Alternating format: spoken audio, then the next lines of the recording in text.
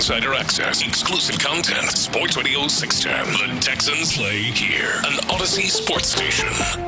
Sports Radio 610 presents Seth Payne and Sean Pendergast. We coming to H time. Let's get the work in, man. Let's go. Great day, great day. Oh, give me some juice, baby. Oh, yeah. Hey, yeah, there you go, Ben. What's happening, everybody? Hey, Ben. Happy Friday to all of you. Happy Football Friday. Yes, happy Football Friday to you, Ben. Happy Football Friday to you, Seth C. Payne. Oh, I feel like Tank Dell.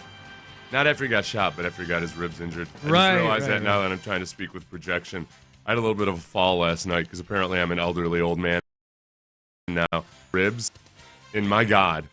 That's rib injuries, bruised ribs, underrated. Yeah. And I don't even know if they're bruised. I haven't lifted my shirt yet. To see what it looks like? Yeah. To look at the damage? I don't want to look. I just want to make it through the show, and then we'll deal with it later. Okay. And for religious reasons. Yeah. Modesty. I hear you. Yeah. I hear you. I can't be looking at my sculpted frame in the mirror lest I tempt myself. Yes. You're down to what now, weight-wise? I'm down to elderly old man. I fall in the middle of the night. Yeah, that's true. That's where true. I am. Well, you texted me this morning about this, and you said the magic words that I wish I could say sometimes. I forgot to eat yesterday. Yeah.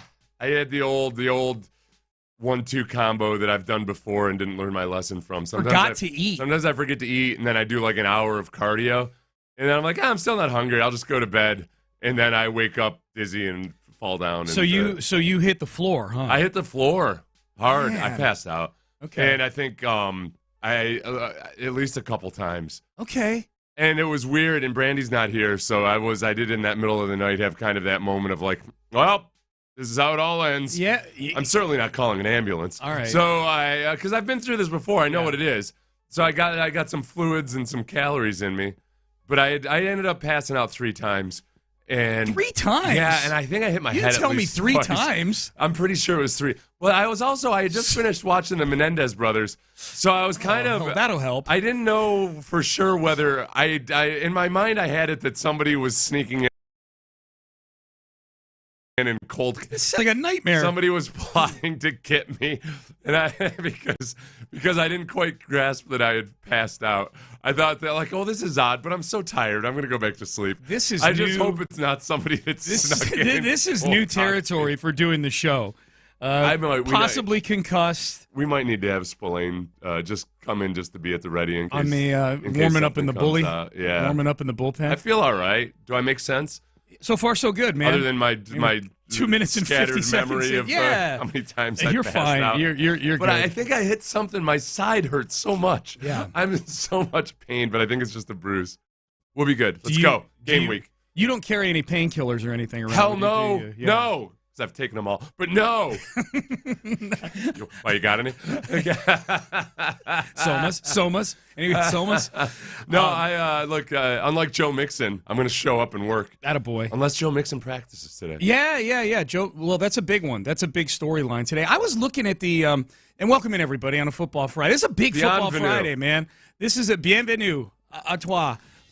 This is a big weekend. This is a big game. I was doing the thing that I do every Thursday where I'm like, all right, let's stack the NFL schedule this week like I would a wrestling card. Here's the undercard, and we'll do that later in the show. And as I'm going through it, I'm like, the best game on the schedule, like if I was a big fan of football but I didn't have a dog in the fight and I was coming in this weekend and said, I got to watch one game. It would be Buffalo at Houston. It would be the Bills and the Texans. It feels so much like a prime time game. The quality of the teams, the aspiration of the two teams. Obviously, there's plenty of teams think they can win a Super Bowl. If I had to guess, this is a battle of the two teams that are highest up on the odds board playing each other this week. And the Bills are like 2 or 3. The Texans are 5 or 6. And yet this thing is buried amongst like 8 other games at noon. Well, except that it is on the coverage map, almost the entire nation. Whole nation. Other than the Mid-Atlantic and that Skull area, the Vikings area. Who somehow hate us for some reason. I don't know. I'm probably weird. half responsible. Oh, for yeah, that. I forgot about probably that. Like 50, I forgot that you invited all that responsible. hate. Yeah. So, yeah, it does. It feels like a primetime game in which the majority of the nation, geographically at least, according to the coverage map, is going to be, if they're watching CBS at noon on Sunday, they're going to be watching the Texans play. Yeah. And the Texans are a team that understands that they haven't played up to their expectations or the expectations of others. Like, they're not that they care about the expectations of others, but they've got high goals, and they haven't played that way. So, and the Bills are coming off of a clunker against the Ravens.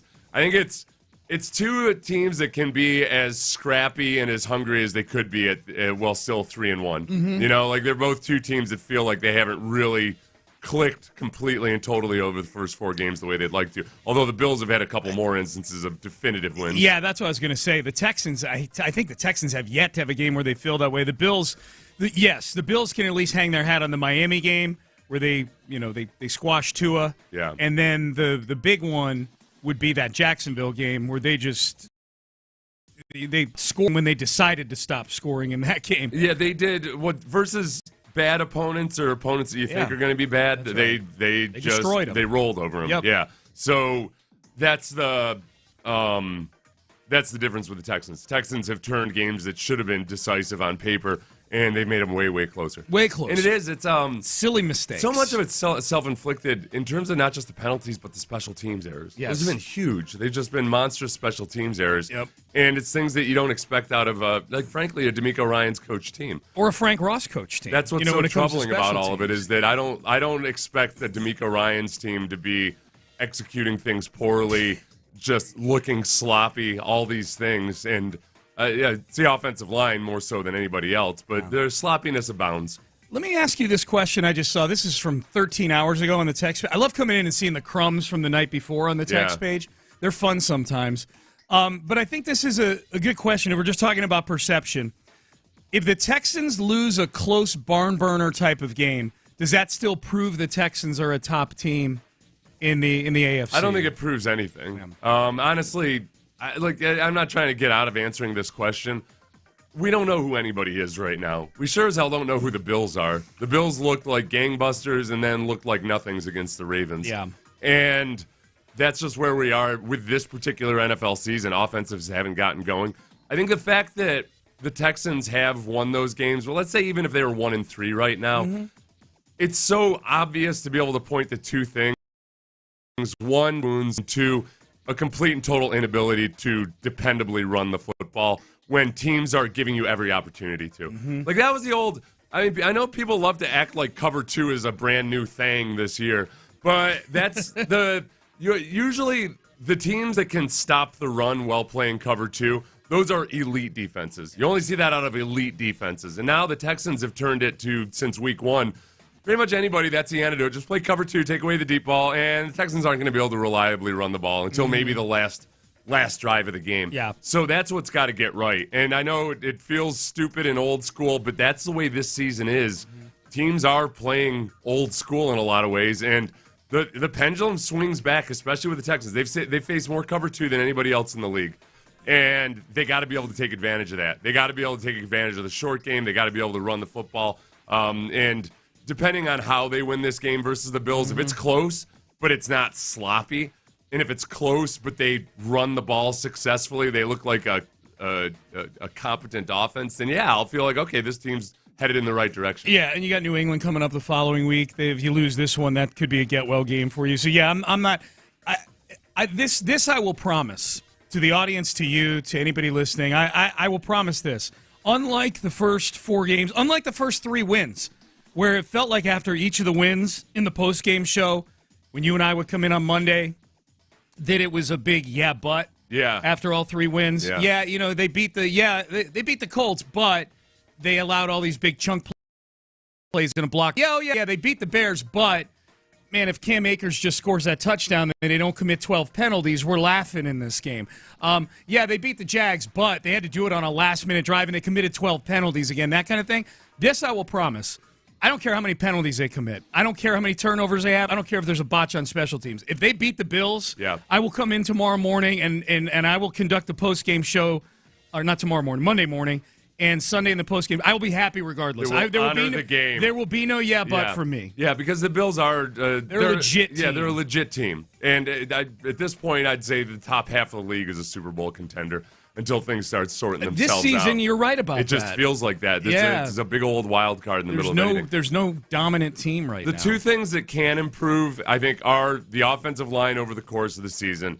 I'm not It's very, very possible. They've made improvements. I feel better about them in pass protection after last week, as long as they're not facing a blitz. Mm-hmm. And I know there's advanced stats out there that show that the Texans are actually good versus the blitz. Stop it. Just stop it with that stuff. And part of the problem is you're keeping 7 guys in to block, so at times you're picking up the blitz, but you're still not able to utilize the quick passing game.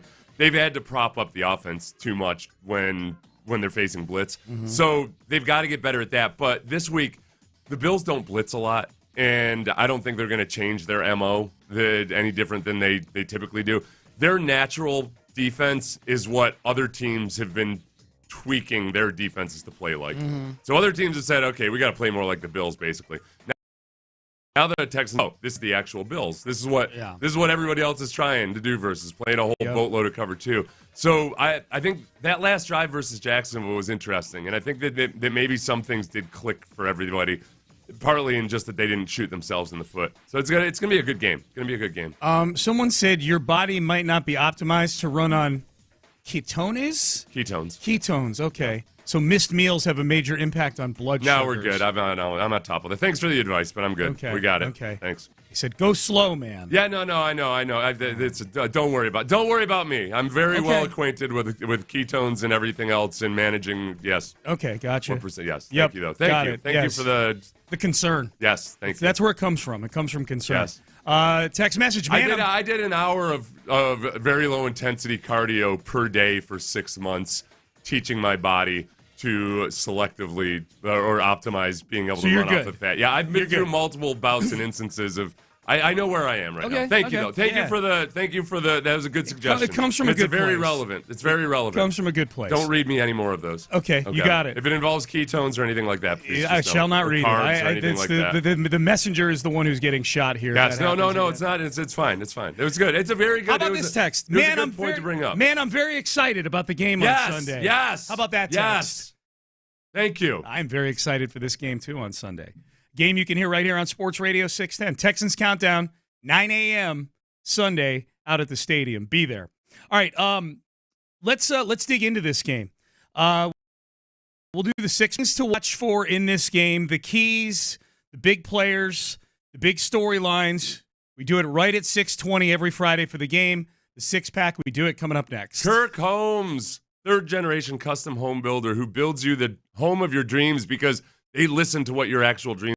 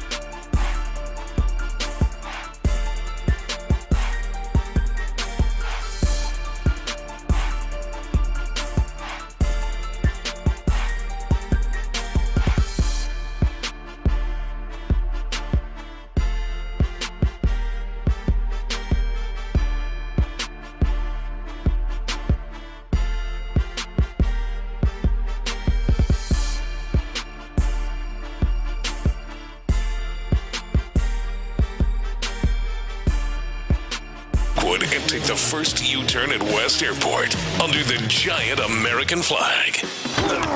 It's a Football Friday on Sports Radio 610. Here's Payne and Pendergast. All right, let's get you ready for this game on Sunday. Bills-Texans, noon kick, 9 o'clock. 9 o'clock Texans countdown right outside the stadium. Big stage. You see me and Seth just yammering about football next to two gigantic speakers.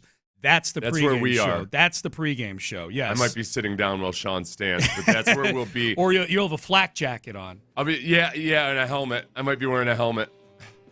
Sorry, that was my ribs acting up. So here we go.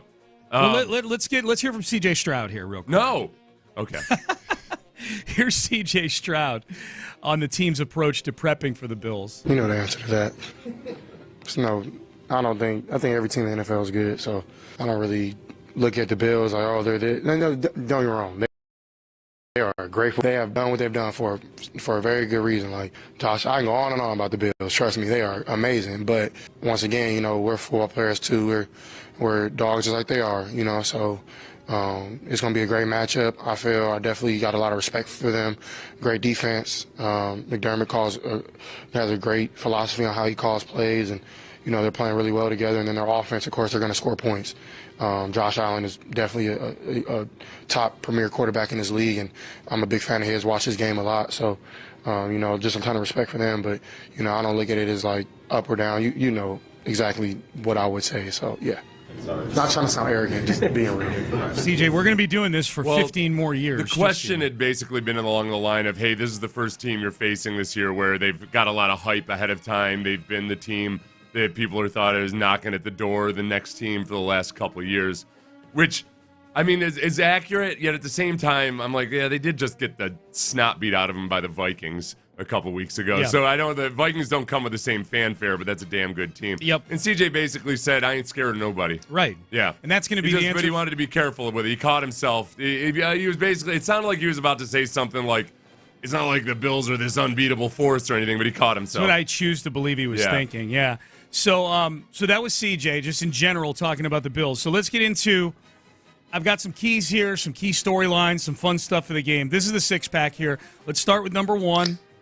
The big one is, he mentioned Josh Allen. Josh Allen, and I think the big thing with Josh Allen is keeping him in the pocket. Yeah. Unlike CJ, where it's from the pocket. Like CJ, you want to force him out of the pocket. Josh Allen gets most dangerous when he starts getting on the move, when he's using his legs. And it almost looks like this year he's not taking as many hits. He's being pretty smart about spreading the ball around. But, yes, he has the ability to just pull the ball down and go at any given time.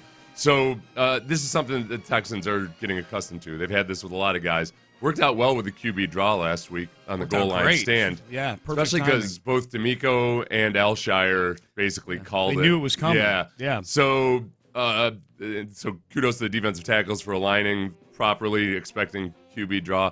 But, yeah, Josh Allen's a different beast. And he's spreading the ball around a lot better this year than he ever has. They are very much one of those teams, though, that they spread the ball horizontally, but they haven't really been able to hit the deep ball yet. Mm-hmm. And it partly maybe because they don't have the deep threats. I don't know. Maybe like a Stephon Diggs. Yeah. And that's the big test for the Texans this week defensively is, hey, some of these glitches over the first few games where, frankly, you got really lucky you got lucky in the Indy game and you got lucky last week. After guys got deep behind your coverage, you just don't turn into that team and be the team that springs the Bills' offense. That's right. Here's D'Amico Ryan's his thoughts on Josh Allen ahead of the game. Last week, like the play to get them back into the game was him scrambling, and he launches one over the defense's head, and they're back in it, and they have a chance. So he always has that explosive ability to him. And then Josh is a really big player.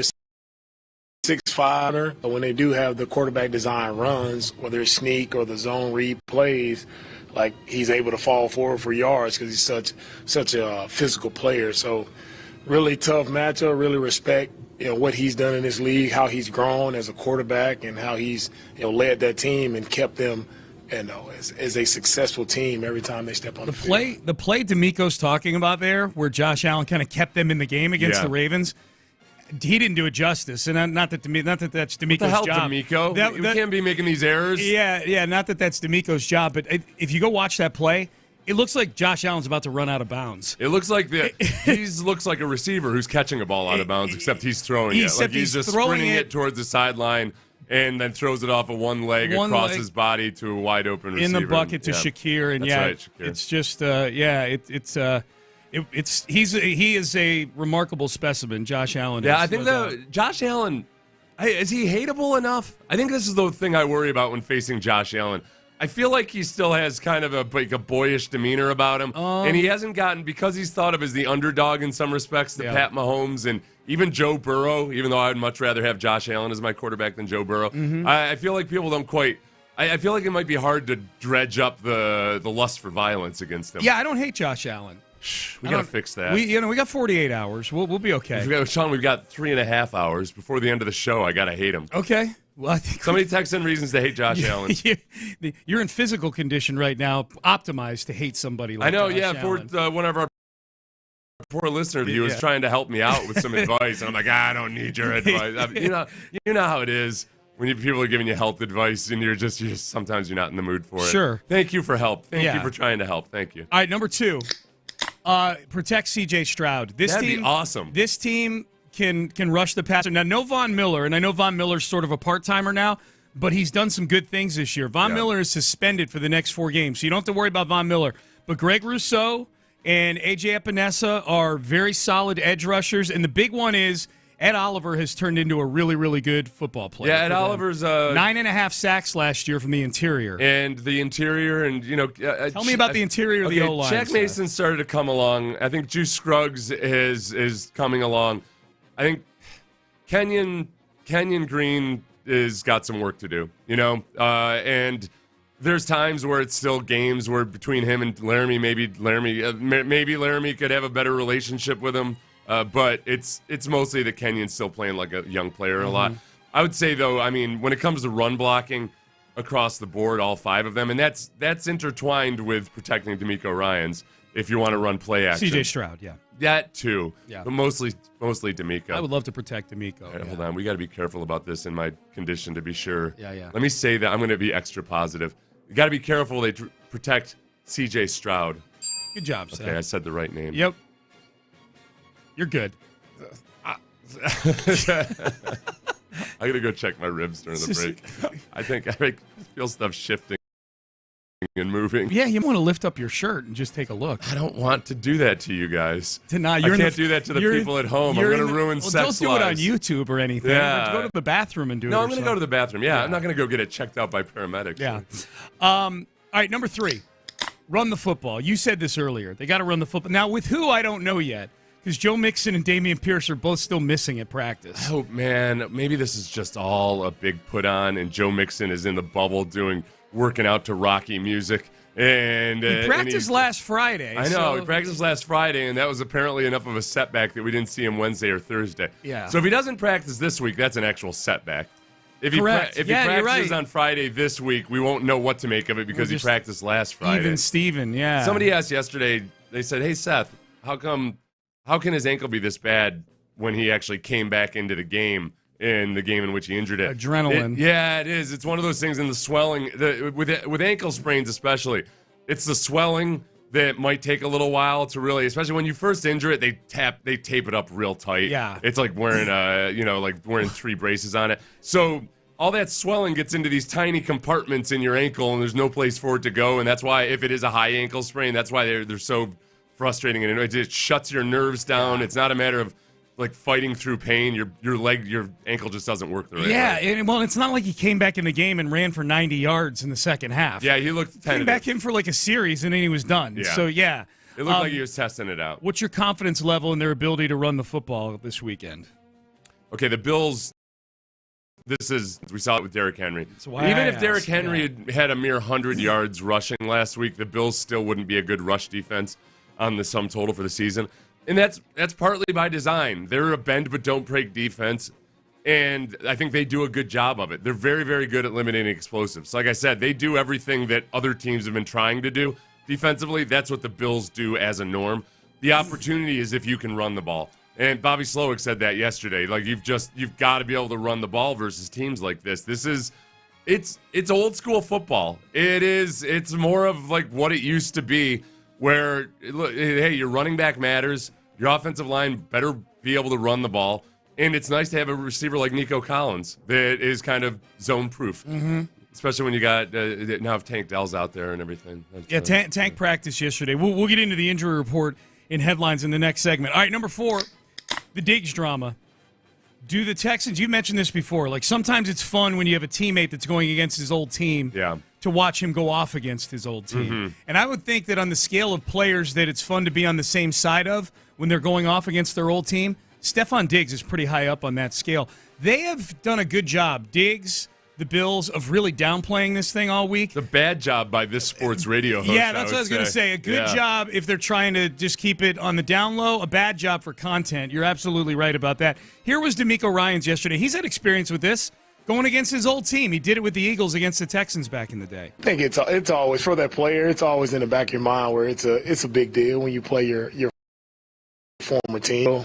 A little added weight where you want to beat your team, but it doesn't change our preparation and how we go about our business on a week-to-week basis. It's a matter of guys just going out and we have to play together. We have to play as a team. We have to play clean football versus Buffalo for us to have a chance to win this game. Yeah. So do you think CJ has it in him to make sure that Diggs gets some shine on Sunday? You think this is a thing? Or I don't know. It's not like they haven't been targeting Stephon Diggs. He's got 33 targets through 4 games. Yeah. So I think that they've got packages for everybody, and they probably would like to get him involved early, just if only to keep his mind from pressing too hard or pushing too hard. He likes getting involved early. DeMeco acknowledges that there is something to that, to go into and facing your old team, no matter who you are, whether you're Stephon Diggs or anybody else.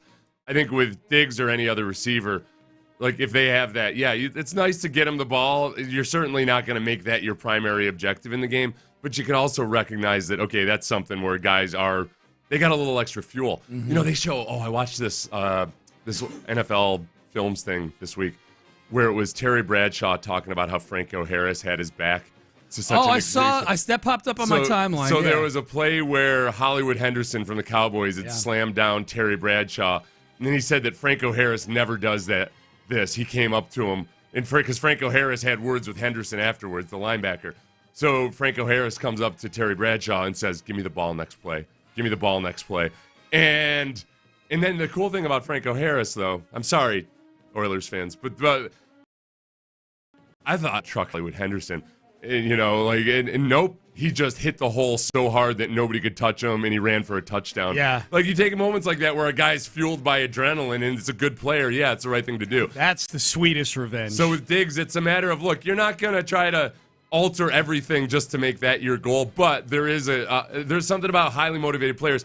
I think the Vikings, former Texans, were highly motivated in that game. No doubt about it. Jonathan Grenard got 3 sacks. Yes. Freaking Kamu Grugier-Hill had the first big play of the game. They need to do the same thing with Diggs, Buffalo, that the Texans did with Grenard. They insulted Grenard by putting Cade Stover on him. Yeah. They need to put an inside linebacker on Diggs in the slot. That's what they should do. If the Bills know what they're doing, they should do that. Right. Just as disrespect. That's my little tidbit that nobody knows about Bills spies.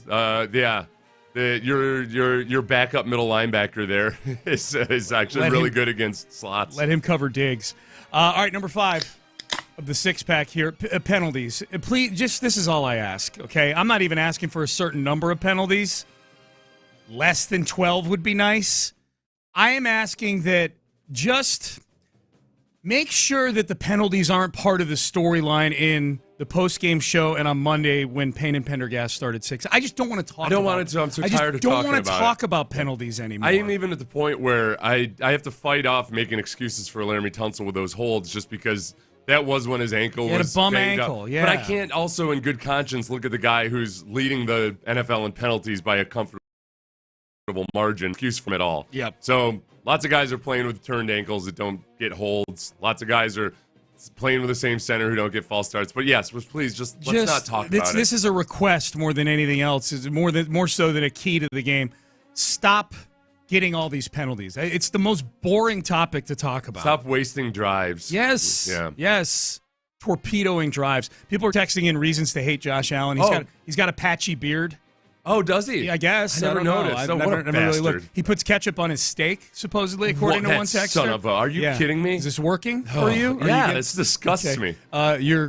Your health advisor says he's full of ketones. I hate it. LOL. That was a Rob Johnson problem back then. Yeah. There was a dude who definitely didn't have enough body fat. Yes. He would have when he was in Jacksonville before they traded him for the pick that became Fred Taylor. He would have like a bagel with nothing on it for breakfast. Oh, sounds delightful. Then go out in the Jacksonville heat and play football, then come in and have some celery or something. What could possibly go wrong? He was way too into his body. Yeah, big time. Was going through Buffalo Bills YouTube channels to see what they're saying, and Seth Payne pops up. Oh, was it on that Mike Catalana interview? Maybe. Probably. Maybe. Were they tearing me apart? Tell me, texter. Yeah, text in. What did he say? That's the whole text. Oh, okay. Yeah, that's the whole text. I need to know what people are saying about me. I'm desperately insecure. That's it. All right, last one real quick. My prediction on the game, I think it's going to be a track meet. I think it's going to be a high-scoring game. Yeah. 34-27 Buffalo. Until the Texans prove that they can't – until they prove to me that they can go out there and not lose a game, they cannot be trusted. Now, I caught the four games in of playing – at best, C+ or B- football. I know they're 3-1, and I think it's awesome.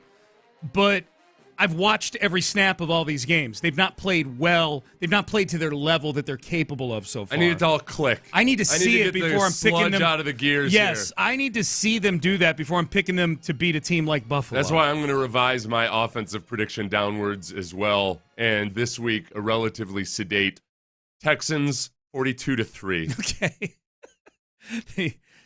You heard it here first. You're going to be right one of these days. That's the point. And then you'll be able to, yeah. It's like Berman with the Bills. Berman rode the Bills to the Super Bowl prediction to a pretty successful career. Chris Berman, yeah. Yeah, Chris Berman. Yeah. That's what I plan on doing. Yeah. Nobody circles the wagons like the Buffalo Bills. I do. I think the biggest thing I'd really like to see in this game is something genuinely fearsome and menacing off the edge rushers. I agree. And I wonder if Will's ankle is bothering him a little bit because he's rushing the passer in a way that he's getting pressures, but it's a lot like early last year when he talked about not finishing at the top of his rush and not getting that bend and everything. Yeah. A lot of that looks like he did last year where he was getting close but no cigar. Yep. So I don't need a bunch of sacks, but I do need QB hits. Versus this quarterback that I am trying to learn how to hate. Yeah, keep texting in reasons to hate. He makes lousy commercials, someone said. That is true. His commercials You know what? suck. I've seen his local commercials, and in the Buffalo airport, I've seen his stand-up ads and everything. And there's nothing about – it's him and Steve Tasker standing next to each other. All right. Well, that's – yeah. Okay. Privilege much, Josh? Yeah, there you go. That's what I say. All right, I get indignant, and I'm like, oh. Let's get to headlines. Texans injury report, Thursday Night Football. It's all coming up next. Trajan wealth, the opposite of disgusted. You'll be so proud of yourself and the retirement plans that you've made. And maybe you're putting it off because you feel like, oh, that feels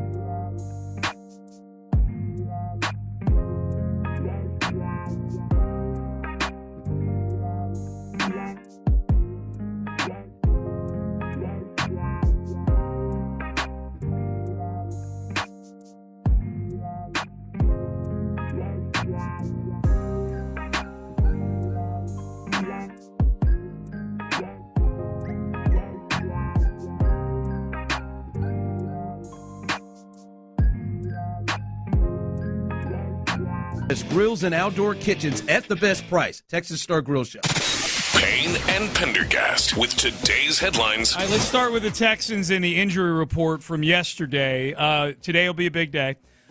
Joe Mixon, Dameon Pierce, and Derek Barnett all been out 2 days now. Derek Barnett's kind of flown under the radar this week because everybody's so focused on the running backs and Tank Dell and Laramie Tunsil, who was upgraded. He was limited yesterday. Derek Barnett being out for a couple days. I'm not saying this is something that flips the spread on the game or anything like that, but he's a key depth piece at that defensive end position. Yeah, and they like to rotate. I would say, too, Barnett will take some snaps at defensive tackle, and depending on what they need, it is what we expected it to be. They might not have the ideal type of defensive tackle, but they've got different body types for different situations. And they've been rotating those guys in. So Barnett is both an end, but also a defensive tackle in certain situations. It's somebody that would they need everything they can versus the run game this week. Yeah. So that's versus the quarterback himself. Yep, that's something to keep an eye on. He's missed 2 days of practice. Titus Howard showed up on the injury report yesterday, limited with a hamstring. So your two tackles both limited right now, out of practice. Tank Dell and Jimmy Ward both limited. That's actually good news because both missed games last week. That they're practicing, and it sounds like both are expected to play. Yeah, Tank Dell especially is just let's get this thing back to looking. If we could get Joe Mixon back at the same time, then you start to get a feel for, all right, this is what they can do. This is where they still need to work. More guys are going to get injured along the way, but really, again, I'll just keep hammering the run blocking by the offensive line. If you go back and watch all those Cam Akers runs, the 12 or 13 that he had last week, I mean, it was very, very rare where there wasn't at least one guy getting destroyed blocking on any of those given plays. And it wasn't one individual all the time. It was just across the board. It was just a hodgepodge of sloppiness. So they've just – it'd be awesome to see Tank Dell go off or Stephon Diggs go off or whatever, but I think the Bills are going to prevent that, and the opportunity is in running the ball. Yep. And Derrick Henry had 199 yards rushing against them. Right. So if the injury report right now is any indicator, it's going to be Cam Akers again this week. So far, Mixon and Pierce both still out. All right. Mooney in motion with Cousins, and they're going to gun it, and it's caught. 30 for 30. Take it, baby. 20, 15, 10, 5, drive home safely. Oh, my goodness. Welcome to the game, Kadarius. Are you serious? A walk-off for Kadarius Hodge and the Falcons. All right, so that was overtime last night. A walk-off for the Falcons. They get the ball to start overtime, and they go down and score. 36-30, the final score. The Falcons beat the Bucs in a very entertaining Thursday night game. It was entertaining in a Thursday night type of way. Yeah. It felt more like there were big offensive plays that were mostly because the defenses were playing so poorly. Yeah, they just didn't care. And then it was tighter than it had to be because the Falcons kicker missed 2 field goals. Well, missed one and then had one blocked that looked like it was. You could tell. I don't know if I've ever seen this in the NFL before. You could tell that thing was going to get blocked before the ball was even in the. So the operation was all screwed up. So and Kirk Cousins tries to throw the ball away, throw the game away at the end of regulation. Threw an interception in the last 2 minutes, and the Bucs had the ball 1st and 10 with about a minute and a half to go, up 3 at the Atlanta 28. Your win probability at that point is it in was the less high than 5%. 90s. Yeah, that was one of those. Had to be. I've got the numbers. Had to be. And then they go backwards. They lose 14 yards, and they've got to punt the ball back to Atlanta. And the Falcons go down. They get a field goal to tie the game. Goes to overtime. They get the ball. They win. And now Kirk Cousins is Mr. Clutch all of a sudden. I don't know. That had a Texans type feel to it. Where afterwards, I think Falcons fans. I saw a lot of Vikings fans saying and this is the Kirk Cousins, like the voodoo that you can't make sense of, and sometimes it works out for you, and sometimes it doesn't. Thursday was the second time this season the Falcons have won a game in which they had less than a 5% win probability at one point. They had no such wins between 2016 and 2023. Wow, okay. I mean, he threw for over 500 yards.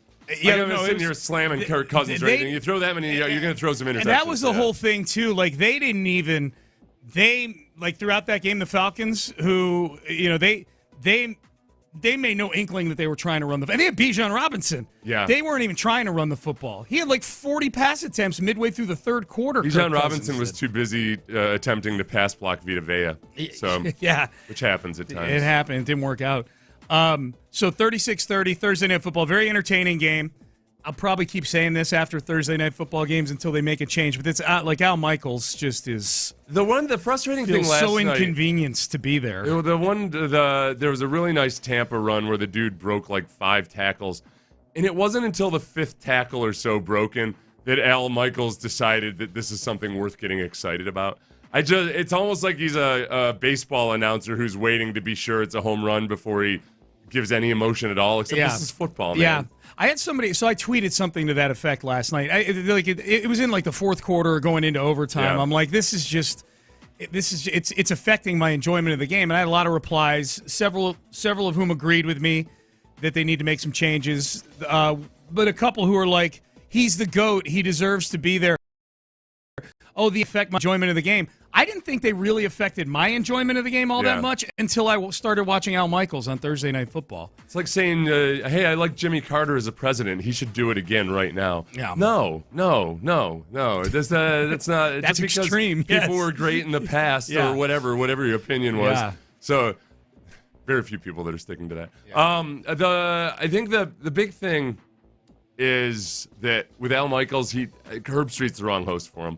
Like if it's gonna be Al Michaels, kind of just wise older gentleman, not going to get too excited. Everything. I think he needs somebody who's a little bit loony next to him. I think he might actually him and Romo might be fun because I think that Jim Nantz just sounds kind of aggravated with Romo at times.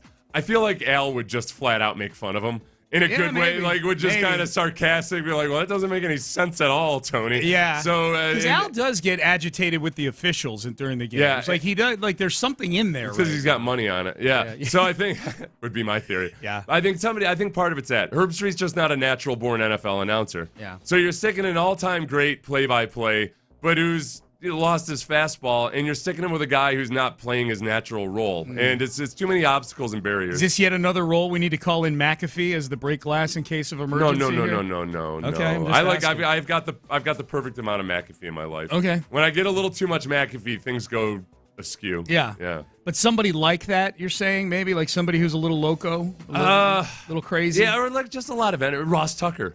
Oh, Ross would be fun. Ross would be fun to a Thursday night game. Especially as Thursday Night Football, they should act like they're the Oakland A's back in the day when the Oakland A's came in the league and basically acted like a minor league team. Yeah. Like, oh, we got to have fun. We got to get people out here. We're going to have these stupid drums and everything. Yeah. And it just created a different culture. Yeah. This is Thursday Night Football. Right. Embrace the weird, man. You can be the new Austin. Whatever Austin used to be, it can now be Thursday Night Football. Well, they're trying that. They had, what's her name, Nikki Glazer on doing a post-game monologue a couple weeks ago, basically. Yeah. So they're embracing some of that, but for whatever reason, man, the broadcast just doesn't pop for me with Michaels and Herb Street. All right, those are your headlines. 7 o'clock hour is here. All right, so our friend James Palmer was in the locker room last Sunday. Yeah. Jags Texans. He had an interesting report. He did a podcast with Steve Smith yesterday.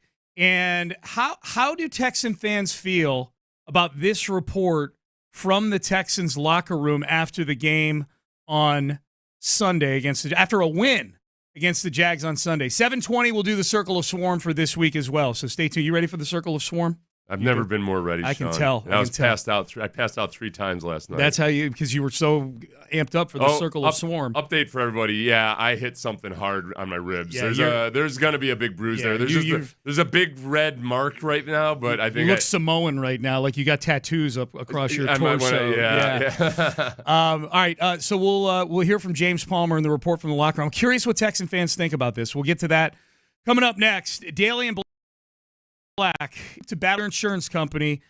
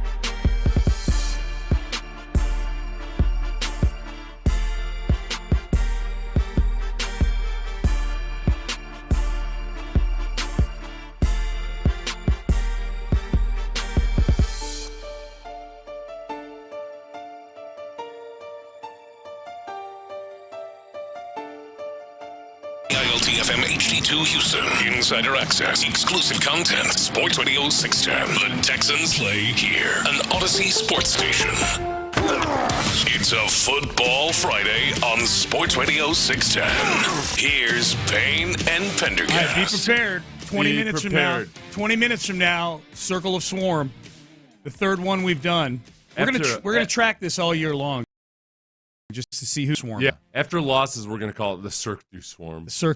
Right. We'll French it up a little bit. CIRQUE. To honor the loss. That's right. And they're gonna be forced to dance on tight ropes and things like that. That's what we'll do. Yep. Yeah. They treat those Cirque du Soleil performers like, but they run them through the grinder. Really? Yeah. It's a sweatshop, huh? It is. It's a sweatshop for highly trained gymnasts. Oh my God. They've only got so many opportunities to go and work their trade. You ever been to one of their shows? Yeah, it's pretty crazy. It's pretty cool. We've been to the Beatles one. They do one where it's all Beatles music and stuff. Ringo Starr doesn't perform. No. He's not up there on the tight ropes, doing somersaults, flopping around. It would be like him doing somersaults across the mat at the bottom. Yeah.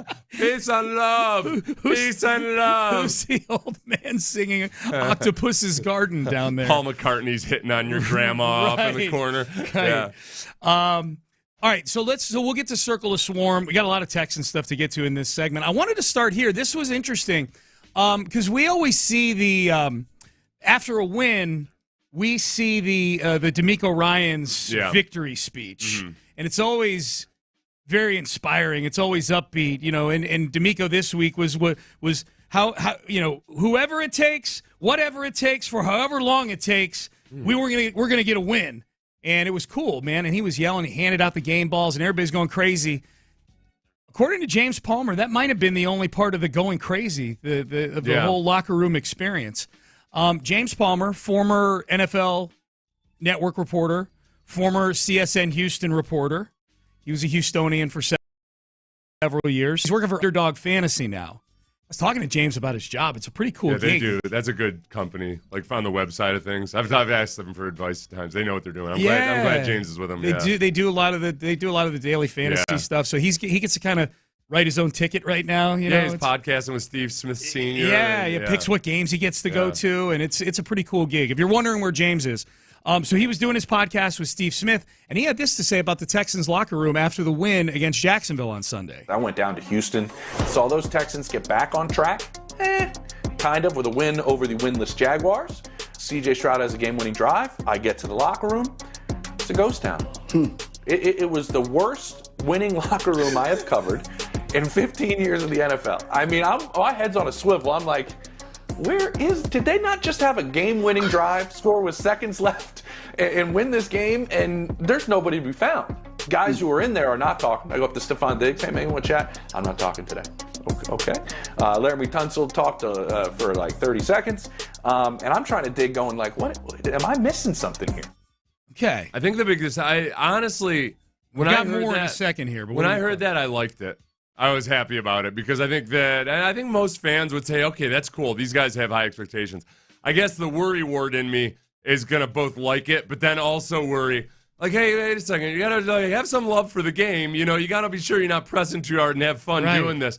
But overall, I think, that's a good sign. And it's not, I don't think it was guys being upset that they personally didn't get stats or anything like that. It's not clicking the way it feels like it should be clicking when you look at it on paper. So I like that it did not necessarily feel like a victory locker room. James was compelled to do a little research after this. He wanted to go do a little digging. Why is it like this? Why is this locker room so barren and the people that are here don't want to talk to me? And he did a little digging. And then I kind of got to the bottom of it, making some calls and some texts.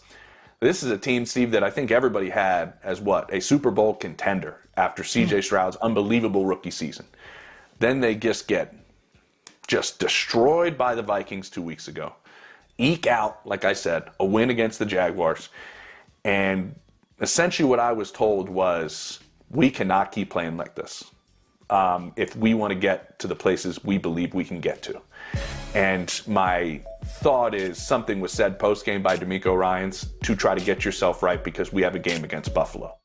D'Amico has, in the statements that we've been able to see publicly, that's something I've noticed over the last couple of weeks, is he does seem to, while being very positive, in things like a victory speech, he is sprinkling in reminders to guys in all these public statements about, like, hey, how about getting rid of all these penalties and cleaning up the things we need to clean up? I think there's a little bit, too, of what I think people used to assume that Gary Kubiak didn't coach people hard because in press conferences he had such an easygoing demeanor.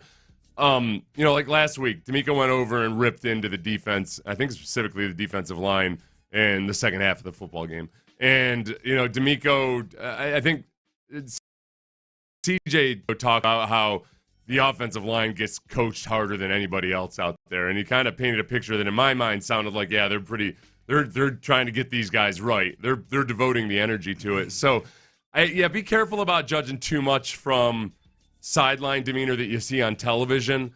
And not that I think you got to be mother bleeping everybody all the time or anything, but sometimes there's times where you gotta attack problems. You don't want to attack people, but you attack problems aggressively. Right. And I think the other thing too that I saw some people wondering why D'Amico doesn't get more aggressive with the refs or more proactive. I'll credit our engineer Aaron Raybald for noticing in the second quarter last week, D'Amico basically not frantically, very, very adamantly making a point to the linesman. The linesman pointed to the umpire or the referee, and he went to him and was stating his case for something going on the other side of the ball.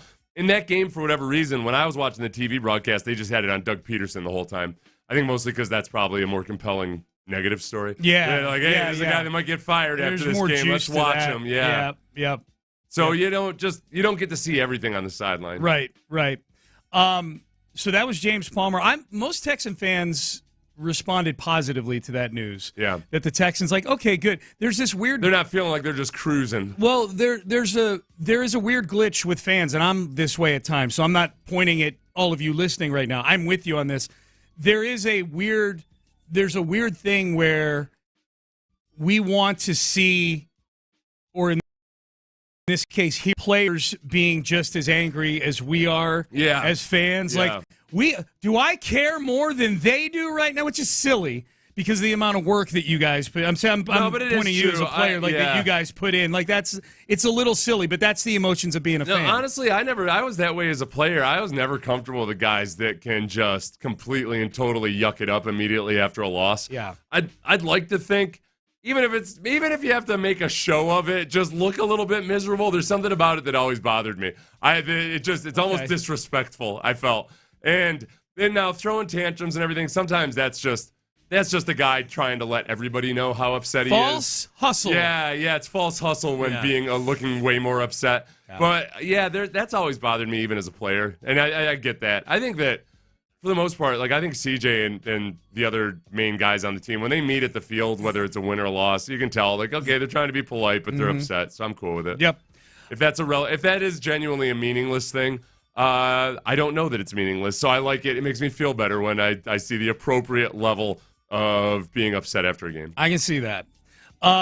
The glove thing was a big topic with the offensive line this week. Yeah, because Laramie Tunsil was wearing the bright red Jazz gloves. Yeah, got called for a couple holds. Yeah, and they pointed out on the broadcast that offensive linemen a lot of times don't want to wear bright gloves because it's easier to see the hold. Well, apparently, too, it was pointed out that Daria Gumbawale got called for a hold on that play where Diggs cut it back across the field. Yeah. And he had dark gloves on. Yeah. That got against the white jersey. Against the white jersey. Yeah. So that might have been detrimental there. Landry Locker actually asked Frank Ross about this yesterday, about the glove thing. Do you subscribe to the bright glove theory? Tunsil was wearing red gloves, picked up a couple holding penalties. Daria, the black, you mentioned, got the holding. So you subscribe to the theory that if the opponent's wearing white jersey, you wear white gloves? I subscribe to the theory of gaining whatever edge you can gain on that. Game of inches. Okay. So you're co-signing the glove thing. Okay. Find an edge. Whatever it is. Find an edge. Not trying to make that a news story, but, whatever. Okay. It was already a news story. Yeah. I think the biggest thing with Tunsil, again, you added on to, if he got a holding penalty and it was just that one time, that is not something that is universally known by offensive linemen. I told you, my one friend said that was the first thing his coach said on day one of training camp his freshman year at Arizona State was, you're an idiot if you wear bright gloves as an offensive lineman. Now, the black gloves versus a white jersey and vice versa, that definitely isn't something that's I think common. I know Belichick would coach it.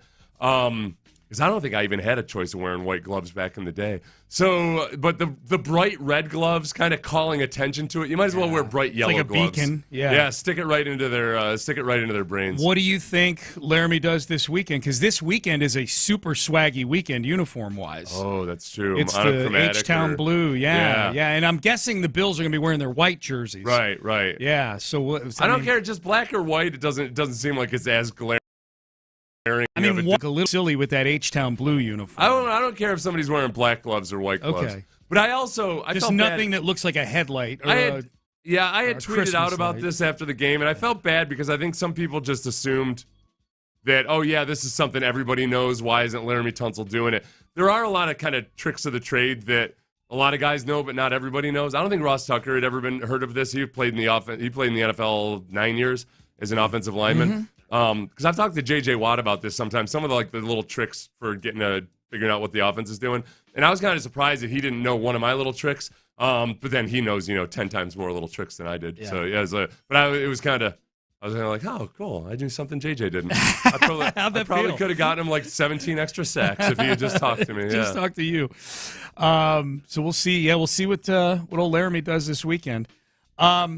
We power rank the power rankings on Tuesday on this show. Where do the experts have the Houston Texans? Here's a bonus. You know where the GOAT has the Houston Texans right now? Tom Brady, 3rd. Number 3, the Houston Texans, a huge bounce-back win against the Jags last weekend. Nico Collins had a career-best game, 12 catches, 151 yards. He had a touchdown. He and CJ are just awesome together. That's what a quarterback-receiver duo is all about. And Nico's on his way to a second straight 1,000-yard season. No one's doubting this offense with all the weapons they got. But their defense, they've stepped up huge to make them a more complete team. So they're top 5 in sacks, top 5 in passing defense. They're off to a great start. But a tough one with the Bills coming to town. Their defense is going to have their hands full. Josh is playing as good as ever. It's going to be a great test at this point in the season to see where they're at. If they can pull off a W, it'll be a huge statement for them to show the rest of the league they're going to deal with the Texans all year. The biggest thing about that, when he points out the defense, I think that is another one of those that doesn't feel like the defense has played as well as they have. Part of the problem is that they don't have a great red zone defense, but they've also had to defend a short field a good amount of times. Partly because at least 2 that were very short. Yeah, special teams issues. Block punt, muff punt. And C.J. Stroud interception. They had to right off the first play of the game. Yeah. You had to block a goal line situation. Yep. So I think there's parts of it where it doesn't feel like it. On a per yard basis, which the gamblers love, and is usually a pretty good indication, they're fifth best right now in yards per play. So wow. they've generally really good. And they're I think some of that was the Bears game was absurd. The Bears game 3.1 yards per play. Yeah, they just destroyed the Bears. Yep, and they did did. a lot of stuff that they're not going to do every week, like blitz a boatload. So, there's reason to be optimistic about the Texans defense. It's going to feel like a bend but don't break defense a lot, but when executed properly, no can offend. No can defend. No can offend. No can offend. Yeah, yes. no can offense versus that. That's versus right. the crane kick of that defense when properly executed. That's right. So yeah, Brady's got him 3. He's got Minnesota 2, and he's got Kansas City 1. It's weird to see Tom Brady doing like power ranking videos and stuff. You know what I mean? Probably hated him. Greatest all time, and he's doing videos like guys like us are sitting there, and probably getting paid significantly more to do it. I would say. I haven't checked in on his broadcasting at all, or his color commentary. How's he doing on the color commentary? He's showing more personality. I haven't seen any. Richard reports. Deitch did a little appraisal of him. Yeah, I haven't seen any reports on it either. Okay. So yeah, I'm not totally certain. I know one of our listeners last week basically said it's really hard watching a game with Brady knowing that you could have had Greg Olsen. I mean, it feels very much right now like Tom Brady, even though he created and earned his career and all of the benefits he gets from it, and yet he's stepping into a new profession where it kind of feels like the fancy lad from Yale got the management job. A little bit. The dude that's been hustling and grinding has been doing a good job. Got passed over because this guy was in the right eating club at Yale or something. Yes, Nepo. There's something Nepo going on. Even though Brady earned all of that credibility, the adulation, and the name recognition, and all of that. Yep. Someone said here on I got to find the text that there was proof back in the day that you took the losses harder than maybe some did. I know you guys can't see me, but that. Oh, jeez. Poor John Granado. John Granado got the brunt of how upset I was after a game. Tried to give you a gift card after the game. You were the player of the game. I was the player of the game in a loss. Yeah. Which is always, that's just, you never feel. Do you think they completely reassessed who they would send to do the post-game interview with Granado and give a gift card to after that little escapade by you? I know you guys can't see me, but Granado is a pretty tidy sum, too. Yeah. It could have been a nice it could have been a nice Christmas present for somebody. No, I don't think I could tell by his face that he didn't expect it one bit. He definitely didn't expect the cursing. I just wonder if, like, as a team, the Texans like, all right, after losses, we need to make sure we find guys that just really don't care as much as Seth does. Yeah, or guys that are going to be maybe younger players that are up and coming, and they're just happy to get the recognition. I'm like, this is the last kind of recognition I want. Best player in a crappy performance by the defense. Or for whom that gift card is actually a significant sum of money. I mean, you were like a 7 or 8 year vet at that point. Yeah. You made your millions at that point. It's always nice to have. So Hardy Nickerson taught me that early in my career, because Hardy had made a boatload of money by those days' standards. By the Jacksonville days. Adjusted for inflation, it was like $47,000 a year. But no, he made it. And I saw him like clipping coupons one day. Yeah, man. And he's like, "Hey, man. Just keep living the same way. Just want to be sure. You never know. That's good, man. You don't want to be begging for it when you're older." That is smart. So I am a stingy SOB. Good. Frugal. Yeah. Frugal. Yeah, frugal.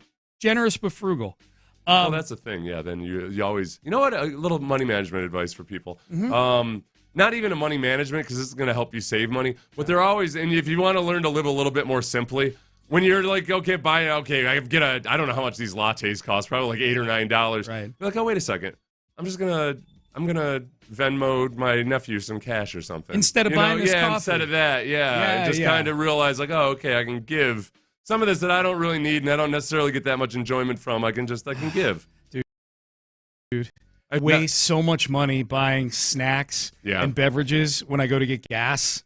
You know what I mean? Like, I'm gonna go inside. I'm gonna pay inside. Let me get this $2.59 Gatorade. And it's the worst. You feel $2.19 bag of chips. Plus, you look at there's like a case of, there's a 12-pack of generic brand bottled water for like $3.99. It's so but dumb. then you go and buy the glitzy bottled water that's supposedly from Switzerland for the same amount of money. Same amount of money as a whole case. Just make stupid decisions. And it tastes the same. It's the water. Vegas of the gas world. Yeah. Yeah, it's like every time I step into a convenience store, there's too much temptation. Let's not even talk about the women. Dude, I'm the worst. I'm the worst. It's horrible.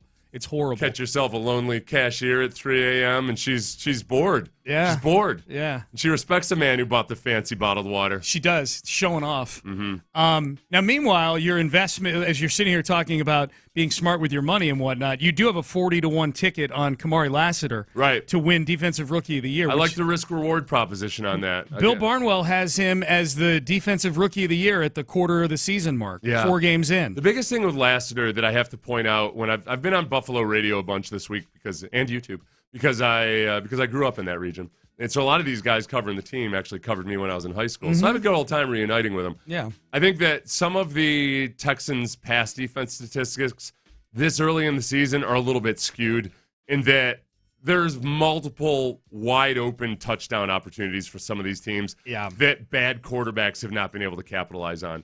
Specifically, Trevor Lawrence and Anthony Richardson. Yeah. I mean, I think this is a general sentiment. This isn't an original thought. A lot of us watching those games were thinking the same thing the entire time.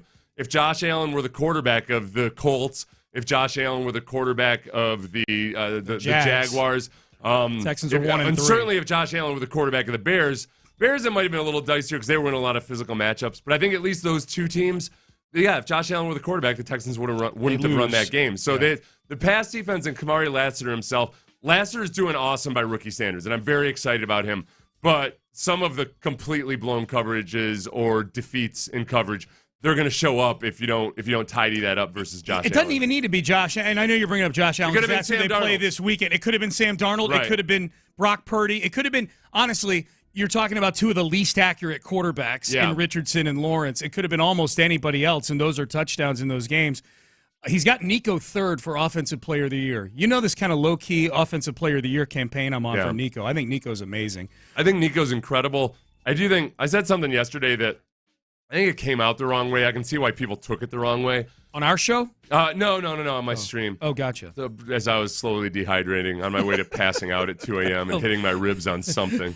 So maybe that's why I didn't say it exactly the way I wanted to say it. But, frankly, the way I put it was Nico Collins is having an incredible season. He doesn't have this season if Stephon Diggs isn't on the roster. Correct. It is still, they're facing a lot of zone, but they still can't really focus on Nico as much as they would if Steph tanked down when he's healthy, we're out there. So Nico's the best suited to play against this because he's an old school. That's what wide receivers used to look like. They all used to look like Nico. I'm the guy, your top two guys. If you didn't look like that, you were a bum. Within reason. So I think he's the best that's able to capitalize on this, and it's awesome because without Nico, now by the same token, without Nico, the offense might be shot right now. Yeah, it all works together. Yeah, I wasn't saying as a slight against Nico, but it maybe as a way of saying, look, Stephon Diggs doesn't have the electrifying numbers, but he's performing his role. He's crucial. Other guys, especially Agumbawale, the big run, I think. It was either the big run or the one on the final touchdown drive out on the right sideline.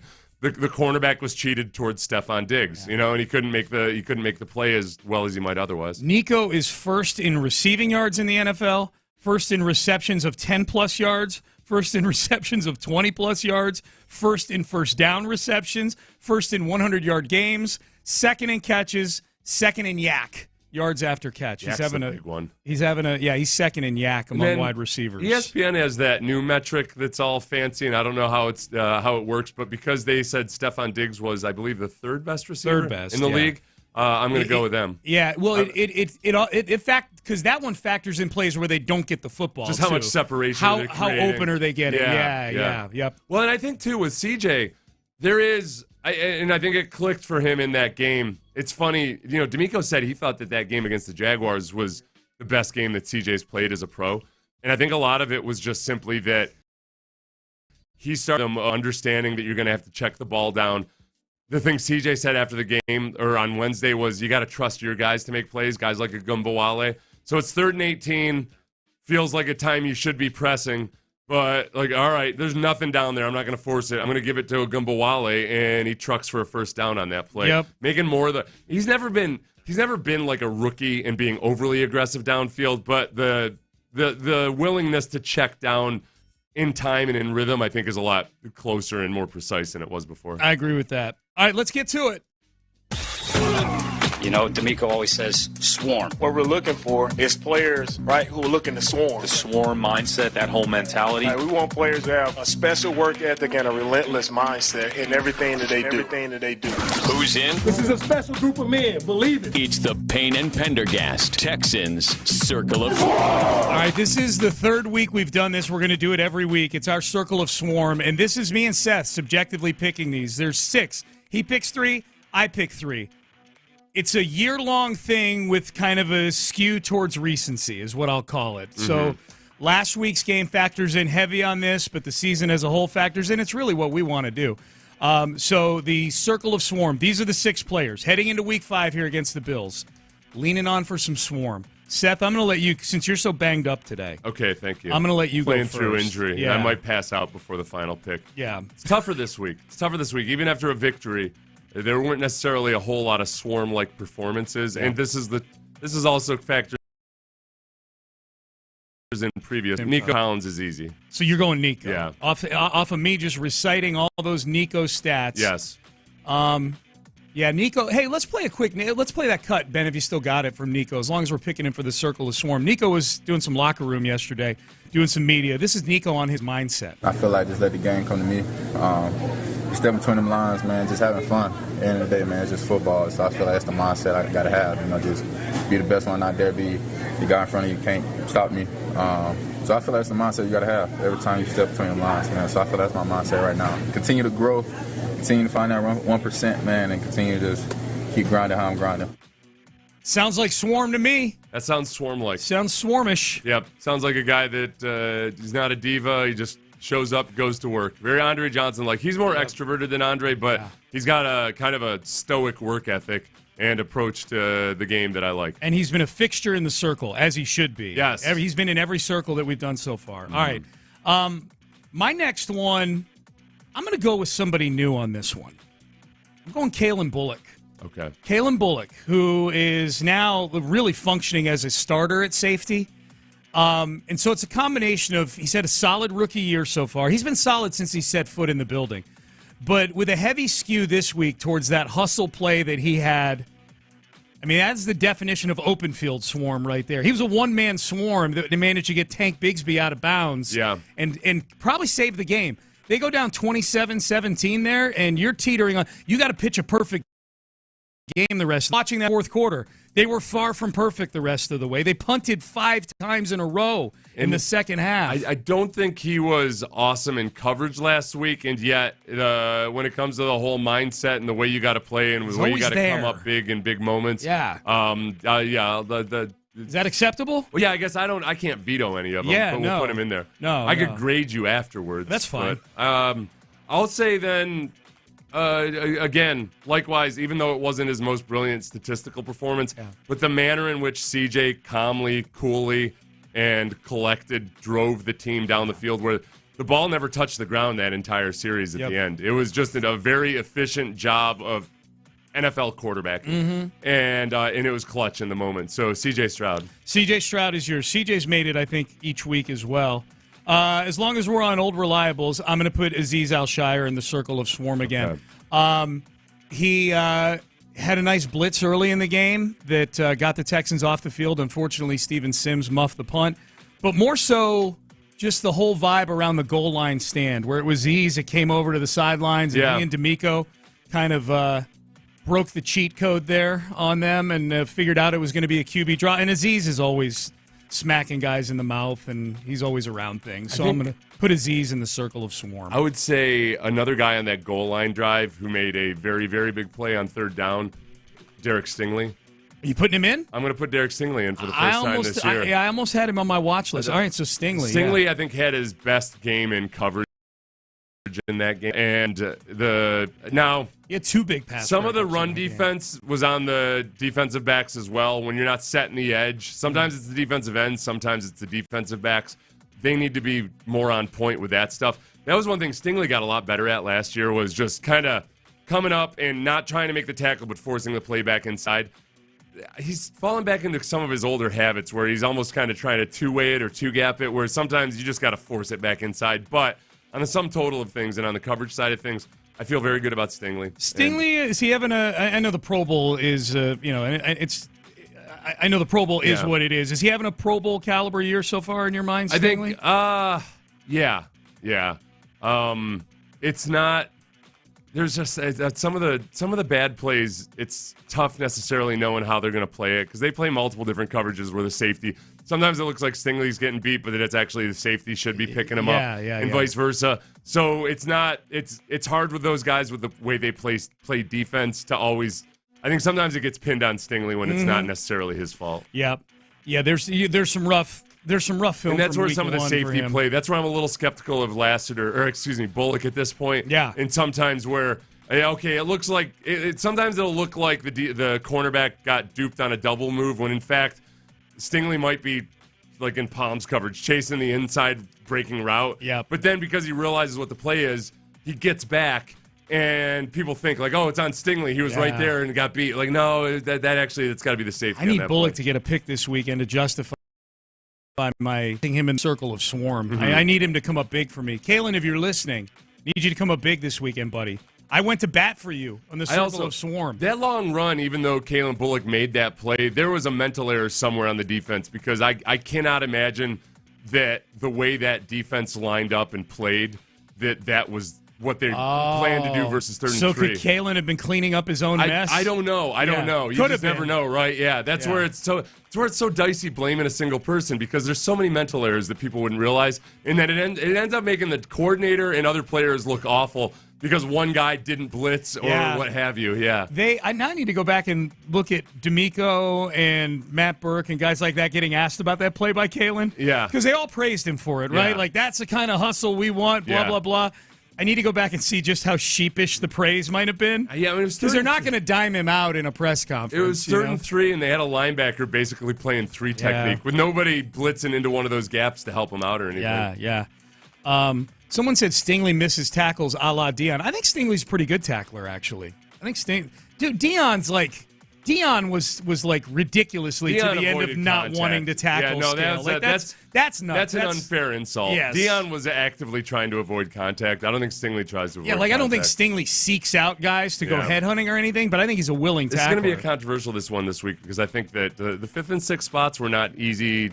We didn't have a hard time deciding between who should be 6th or 7th. Well, I still got to do this last one here. Yeah. I'm going to go Daria Gumbawale. Oh, damn it. I should have taken Daria Gumbawale, man. That's a perfect Daria Swarm, man. Daria Swarm had the big 3rd and 18 conversion in the game, had the winning touchdown. He was the guy that they were clearly trusting on that final drive. The only running back that was on the field throughout that whole drive was Daria Gumbawale. Mm-hmm. So that doesn't mean they're going to hand him the ball 15 times this coming Sunday.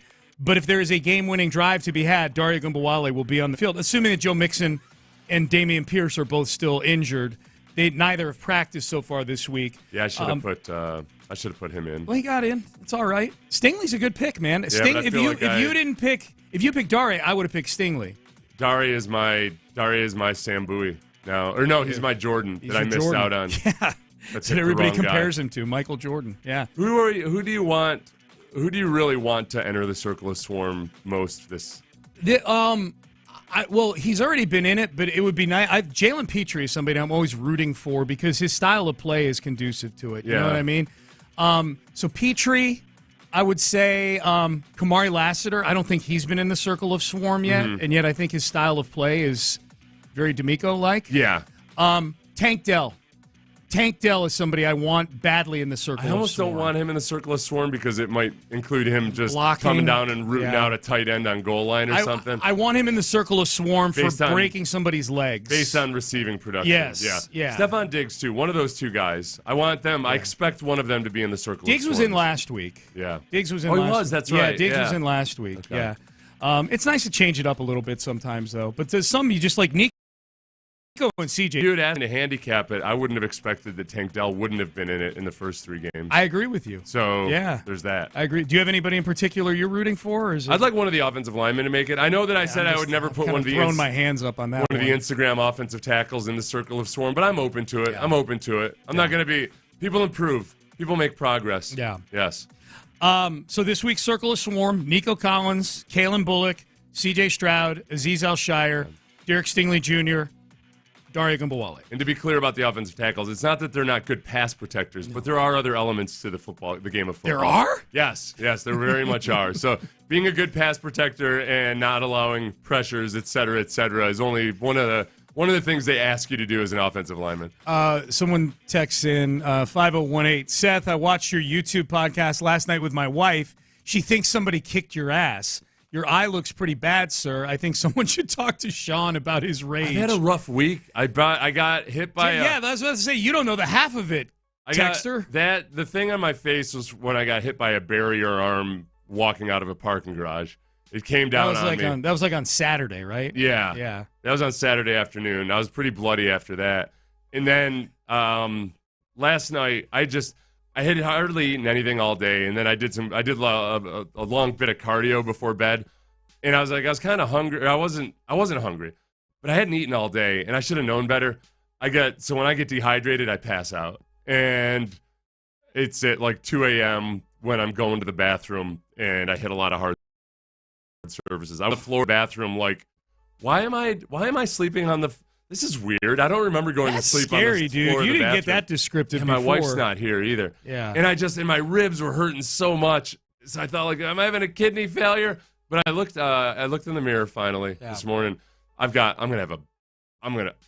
Are you gonna go see somebody about this? Probably. I know dehydration is what made me pass out 3 times in the middle of the night. I'm just talking about the blunt force trauma that you. We'll see how it goes out. If I can't sleep, then I will. Okay. I don't want to be getting I've had enough radiation coursing through my body at various times. I don't need any more. Damn it. I hear you.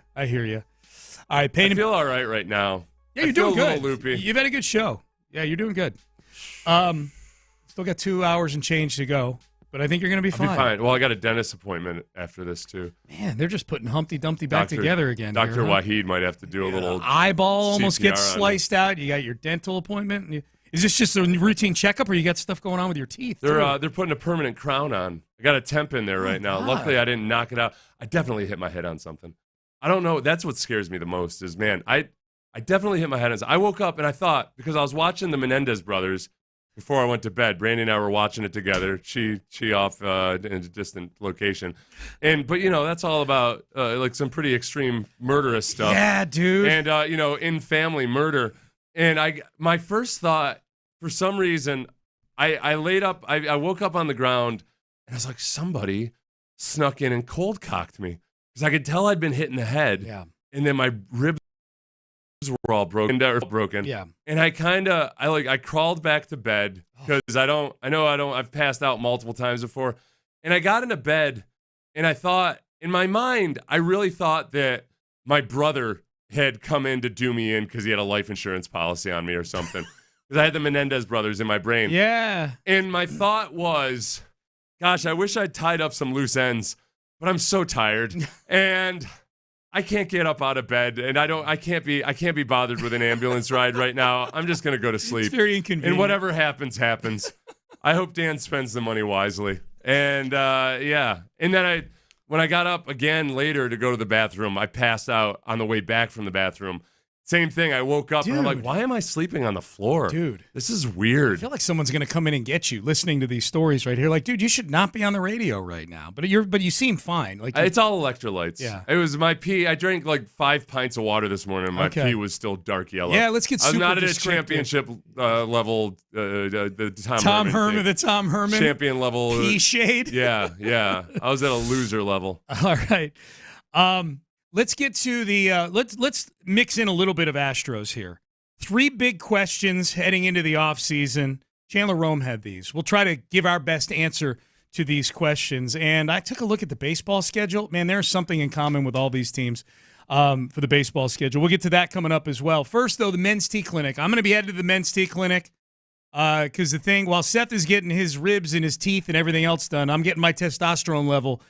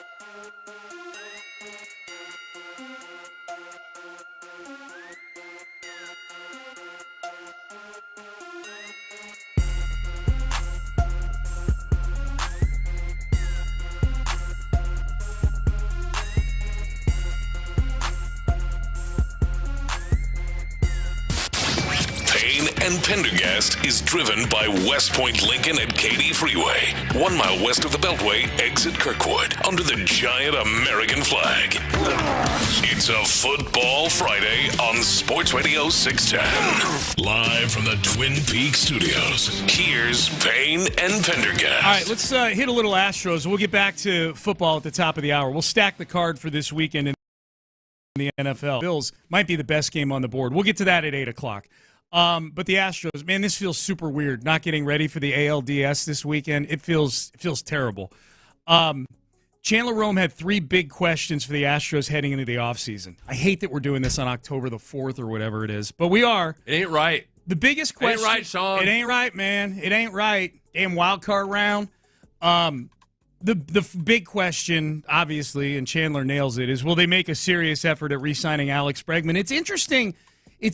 Chandler does a really good job of explaining each of these questions and what the potential answers are to all of this.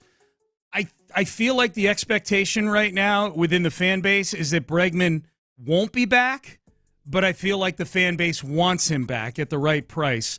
Chandler makes sure to mention in here that the starting point for any negotiation with Bregman is probably the Matt Chapman contract, 6 years, $151 million. Chandler does lean heavily into the Bregman portion of this article, into Altuve's insistence. Yeah, then that Bregman come back, and Altuve saying that he is going to have a talk with Jim Crane about this, and that he basically commanded Alex Bregman to sign back here too. Yes. That's interesting. That throws a dynamic into it that I hadn't really anticipated, because we haven't heard Altuve speak with this much passion about keeping a guy. Ever. In the past, it's been a lot of saying really nice things about guys. Correa is his best bud, but also understanding the business of it all. This feels like Altuve almost is. I wonder if he can away. Just the way the last couple postseasons have been, where they very easily last year could have just not even made the playoffs. Yeah. Didn't feel like an ALCS worthy team, and yet they made a good push. Then you have this, an early ejection. Yeah, I wonder if it has as much to do with Bregman or just the feeling of this is Bregman, who I love the same way I loved Correa or Springer or anybody else. But, man, this really feels like you're letting go of the guys that Bregman can provide something maybe on a personality side that's just different than Altuve, and Altuve probably knows that. Yeah, I think you're onto something with maybe where we're at in the cycle of this team, where Altuve's at age-wise in his career. Altuve just signed a 5-year extension, that kicks in next year. He doesn't want to be in on a reset. Yeah, does he want to be on a team that's winning, mucking their way to 76 wins every year and not very competitive? He's lived a worse life than that.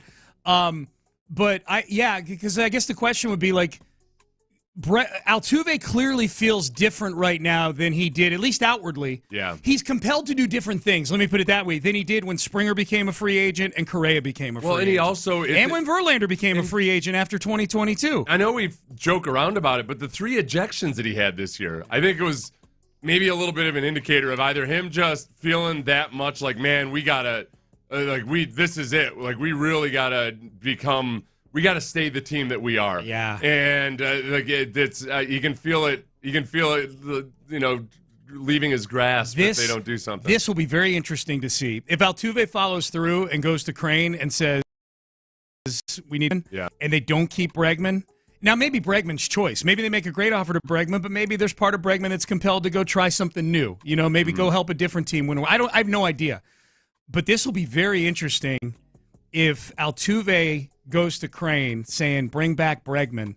They don't do it. And then there's this dynamic of, you're going to listen to Reggie Jackson and Jeff Bagwell, but you're not going to listen to Jose Altuve. Right. You'll listen. These are the guys that you want, all the guys that hate the analytics that you spend so much money on and everything. Yeah. You'll listen to them, but the guy who's on the field. And is maybe your greatest player of all time. Yeah. And the most popular player of all time. The other thing, too, is with Bregman, you put up the poll, and it was about, 70% of people were 75% in favor of giving him the Matt Chapman 3-1, contract. Yeah.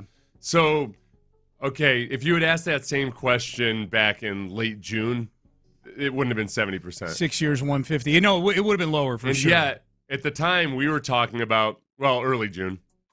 At the time, we were talking about, all right, if the Astros are going to make a push, it's going to have to come with some of these guys who are previous MVP candidates making a big push as well. And Bregman became that guy. Yeah. As bad as multiple people on that team got off to really bad starts, but Bregman was one of the guys that really helped them lift them out of the morass. And so you got to look at the sum total of it all. The second question Chandler has is the one that makes me nervous about retooling this team this offseason. Will Crane maintain a massive payroll?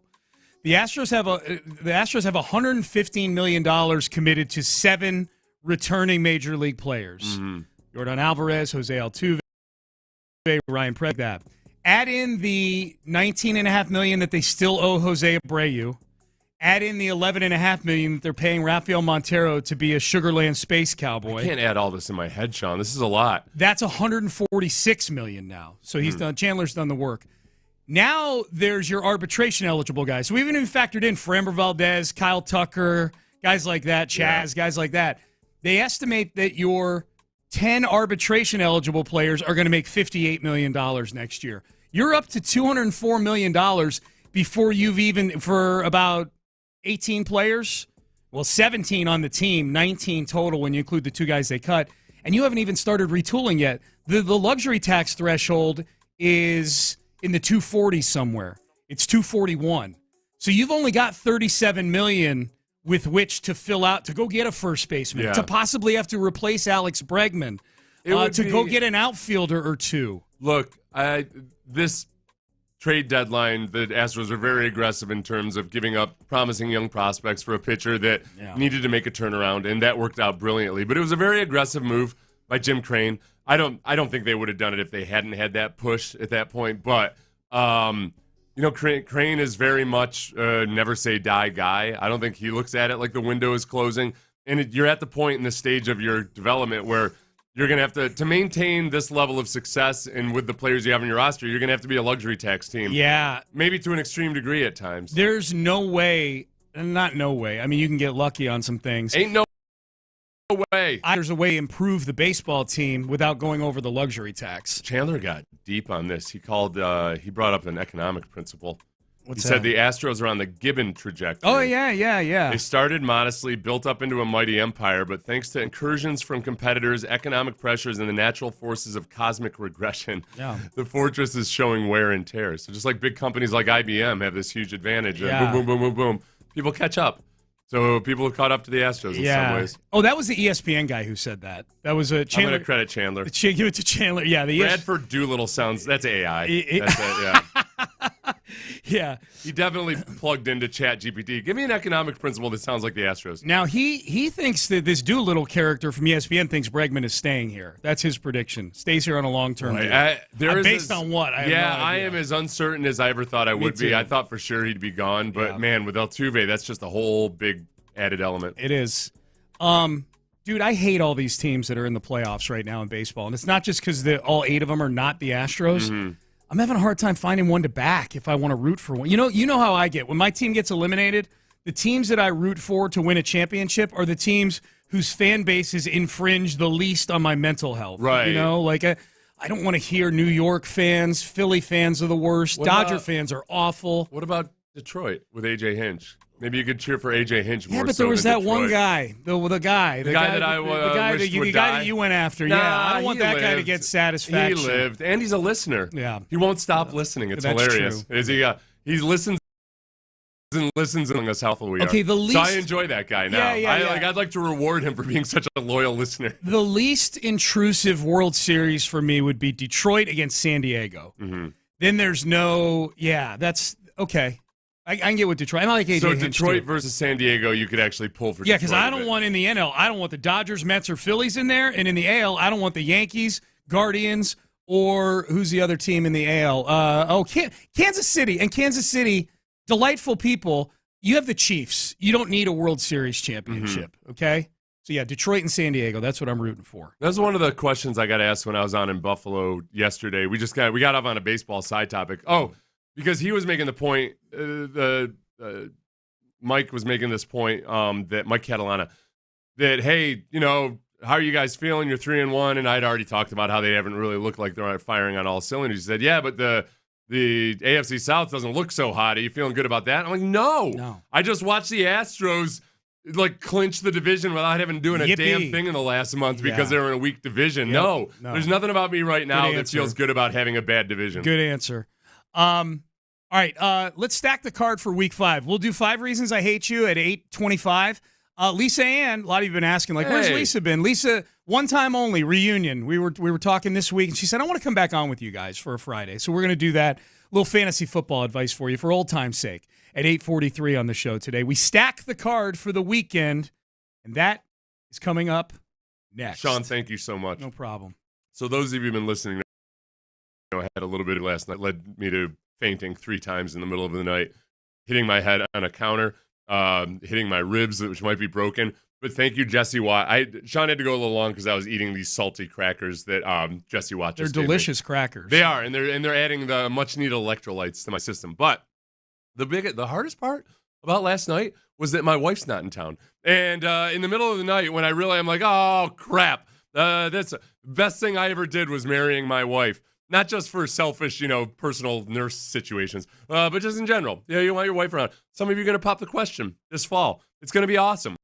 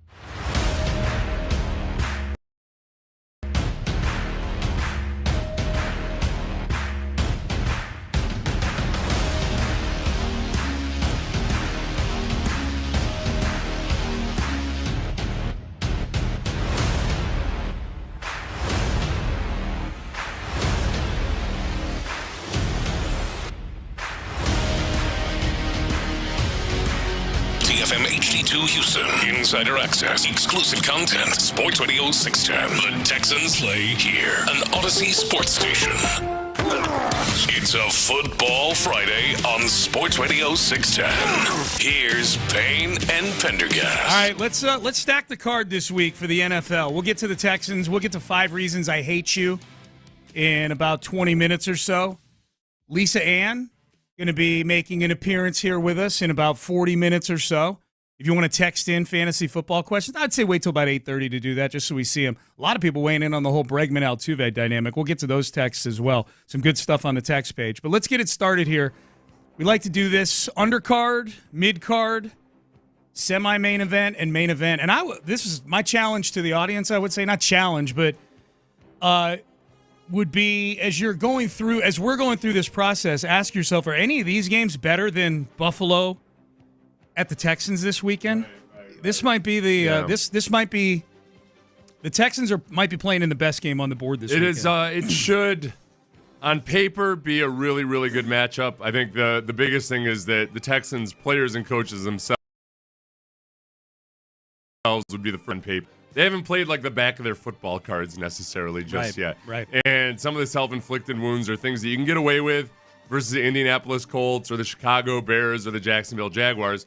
You don't get away with it against the Vikings, and you're certainly not going to get away with it versus the Buffalo Bills. So this is it's a key and pivotal moment, not just for division standings or anything else, but if you're going to vault yourself up into being that caliber of team, and as you face more and more good quarterbacks down the line, let's do it this week. Let's do it this week, Sean. Yep, for sure. You too. You got to clean up the messiness. Yeah. Indeed. Yeah, no, I got to. The undercard. These are the games that are kind of floating under the radar, compelling. This one may be just for AFC South people. I don't know how much people around the country care about this one, but this one's kind of important for the Texans. Indianapolis at Jacksonville. Jacksonville's winless on the year. Texans have played and beaten both of these teams. If Indianapolis goes into Jacksonville and makes them 0-5 and they win and they're 3-2 and the Texans lose to the Bills, now all of a sudden what looked like a division, 2 weeks in where everybody's going, well, the Texans are going to run away with this. Now all of a sudden you and the Colts are both 3-2 to start the season. The other side of it is that the Jags play the Colts, winnable game. Then they go to London where they play back-to-back against the Patriots and the Bears. That's their domain, London. Right, that's their dojo. Yeah, that is their dojo, yes. Doesn't always play out that way or look like it, but that's their dojo. Those are 2 winnable games, too. Right, so London if they could come out, the Jags could go from 0-4 and perhaps come out of this stretch conceivably at 3-4. I wouldn't bet the parlay or anything. The Ravens on there or anything like that. And the Texans don't have the right to say, look at those laggards, those haphazard teams. Yeah, Definitely it took everything you had to beat the Jaguars and to beat the Colts. Correct. Yep. So Indy at Jacksonville has intrigue just based on the impact it could have on the AFC South. The other match on the undercard for me, Cleveland at Washington. Washington is kind of they are one of the more watchable teams right now. Hell yeah. In the NFL. Offensively, they have been a juggernaut. Jaden Daniels has put himself, forget about Rookie of the Year. He's running away with that right now. He's put himself in early MVP talk. The Commanders are 3-1 on the season, and they host the Cleveland Browns, who are quarterbacked. I'm not sure if you guys have heard of him. They're quarterbacked by somebody named Deshaun Watson. And every now and then, Jameis Winston in short yardage situations. And Jameis does the pep talks, too, before the game, which is very normal. Imagine the Texans all gathered around Davis Mills giving a pep talk to everybody before the game. Yeah. That's the dynamic in Cleveland right now. Their backup quarterback is the one that gets everybody hyped up. Except if Davis Mills was known for incredibly weird and awkward pep talks. That's a part of it. You look around, it's not just Deshaun Jackson that's giving weird looks to Jameis. Yeah. When Jameis is giving some of those pep talks, you get very much a look of people being entertained, not as much as motivated. Yeah. I think that the very fact that I can't believe this is happening right now. Yeah, if you're going to have somebody give the pep talk and it's not Deshaun Watson or one of the really good defensive players they have on the team, I feel like it's indicative of a lot of other entertainment value. I'm with you on that. Depth chart wise, it makes zero sense. But this is Cleveland could very well wind up 1-4 after this game. Put it this way: if it turns into a track meet, if it comes down to which team can go out there and outscore the other one, I'll take Jaden Daniels all day, every day over Deshaun Watson right now. So that's an intriguing game as well. The mid card, Baltimore at Cincinnati. Baltimore 2-2, Cincinnati 1-3. I mean, these are two teams that were talked about as being two of the top 4 teams in the AFC coming into the season. And Baltimore is either going to send Cincinnati reeling at 1-4, or both of these teams are going to walk out of here at 2-3 going, okay, what direction is our season going right now? With Baltimore, both these teams have made improvements over how they looked after their lackluster starts. Yes. Burrow looks a lot like Burrow, or Joe Burrow has looked a lot more like Joe Burrow.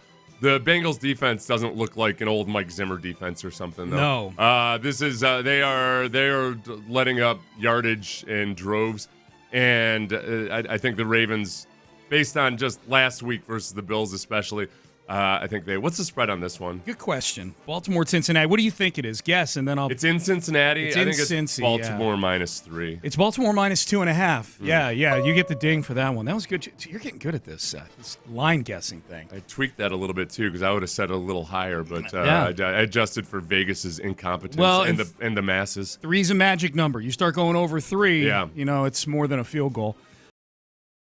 Maddie, look, even forget about the records with these two teams. That's a fun AFC North battle right there.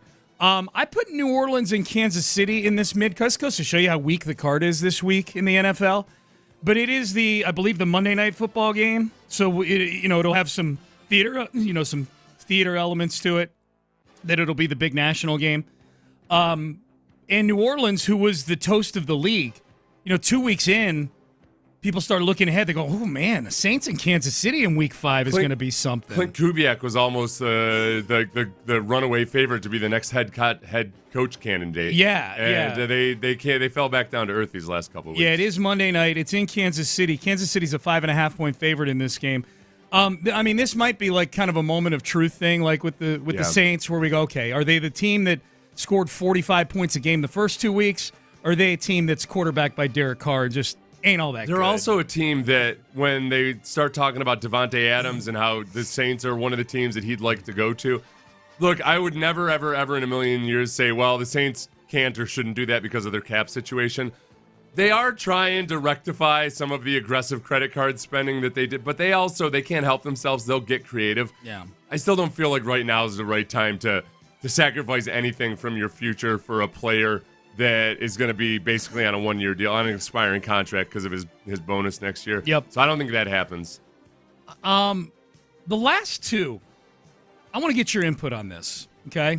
I'll put it in, Sean. I put the semi-main at Minnesota, and I have the main event of the weekend is Dallas at Pittsburgh. But maybe the Dallas at Pittsburgh thing is the nostalgia of all those old Dallas-Pittsburgh Super Bowls back in the day. Maybe it's more the laundry than it is the actual game.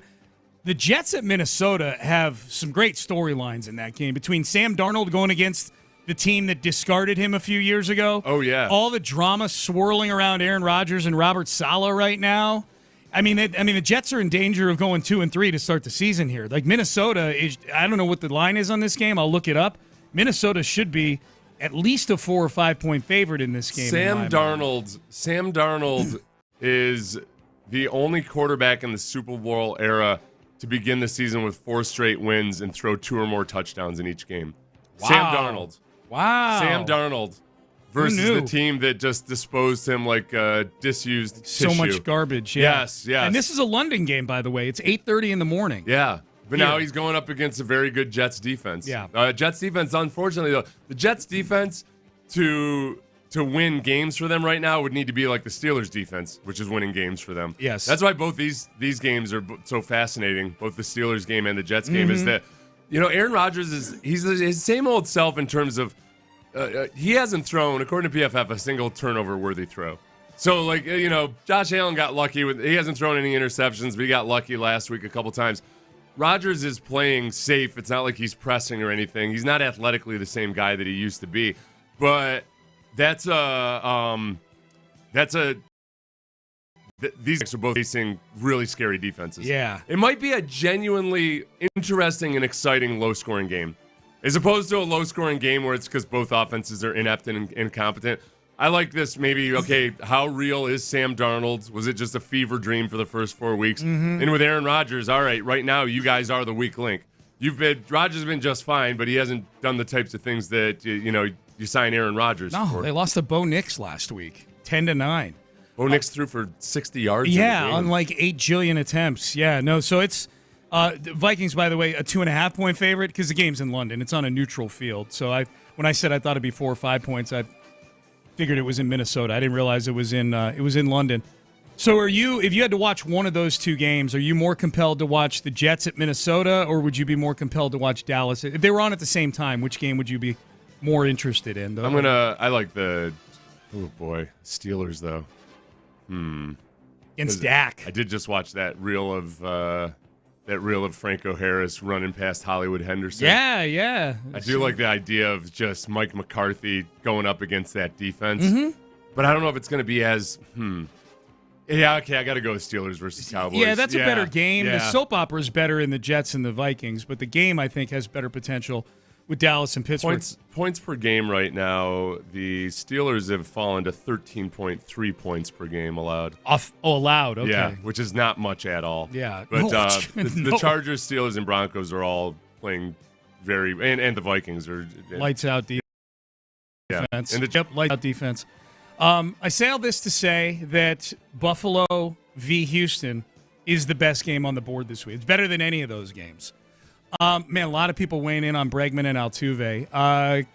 Can I get Bregman at 5 years, $130, and Verlander at 2 years, $35 million? The answer is no to the first one. Bregman will not agree to that. And the answer is sure, I think, to the second one. But why would you give Verlander $35 million? He's going to need a hometown discount, I think, to stay here. If he's going to be here, yeah. Yeah, I don't. There's the problem with Verlander right now is that I just almost at any price, I don't like that he's old and he's been injured and it's affected his performance. If you go through that next year, even if he's only making $5 million, and he's going to make more than that, when he comes back from his injury, you got to play him, and you're displacing perhaps another guy. You've never felt this entire season like, oh, good, finally we got him in the rotation. Yep. So I'm just real hesitant to. I think that's a ship that can sail away, and we can feel awesome about everything Justin Verlander did for the Astros, but I feel like they just, given what we saw from health issues last year, given that Dana Brown said yesterday that Javier and Urquidy, they're planning to have back by late July. Yeah, okay. I know. Dude, I don't know the why same he said stuff that. last year about Garcia and McCall. He needs to stop with that. Yeah. He needs to stop with, especially since it's a year away practically. But in my mind, because he said it, I am put in my head. I'm like, ooh, that'll be nice when the. Well, that's because you got hit in the coming. head with a barrier arm. If you had your faculties, you would have said the same thing I just did. Dude, I've had 4 to the head in the last 7 days. I can't keep living like this. I gotta. There's people worried about you on the text. If this had happened to me when I was 70, it might have been it for me. You know, that's not a joke. I can't be walking around getting hit by parking garage barrier arms in my head when I'm 70. You can't be walking around getting hit by things that everybody else seems to be able to avoid. One of my friends was like, "You're gonna call Mo Karam?" I'm like, "Oh no, I can't testify. I cannot testify about this accident. No. This was 100%. It would take your case, though. Me suing over me getting hit by something that I definitely knew I should have avoided. That would be like that would become a crossover hit into the real world news of like, look at the degradation of society. That'd be hilarious. That people are suing over this nonsense. This idiot walks under a parking gate and thought he wasn't going to get hit in the head with it. So funny. You put Edward Cinema out of business. Yeah. Because you can't avoid a parking arm. Yeah, there's no frivolous lawsuit in this. The best endorsements are the ones where you actually use the product. Right, but I can't. Well, you know what I would say? I'd probably say I went to them and they said, "Sure, we'll take a look at it, Seth." And then they laughed at me. I said, "Seth, no, this is not. No, this is not." Then your endorsement is, see, they don't just take any case. Yeah, they only take the good ones. No, you know where you would finagle your way into it is if you're like, well, this one is actually coming down with more force than they're supposed to. Oh, yeah. You know, a few more BTUs. It's supposed to be able to pull back a little. Yeah, maybe now we're cooking with something. No, don't worry. Don't worry, 24 Greenway. I ain't saying nothing to nobody except the radio audience. That's great. That's it. And the people watching on the stream. I'm going to float a theory to you here from the text page. The reason why Altuve is so adamant about Bregman and wasn't about keeping them here is because he knows he's the last of the 2017 scandal with him. And as great a player as Altuve is, he can't bear the load of the scandal by himself going forward. I don't know, man. I think that's fallen fascinating so far theory. by the wayside.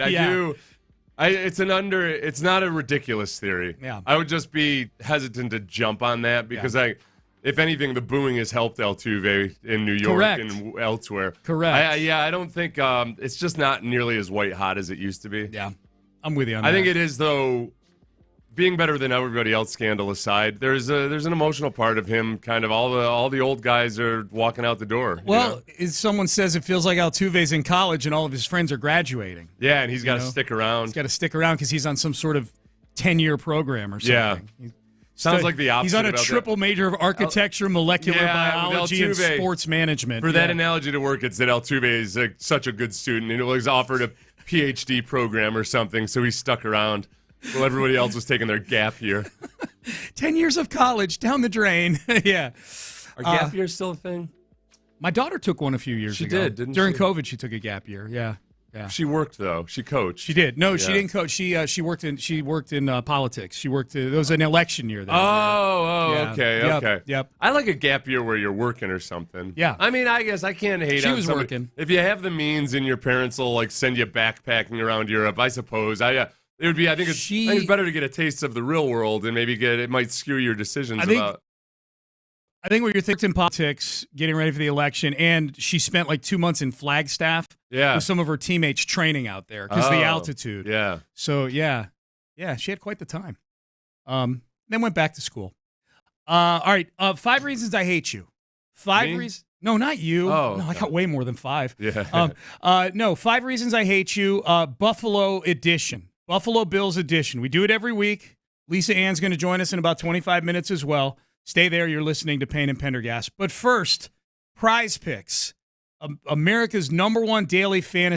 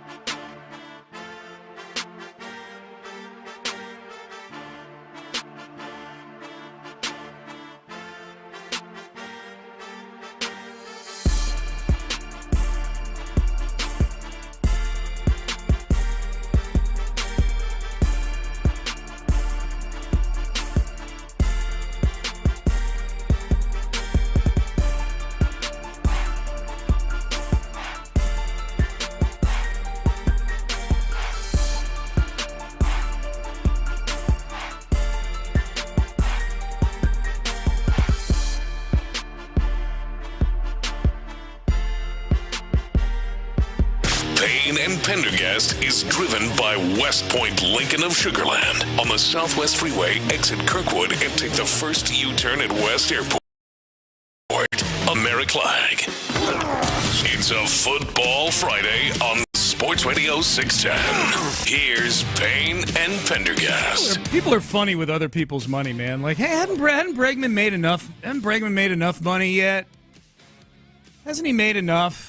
Like, I don't know. They've all made enough. Yeah, they've all. Like, enough for what? You're right. But it's, like other human beings, you know? Yeah. More money is usually a good thing. I don't begrudge anybody. So, yes, money can cause all kinds of distractions and whatnot, but if you handle it properly. And solve a lot of problems, You know too. the analogy I've been using, Sean? What's that? To try to explain that, like, okay, look, money won't create happiness, but it sure does. If you have all the things in place to be happy, it sure can pour some gas on that happiness. Yeah. I'm with you on so that. if you're like, if you work your butt off to get rich, and you never get that fuel for happiness, like finding out what your purpose is in life and your goals and forming relationships and everything. Then all of a sudden you get rich and it's like you buy a Ferrari, but you got no gasoline to fuel the Ferrari with. Exactly. And then you're miserable. Yep. And then you think that what you got to do is buy another Ferrari. That's right. That's what I need. Then I'll be happy. Mm-hmm. Meanwhile, you still have no gas. For any of Like, hey, right. Yeah. Whereas if you can stockpile so much gas with so little money right now relative to the cost of a Ferrari.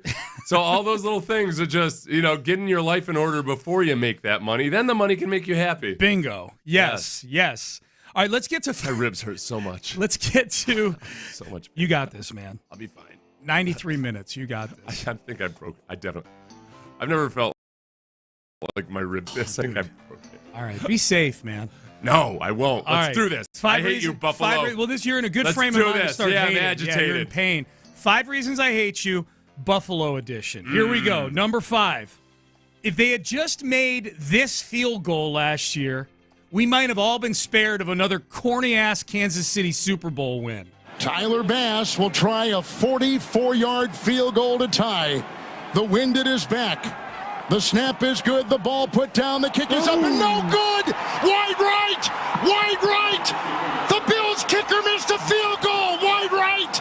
Jubilation for the Chiefs sideline. No, it's definitely, yeah. That's right. You can see the look on my face. Don't ever tell me the announcer doesn't make a difference. Well, radio's different than Kevin TV. Harlan's awesome. Kevin Harlan's the best. So he's incredible. But back to the original point. If Tyler Bass makes that field goal, they're at least going to overtime, and there's a chance we don't have to endure this run of cornball Mahomes and everybody else. Mm-hmm. Taylor They've been there. They've been knocking Kelce. at the door. They've had multiple opportunities to do it, and they just haven't been able to do it. No. So yeah, the entire league is angry for you. Yes. Yeah. Not to mention Stephon Diggs dropped the Oh, never mind. Yeah. No. Never mind. Yeah. Nothing to see here. Put Nothing that to aside. see here. So that's number 5. You guys, because of Buffalo, we are still subjected to this reign of terror of Kansas City. Number 4. Mitchell Trubisky is on this team. Remember Mitchell Trubisky, the number 2 overall pick in the 2017 draft, who number of games in Chicago, despite Mitchell Trubisky. If he was that good, Chicago would have held on to him. Instead, he leaves. He goes to Buffalo to be a backup. Mm-hmm. He threw 8 passes in 2021, and all we heard about Mitchell Trubisky was how much he had matured and how much he had developed. It's like you and I would look at each other and go, he doesn't play. What the hell? What the hell do you know about what he can do? And yeah, can't do? And then he gets a nice bag from the Steelers for a couple years. Turns out he still sucks at football. Mm-hmm. He's awful. And guess where he is? Guess where he's back to now? He's back in Buffalo. Back in Buffalo, being Josh Allen's caddy, being his dry cleaner picker-upper guy. He could have been Sam Darnold instead. Yeah, he's this. Mitchell Trubisky just bothers me. I feel He's like so bad. He you get upset about Trubisky because your sons grew up in Chicago, but they weren't Bears fans, and they had to listen to everybody gushing about Bisky, right? And in the dorkiest way. Yeah. Bisky. Oh yeah, we got our guy Bisky. Yeah, they hated any commentator that didn't really see the truth about Bisky. That he was. They did. Dude, Dude, he was Sammy the and James savior. So mad. Yeah. So mad at their Chicago friends. So Mitchell Trubisky, for me, is a reason to hate the Buffalo Bills. Number 3, this will be here now and forever, anytime a team from Houston plays the Bills. But I know there's a lot of you old school Oiler fans out there, old school Oiler fans that remember 35-3. Mm-hmm. I mean, that's just It sounds like an insurmountable lead, Sean. meat and potatoes. It does sound insurmountable. It turned out on a given day, January 3rd, 1993, not insurmountable. This is what you need to know about Bills fans, all right? So I grew up in the area. I was a Bills fan, reformed, had those tattoos removed. But the hard way, back before they knew how to do it safely. Yeah, and so, just slice the cut skin out of off. me. Yeah. So I was at my girlfriend's house, and I think I was a senior in high school. And her stepfather, whose name was Bruce Smith. His name was Bruce Smith. He was a Bills fan. And after the first half of that game, he was just disgusted with the Bills. So, like, oh, that's it. And like, why? No, we're not going to watch this game. And I had to go watch it up in my girlfriend's room. Which, by that point in the relationship, I didn't want to be up in her room. Oh, really? She's Okay. just going I was to about to want say something that. out I of me. remember some of my old girlfriends. I'm like, that's not so bad. Get the hell out of here. Yeah. But he abandoned his team. Didn't even watch the second half. His name Didn't was even Bruce see the Smith. comeback. Yeah, even though his name was Bruce Smith. Yeah. Mm-hmm. You ever date any girls named, last name Kelly or Reed or Exclusively. Yeah. I would only go after women whose parents had the same names as Bills players. Dad's name was Daryl Talley. It's amazing. Yeah, that's crazy. 35-3, man. That was a rough day. Rockets made up for it. They won a championship the next 2 years actually. After that was okay. Is that dynamic? The multi-sport. This is an interesting spot where, for the first time in a long time, Houston sports fans are not going to be distracted by baseball. Well, they also are taking in their football. That is fair. Yeah. I wonder if that factors out into the environment at home. There's going to be a lot of Bills fans there. They travel really well. Yeah. Well, the Astros wouldn't have played on Sunday. But the sum total of it, though, is people are spending money to go to baseball games. I see what you're saying. Or yeah. they've only got so much time to watch during pure the week. Sports focus. Yeah, so like how much you can focus your energy in that direction. It's all Texans until the Rockets begin. Interesting wrinkle. I hadn't thought about that. Yeah. You should bang your head more often. That's a really good point. Yeah. We shouldn't even bring it up. Every time you bring it up, I feel like I'm going to fall out of my chair. I won't bring it up anymore. But still check on me. Yeah, no, I've got you, dude. Number 2, 5 reasons I hate you. Do I sound concussed at all? You don't. You sound fine. All right. Yeah, you sound good. Maybe it knocked some Text sense in. back How does into Seth me. sound? Yeah.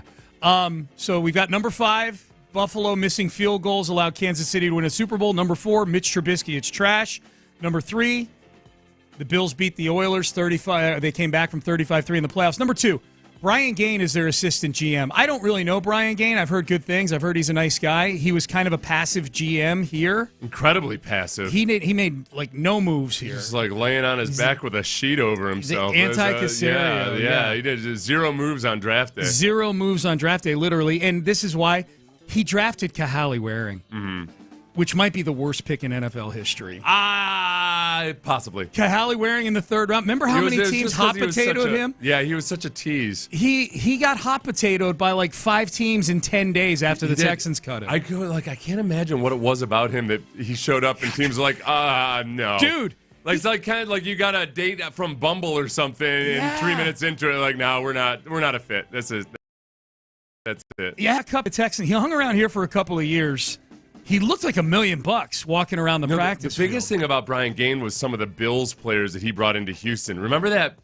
Who was the big old planet-sized offensive lineman who was awful in Buffalo? Chantrell Henderson. And he was awful here, but it was like... And they made him the starting right tackle. Yeah.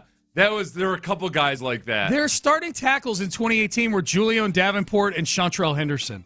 All right, now I'm getting worked up about Brian Gain. Brian Gain. Yeah. Okay, good. All right. Good. This is annoying me. Good. This is really annoying me. Texans waived Kahale Waring August 23rd, 2021. He got picked up by the Patriots the next day, waived 3 days later. Got picked up by the Colts the day after that, waived 3 days later. Got picked up by the Bills and signed to their practice squad. He's on doing? 4 teams in a week. He's telling like inappropriate jokes or something? He's groping people? I have no idea. What the hell? I have no idea. All right, last one. Number 1. The head coach of this team, this is 5 reasons I hate you, Sean McDermott, is super awkward and thinks that the 9/11 terrorists were a great example of teamwork making the dream work. That's right. Yeah, he used a very ill-advised analogy once in trying to get his team prepared. It was several years ago, but it was brought up again last year. It was brought up in a Tyler Dunne series of what McDermott probably felt were like hit pieces. It was like a long-form 3-part series on what an a-hole Sean McDermott was. Tyler Dunn's funny because he'll write these pieces where people have named, like Tyler Dunn, especially when he wrote the one about Aaron Rodgers, there were not anonymous quotes. There were quotes by active play. Right. But the knee-jerk reaction from people is, oh, sure, you bring up a bunch of anonymous quotes. And Tyler Dunn's like, no, it was like, at least in the Aaron Rodgers one, this was not anonymous. Right. It felt like the Bills one came with a lot of, McDermott was very much on the hot seat. This year is his biggest challenge in terms of replacing a whole bunch of leadership and good players, not to mention Stephon Diggs. And through the first 3 games of the season, it looked incredible. Then they fell back to earth versus the Ravens. Mm-hmm. But it's that game watching, it was one of those things where, all right, a couple little twists of fate, and it could have been much different. The Bills were driving until they tried their fake play, and it just ended up blowing up in their faces again. Yep. So I'm not sitting here thinking like, oh, now we've seen the real Bills. No. They are a very potentially formidable force. Yeah, absolutely. Absolutely. Even if we they're still haven't seen the real Texans. Right. In a bad way. We hope we haven't. I hope this isn't the real Texans that we've seen so far. I'm cool with the record. I'm just not cool with the aesthetics of the whole thing. But yeah, Sean McDermott, man, giving a speech to his team and was like, hey, remember those terrorists on the plane and Mohammed Atta and all his boys? Talking about the teamwork and how they executed their plan. It's one of those things that, like, if you're talking about it, analyzing it, and what have you, everything he said was probably true. You know, it is like there's I understand what he was saying, but in choosing that to be your motivational analogy, right? That's you got to just sometimes step back and say just because it's true doesn't mean it's appropriate. Correct. I mean, if any of you have ever actually successfully lasted in a long-term relationship, you learn at some point just because it's true. You're in a room with literally probably like 90 people when you count staff and players in there. And there's an excellent chance that there's multiple people in there who are at most like 1 degree removed from somebody that died in the 9/11 plane crashes and the towers coming down. All right, Lisa Ann, our dear friend. We've not talked fantasy football with her yet this year. She's not making the rounds like she used to doing Fantasy Football Fridays, but a special little kind of one-time only reunion here with our friend Lisa Ann's going to jump on with us here shortly. So we'll talk with her in the next segment. If you want to text in, send in Stardom, Sidham's fantasy questions for old time's sake. Looking forward to catching up with Lisa Ann, and that is coming up next. After an up-and-down first 4 weeks, Coach D'Amico's confident in his O-line getting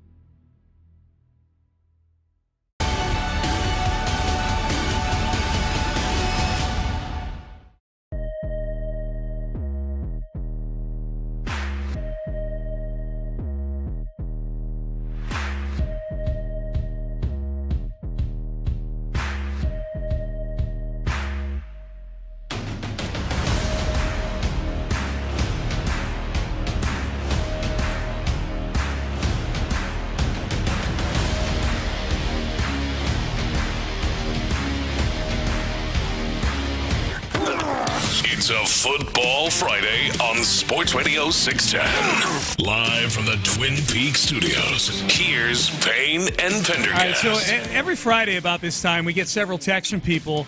They're like, hey, where's Lisa Ann? What did you guys do to piss off Lisa Ann? Why is she not with you guys on Fridays at 8:43 anymore? And I'm like, we didn't do anything. She's still our dear friend.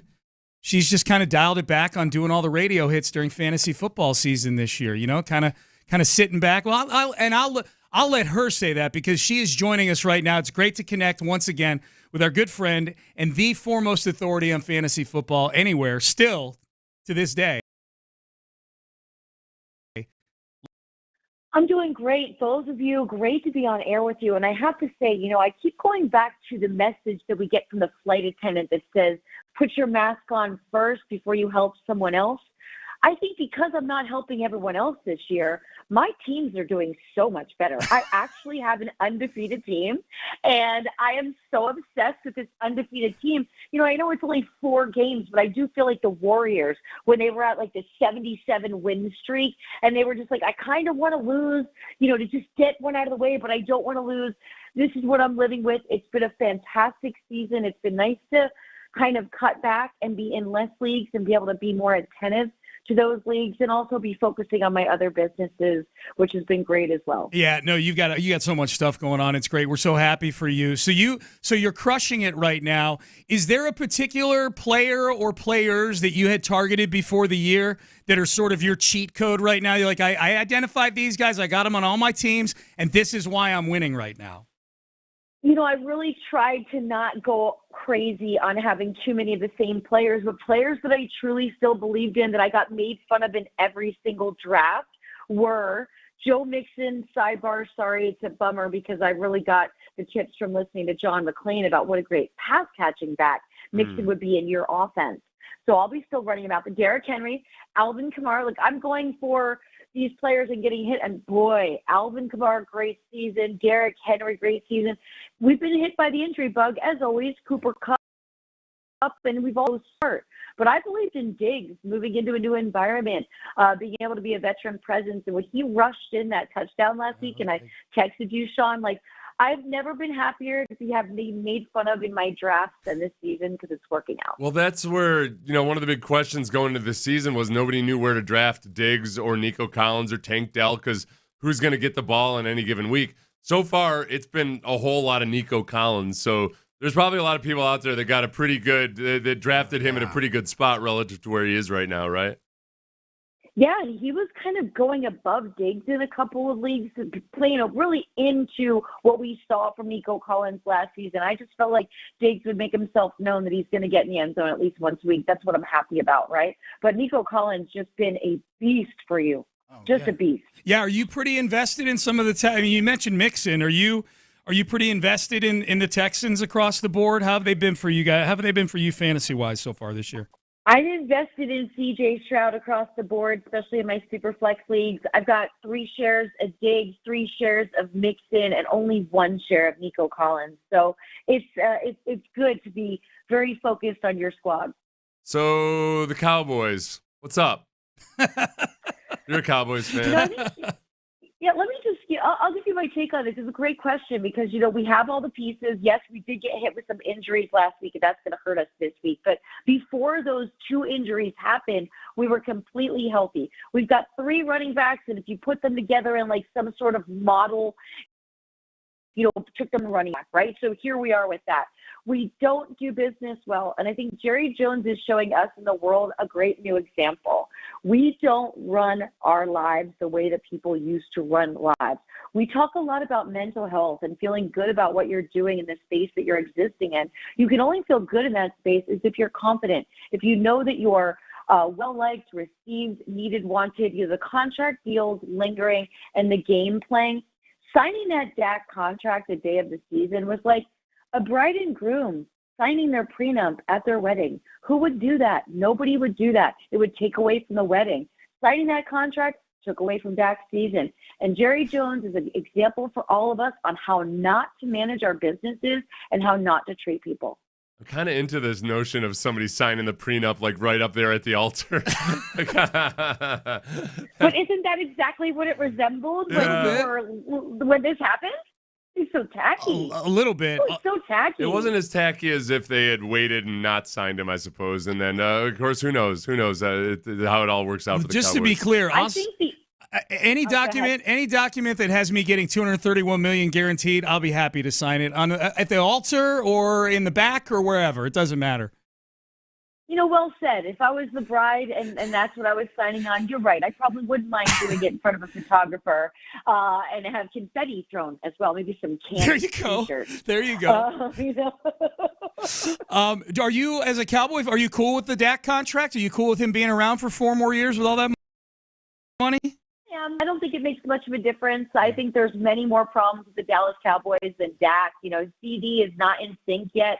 Those drops are unacceptable, and these are the same people that were digging on Dak, at the end of the season on social media. I think that the vibes aren't high, and the cohesiveness is not really what it needs to be. I don't doubt that Dak's a great quarterback and can get it done. Look, we're watching Baker Mayfield get it done. Yeah. But I do think the chemistry has to be better, and I don't think that it is. You see that chemistry in Tampa, even though they took that loss last night. Boy, that team's playing well, and so is Baker. Oh, yeah. Quarterback we're talking to Lisa Ann, our fantasy football expert, right now. Yeah, and quarterback is very intriguing this year. My biggest question is, having watched Sam Darnold, play versus the Texans and for the rest of I can't bring myself quite there, but Lisa, I think he's for real.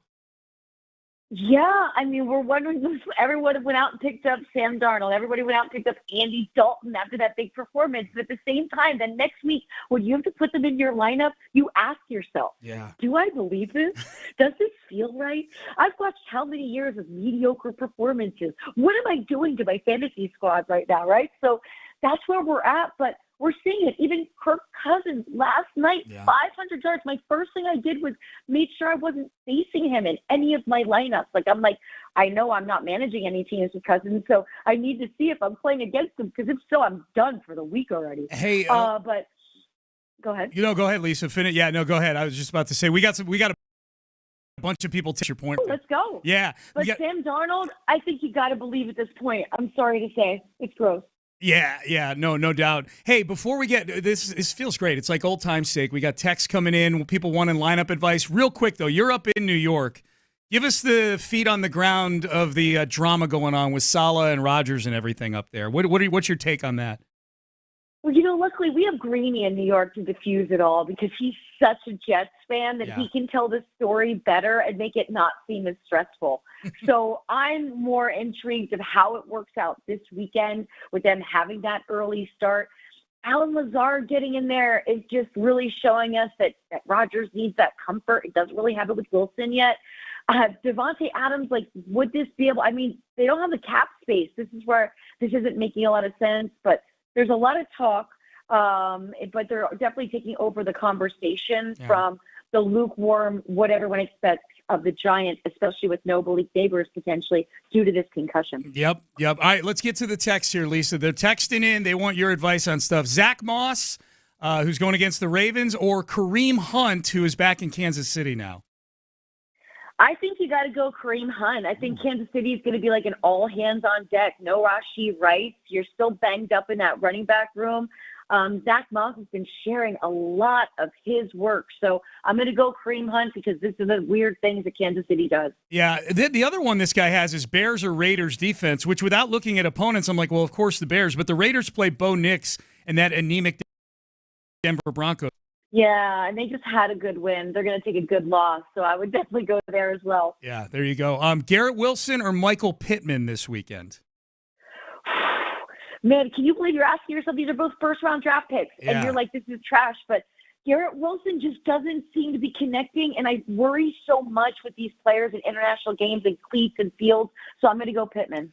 Patrick Mahomes or Justin Fields? That's a legit text on our text page right Okay, now. This is a question I have this week, and I'm in this boat. This person and I, we feel this pain. We saw 36 points on our bench last week. We are heartbroken. You know what?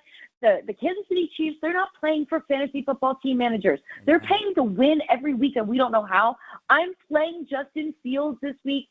and it might take me out of my undefeated status. I don't know, but I'm doing it. So if you have the courage, but you might wake up in the middle of the night on Sunday and change it. Go back to Patrick Mahomes because it's the logistic thing to do. It is. It just goes to show you, like, the power of fantasy football. Like, the debate is Patrick Mahomes versus Justin Fields. It's crazy. I woke up in the middle of the night, 2:30 in the morning last Saturday night, and changed the lineup and went back to sleep.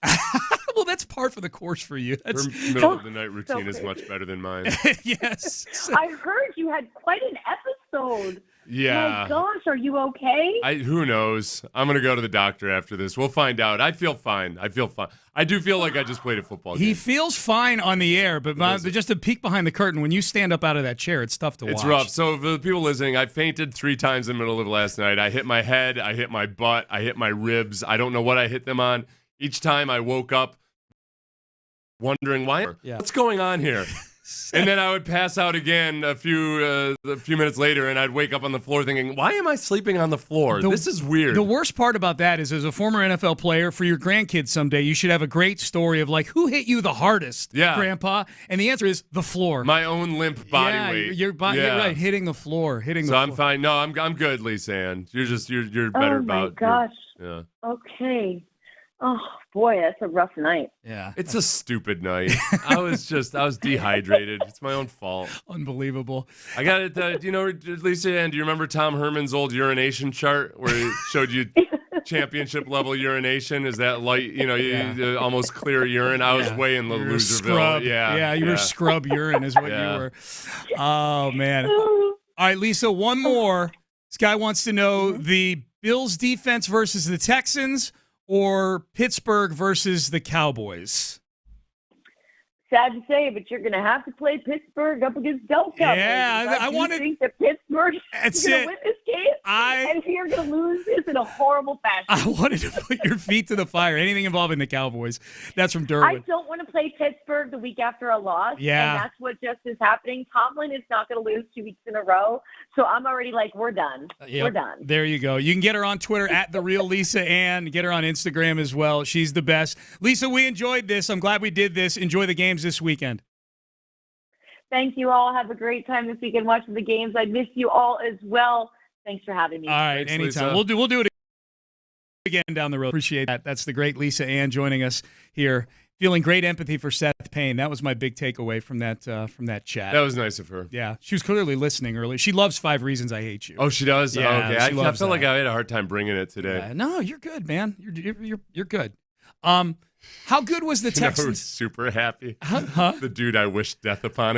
He's loving this right now. You literally That's almost karma, died. man. That is big That time is karma. Yeah. I had that thought as I was wishing death upon that guy. I'm like, Yeah. this is probably taking a little too far. Dude. I mean, it is all in fun, even though I adamantly said that it wasn't all in You fun. were very descriptive. It is all in fun, Hope but he yeah, dies that in was- traffic. I think I took it a little too far on that one. All right. Lesson learned. Yeah. Checkmate, my All right. friend from Detroit. Checkmate. Interesting, touche.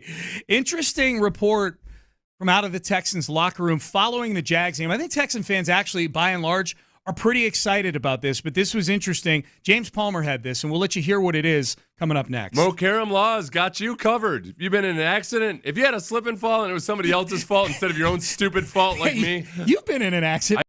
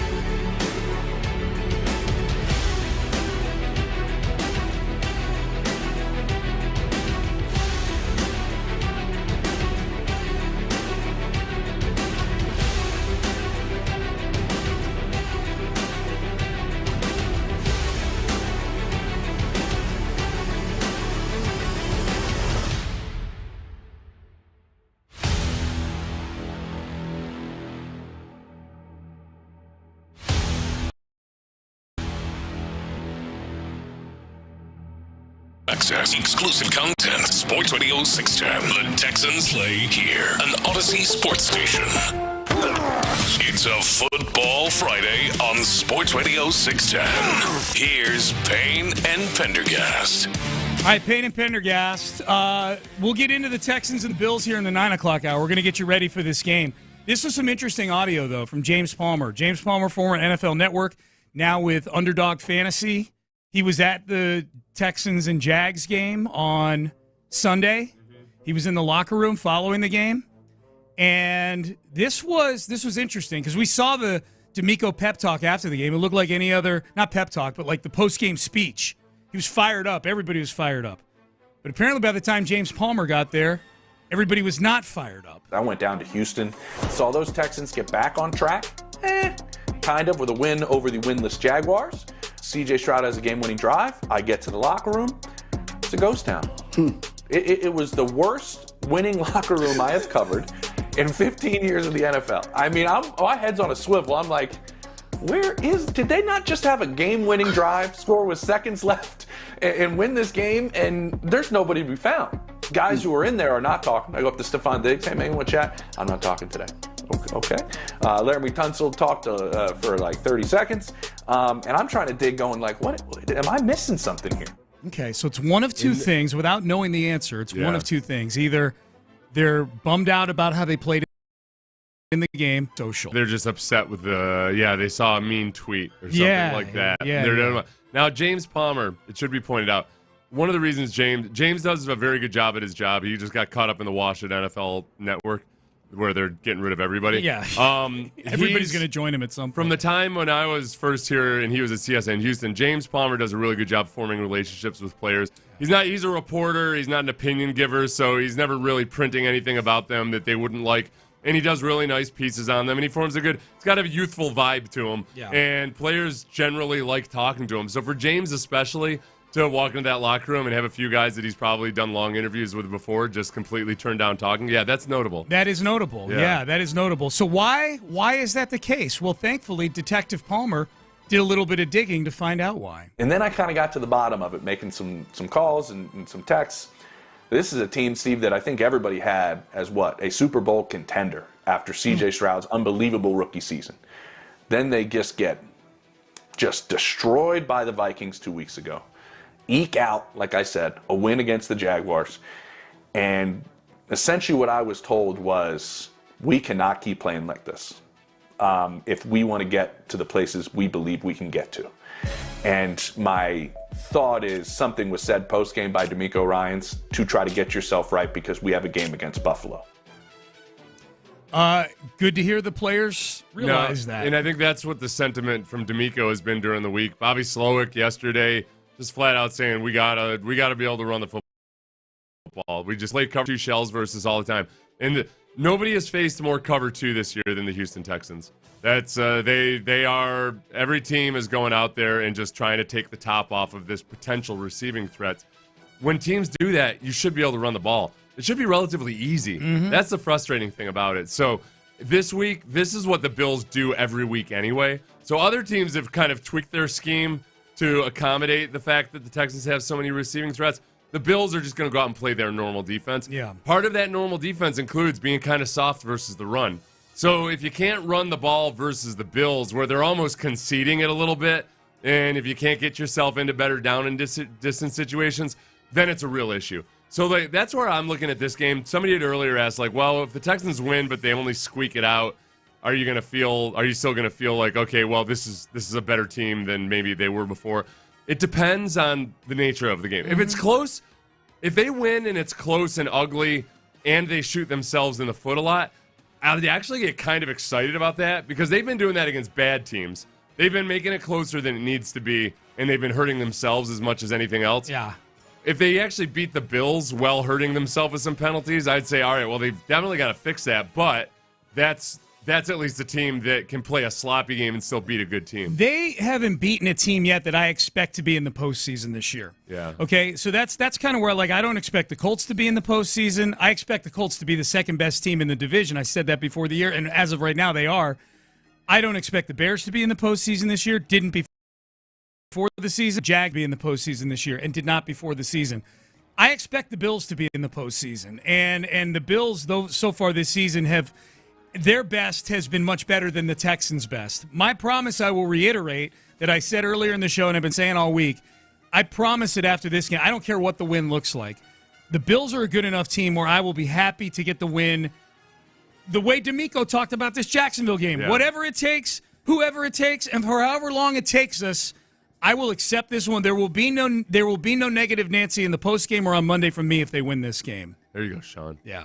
The other thing, too, is I think it's just a good reminder that in the NFL, free agency never works the same way it does in baseball or elsewhere. There's time sometimes that it takes for guys to get fully integrated and for everything to click. And if you need consolation, just think back to how many years Tom Brady would start off over the first 4 games of the season, and people would say, that's it. They're done. They're done. And then they go off and they win a Super Bowl, right? Yeah. CJ's actually played well.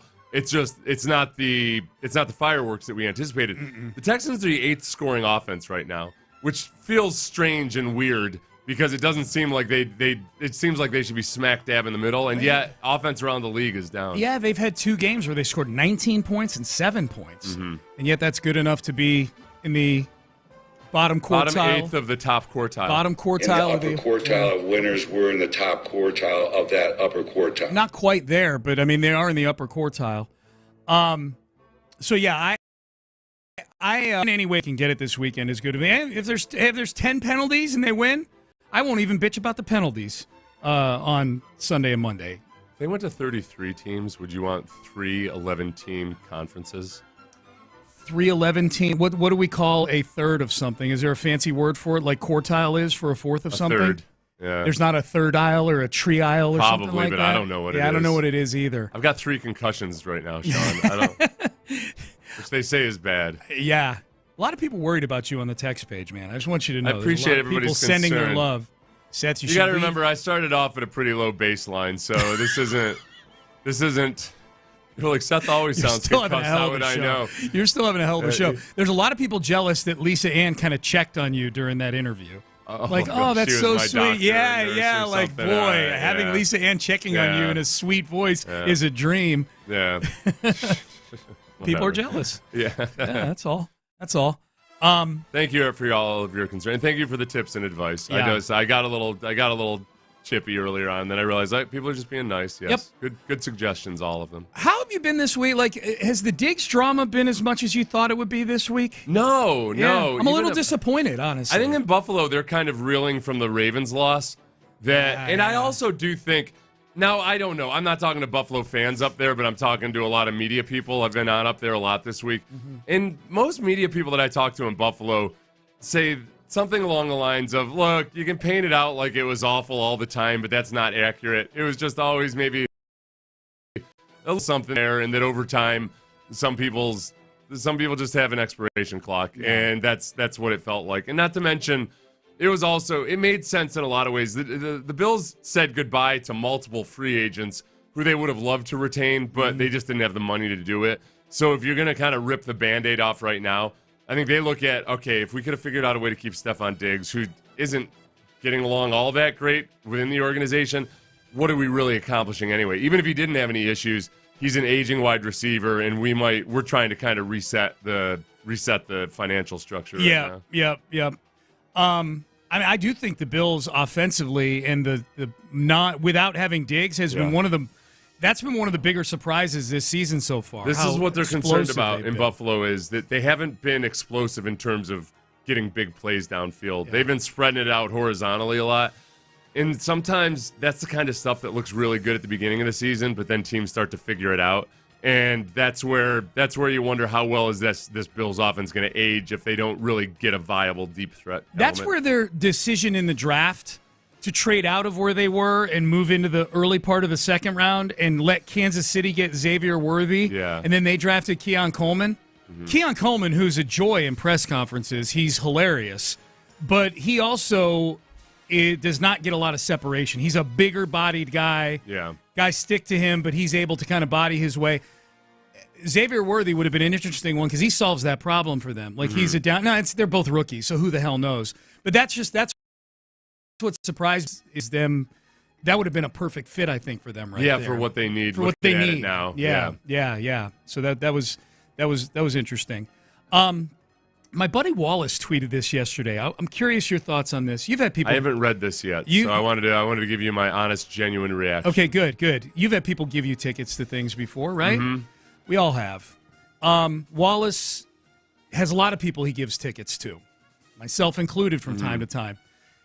There was a certain person he gave tickets to a sporting event that the tickets wound up on a ticket site. Oh, yeah, that's messed up. Yeah, going to buy tickets and, gave them away.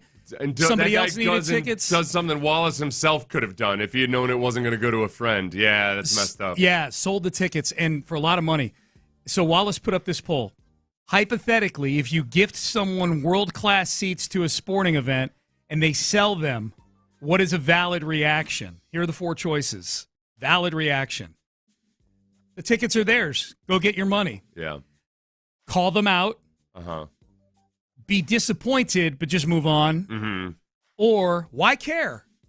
Okay, so those are the 4 reactions. I would say be disappointed, but move on. There's the no winner? hard and fast rule, and yet that is... It does feel like you just... If I had wanted to give you cash, I would have given you cash. Right. Right. I could have... and I feel Wallace has done very well for himself. Yeah. I feel like that's one of those moments where you feel like, just, guy just looks at me as Mr. Moneybags, and that's what I am to him. Is like, okay, he's just going to go ahead and take it. Like, it's bogus. I would try to move on from it. I might have to have a conversation with him about it. Yeah, be disappointed and move on. Finished second. Okay. 43. Call him out was number 43.1%. Yeah. Call him out. That's what I voted for. I think this is how it would have gone for me. 46.7% said call him out. I would have been disappointed and then moved on, and then eventually, after it was still bothering me, I would have said, well, I need to be an adult and at least address this. Yeah. This is something that could affect our friendship, right. And I can't just... we love to say we can move on, but usually you don't. So, I would have ended up calling them out to me means going on social media and embarrassing them. Yeah, like if Wallace had put his the text chain Screen on there or grab. something with the name of who it was. Yeah, doxed him. Yeah. Call him out wins. What would you? How would you handle? You just said how you would handle it. I would say I know, but I wouldn't be. Depending on how close I am with him, I'd say like, hey man, like that's it's messed like up. honestly, there's other people I could have given that ticket to. Yeah. That I wanted to give it as a gift to somebody that really wanted to go, and I don't know how you get to a place where you're literally putting in the data in Game Time or StubHub without having or called Wallace first and said, hey, I can't use this ticket. Without having said to yourself, what am I doing right here? You know what I mean? Like now, to that person, okay, because this is what might come up. Remember, seek first to understand. This is where I should have I should have started with this. Who knows? You know what? The guy might be under a lot of duress for some reason, and he might have felt awful doing it. Yeah. And he could have told, like, maybe I'll tell Wallace, that was not the listen, case, man, I just, you know what? Things actually are kind of tough right now. I felt awful about it. Then I could have some empathy for him, I think. Someone says on the text page, call them out 1,000,000%. I feel like that's what... were there anybody people saying, how many people said, hey, you gave it to them, it's theirs? 5.5%. 5.5%, which finished third. Why Care finished last, 4.7%. So, yeah. That's an unwritten rule that I never even thought needed to be spelled out as an unwritten rule. I think it's just common courtesy. Yeah.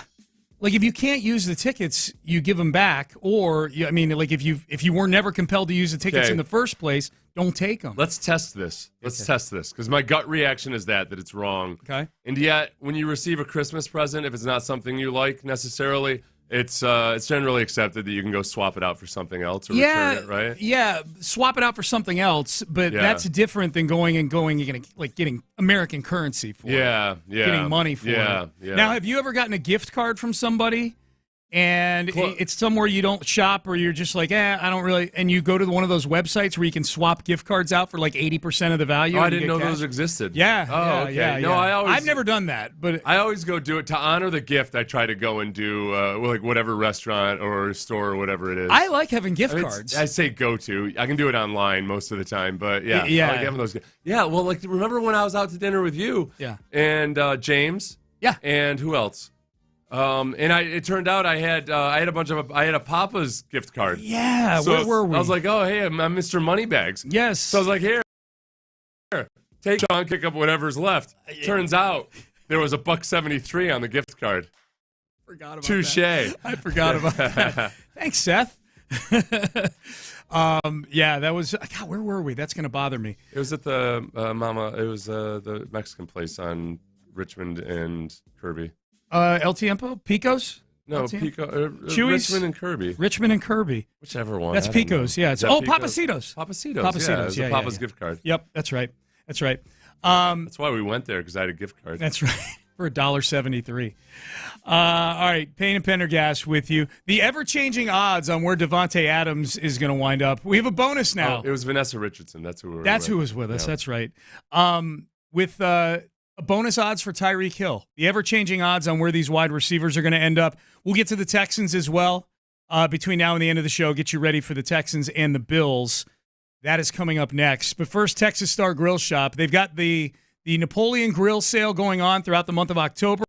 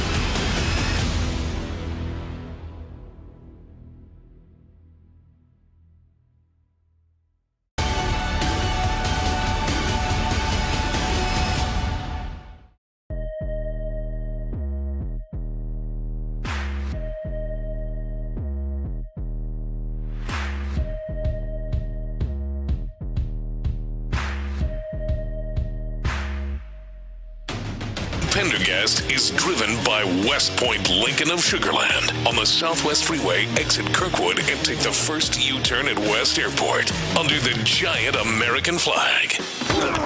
It's a Football Friday on Sports Radio 610. Here's Payne and Pendergast. A couple replies to the old ticket story we told in the previous segment, where we have a buddy who gave some tickets, really good tickets, to some friends of his, and they wound up magically on the secondary market. They sold them. Sorry, Ben, getting to my mic on. Yeah, they sold them. They sold them, Just one that said, oh, hey, thanks for the cash, pal. Right. Someone says, I just would never give them tickets again. That's for sure. Someone said they would wait. Texter said they would wait. And once they found out that they had sold the tickets, they wouldn't say anything to them. They would call them the next day. They would say the next day after the game, call and say, hey, how was the game? Oh, yeah. How were the tickets? Yeah, that would be, you know what? That'd be If you want to be a little bit diabolical about it, maybe wait, because maybe the guy's got a valid reason or something. Mm-hmm. Maybe he got taken in by a scamster who convinced him that his son was being held hostage or something. Right. So maybe there was all that. But yeah, if the guy continues the lie by saying, oh yeah, we had an awesome time at the game, that would be the double whammy there. Yeah. Oh, that's it. He's cut off after You're that. laying in wait, waiting to try to entrap this guy into even more crimes. Yep. Devontae Adams and now Tyreek Hill. I don't remember the wide receiver market popping like this in season. It used to be an out-of-season thing. Oh, things have gotten so crazy, especially with wide receivers. Yeah, well, and especially wide receivers who now all of a sudden are disgruntled that their quarterbacks are Gardner Minshew and Skylar Thompson. If you're a premier wide receiver, it feels like the NBA where you're perpetually a free agent at any given year. Yeah, a little bit. I feel like NFL GMs get really nervous about wide receivers throwing tantrums, Mm-hmm. and that they can irk their way out of a situation. Yep. Devontae Adams, if he were to get traded, the Jets are even a heavier favorite now than they were yesterday when you and I talked about this. Minus 250. So like a 60-something% chance, like a 70% chance that he's a New York Jet. It's kind of like, it's kind of like a rich kid, like a super rich kid. One of these kids you see walking around at the Galleria with like $5,000 outfits on when they're 16 years old. Yeah. It's kind of like asking whether they're going to get the new iPhone or not. Of course they're going to get the new iPhone. Right. So with Aaron Rodgers, he feels like that rich kid. Like, of course he's going to get Devontae Adams. Devontae Adams is an iPhone. Yeah, like the of course. iPhone 16 Pro Max. If Aaron wants a new iPhone, that's what we're going to give him. Yeah. I'll be damned if that ex-wife of mine gives it to him. I'm going to give it to him first. Yeah, Right. That's what we're going to do. Devontae Adams. Commanders, number 2, tied with the Saints now. The Saints have moved up the board because he loves to play with his old buddy Derek Carr. Schefter had tweeted out that those are two teams, the Jets and the Saints, that Devontae Adams specifically would like to go to. Yeah. And we've said before, hey, does it make a lot of sense that he would go based on personal loyalty to Derek Carr? Not necessarily, but that's why he made the decision the first time, partly. Yep. So I think there is definitely something there. I think the pull of Derek Carr and Aaron Rodgers, especially at his age, at Devontae Adams' age, that might having a relationship in advance might matter more to him than it might other receivers. Maybe so. Like, is he going to go and really go through more learning, growing pains with Justin Fields versus his old buddy? Now, I can make arguments for I should go to Pittsburgh, but I mean, gosh, they both have really good defenses. Yeah, I mean, all those things that you were looking for in Green Bay that you and Aaron Rodgers never had, the Jets do have a wide receiver who's really, really talented in Garrett Wilson. Side, yeah. And then you have a really good defense on the other side, too. So, and I think if you're the Jets, yes, it's a short-term move in bringing Devontae Adams in, because you'd have to either redo his deal or let him go in the offseason. That's right. Yes, it's short-term, but if the dividends pay off partly in getting Garrett Wilson more on board with Aaron Rodgers, and Aaron Rodgers plays another couple years, it could also be looked as partly a long-term move, too. Yep. The Chiefs are the 5th one on the board for Devontae Adams, but as somebody pointed out yesterday when we were kind of workshopping the Chiefs as a spot, that's in the division. And that he feels like a big enough name that deal's a non-starter. Hated rivals, too. Yeah. Mark Davis alone, I don't think would approve it. And, yeah, I'd be really surprised. And the Chiefs could make it happen, given their situation. I mean, they had to have expected to lose Rashee Rice at some point during the season, right? Due to because of the suspension, yeah. Yeah. Yeah, not necessarily their own quarterback tearing Rashee Rice's ACL. No, I don't think it they happened expected differently that. than they thought, and maybe sooner than they thought. Yeah, but yeah. For those of you who don't know, by the way, the NFL, in a situation like Rashee Rice's where it's not domestic violence or something, they've moved lately more towards letting the legal process play out. Yeah, he was racing cars on the freeway up in Dallas. Yeah. In case you don't know. I saw the classic, somebody who was a Bills fan complaining about Von Miller being suspended for what we believe, I don't think it's been officially reported, but what you would assume is from an incident he had with his pregnant girlfriend last year. I saw this Bills fan saying, like, oh, Rashee Rice gets pulled over with unregistered weapons, and he doesn't get suspended, but Von Miller does. Like, right, that Von Miller's was a year ago, and they suspended him now after doing a thorough investigation. Yeah. So it's going to take a little while for Rashee Rice too. And then he brought in, this was an irrational Bills fan. He said, "What about Deshaun Watson?" I'm like, yeah, he got suspended. Like, what the hell are you even talking about? Yeah. Deshaun got suspended. 11 games. Sat out a year. Yeah. I mean, Deshaun basically sucks now. Yeah, he's bad at football. Yeah. Going to lose to Jaden Daniels this weekend. All those things. Maybe the Chiefs no for Devontae Adams, but maybe yes for Tyreek. We got Tyreek Hill odds now. Chiefs are the favorites to reacquire Tyreek Hill. I've said sometimes people forget that there's actual salaries involved with all this and cap rate. Like the Dolphins literally just gave Tyreek Hill a huge contract extension. The two contracts they gave this offseason, extending Tyreek Hill and then also extending Tua Tagovailoa, who's had not just the concussion and Jalen issues, Waddle, but a whole lot of injury issues in general. Right? Yeah. It's a dicey gamble. Yes. I think yes, the product on the field makes a lot of sense, but you got a mercurial personality. A mercurial ability to withstand injury, and you've got the little old Jalen Waddle, who we all love, and yet still. Ravens 4-1 for Tyreek Hill. Steelers 6-1. It's like all the same teams that are in on Devontae Adams. It's the five most receiver needy good teams are the ones in the mix. Good, like average the Commanders are yet. So far they're good. We've had a smattering of questions about whether the Texans would be interested, and I would say my knee-jerk opinion still is the same as it was yesterday. I don't think there's a chance in hell. It doesn't make any sense at all. I don't think they want anything to do with Tyreek Hill. I watched Tyreek Hill's act on the sideline. Oh, no, I'm sorry, about Devontae Adams. Oh, about Devontae Adams. Yeah, well, I was going to say Adams also. I just don't think. Yeah, Stephon Diggs is their aging receiver. Yeah, they spent good money on right now. They filled that category already. It's fun to think about. They didn't sign Justin Simmons. I don't think that all of a sudden Devontae Adams for $30 million, is going to be a thing. We'll talk more about the game in detail in the next segment. I was just thinking, as you and I have the TV on in here during this thing, and it's Get Up and it's First Take. Watching Ryan Clark wearing a shirt that's half pastel of some sort. Yeah. He's not on right now. I think it's pink and it's an interesting style. It looks like strawberry ice cream on one side and some other flavor on the other. Looks like a Batman villain. A little bit.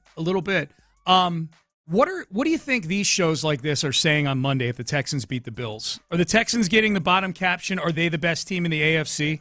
Depends on the fashion in which they do it. Okay. I think it almost is going to require offensive fireworks. Yes. For somebody to say, okay, this is the Texans we were looking at and expecting. And they beat the Bills. Yeah. I don't know, though. If you go back to the first year where Pat Mahomes started to see a boatload of cover two, they got better and better at playing it during the year, but it wasn't electrifying, and that's where you have to be a complete football team. So I think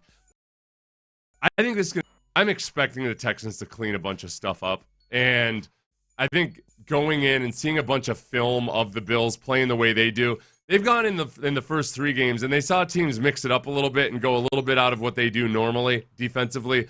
They're in the first four games. The Bills are going to play their defense. It's what everybody else is trying to do, play a bunch of cover two when they face the Texans. That's what the Bills do already. So I think that at the very least, the offensive line can be a little bit more certain of their responsibilities in the run game, and some of the mental hesitancy that leads to penalties and mental errors and everything, I don't think it's quite as bad this week. You think the penalties aren't as bad this week, huh? I'm going to call 6.5 penalties. That's my over-under on the penalties. 6.5? That's a stupid handicap. What's a good, that's me being an optimistic. Yeah, fan. The average is 6. A team has 6 in a game. 6 is the average? Yeah. Okay, so 6. And I guess when I say what's acceptable, it probably depends on the nature of the penalty. Yeah. Like if two of them are 30-yard pass interference penalties at swing field position. It's different than false start penalties. I still, though, yeah, the aggressive penalties are what they are, and they're going to happen, and sometimes they hurt you a lot.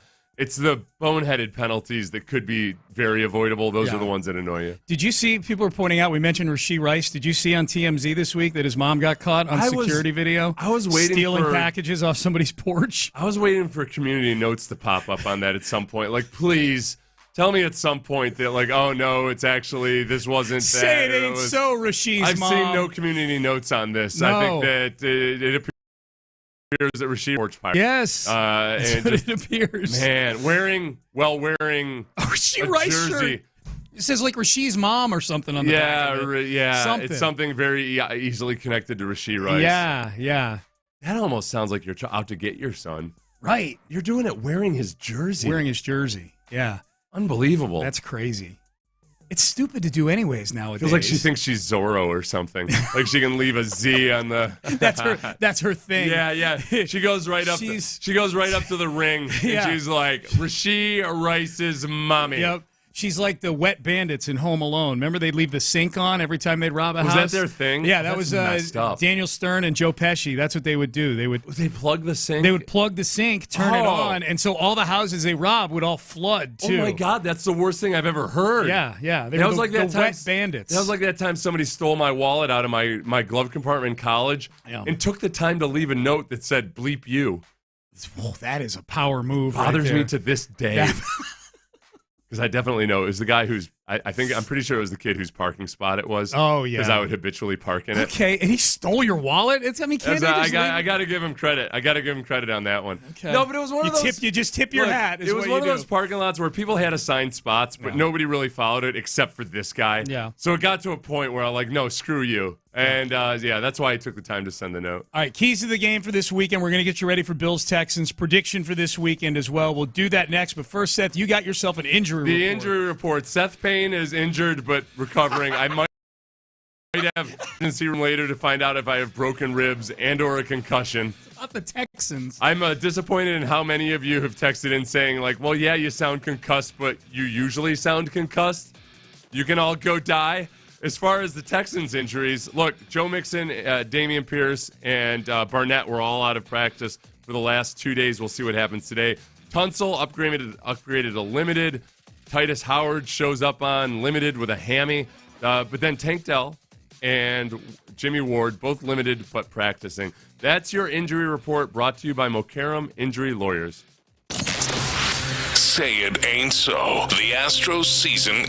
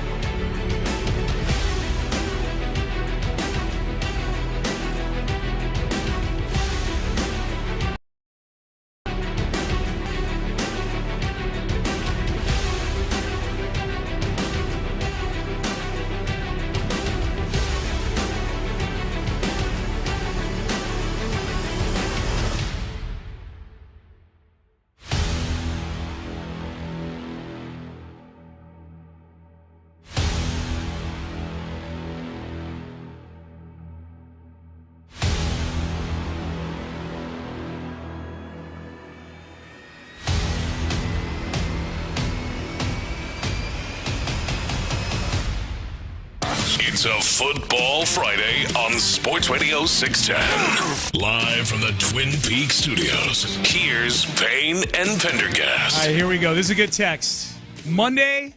Wait, I got it, Ben. Monday, I expect one of two things. No in between. This is a texter. A holy bleep moment of that's what we're supposed to look like. Yeah, Mixon baby. is back. Offense looks crisp. Or Danielle Hunter has like 3.5 sacks. yes. Or holy bleep, another good opponent, and we got smoked. They're in trouble. One or the other. Obviously, that one would really hurt because it would be the Vikings and then the Bills. And You're clearly on a different tier than those teams. My biggest concern is this, that the Texans, though they've played well defensively, they're fifth in the league right now, fifth best in terms of yards allowed per play, which is one of those ones. It's a nice, simple stat that actually tells a lot more than you might think or realize. It's not advanced stats or anything, but for the defense, they've had some letdowns in the red zone, but they've also had to they've had to defend a lot of short fields at times because of mistakes by the Texans. So I think that the biggest issue and question I have is some of these blown coverages or when guys get beat downfield. The Bills, as good as they've looked, haven't really necessarily been as explosive downfield as they'd probably like. They're spreading the ball laterally a lot. So I think it's an opportunity for the Texans defense to come up with some turnovers if they can start jumping routes. But they got to be dialed in and not, like last week, if Josh Allen were the quarterback, I think almost everybody said this after the game. If Josh Allen were the quarterback, the Texans would have lost that game. Agreed. There were wide open receivers that Trevor Lawrence couldn't be bothered to throw anywhere within the vicinity of. You know the scary thing about those wide open receivers you're talking about in the Colts game and the Jags game, now that we're kind of hashing it out and just thinking about it, is the two receivers who were beating Texans on those routes, both rookies, both very well-acclaimed rookies. It was A.D. Mitchell with the Colts, and it was Brian Thomas Jr. with the Jags. Two guys that the Texans are going to have to deal with for presumably for a long, long time. Yeah, so let's just be on our P's and Q's. Yep, let's shore it up. Keon Coleman, I'm excited to see him. I asked somebody from Buffalo, like, is his personality kind of... He's very endearing. Yeah. He's got a lot of he's getting 2 catches a game. Yeah. Right, like, has it held up? And... What'd they say? The one, Mike Catalana, who's out of Rochester, said that actually once he got into training camp in the season, zeroed in and super focused, dude. Yeah. You don't even see all that funny rookie personality out of him. He's got a personality that reminds you a little of Jacoby Jones, where you're like, oh my gosh, this guy's so delightful. He's hysterical. But sometimes that delightful personality isn't always dialed in, you know? So it's apparently not. Very soon. I think both from Louisiana, too, if I'm not mistaken. Something about enjoying life when you're from Louisiana. Yeah. A little zest. It's how you're brought up and raised to enjoy life. No doubt. Here was C.J. Stroud earlier this week. He was asked about the team's approach prepping for what is, up to this point, their most dominant looking, the best opponent that they've played so far. You know the answer to that. I think every team in the NFL is good, so I don't really look at the Bills like, oh, no, don't get me wrong. They are a great football team. Like, they have done what they've done for a very good reason. Like, Josh, I can go on and on about the Bills. Trust me, they are amazing. But once again, you know, we're football players too. We're dogs just like they are, you know. So it's going to be a great matchup. I definitely got a lot of respect for them. Great defense. McDermott has a great philosophy on how he calls plays, and you know, they're playing really well together. And then their offense, of course, they're going to score points. Josh Allen is definitely a top premier quarterback in his league, and I'm a big fan of his, watch his game a lot. So, you know, just a ton of respect for them. But, you know, I don't look at it as like up or down. You know exactly what I would say. So, yeah. Not trying to sound arrogant. We got you. You've been with us for a year and a half now, They're CJ. basically saying, yeah. We got you. We ain't scared of nobody, no how. That's right. Bad news for the Texans. Not unexpected. Oh, no. Joe Mixon's not going to play on Sunday. This is from Ian Rappaport. Ian Rappaport tweets, Texans running back Joe Mixon, who missed both practices thus far this week, is not expected to play Sunday. That means the duo of Cam Akers and Daria Gumbawale, once again, we just written off Dameon Pierce at this point, I guess, until otherwise told. But Cam Akers and Daria Gumbawale. This is what I do like about this is that the Bills, kind of like the Jaguars, don't blitz a whole lot. And I feel okay about the offensive line just handling business on their own versus a four-man rush. There's still some weaknesses at times, but what it does allow you to do is do what I think people want the CJ to do is, okay, let CJ cook. That final drive, they emptied the backfield out at times. Like they don't have to go extreme spread or anything, but maybe a little bit more of a wide-open offense. But then also with a guy like a Gumbawale, that does create opportunities in the run game just because there's more space for him to go hit the hole and get 4 yards. I don't need a Gumbawale to have a bunch of highlight reel plays or anything, but if he's going to get time, just move. Don't even move the sticks. Just move the line of scrimmage up 4 yards at a chunk, and that can make a big difference in how this offense operates. I think I know the answer to this already, but I'm going to ask it anyways. Because Tank Dell, it sounds like, is going to be back this week. If you had to pick one that you could have brought back, either Tank Dell or Joe Mixon, who would it have been? It'd be Joe Mixon. Yeah, I think so too. It's just, I mean, he covers up so many blemishes and sins and all of those Tank's things. a nice consolation prize, though. Oh, yeah. You know, like the fact that now you get to attack it and you got all three of the wide receivers. Yeah, if you're able to get, because you don't have to keep your tight ends in theory, you don't have to keep your tight ends and running backs in to block as much versus the Bills just because of the way they operate, then you can start developing some of that underneath and quick game more, and some of the screens perhaps, all of those. Yep. So maybe we see a little bit more of a wide open offense. Yep. As far as defensively for the Texans, containing Josh Allen is big. I think keeping him in the pocket, he really hurts you when he gets on the move, either running the football or his ability to throw accurately on the run. Here's DeMeco Ryans earlier this week on Josh Allen. Even last week, like the play to get them back into the game, it was him scrambling, and he launches one over the defense's head, and they're back in it, and they have a chance. So he always has that explosive ability to him. And then Josh is a really big player, 6'5", big, tough runner. So when they do have the quarterback design runs, whether it's sneak or the zone read plays, like he's able to fall forward for yards because he's such a physical player. So really tough matchup, really respect what he's done in this league, how he's grown as a quarterback, and how he's led that team and kept them as a successful team every time they step on the field. I got a lot of respect for Josh Allen. Like, he came into the league and he was, there were two quarterbacks taken ahead of him in his own draft, Baker Mayfield and Sam Darnold, and he came into the league, and there were a lot of people that were very critical of the Bills moving up to get him because of his accuracy issues coming out of Wyoming.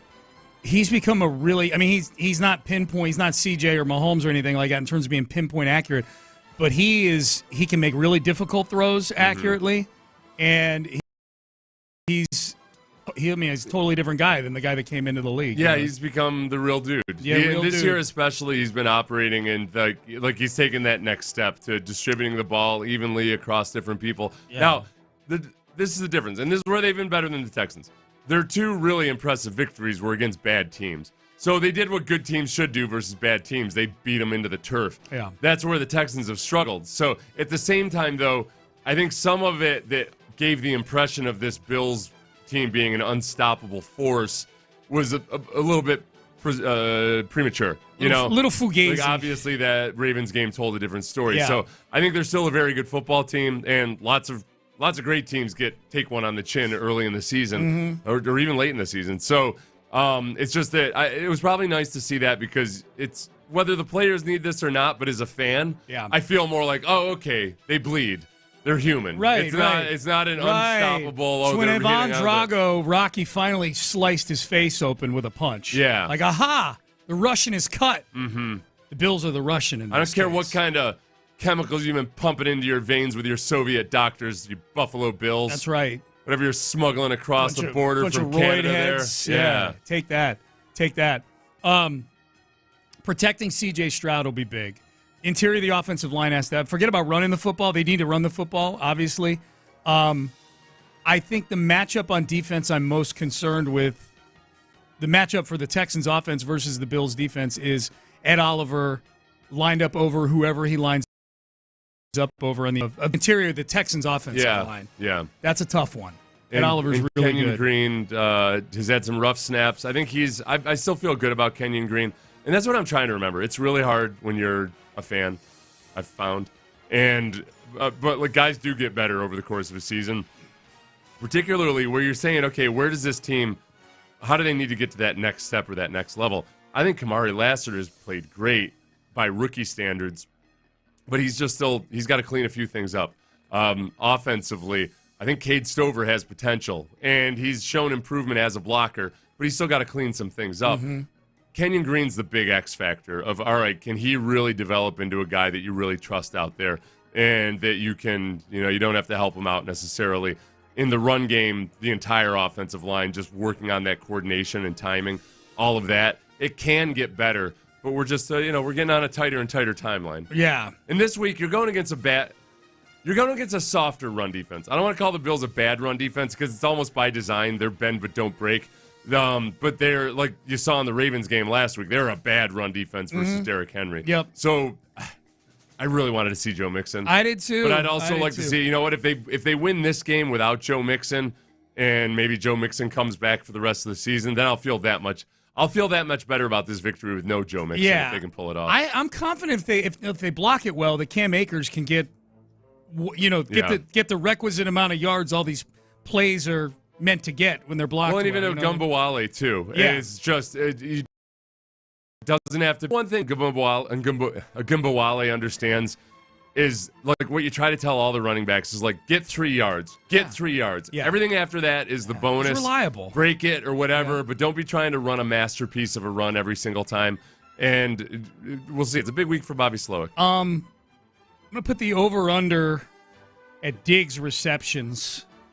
I'm going to put it at 6.5. He's been targeted. He was targeted a lot in the Vikings game. Yeah. I think that and it's not artificial or anything. They're creating, he's going to create some opportunities. Yep. 6.5 is probably good. 6.5. I'm looking up to see what they have it as on prize. Somebody called me the Will Levis of sports radio because I take all these hits that I don't need to take.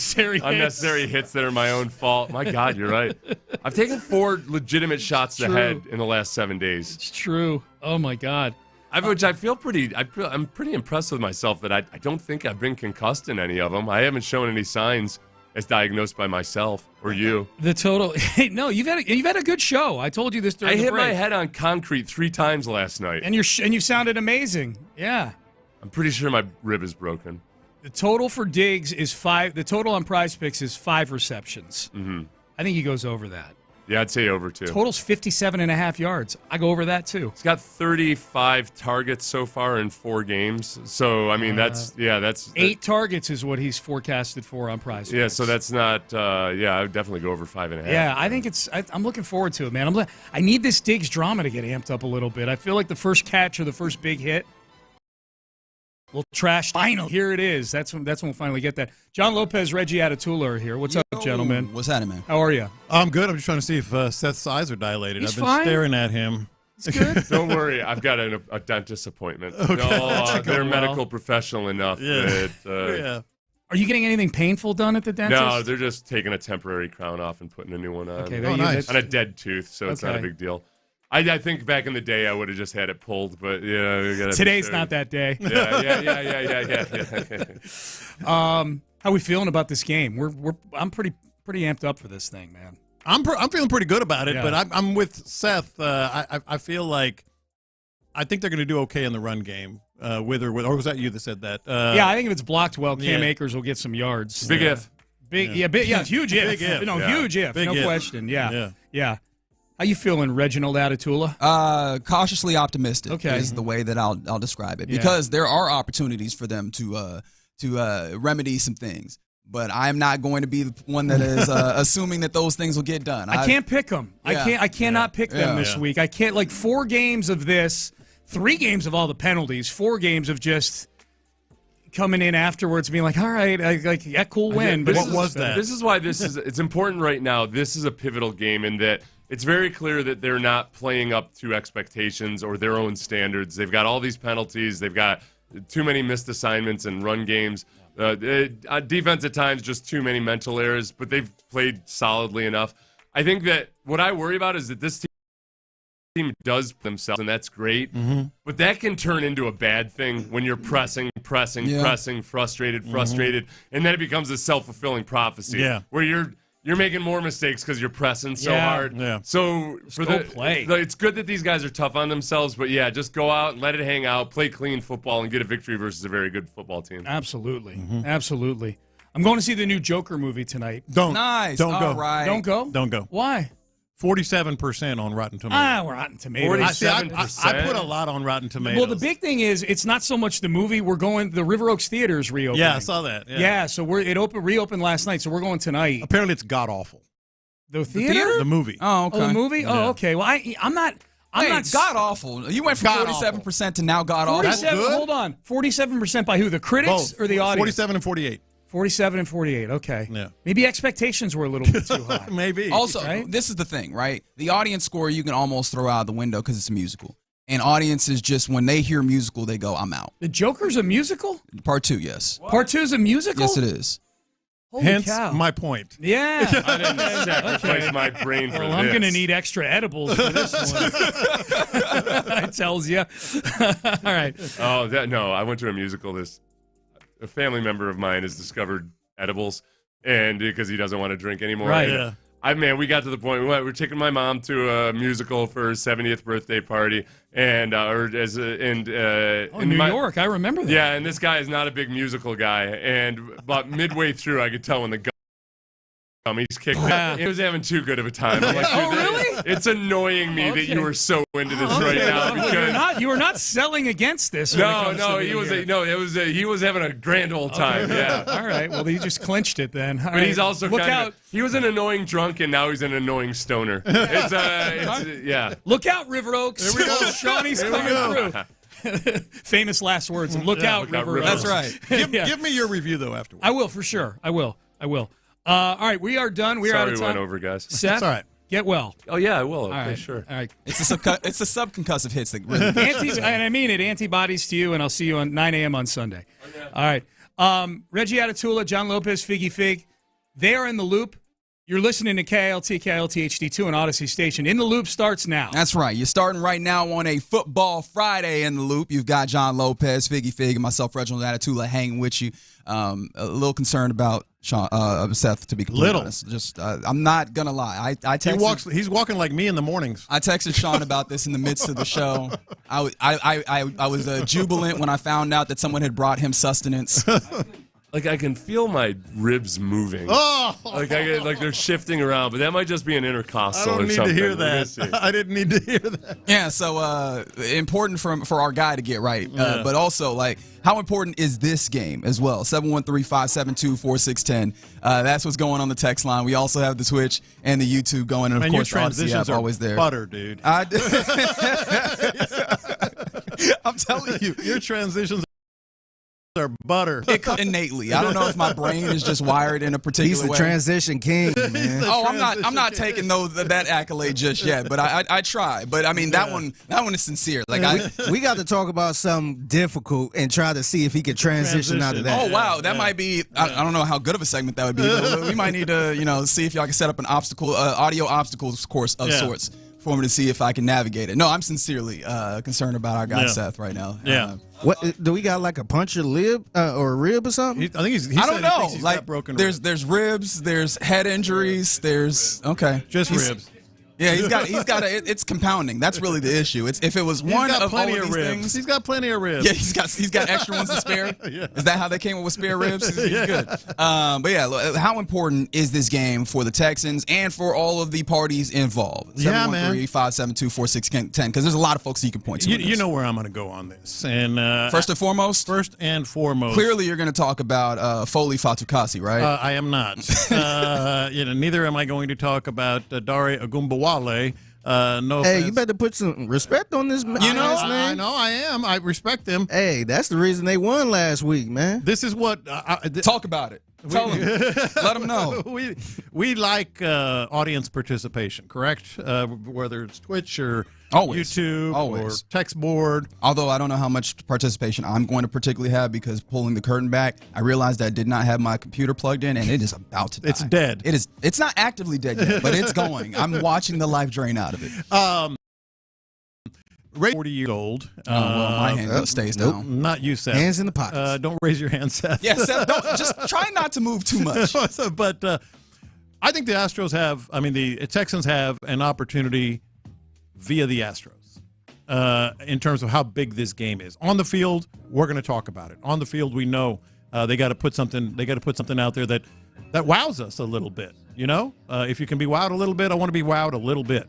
We want to see this team not kind of dribble all over itself in some key moments, and we know what we want to see on the field.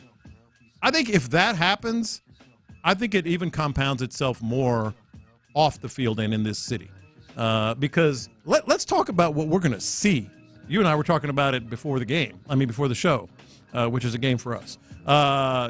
Like H-Town Blue, the colors, they're passing out towels to everybody there. It's going to be raucous. They have an 80+% footprint of the nation watching them. It's one of those things that when this team takes the field, there isn't going to be anybody looking at their phone at an Astros game. There isn't going to be anybody talking about the Astros. The Astros are out. And what I'm saying is, and maybe it's more of a question, do you feel like the Astros loss, as bitter as it was, is kind of the Texans' gain in terms of it's open? The palette is there. You can paint your own picture. The city could be yours, but you got to do it on the field. You put together, if let's say C.J. Stroud puts together a transcendent type performance, that might be it. The Texans might just be the dominant force in this city. That's what I feel. Yeah, and the city is waiting for it too. The city wants that to be the case. The city is clamoring for that opportunity. So I think that is very much an opportunity that lays before this team, is an opportunity to galvanize the city behind it in a way that we've seen the city come behind the Astros recently. And I mean, in history, again, behind the Rockets and, of course, behind the Oilers. Well, this is really a shot. And we've talked about this in some degrees with just the way that the Texans are going forward in general. I have been a big I've benefited greatly from that, as walking into a city that's like, yo, this football team is exciting. I was talking about it at the event that we were at NRG Stadium with some folks where they were like, sales types. And so they often have, tickets that are, given to them to maybe give to someone else. And there was a point in time where, people were, they had tickets that they couldn't give away. They were like, I don't know. I don't want to deal with traffic. That's not the case right now. No. And it could balloon even more so with a win here. And I think that is because this game is important on the field as well. Yeah, it's a marquee game. This is a measuring stick game, and maybe the truest sense of the word, in that we've seen this team and they've gotten wins, but they have not been convincing in the question of, are you truly contenders that really can go and compete against the best of the league? I don't remember exactly who I was listening, begrudgingly had to admit was valid. It might have been Mike Florio, that, hey, this Texans team, they had won 10 games last year and all that, but I don't know that they beat a team that they weren't supposed to beat. Right. They beat the teams they were supposed to beat, and they lost to probably the teams that they were supposed to lose to. And so with that kind of profile, you're looking at a team, as described, that's, okay, that's fine, but they're not somebody to write home about. It was nice on a curve because, oh, wow, you weren't supposed to be here yet. Yeah, exactly. Now, I think this Bills game gives you the opportunity to prove, probably to yourself, but then also to the footballing world, that no, this isn't just a team that's going to take what's supposed to be given to them. They're going to go take more than that and have the possibility of being a nuisance to everybody, and not a nuisance in the way that we're talking about the Titans where they're ankle biters, a nuisance in that they can mess up your whole game. Yeah, no, and what you just said there is kind of where I was going to go as well. The Texans have transformed themselves from a marketing and public relations perspective. But you can have all the marketing and public relations and good vibes and Paul Wall and, Bun B and wearing the colors. Oh, that made me even more excited. And all that. But here's the thing. You can have all that you want. But at some point, it has to happen on the field. Yeah. It has to happen on the field. And that's where I'm saying, the Astros are sort of out of sight right now. If you make it happen on the field, this team will take over this city, could start taking over this city. And one of the texters, I believe from the two, you can be delusional until they win a Super Bowl. It's not going to happen. The Oilers didn't win a Super Bowl. I've never seen anything like it in my life, or very few, like what this city was like when the Oilers. That's why I said, if you're over 40, raise your hand. They didn't win a Super Bowl. I'm talking even the 90s Oilers didn't win a Super Bowl. They captivated this city. They dominated every news outlet, every storyline, everything that happened. So, no, I don't agree with that. If you can start doing this, then you get the city in the palms of your hand, and there's never been a better – I think the best opportunity for the Texans since 2000 – well, it was 2020 at the point, but it was 2019 season when they had that lead against the Kansas City Chiefs. That's what the Texans have this weekend. Yeah, and I think that I hear you what you're saying with the Astros, with the championships and everything, but – and this comes in from the 8-3-2 immediately as I'm about to say it. Football is just different, right? Like the Astros have been incredible. Some people will, kind of quibble about the idea or the term of like a dynasty around that. But even the fact that you have a reasonable conversation about it means something great to what the Astros have been able to accomplish. And yet and still, if you get to a place where you're legitimately pushing for the Super Bowl, even if you're not actually finishing it off and winning it, if you are amongst that elite tier in the NFL, it is something entirely different. And maybe we're able to, the way that you can try and wave that away is maybe indicative of the fact that the Texans just haven't been there in a very, very, very long time. And so that's the thing. And you begin to give yourself some level of, if you do go out and play well against the Bills, but specifically if you go out there and win. And it's a fair thing that comes in again on the text line. And again, that number is 713-572-4610. Don't forget, the Vikings game was also supposed to be a measuring stick, and you failed woefully. Oh, I know. Yes. But the Bills are still different from the Vikings. The Bills have been there. The Bills have been on the brink. They're kind of like what, speaking of the Oilers, what the Oilers were. They have a proven commodity. They have that quarterback that is a star in this league. I think it's even different from then. And, yes, they could have done it against the Vikings. I think this is going to be even more different. Yeah, so that is like the larger narrative portion of this. Even on the field, a great point comes in. This could be a tiebreaker type game. Yeah, when it comes down to it, like this is a Bills team that we fully expect to be in that postseason run, especially deep in the playoffs for the NFL, because they have been, as you mentioned, like this is a team that has been there, and they have been unfortunate to run up against the likes of the Kansas City Chiefs often. But that they have that axe to grind in some ways, and so if you can manage to get some level of leg up by getting a win, a potential tiebreaker in those circumstances, that matters. And I'm amazed that we were able to make it 12 minutes in without talking about Stephon Diggs. Yeah, how about that? Right, like that whole revenge element of this. It feels realer than and again, it's kind of funny because the other measuring stick game that you had on the season was also one of those situations. But this one is fresher. This one we've seen drummed up in this game, and I think it's because this game is going to be even more visible to the national public in a way. So yeah, it feels like it's necessary to go out there, and you can feel that from the team itself. Like the players are talking about how important it is, and even D'Amico Ryans can't fully coach speak it away to just every game and whatever. He's like, no, you'd be lying to say that it did not mean more. And so if it feels like the entirety of the team is leaning into the aspect of they want to win one for get Diggs in some way. I think they are. I think it's kind of mostly unspoken and downplayed, but there's no question. I mean, there is absolutely no question from the Bills' perspective too. From the Bills' perspective, from the Texans' perspective, Diggs is going to be the focal point, and I actually feel like Diggs is going to have a big game. I mean, this just seems to, not necessarily force-fed, but I think he's going to be in the mix, and I think he's going to want to raise his game. I'm like Sean was saying, I'm looking forward to that big first down catch and just kind of the theater of it all. That's what's going to be great about this. Another thing is, and we'll talk more about this as we really dig even further into like the matchups of this, is that this might be an opportunity. And when you talk about measuring stick, the part that you're really measuring for me, can you run the football? Yeah. That has been a question that has been raised during the course of this season, and unfortunately the answer has been really unsatisfactory for the most part, even to the point where a game where you ran the football fine kind of felt really good last week. Yeah. And so, yeah, man, I'm in this place where you're coming up against a Bills team that is kind of not very good at playing the run. Seth has mentioned many times this week how they get into some of these packages and they're pretty small, light in the butt in some ways.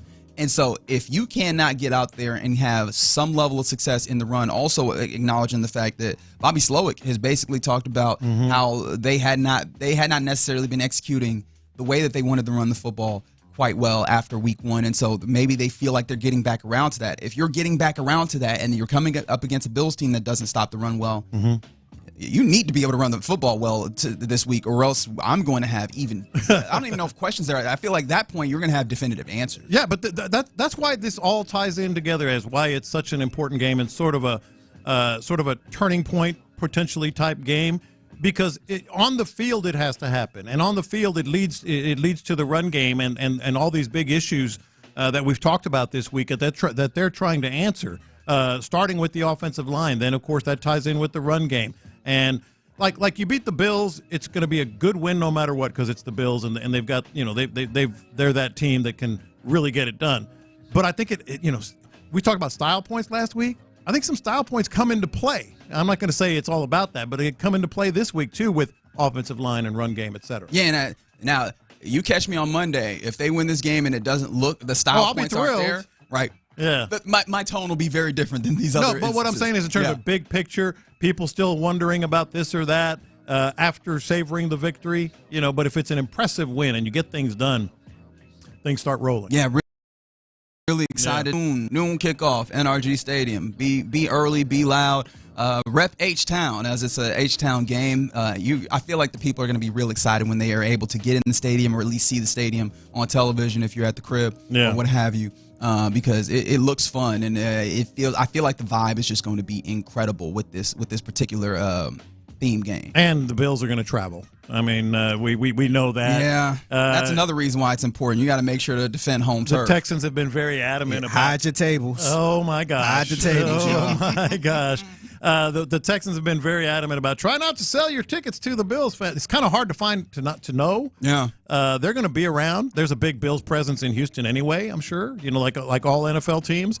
But the vibe, man, the vibe in the building is going to be outside the building. It's going to be terrific. Yeah, I'm excited for tailgating, getting the feel. I was kind of shocked at the amount of Bears fans at the home opener, and so I'm sure that when we get out there to tailgate in some ways, I'm going to be looking and seeing just what's the percentage, what's the split, how many people. It's going to be a big number of Bills fans. I'm interested. It's going to be a big number of Bills fans, and I think percentage-wise, I wouldn't be surprised if it's 20% of the crowd. What do you think, Figgy? You've been to a bunch of these. Yeah, I think it's going to – honestly, I think it's going to be about 15. I'm going to go with 15. Okay.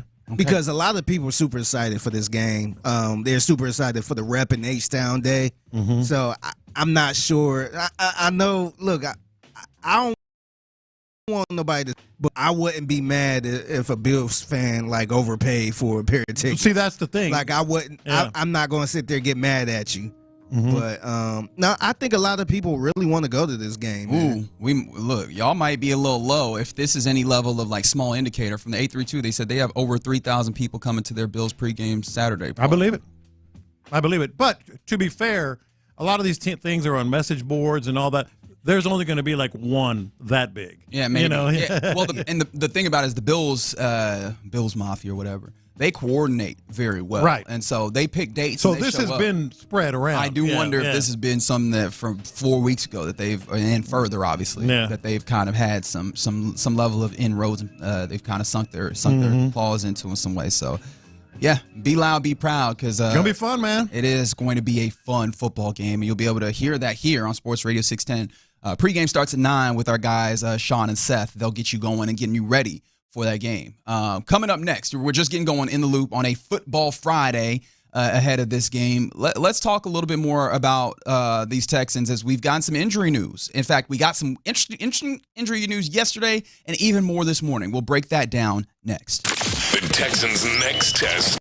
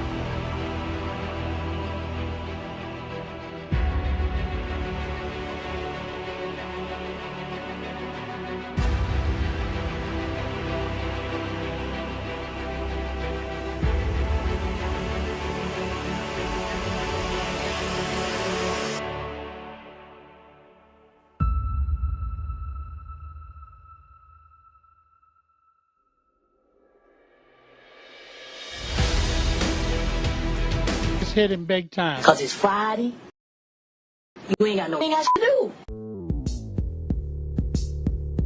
Houston, let's get in the loop. You better get ready because we're going to show up and show out. With John Lopez and Reggie Atatula. Always live. Love it. Love it. Always local. Don't ever underestimate the heart of a champion. You're in the loop on Houston Sports Leader, Sports Radio 610.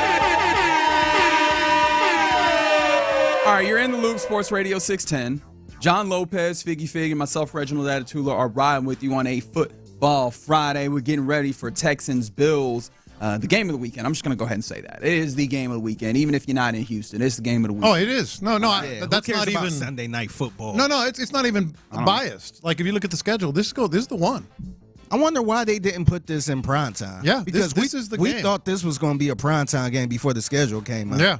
This seemed like it's primetime written all over it. Mm-hmm. Yeah, I have no idea. We'll get into the whole schedule later, but like when I was looking at these games, I'm like, there's not a better one though I'd want to watch. And they've been hyping this game up too, with all the revenge game and all that stuff. Yeah, which honestly good. Mm-hmm. I'm in. All right, so we've got some news when it comes to injuries that are going to affect greatly that big game of the week. Always get involved with the program by texting in 713-572-4610. We also got the YouTube and the Twitch going on this Football Friday.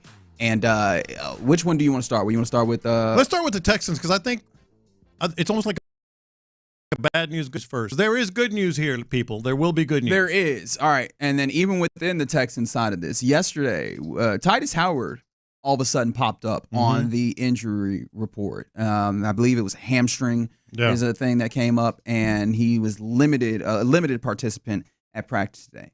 Real quick, how does that strike you, especially knowing that Titus Howard, along with the remainder of the offensive line, has had some had some issues. Hamstring injuries, soft tissue injuries bother me a lot. Yeah, on the week of the game, because number one, you never really know how bad it is. Limited would seem to his status was limited. Would seem to indicate maybe it was sore or something like that, and he'll be fine. But boy, those soft tissue injuries, they can pop into something bad real quick. Yeah, and so I mean that's on the right side of your offensive line. And again, I acknowledge that Titus Howard has not been flawless by any means, but we saw Blake Fisher get in there in this game last week, and it was not. It wasn't pretty. He wasn't ready. Like he just wasn't ready. And it's acknowledgement that he's a young guy. You threw him in there just in a situation, and it was tough, but. I know that he's your swing tackle, right? And so if you end up seeing some level of issues with Titus Howard where, God forbid, he can't play, right? Blake Fisher is in there on that right side of the offensive line, and now you're talking about all the things that we're hoping to get fixed with the offensive line, plus getting Blake Fisher more comfortable, more up to speed, more capable of handling the responsibilities of being a starter in that moment. And so a bit of plus. And then we got more news. Yeah. Trust me, we've got more levels to this. Joe Mixon is highly doubtful for this game, it seems like. Ian Rappaport reported under an hour ago that Joe Mixon, who missed both practices thus far this week, Wednesday and yesterday, is not expected to play on Sunday. So that Ian Rappaport went as far as just saying that means the duo of Cam Akers and Dare Ogunbowale are both up again to be able to handle that. I do wonder, are we just go ahead and writing off Dameon Pierce? I know he hasn't practiced either. So what's going on with Dameon Pierce? That is a good question that I have no idea about. I mean, it said hamstring, I believe. When it came to the injury report, Dameon Pierce, yes, is still dealing with the hamstring. He just played in week 1, and that was it. That was it. Man, he was never this hurt before. I mean, I know everybody get hurt once in a while. When did he hurt his hamstring? Someone got a doll, don't they? Sounds like someone got a doll, don't they? But do you remember? Nah. I don't think it was. Do you remember when he got hurt? It wasn't nothing in the game. I don't recall. I'm going to be completely honest. Because remember, he had 2 carries or something like that. Everybody saying he had a good game, and that was it. That's why I'm like, man, it seemed like he just fell off the face of the earth. Yeah, like nobody's worried about him. Yeah. Well, I mean, it's because people were already not excited to see him placed where he was placed. There was a lot of conversation, and I'll raise my hand because I was obviously a part of doing that. That's one of my pet peeves is when people that are like in media say, the media, and I'm like, well, look in the mirror. Are we not a part of that? So, yes. Media. Yeah, I was a part of, that conversation. Yeah. And I do wonder if somebody was just like had a and they were like right here on that leg, right behind the right hamstring. You're gonna be dealing with that. So, but yeah, Joe Mixon not in. And again, we've talked about this game as a potential get right game for running the football. And one of the things about that was it feels like Joe Mixon gonna be back. Yeah. And we got to Wednesday and we saw him not injured. Friday last week. That's the weird thing. Was there a re-aggravation of some sort? That's all I can figure. It was a re-aggravation because he practiced Friday and we're like, oh, cool, good news. Then he misses that game, and he's going to miss another week. And that is scary for like a larger scale of things because Joe Mixon has been largely healthy, if my memory serves me correct. All of a sudden, now you're dealing with more injuries within the course of this. And I'm not trying to say that he is old because it always feels weird doing that in this context here. But 28 years old, he is an older running back. In running back years, it's older. And that's the years. Yeah. That's not talking about the carries, right? The idea you pay for the carries or you pay for the yards and not the carries. He's had a lot of yards. Yeah. The carries are stacking up, and you start to wonder if eventually you're going to get to the backside of this and look at it and you go, oh, you may have paid for have paid for the carries as opposed to the yards. That's further down. In the more immediate, you're not going to have Joe Mixon here. The run game is probably going to be dependent on Cam Akers, Dare Ogunbowale, some J.J. Taylor sprinkled in. How do you feel about that? I actually feel pretty good about Cam Akers. I feel like we've seen some hints. He didn't get a ton of carries, but I think he had the highest yards per carry last week, if I'm remembering, 4.1. 4.1, remember? It sounds about right. I think that in that neighborhood. I'll double check for you. I actually feel Cam Akers, but that doesn't necessarily answer the question because J.J. Taylor has been in there. Agumbawale has been in there. I would anticipate him being more of a receiver type with a couple carries sprinkled in. But so as much as I feel good about Cam Akers, you got to get more out of the other guys because it doesn't look like either obviously Mixon's not going to play and doesn't look like Dameon Pierce is going to play. Yeah, so that's all there on the Texans side of this. Now, I guess what you could term the good side. You want the good news?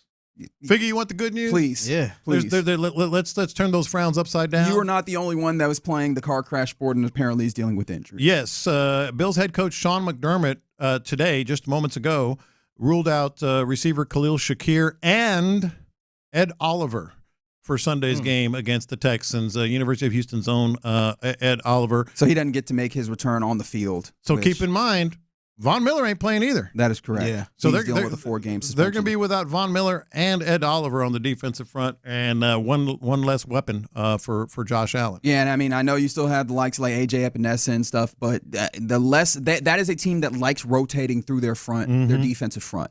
And you give them fewer guys to rotate on that defensive front, maybe that keeps them less fresh. Maybe they're less effective, especially as that game wears on. Yeah. And maybe, just maybe, that gives C.J. Stroud less guys in his kitchen where he's operating and more opportunities to find the likes of Nico Collins, Stephon Diggs, and hopefully Tank Dell down the field and get those things going. But Khalil Shakir is really the interesting thing to me because against the Ravens, and of course that felt somewhat, and the Texans can kind of make the Bills play kind of like they did against the Ravens last week.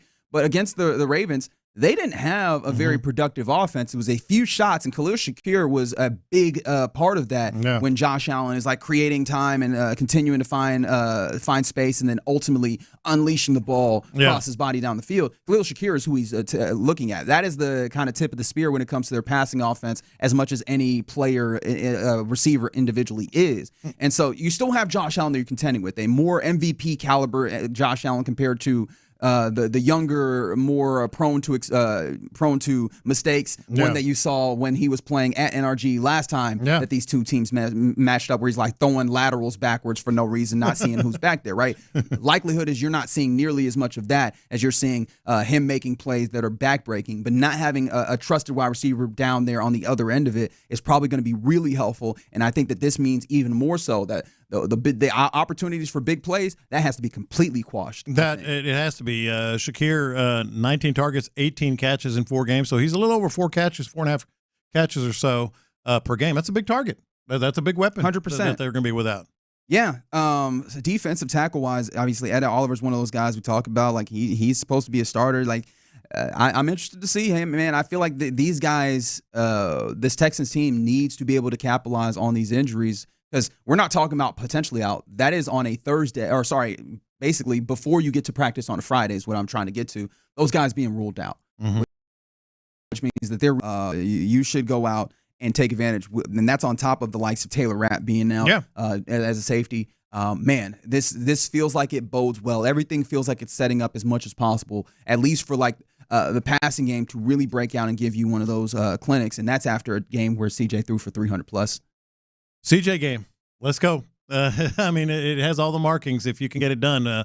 And defensively, and offensively, you might have a little better advantage running the ball with those two guys out. Yeah, interesting injury things happening ahead of what I have already termed the game of the week in the NFL. And it'll be right here. It absolutely is. In H-Town, Houston, Texas, NRG Stadium, noon, right here on Sports Radio 610 is where you can hear it. All right, coming up next, let's get into the question of the day. Hypothetically, you end up being appointed a commissioner of the NFL. What's your first move? 713-572-4610. We'll do that next. How about that? All right, let's talk about D&M Auto Leasing. Talking to a neighbor, literally over the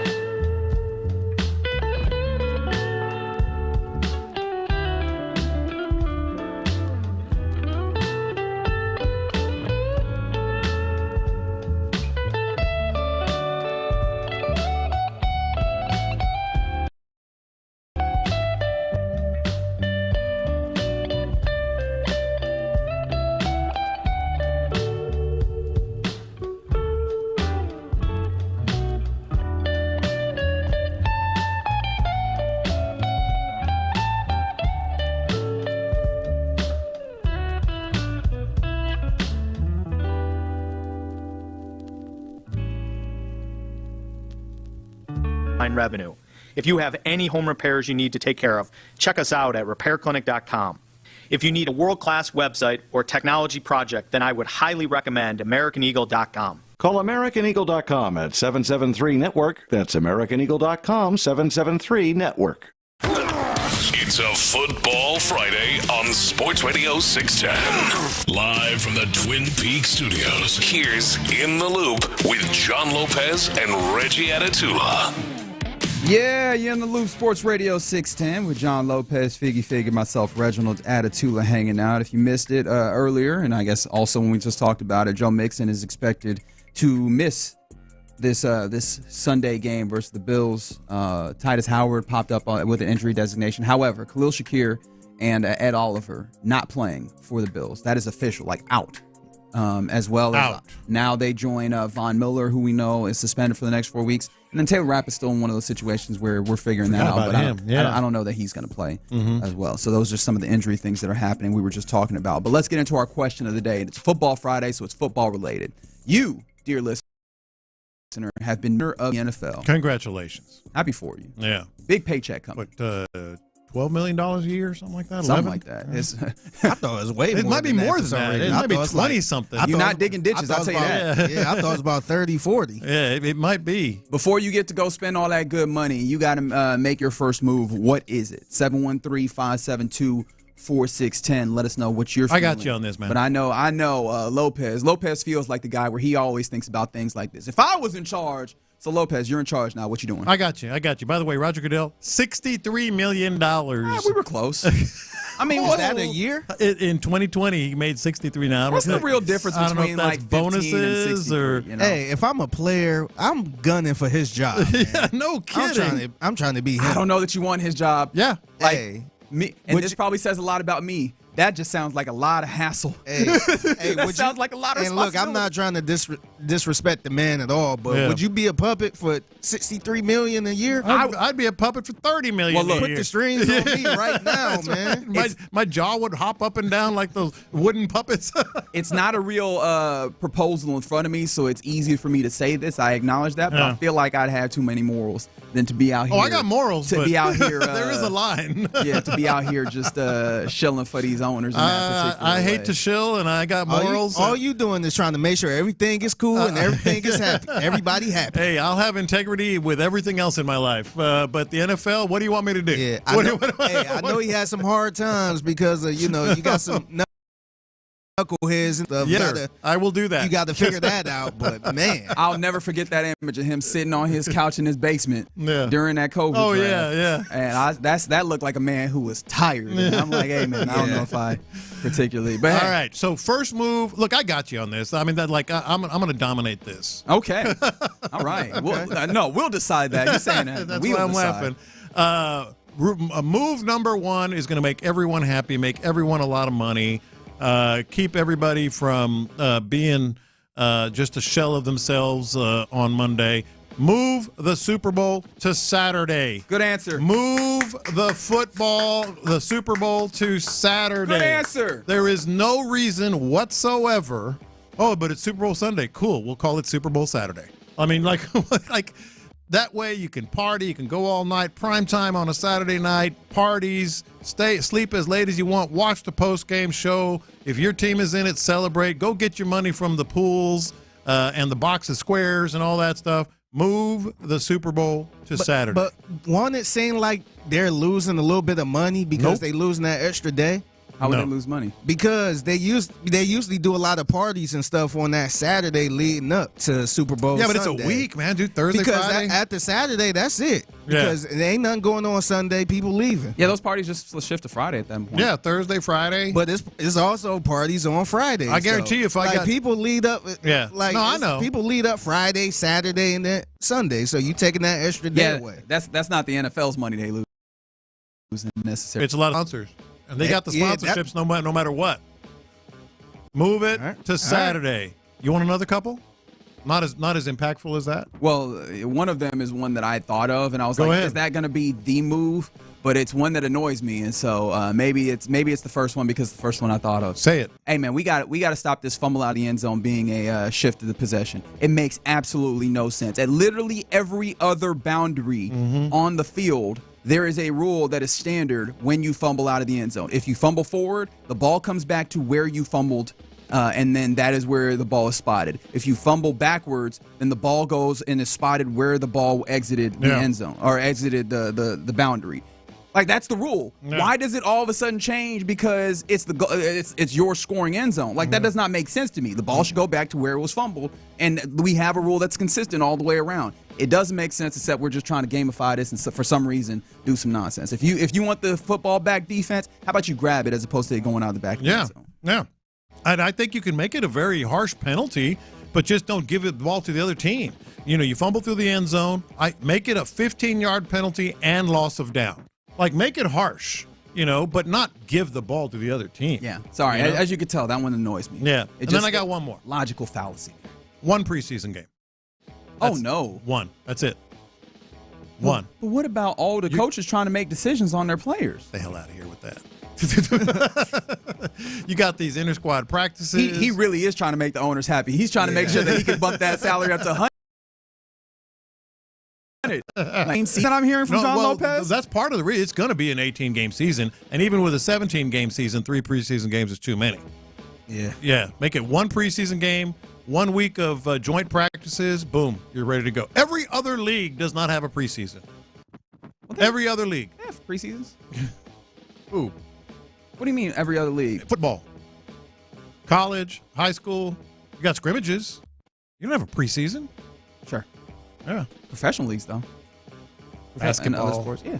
You got to get ready. You got yourself ready. Whatever. And there is an argument to be made that the downtick in offense that we're seeing early on in the season is because these teams have not been able to get ready and get themselves up to speed to start the season. Well, that's on them. I mean, you got. But it's also something that you have to consider as a commissioner because that is the product that you're putting out. College football seems to be all right with it.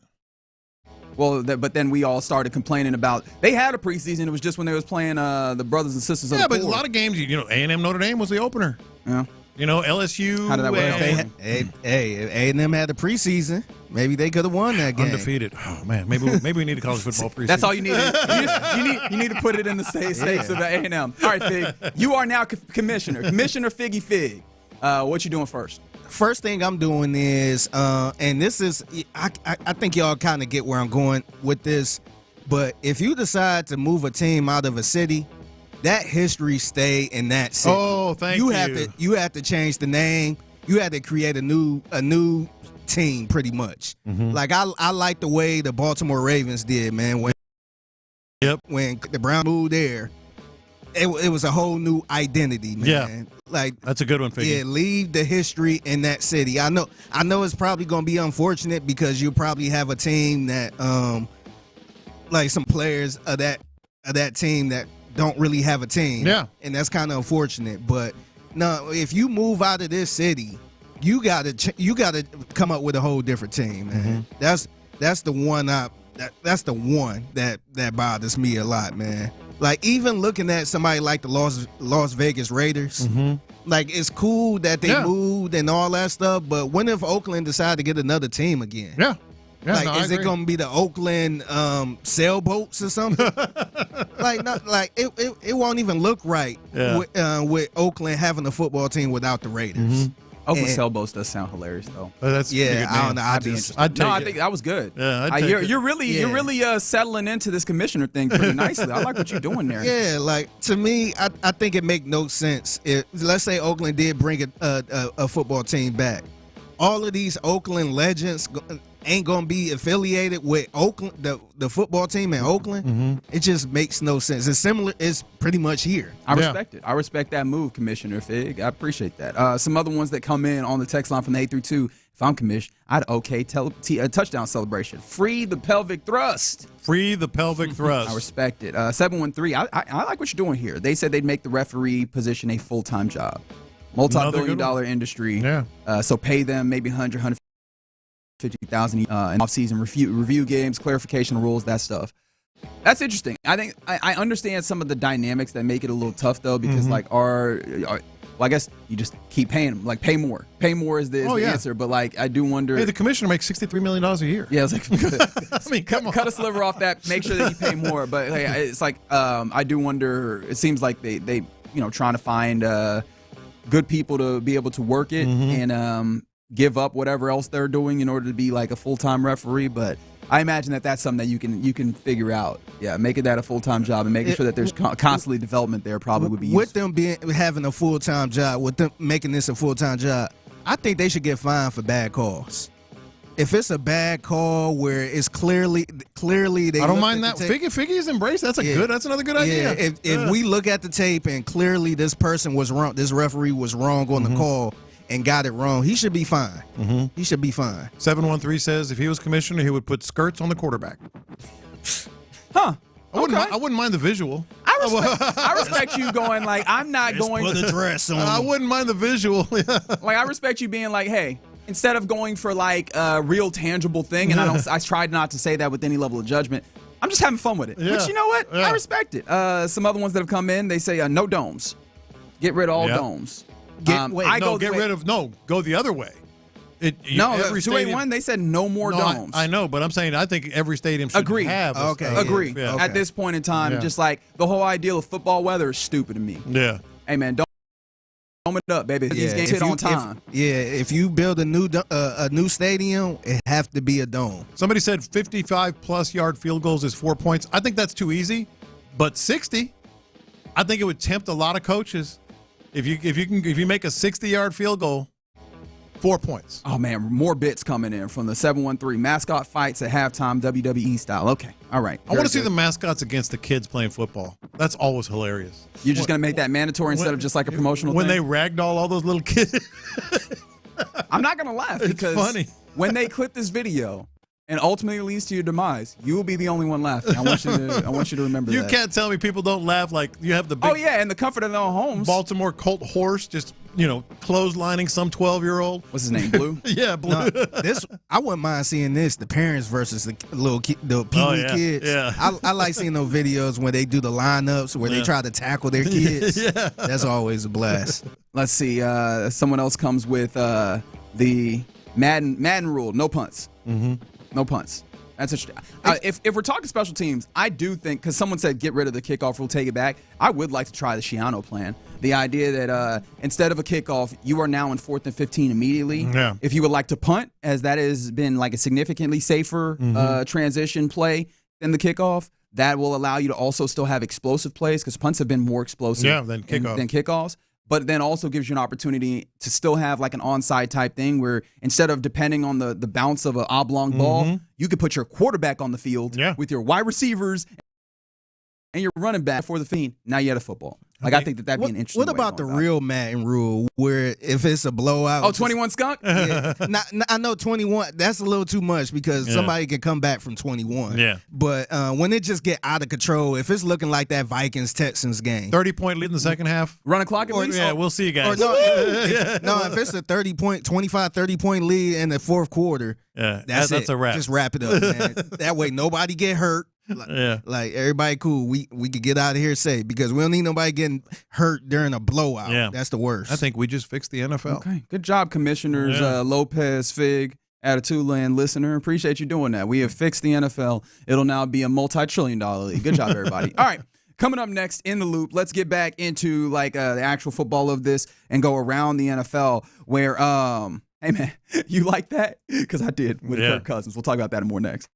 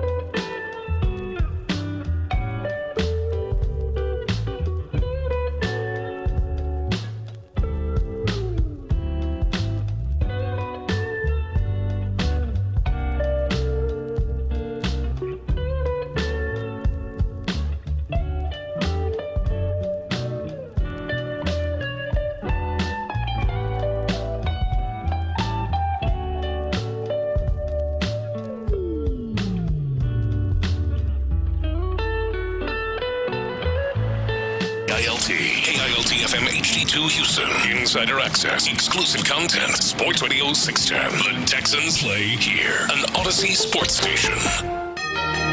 Let's go around the NFL in the loop style. Why are you smiling? Because I love football. Brought to you by Quick Assist. Here's John Lopez and Reggie Adetula. I'm going to tell you all about how much fun you're going to have this season. On Houston Sports Leader, Sports Radio 610. That's right. It's Sports Radio 610 in the loop. John Lopez, Figgy Fig, myself, Reginald Adetula, hanging out with you on a Football Friday. And we just had our question of the day, which was football themed, of course. It's Football Friday. We all in. And the question was, you being made commissioner, what is your first move? Now, some people came in with some interesting things. Jerome on the YouTube was like moving around the divisions to make more sense. Some of these I like it. Geographically don't make. I think our division, the AFC South or whatever it is, it should be Dallas, Houston, New Orleans, maybe somewhere around there. Yeah, it should be like a real division, which would help fans a lot too. Like travel gets a little bit cleaner, and now Tennessee. There you go, boom. Tennessee, yep. Yeah. Travel gets a lot better with some of those. But yeah, definitely, I like what you're doing there, Jerome. Someone else mentioned the idea that instead of kind of close to yours, Fig, the idea of when a team tries to move, that the ownership gets an expansion and the team actually stays, players and all, so that they don't have all of that. I think that'd be a little tough to implement. But the thing that made me think that, got my wheels going, and I was like, oh, okay, bump whatever I was saying. This is my action one. Abolish the draft. I'm abolishing the draft. I am a big fan Rookie of that. free agency is what we're doing,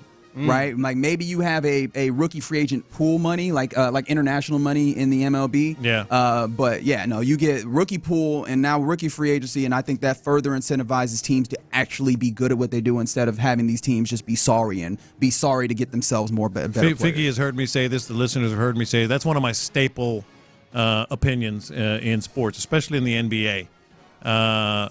No draft, hard cap. No draft, hard cap. Evens the playing field. We're not going to do a segment on that. We can do it another time. But yeah, I'm with you. I'm with you on that. Okay. Anyways, that's enough of that. I have to get to Around the NFL, which by the way is brought to you by Quick Assist, your no-hassle solution to reselling your tickets across every marketplace. Download Quick Assist from your app store today. That's QUICKASYST. Quick Assist. All right. We begin with Thursday Night Football, which for the first time in a little bit was a banger. Man, it was good. It was one of those games that was even more fun because it was kind of unserious at the same time as being good. Like sometimes it's almost bad. Well, not bad, but it's a little bit. It's not as good when it's like a great game, but it's also really serious because it gets tense. Yeah. This wasn't tense. It was just fun because you had the Falcons, you had the Bucs in an unserious division, both of them doing unserious things, and ultimately you get the end of the game that is kind of hilarious where the Falcons have an opportunity to do something special and then they throw a pick. And then the Buccaneers have an opportunity to put this thing away and maybe widen the gap with a field goal. And then they just lose yardage, something like 20-some yards in that final drive. And then they have to punt instead of kicking a field goal. And then you get opportunity for the Falcons to get out in here. Actually, the Falcons had a blocked field goal in the course of this. The Falcons get down there, kick That's his legend, man. Yep. Javier Thomas. Yeah, that's right. I thought of you specifically, Fig, when Javier Thomas got a blocked field goal.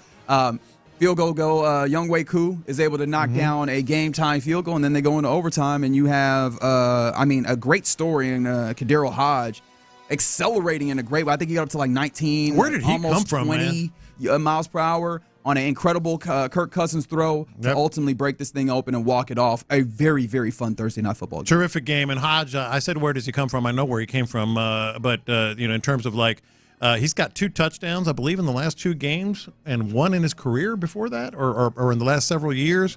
Went to JUCO. He's out of Mississippi. Went to JUCO. Went to Alcorn State. Finished up at Prairie View A&M, right up the road. Yeah, local legend. Yeah, undrafted. What a great story. What a great story for Kirk Cousins. We haven't even mentioned him. Yeah, Kirk Cousins. That was almost the most fun of this because I feel like Kirk Cousins has been hearing us talking bleep. Yeah. He got to Atlanta and he was like, no, that primetime Kirk thing, we're flipping it on its head. I mean, this was this a career high for him? A career high. Had to be, right? How about throwing for more than 450 yards for 3 different teams? Man. Yeah. It felt like a Hall of Famer. No, God, no. Stop that. God, what are you doing? All right, let's not go show me too a far. Hall of Famer. He did that. Let's not go too far. But no, Kirk Cousins. Fantastic game, and especially when people had started wondering, was that a really bad move? Because he hadn't looked great early, as we mentioned. Quarterbacking had been a little bit suspect across the league in a lot of respects, unless your name was like Jaden Daniels, really. Yeah. And no, he was dealing with that injury, and I guess proof of concept that no, he still got it. And especially the thoughts that people had with these Atlanta Falcons was, this is a good team. They just need a quarterback, and that's how that game felt in particular. And that was necessary in that division, because this would have been pretty disparate if you have a 4-1 Buccaneers team versus a 2-3 Falcons team. Now both of them are 3-2, and off we are in a fun race in the NFC South. It's going to be. See, that's the thing. You talk about the NFC South.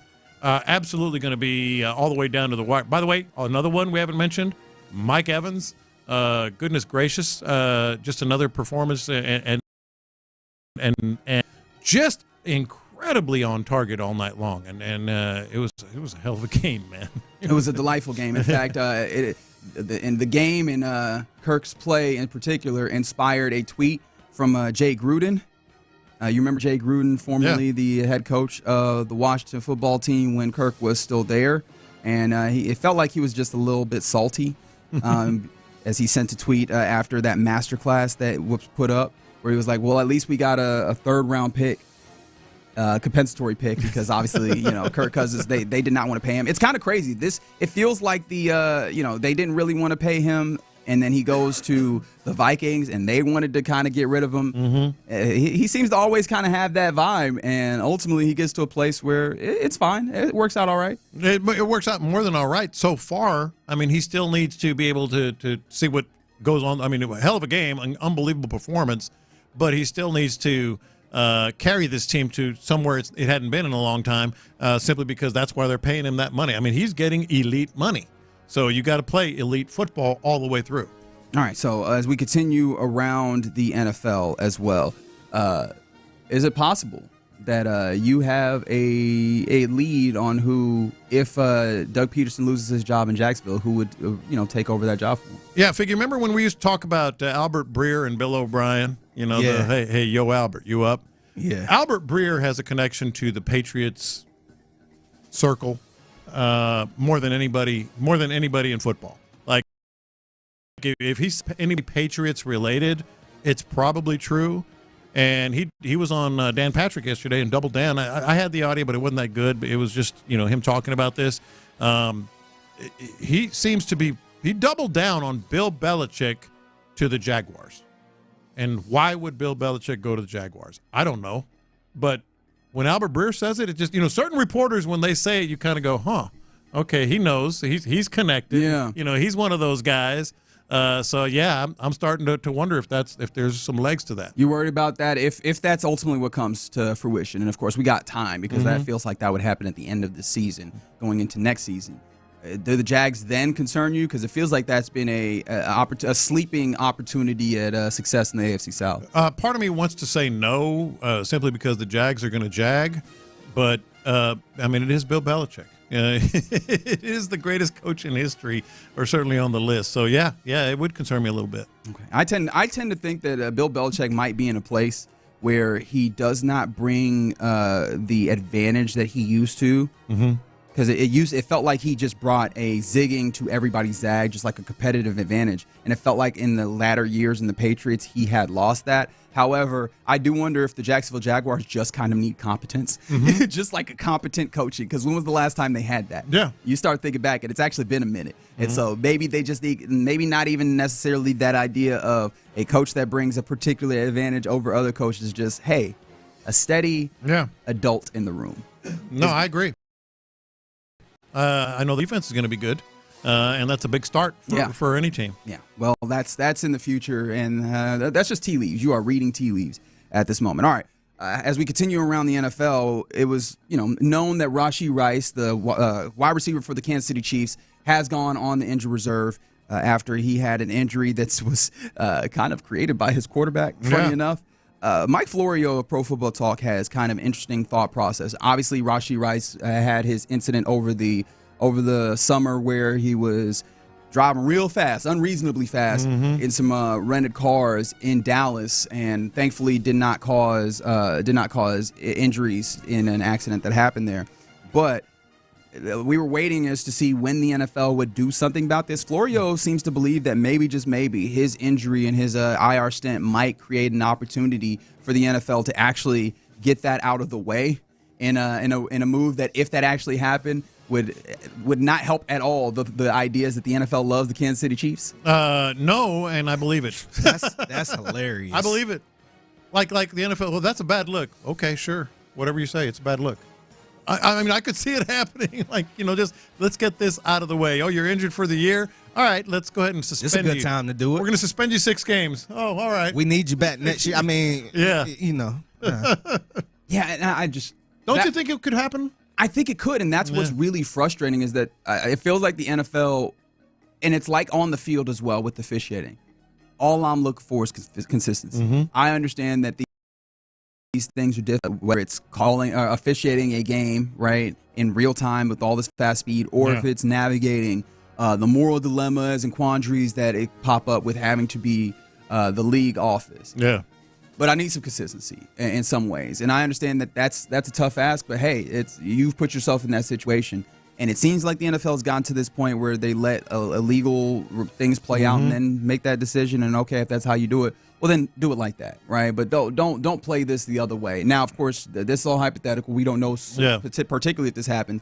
But even the idea that we could throw that up there and be like, yeah, I can see the NFL doing that, that's the frustration for me, just in general, from the league office and how they handle their business. What did we say, $63 million a year? The Hunt family going to pick up the phone and say, why don't you go ahead and, we're actually kind of angry about what happened. Why don't you go ahead and suspend him now? No, look, what you're saying, Reggie, is true. And the thing is, the other owners ain't going to have too much pushback on it because they want that same type of Could love be them too. next. Yeah. Yeah. Yeah, that's it's awful. Don't get me wrong, it's awful, but it's possible. One more thing around the NFL, and this was just because how many times have we seen an injury reported, a surgery reported on when it comes to a player? And what's always the response once we find out about the surgery? Successful surgery, right? Yeah. We might have seen one of the very few instances where it's not a successful surgery, as the Dallas Cowboys apparently are losing Brandon Cooks. He will not play this week because he got an infection in his knee. Man, that's awful. After a procedure. So they got a win against the Giants, and he stayed in New York to get a procedure. And apparently he got in and developed his right knee after the procedure. And, usually they're all ahead of schedule, right?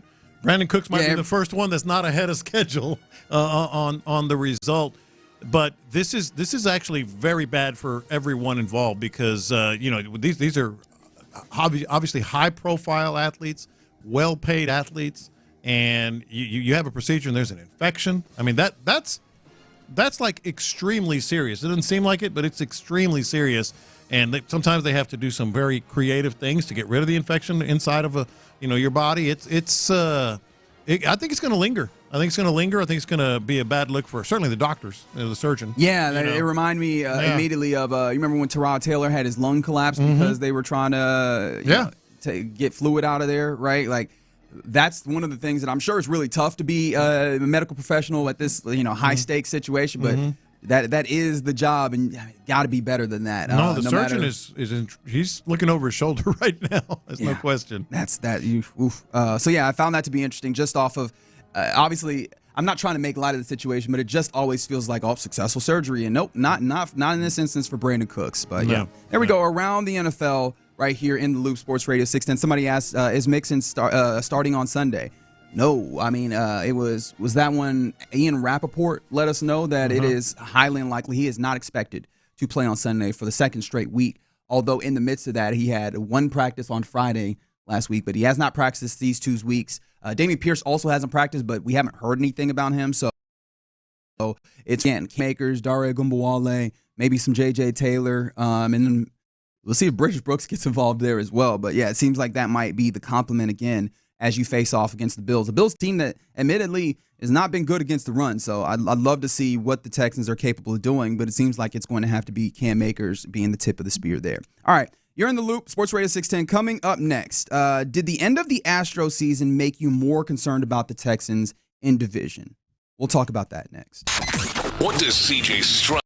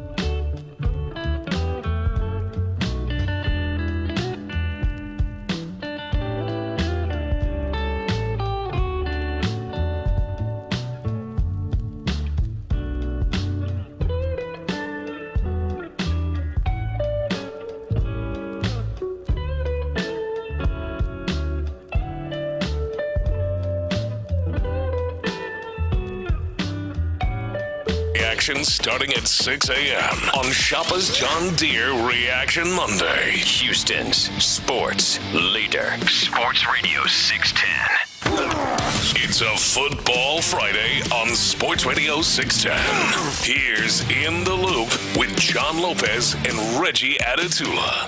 You're in the Loop, Sports Radio 610. Appreciate you hanging out with us on a Football Friday. We're getting more about your Houston Texans as they're getting juicy, man. Yeah, it really is. So we got reporters. We got a reporter battle on Twitter in a way, not the way you're thinking. But let's start with this. Titus Howard for the second straight day not practicing. Oh, that's not good. And to put it bluntly, Blake Fisher, come on. Yeah, exactly. Like Blake Fisher, who is back to practicing, mind you. It feels like he might have an opportunity to start at right tackle. Oh, I think he is. Based on the Joe Mixon weirdness, notwithstanding, based on the normal practices of participating in practice, Titus Howard probably won't play. So Blake Fisher, come on down. But it gets juicier than that, Figgy. I don't know if you've seen this. All right, so this is where the reporter battle happened. At first, I saw Cody Stutes say Dameon Pierce has returned to practice. Mm-hmm. And then I saw Aaron Wilson say that Dameon Pierce was not practicing. Or no, yeah, Dameon Pierce has returned to practice as well. Yep, back to practice. So he will be practicing. Okay. That was my bad. I was not reading properly. Dameon Pierce is practicing. Obviously, we know Cam Akers is fun in that regard. Joe Mixon is not expected to play. So what is returning? After a few weeks of reprieve. Cam or Dameon? But aren't you excited, Fig? You excited to have the conversation? No, I'm kind of confused now because back at practice, he was at practice at one point, right? Yeah. But he was on the sideline. He wasn't participating. Well, we're going to get the actual report after practice, but it seems like he's participating. Is he practicing? It seemed conversation. I see him with a helmet on, with the ball, and they're playing on the field at NRG, mind you. Practicing on the field at NRG. So it is like we're going to find out. I mean, it's a question we can talk about now, but we're going to find out. Who do they prefer toting the majority of the loads? It's Pierce. Sure? They going with Pierce. Why wouldn't they go with Pierce? Because Cam Akers is better. Well, and I think you might have. Pierce had one game though. And he's RB2. This last game was not as good. It felt like the reads were not as clean for him when it came to following the blocks at times. But I think that you can at least now have some wiggle room and still hold true to the things that we heard from this organization when it came to Dameon Pierce. But then also now you can maybe lean on the idea, well, Cam has been playing. Cam's a little bit more comfortable in what we're doing, so maybe you can give him a majority of the shares while also still maintaining that. Now, Dameon Pierce is we value him highly. He's our running back too, but we're easing him back into the workload. Maybe that's something that you could see happen, or maybe they just hand the ball to Dameon Pierce. Maybe that is ultimately what happens. Here's why I think Figgy and Reggie that it's going to be Cam Akers getting the majority of the carries. Remember in the Colts game, what did Pierce have, like 3 carries or something, and did okay. But that was a different blocking scheme. Yes. It was a actual plowing type, for lack of a better word, blocking scheme, not the zone blocking scheme. So are you prepared to change your entire core philosophy of the run game for Dameon Pierce? Especially kept Dameon Pierce on this team. Yeah. Right. That kept him running back number 2. But they changed it for those 3 carries. All right, Damien's in. Let's ram right ahead. Let him just go north and south, all that. He had 3 carries for 16 yards. Pretty good 3 carries, but it was 3 behind the 159 yards that Joe Mixon got. So if Dameon Pierce is going, sorry, every time 159 yards, he was cooking on that. Yeah, so we'll throw you 3. We'll give you 3 carries. Joe needs a blow. So are you like? I don't think they are. I really don't. No, I mean you've had Bobby Slowick just really talk about the run game. In fact, if you could, Figgy here, Slowick cut 1. When he was talking about what needs to be done to run the ball effectively, and this is what he was talking about. The run game is one where everybody has to be tied together. I think we keep referencing how close we are as far as like the conviction in what we're doing, and that's showing up on tape, regardless of what we're going against. We had it the first week against Indianapolis, and then what happens usually is you start going against different schemes, and it plays out very different, and then it kind of weighs you down for a while, and it's taken longer than we all would have wanted to get back to what we want to do across the board. And then once that's rolling, which it's starting to get there, and then everybody's seeing it the same way. The back seeing the same spot that he has to hit, the O-line really seeing the same crease that we want to get to, and that takes time. We got to we're running out of time, but we got to get to a point where everybody's seeing it the same way pretty fast, and that's what's showing more now than it has in the last couple of weeks. Okay, so with all of that, the way that he describes the run game and almost like a journey, like it's almost a journey back to... It's an experience. Yeah. They are traversing a landscape to get themselves back to running the football well. And it's like the way that he describes that makes it seem like we're just getting back to being able to run the football the way we want to. I can't imagine them then, because Joe Mixon isn't playing, then going, oh, my bad, y'all. Let's. I think that they're going to have Dameon Pierce, and they're going to expect him to, hey, get out here and utilize this outside zone and sometimes this split zone that we're going to run, and you're going to need to, operate in that context. Yeah. And so I don't want to say that I am expecting him to not run the ball well. But I'm kind of looking at the fact that he might not be able to tote the ball all that well. Although the Bills' defense, maybe their lack of ability of stopping the run will then bode well. But he's going to need to read and react well, and it feels like we have a lot of data that says that he does not do that particularly well in that scheme. Yeah, it's not about I prefer this guy just in general over the other guy. As someone continues to mention, Akers did fumble at one point. Yeah, but again. This scheme, this zone blocking scheme, outside zone, whatever you want to call it, is in Bobby Slowick's DNA. Like, it is what he does. And you can mix that up a little bit for Dameon Pierce, but do you change everything? No, and the other added element that we kind of talked about but have not fully, you're also going to change the offensive line. Like, one of the things that you were hoping that would help this season in the run game is that, now you have guys in their places. They're not doing musical chairs, and they are all playing with each other. And it's kind of stinks because that hasn't helped a ton, at least, if it doesn't feel like offensive line-wise. But now it's looking like you're going to have a different person at right tackle. And so isn't that enough change, then also adding some level of element that's how now you're also having to add in the gap scheme, Blake Youngfella, in addition to trying to get a feel of your pass protection responsibilities and how we're doing this in the zone run. It's going to be very interesting to watch this distribution of toting the rock. And now, how does all of that balance also work when you consider that it feels like this team has gotten a lot more love and respect for the way that Dare totes the ball, actually running the football, not just in pass protection. That's a factor, right? I mean, especially in the pass game. Look, I just feel like if you look at who runs this offense, the running game in this offense best, it's Cam Akers. It's Cam Akers. But we're going to find out. We're going to find out. We're going to find out. And Pierce is their baby, man. Do you think Pierce is trotting out on the first down? I think so, man. I think the first play, he's RB2, man. Yeah. But Cam Akers wasn't even active for the first game. Right. And you're right. Like they have given us plenty. At this point, it's almost like hopeful that you're trying to go against it, because everything that the team has pointed towards says that Dameon Pierce will probably get the first crack at this. I do wonder if the split will be a little bit. Those guys handle business on first and second down. Yeah. Dare on third down, obviously because of his pass protection, but maybe it gives you more opportunities to run the ball when Dare is in there because you know that he's capable of it. That does bring up once more just how poor this team has been on first and second down this year. Especially a lot of that, in fact, is not being able to run the ball effectively on first and second down.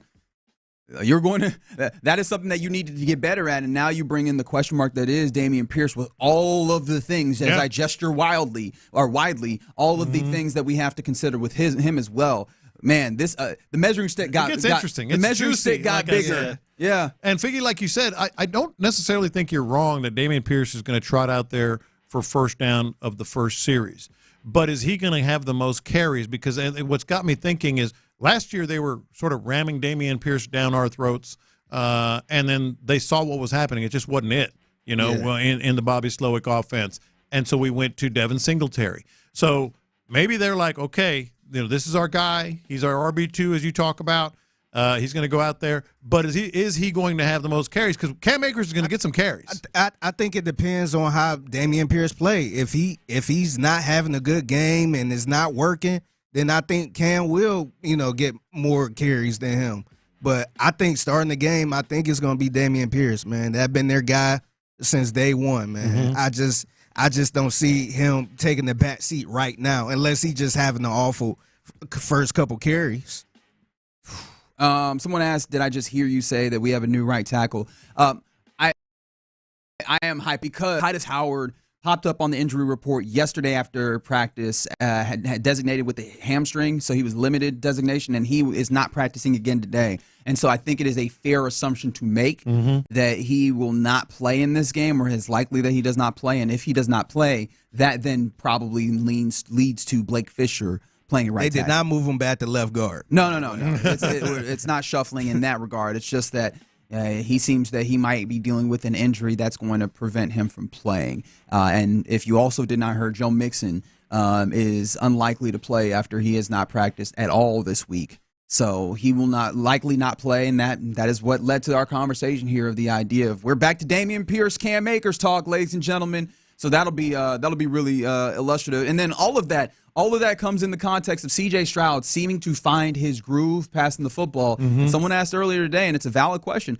Didn't we learn last season that you could you could throw to open up the run in some regards? Yeah. Now there's more to talk about there because this team has seen a lot of coverage, shell coverage with two high safeties that maybe makes it a little bit tougher to throw the ball, especially in an explosive way. But yeah, that pass run split is something that's been talked a lot about, especially on those early downs because of how poor the Texans have been there. Yeah, I could see this being kind of replicating last year when Devin Singletary got on the field and started really becoming the number one running back. Obviously, Joe Mixon is the number one running back but in terms of Cam Akers versus Dameon Pierce, I could see Cam Akers becoming more of the number one guy this game, but they're still going to be pass first.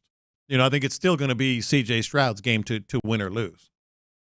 It just more riveting things. It when is. It comes to this like game. I said, juicy. Absolutely. Now, of course, on the Bills side, what is helpful, Ed Oliver is out for this game. Obviously, we know Von Miller is suspended, so he will not play in this game. But then also we learned that Khalil Shakir, their best wide receiver by all accounts, he is out for this game as well. So you're not the only one dealing with injuries. It's the nature of the NFL.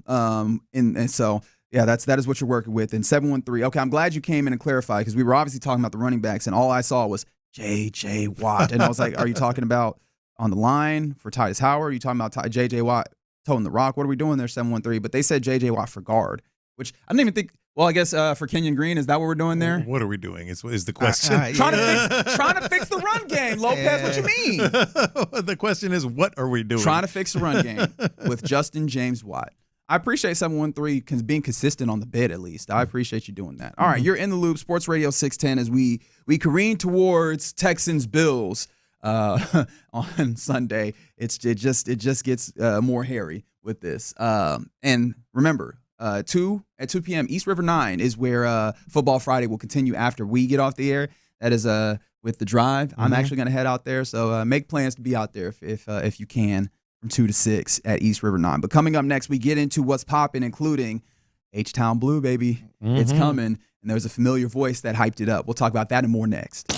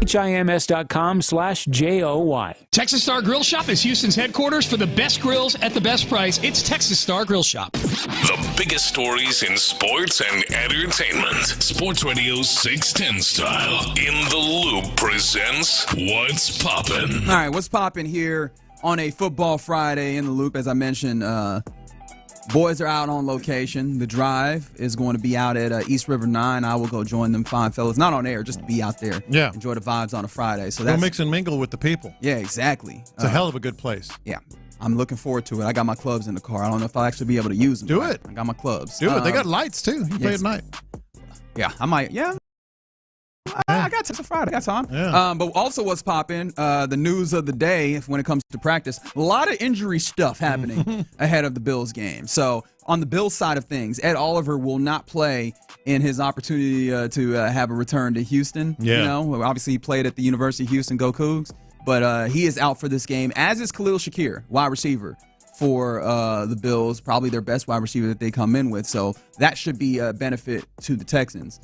Joe Mixon, after practicing on Friday and being out last game, he did not practice at all this week, and we have assurances that it is highly unlikely that he plays this week. Although Dameon Pierce has returned to practice, so now you have an opportunity for the conversation that we just had last segment, Dameon Pierce versus Cam Akers, but those guys seemingly will be active for you to tote the rock alongside Dare and all those things as well. But the other thing, in addition, when it comes to injuries, and I want to make sure I hit all of them, is Titus Howard. Again, did not practice today, which would lend credence to the idea that maybe, just maybe, Blake Fisher will get his first start for your Texans. Looking that way. And one other update, Figgy, that revenge game is not going to happen.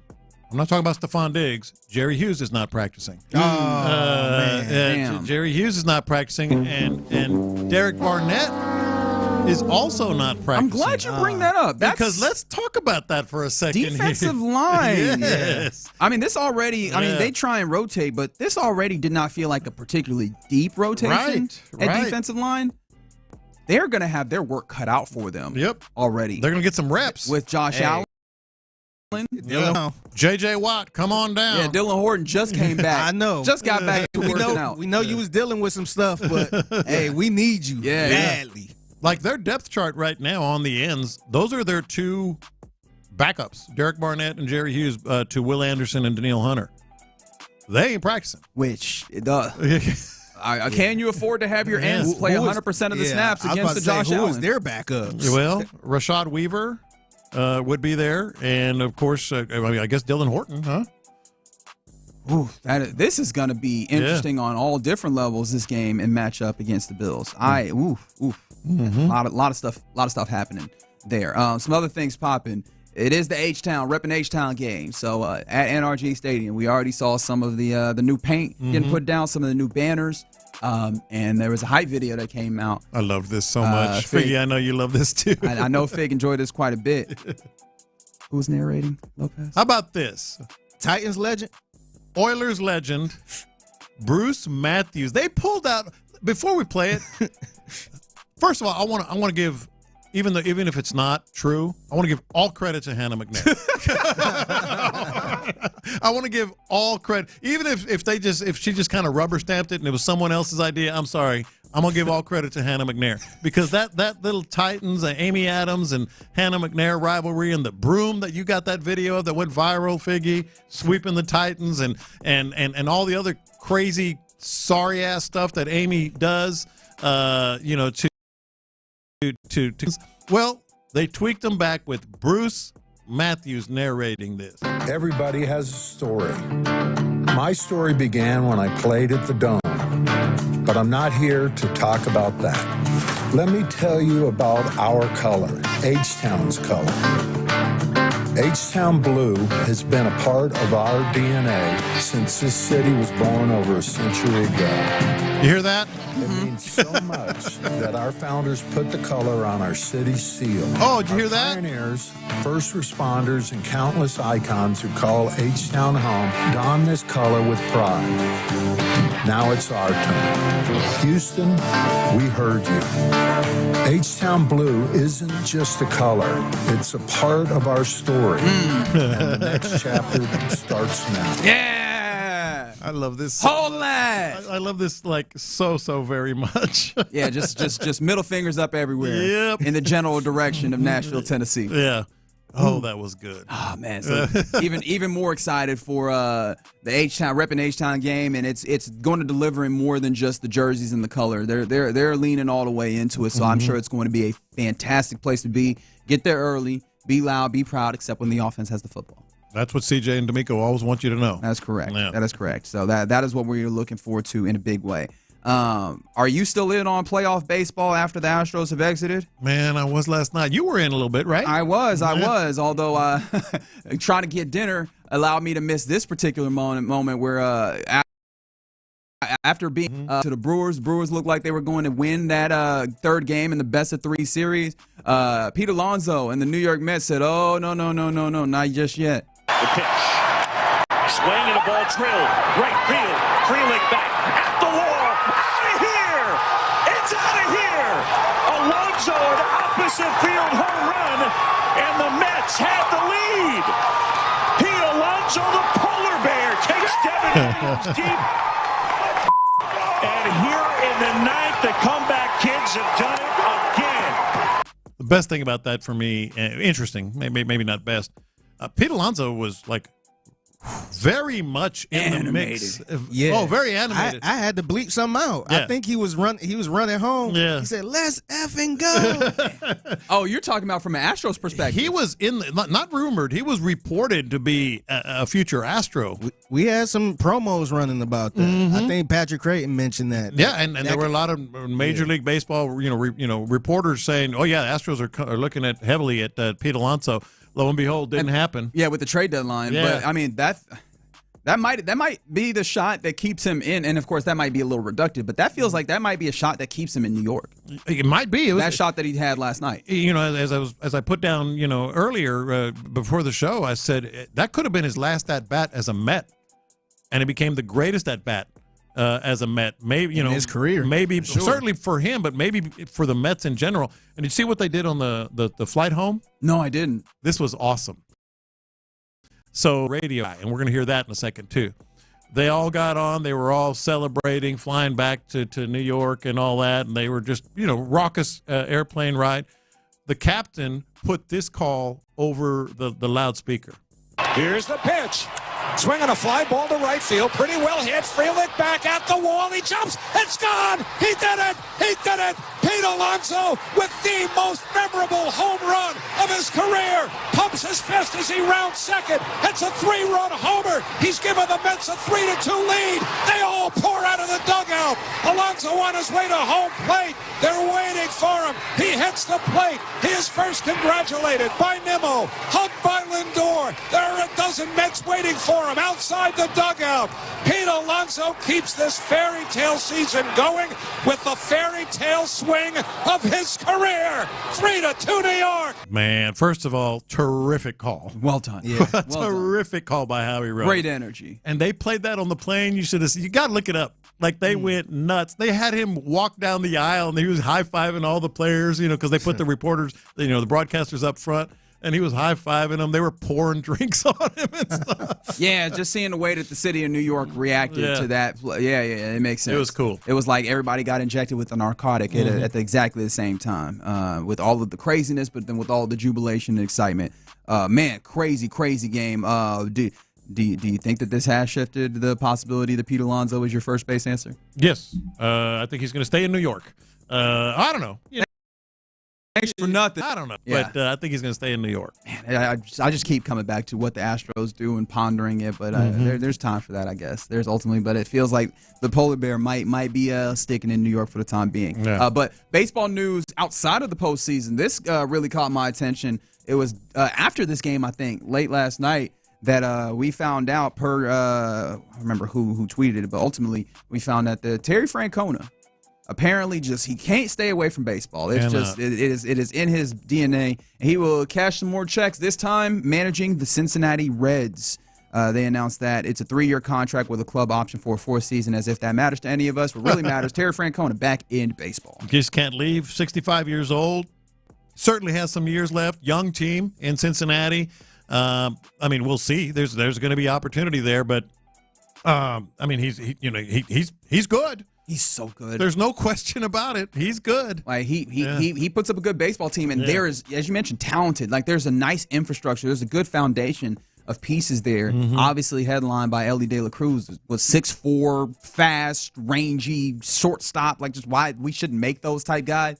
And I wouldn't be surprised if Terry was like, yeah, I'd like to manage that. And so the one thing I thought when I saw it, I was like, ooh, good thing that he's not in the AL. Yeah. Right? Like that. Yeah. That is for the NL to have to deal with. But yeah, it definitely feels like that is a really positive thing when it comes to Cincinnati Reds, that they're going to be playing really important baseball here soon under the management of Terry Francona. In addition to that, this is not baseball related at all. This is actually has to do with your Rockets, who they're in training camp, getting themselves ready for the season opener in late October. We're a few weeks away from when basketball really gets going in a big way. But something that I saw a couple days ago, and I did not think much of, but it's become like a internet thing. It's got the internet going nuts, as they say. Steven Adams had a picture of his house. I think some people have been calling his apartment, but I think it's very clearly his house. You can see out the window. See out the window, yeah. The fence and whatever. And in this thing, this picture that he put on Instagram on his story, it is just a mattress on the floor in an empty room. Now, I don't know if the entirety of his house is empty, but it's in an empty room. And people have been going nuts about this. Did you see this, Fig? I did. I think it's cool. I really do. So do you believe it? Yes. I think it's clearly his. No, absolutely I believe I'm just saying, I feel like that's kind of a bit of a troll thing, too. Really? See, I think it's like we've all been there, like I don't care how much money you have. You get into a new city, new job, you're working, throw a mattress on the floor for a few weeks or a few days, and that's where I'm going to hang my hat. Definitely made me feel better about not having a dining room table yet. Yeah. Or a media console or stuff. Like, all right, yeah, I feel a little bit better. But I feel like, did he just get the house? Because, he got traded in the middle of the season last year, but, he was dealing with the injury. Right. I'm wondering how long, because, he is just getting going for this season, but how long has he had the crib? Like, I need more answers to kind of determine what's happening here. I feel like he just got it and probably waiting on the come in. He got enough money. It kind of humanizes him. He's like, okay, that happens to everybody. I guess it is something to remember is like when these guys get traded or moved, like there's real things happening on the back, like the logistics that have to be handled in order to make sure these guys feel comfortable. Like I don't know how much family he got here, like wife or kids or anything like that, but they could be staying somewhere else and he could just be coming here, and maybe I don't know, maybe he's not trying to buy everything right now. And he's not married, right? I am not certain. I have no idea. I don't think he's married. So especially if he's single, cool. We've all been there. It's one of those things that, getting settled. All I need is a mattress right now. We'll worry about the rest later. Yeah, and he does have a girlfriend, as the cursory research is kind of pointed to. But yeah, shout out to Steven Adams, living like one of us. Just hey, man, we got to get by this mattress on the floor. Hey, I've done that. You done that? Yeah, you done that? I have, but I also have not done that at what is he 6'11"?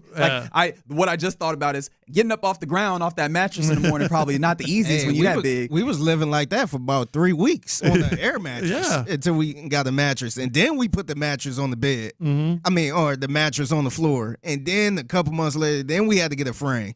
So it's tough, man. Shout out to Steven Adams. Good job. Yeah, I hope that furniture come in. What's his salary?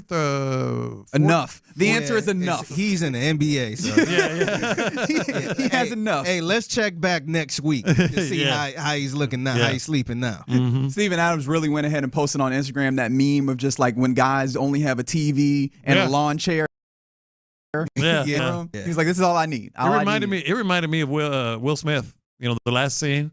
Oh yeah, where he's standing in that room, completely. Fresh Prince. But it's the start of something great for Steven Adams here in Houston. All right, you're in the loop. Sports Radio 610 as we continue on a Football Friday. Coming up next, let's get into the matchups of this Texans-Bills game, especially with all the injuries. What intrigues you matchup-wise with the Texans? 713-572-4610. Let's talk about that next. The Texans.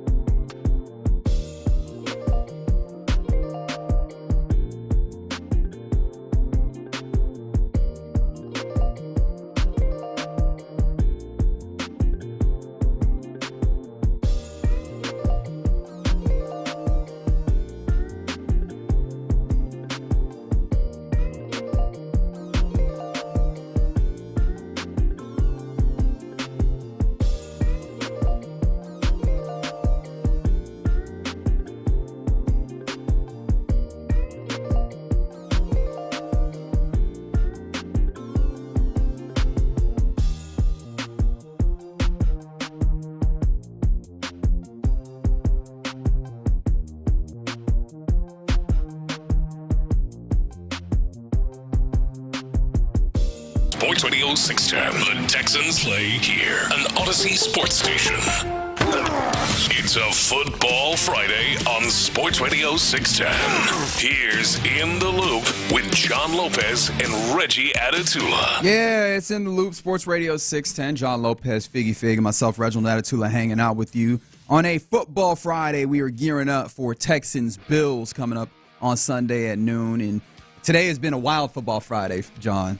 Now, we very newsy. Newsy is definitely one way to put it. There's been all sorts of things happening, and all of those injury notes and potential movement when it comes to the solutions to those injuries have made it so that the matchups have gotten interesting. What I'm calling the game of the week in this weekend of the NFL. There's going to be a ton of people looking at this on CBS nationally at noon. And so I kind of want to dig into what the matchups are in the course of this that are really intriguing and interest us. And, of course, we'll be supported by the coordinators who talked yesterday about this matchup. So Bobby Slowick, Matt Burke both had some interesting things.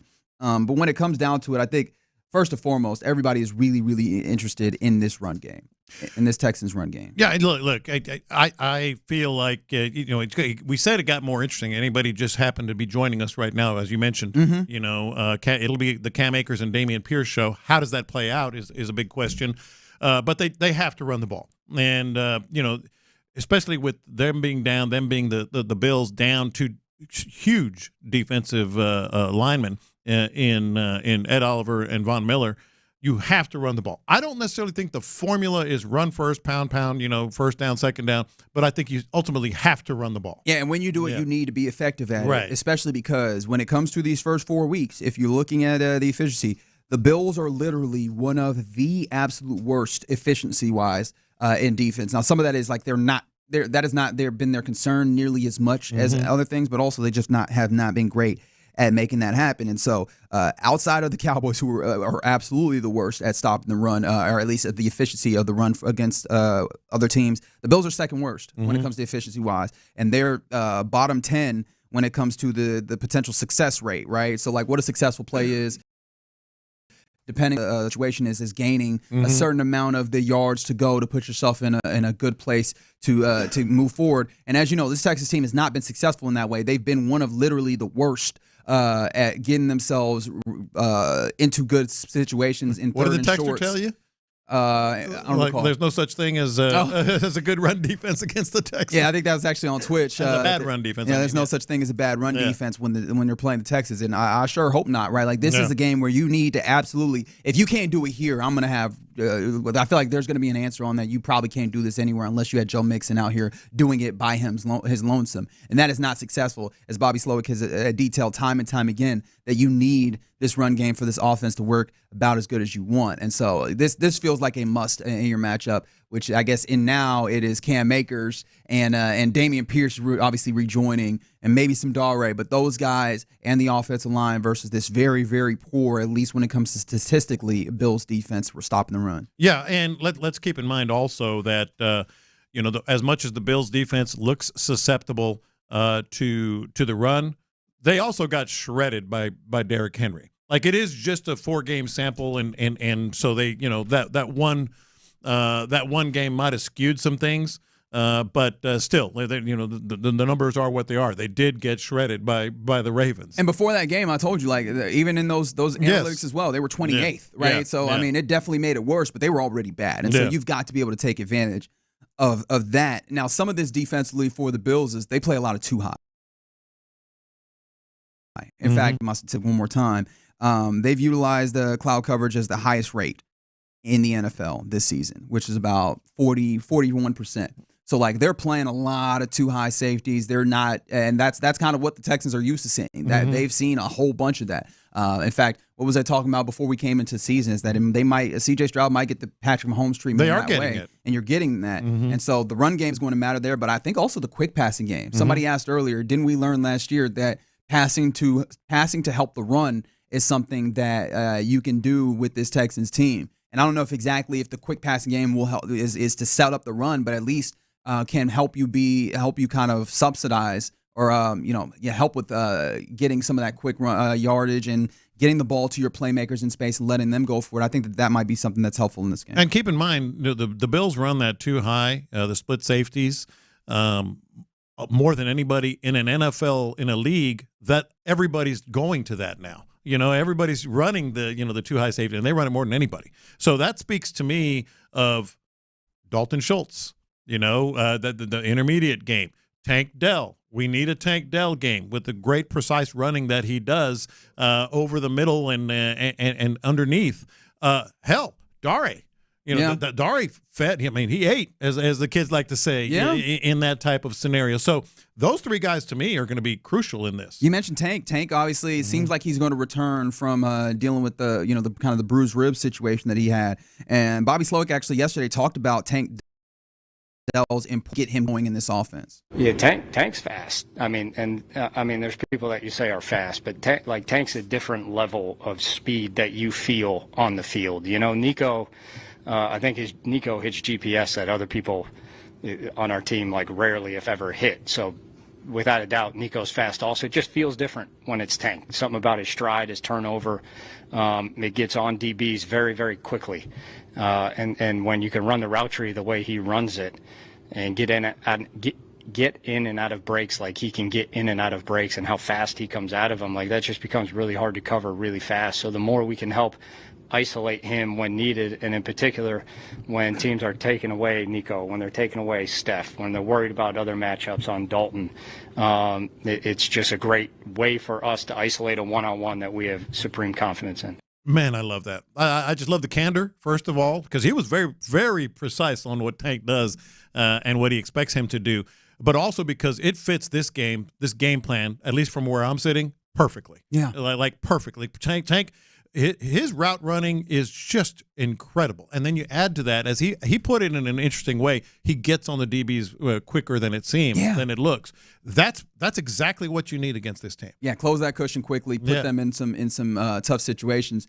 But one more thing on the too high safety thing is, I think also the reason why this is interesting, and I think you've seen kind of, we talked about it in the CJ Stroud talking yesterday, is the maturity that he's brought with deciding not to test the defense deep, but taking that check down, and as he put it, trusting his teammates to make plays, right? And that's what you highlighted with that, that check down that he had to Dare, where Dare then gets up here and shows up a little bit of wiggle, a little bit of a foot speed for himself. More than anybody thought. Right, exactly. But that you're allowed to see that because CJ is like, I am going to trust the system. I'm going to trust my guys. And instead of like trying to fit something into a window as he would maybe last year and earlier, you showing a little bit more maturity, being like, okay, I know that I can take this situation. He has space, and he'll go and make a play. As I don't have to make all the plays on my arm. Yeah. And I think that will give him an opportunity to be really successful. Yeah, I think Tank, Dalton Schultz, and then the run game,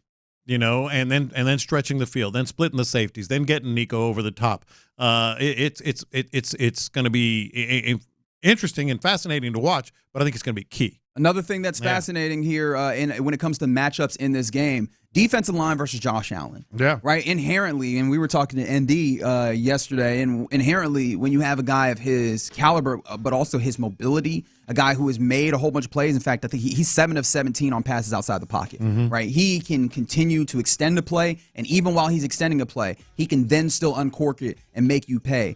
It's going to be imperative on this defensive line to contain him as best as possible, but also to get pressure in there and sack him. Obviously the Ravens did a great job at that. I don't know that I'm going to say, hey, go beat the Baltimore Ravens in this game, but it's going to be a lot on this defensive line to do it, and it only gets more difficult because we've seen that there's certain guys on depth. Yeah, that's one of the low key, kind of huge things in this game. No Derek Barnett at practice today. We'll get the ultimate injury report here maybe before the show ends, but no Derek Barnett, no Jerry Hughes. Those are your backups. I mean, Danielle Hunter and Will Anderson. One of the questions I had, not a criticism, but a question this week. They got 4 sacks in 4 weeks. They've had some pressures though. You got to finish the job, and by the way, hydrate because you're going to get a lot of snaps. Yeah, get some potassium. How are we getting potassium? I know that in my head, I still go, oh yeah, eat some bananas, but I know that there's probably better ways that they get that into the electrolytes that they are necessary into the players. But yes, absolutely, because those guys there's gonna be a lot of work for them, and especially because they've done good job pressuring, but we've been waiting for them to also get home in finish some ways. And so all of those things all lay at their feet. Big dude. A big dude, one of those really hard to tackle guys. And so a lot of things that are there for the defensive line that way. But just overall, it's going to be tough. The secondary linebackers against the Bills running backs and tight ends are also a thing. Matt Burke, defense coordinator for this team, was asked about the difficulty, the threat rather, that the Bills running backs and tight ends pose. This is Matt Burke talking about this is actually the cut one there for you. But yeah, Matt Burke was asked about the threat that the Bills running back and tight ends pose. Yeah, great players. Great. And, if you think I would say there's sort of triangle of, Shakir in the slot and then the tight end in the back, sort of those inside pieces. for them. And, they try to get those guys in the matchups that they want. Back's a really good receiver, explosive with the ball in his hands. Tight ends obviously become a huge weapon for them as well. So I think it's just part of their sort of philosophy of working some of the inside part of the field with those guys and trying to get those guys in mismatches. And like I said, part of, like, to me, them getting the ball out of his hands fairly quickly, it's like, let's get into a good spot and let those guys do some work. So sort of us closing space and challenging those guys and closing for tackles and tracking, those things are going to be big because, in some case, you can't take away, like, they can throw some screens and just get the ball in those guys' hands, and we have to be good on the perimeter and sort of defending that piece for sure. It's a swarm game. It's a swarm game. You got to swarm to the football because the Bills are literally top 5 efficiency-wise when they get the ball out quickly. You're going to have to make sure you wrap up and tackle. Otherwise, it's going to be a problem. And he said Shakir, but there is no Shakir. Which that does ease this down a little bit. Curtis Samuel will be backing him up, so I'm guessing he'll get a reps. But they're going to be kind of in Buffalo right now. They might be saying the same things that we're saying about the running back, as you just heard with Cook, but also they have a really good tight end. They actually have two. Yeah, Dawson Knox and Dalton Kincaid is who I was thinking of. Yeah.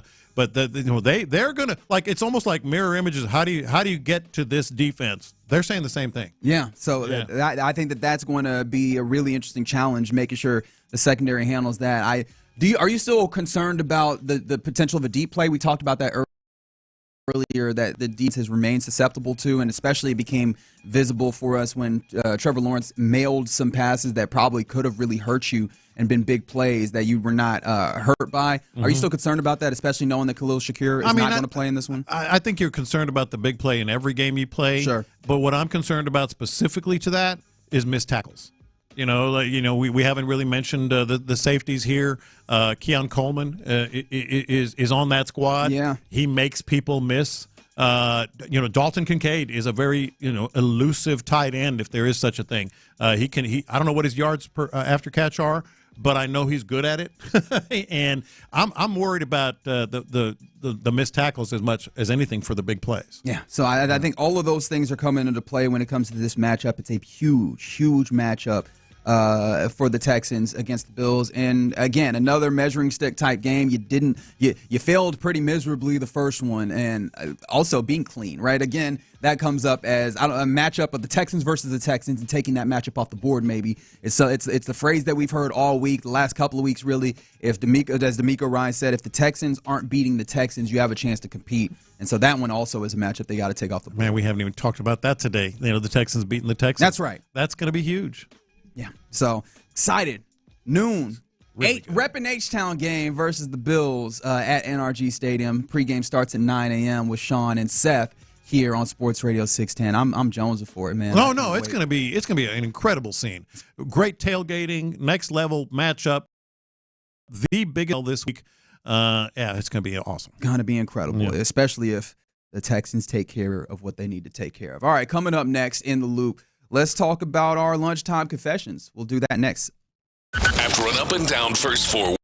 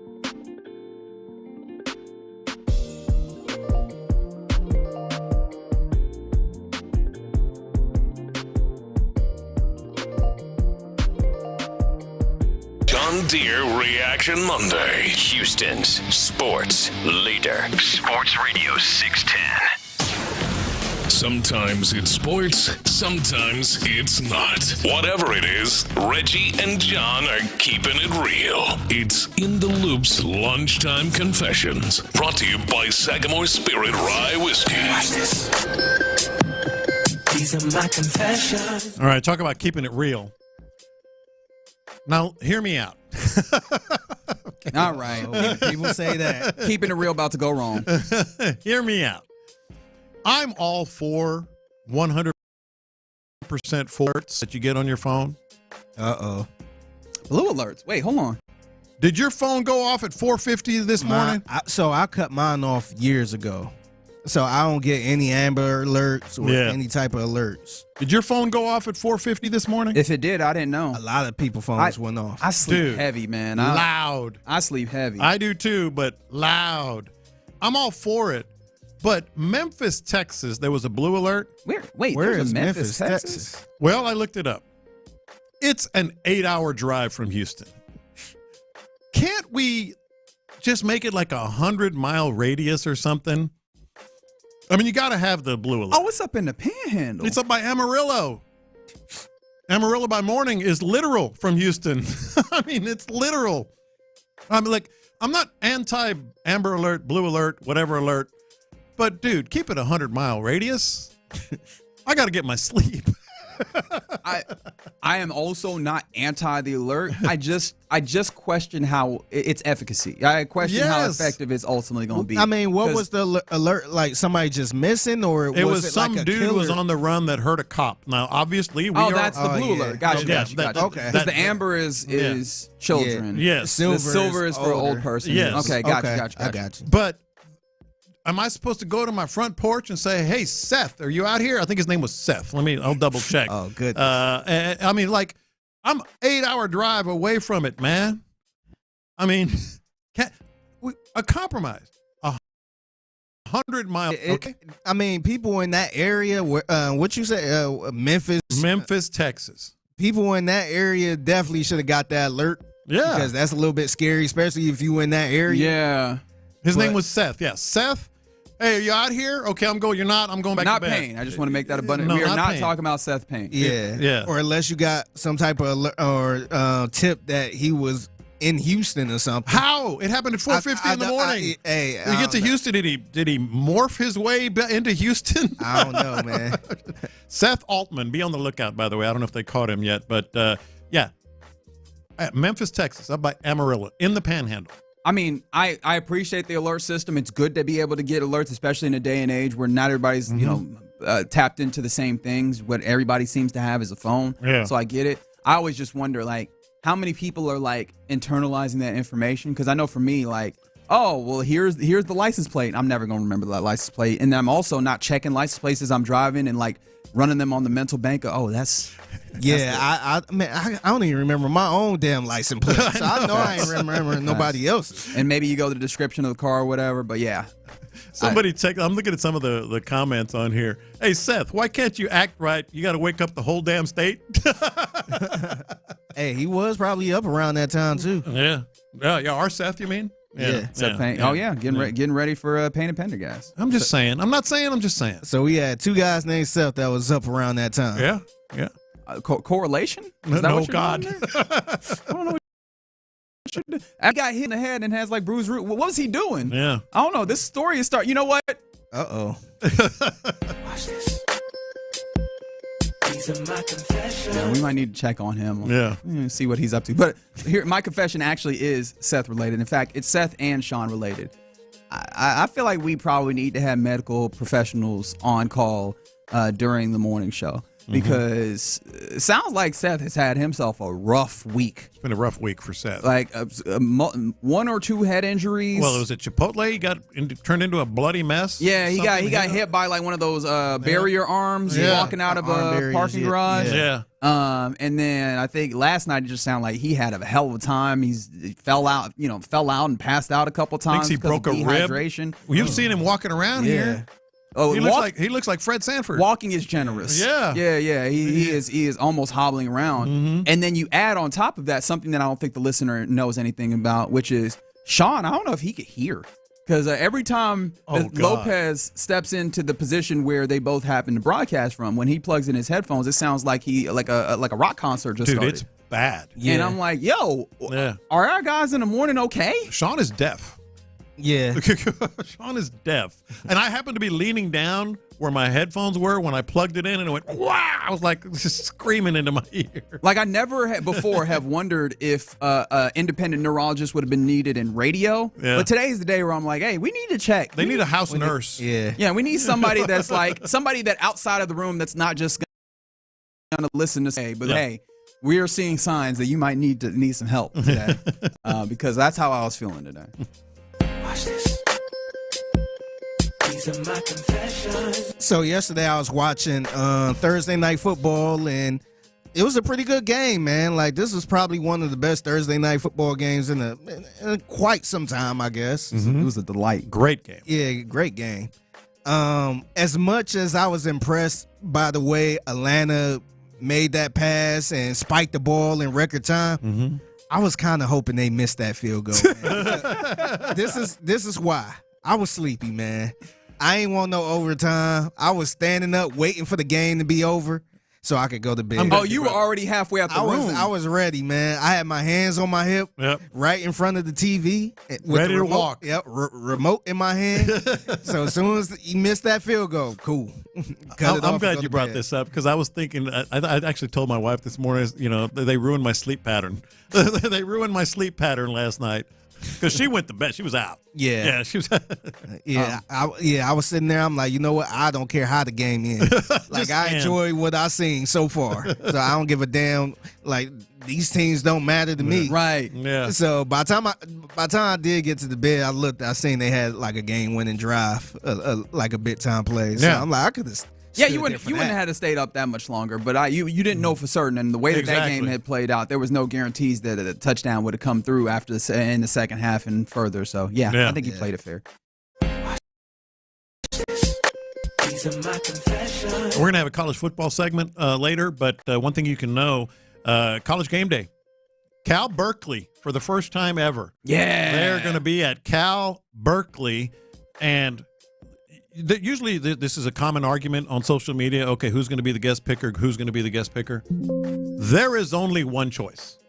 And it ain't Aaron Rodgers who went to Cal. There is only one choice. Across the field. That one of the more ridiculous things I've ever seen. It's Marshawn Lynch, not Desmond Bishop. 2 number 10s on this Cal team. Marshawn Lynch cruising across the field after a big win in that cart. They can cuss on ESPN, right? So they have. I don't know if they can, but they have. I mean, Pat McAfee be doing it all the time. They can cuss on ESPN on game day. Not on game day. I know that's a standards thing, but they'll let them do it. Yeah. Well, in the when they were here, I think an F-bomb got dropped. Heck, Nick Saban cursed already this season. They cuss on the TV. But it's got to be Marshawn. Oh, yeah. It's got to be Marshawn. And it will be Marshawn. They've already announced that it's Marshawn. It's got to be Marshawn. He's actually on the screens right now. Yeah. Yeah, they're getting him ready. I feel like McAfee, knowing that they're going to have that conversation, they're going to talk tomorrow. It's like, hey, you want to do the show as well? Which is smart booking. Yes, it is. Watch this. These are my confessions. I don't ever want to hear Al Michaels or Kirk Herbstreit talk about the swag surf ever again. The swag surf? Ever again. And now the game Thursday night was in Atlanta. And Atlanta is a very particular cultural phenomenon. And they were swag surfing. And they was actually swag surfing. It looked like it was for the most part, it looked like a delight in the stands. So you don't want Al Michaels commenting on that? No, I do not. And it's not because they're white, but it was because the way that they handled it. Kirk Herbstreit's like, yeah, you've seen this in college football, as if to say that college football started this, and I was like, oh no, baby, we're not doing that. Like, I feel like we need to appreciate the fact that, like, no, Atlanta has been swag surfing for a very long time, friends. Like, this isn't just them swagger jacking off of college football. They made it look so fun, man. Like, I got to thinking about this too when I seen that, because we've been having conversations about people at the Astros game doing the wave. Yeah. And, a lot of people, some people like it, some people don't. And we get into arguments about that. I was thinking like, dang, it would be cool if we could swag surf at the Astros game, but I don't know if that would look right. I don't think it hit the same as Atlanta doing it. I don't know. What do you think? What, Houston swag surf? Yeah. If the so to take away the wave from the Astros game, which happens every game, start doing swag surfing. But I don't think it would look. I don't think it would hit the same. It's Atlanta. It's got to have that feel of the place there. Yeah, I think a lot of people probably not even familiar with the song like that. But just being in Atlanta, I think at this point people have gotten to know it. But I mean, hell, Kirk Herbstreit knows it now. Yeah, but just being in Atlanta, Al Michaels. Yeah, but just being in Atlanta, knowing that song was there's big something in Atlanta. to that. Yeah, you're right. And I think it won't hit as much here. What do we think about this, especially on a repping H-Town Sunday? Wesley on the YouTube says you got to do this. I think that's a must. I think that should be Houston swag surf. All right, I like what we're doing here. You want to connect me up with Hannah? We can get this set up. It should be halftime, and when they score or something, everybody, they should play Lil Kiki Southside. Exactly. I like what we're doing there. I think we're figuring some things Scott out. doing that the other day. Really? Yeah. He's good at it. He's good at it. Yeah, that's why I said that. Watch this.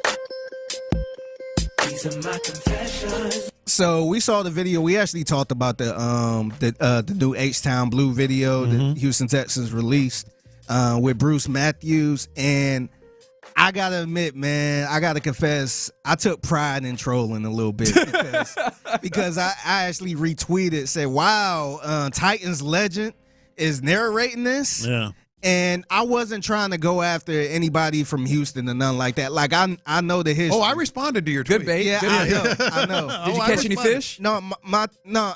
Well, that's the one thing I like about this troll, that you had some of the old heads that was like, oh, you're too young. You don't know about that. I knew what you were doing. Yeah, but I was really doing this because a lot of Tennessee fans just feel like, hey, this is our history, which I guess technically it is. I mean, the franchise, but no, it's Houston's. Yeah. Exactly. So I'm like, wow, somebody from the Titans is narrating a Houston Texans video. Yeah. Wow, that's where I was going with it. But I kind of take pride in people trying to school me, trying to say, oh, he's too young to know. Like, no kidding. No kidding. I had no idea Bruce Matthews played for the Houston Oilers. Really? Wow. I thought he played for the Titans. I saw you working. I knew what you were doing. Yeah. I take pride in that sometimes. All right. Another successful Lunchtime Confessions here in the Loop Sports Radio 610. Man, excited. Excited for our eventual South Side. Somebody said from the 346, North Side don't do the South Side. Come on. Why y'all being difficult, man? What do y'all do? What do the North Side do? I have no idea. I don't know. I'm not from there. Whatever they do, they should do it there. I mean, all right. I shouldn't have said it like that. I got love from the North Side, but I'm very much not from there. But yeah, it's in the Loop, Sports Radio 610. Coming up next, let's talk a little bit about college football. Or maybe this weekend that won't be in college football. Does that make sense? That makes sense. We'll talk about it next.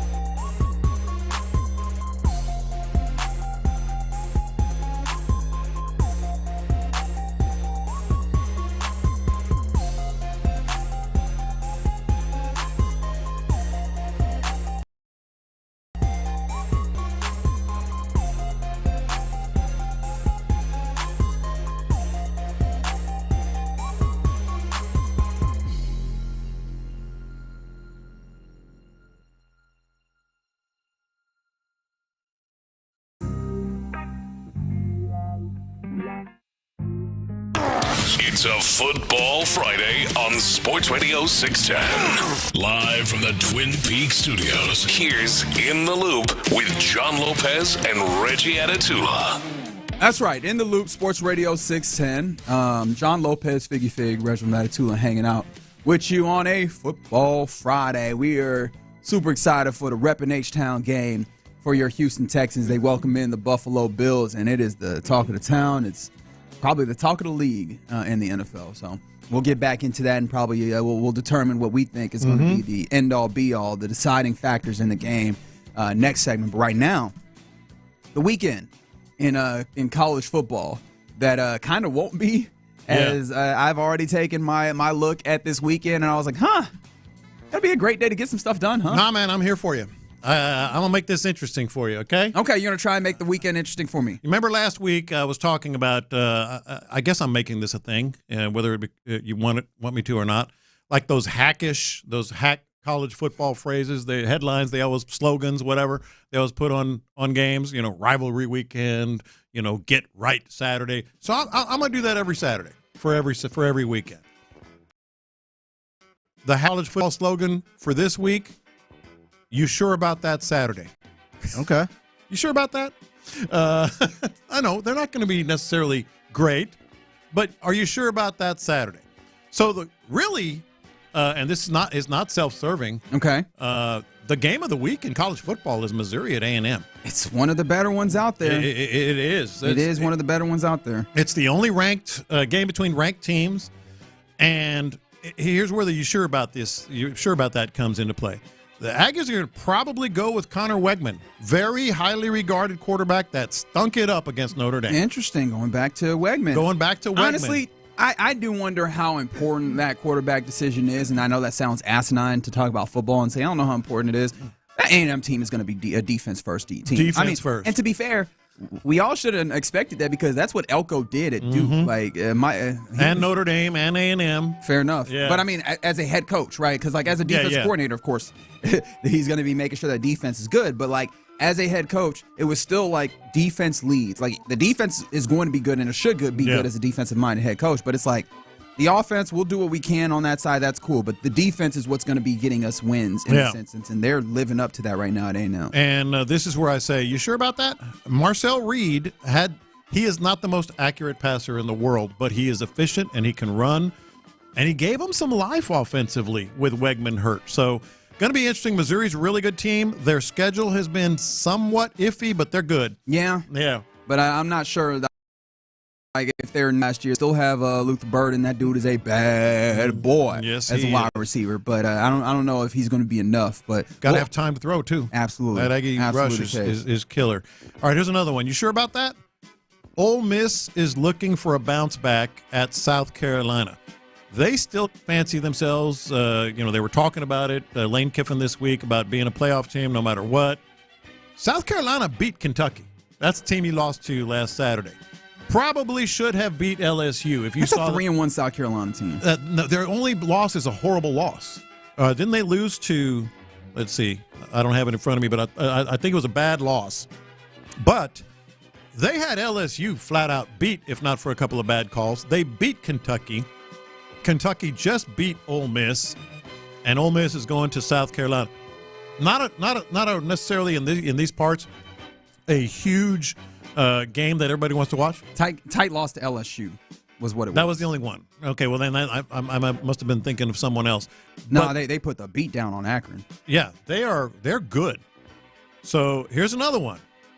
You sure about that? Miami is just sort of kind of getting penciled in as a playoff contender in the AC, coming out of the ACC.